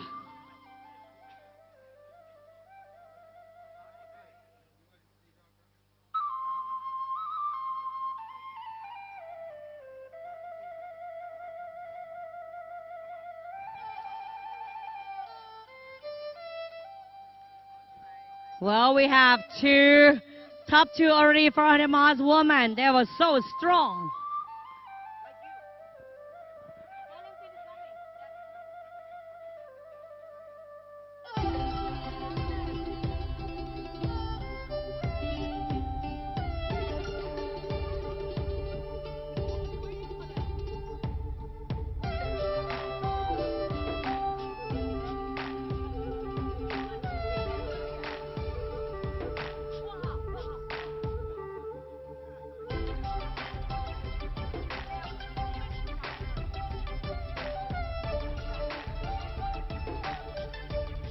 Congratulations from Japan, Yoi Yamashita.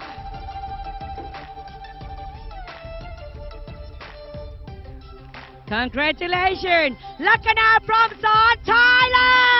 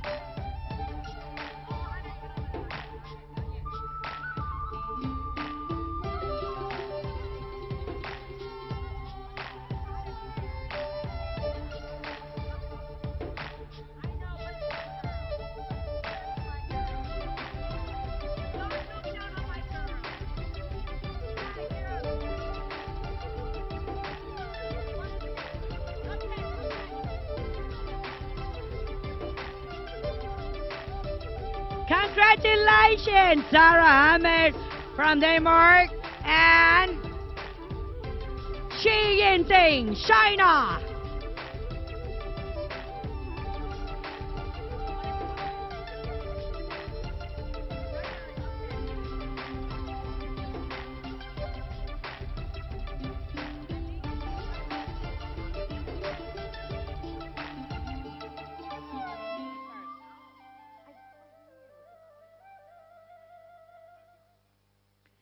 Congratulations to all of you.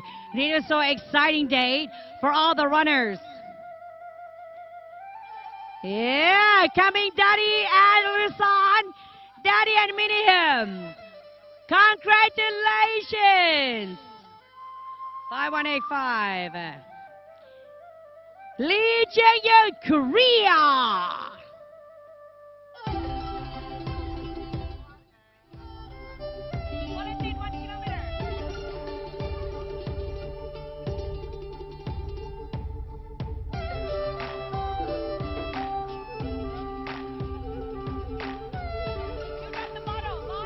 You dropped the bottle.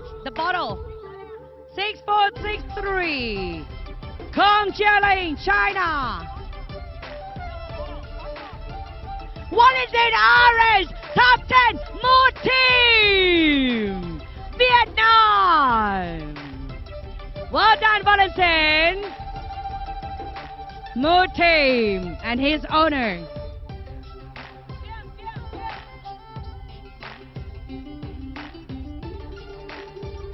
Well done, Valentin Orange.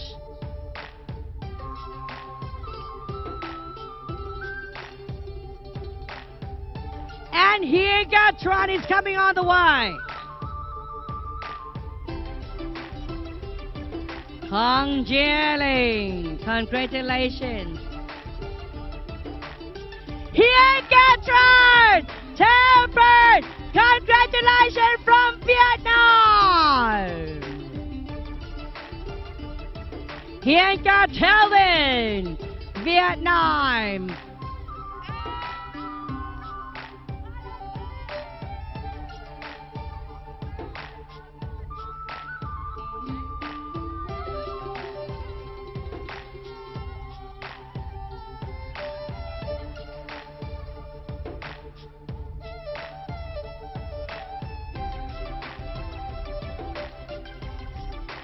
Congratulations from Malaysia.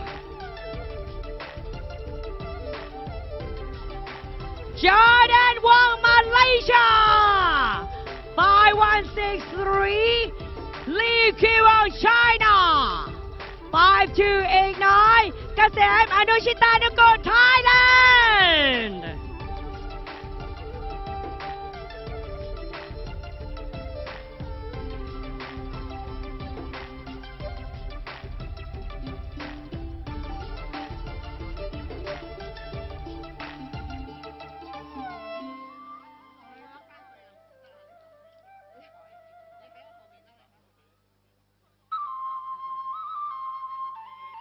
Congratulations. 5336. Joshua Lam, Hong Kong.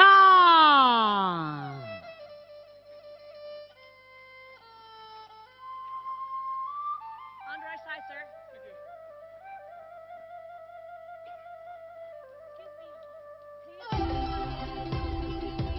5391. Alexander Prun from France. 5162, Xu Ringo, Hong Kong.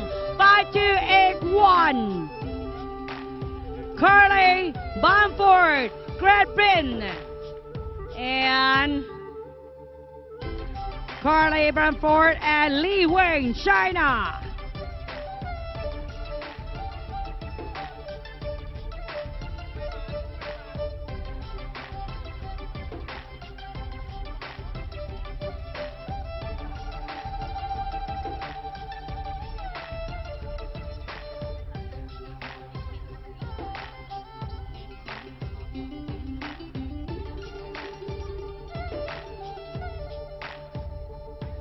And 5448, Sheng Xilai, China.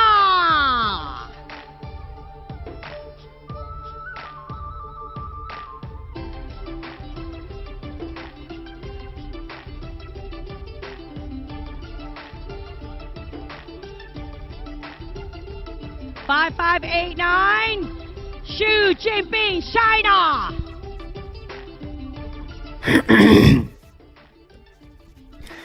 And yeah, I just want to let you know I'm still here, still watching, going back and forth between all the pages with the 100K and the 100 miles. And it looks like the third woman in the 100 miles, Wu Yuanyuan, will be crossing the finish line in around 34 minutes.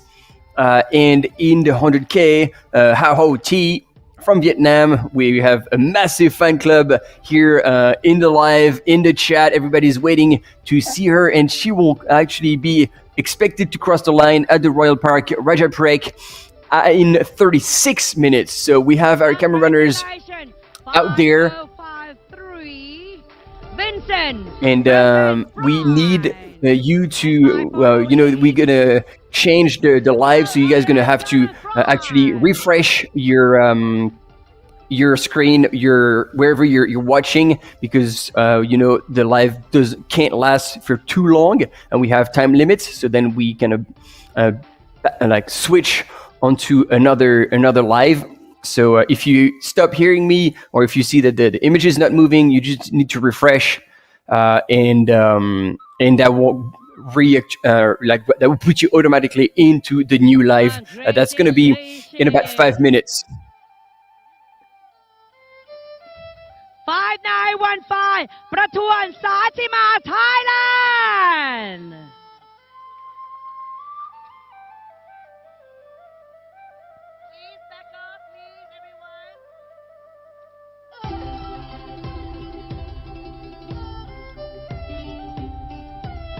Congratulations.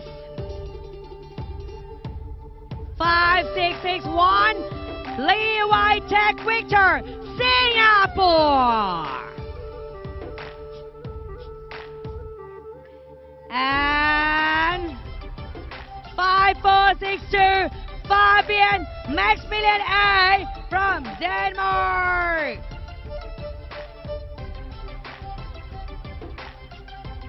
Five two four two Minchou, China. At 5 o'clock, we have race briefing for 20K and 10K ในเวลา5 นาฬิกา17 นาฬิกานะคะ จะมี briefing สำหรับ 20 กิโลและ 10 กิโลค่ะ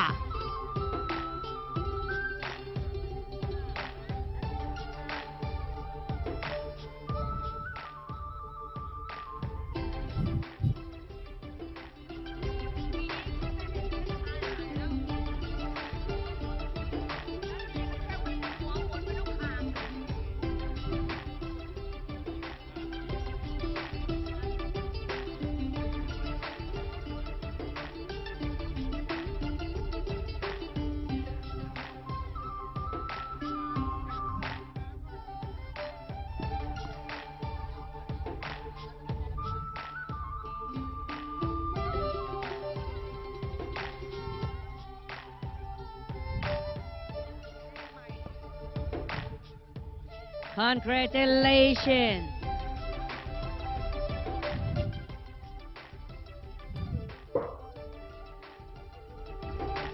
Five, 4, 7, 3. Kenny Gino Gucci, Japan. All right, team, this is it. In less than a minute, more like 30 seconds, we're gonna do the transition, and you're gonna need to refresh your page to transition automatically onto the new link. So I'm gonna ask you to do this now, like a few times in the next minute, just to make sure that you transitioned into the next live coverage, the live view on YouTube or on the live.utmb.world. 6426 Yan Chongyu, China. 5310 Xie Weiman, Malaysia. 6457 Lin Yunhuang, China.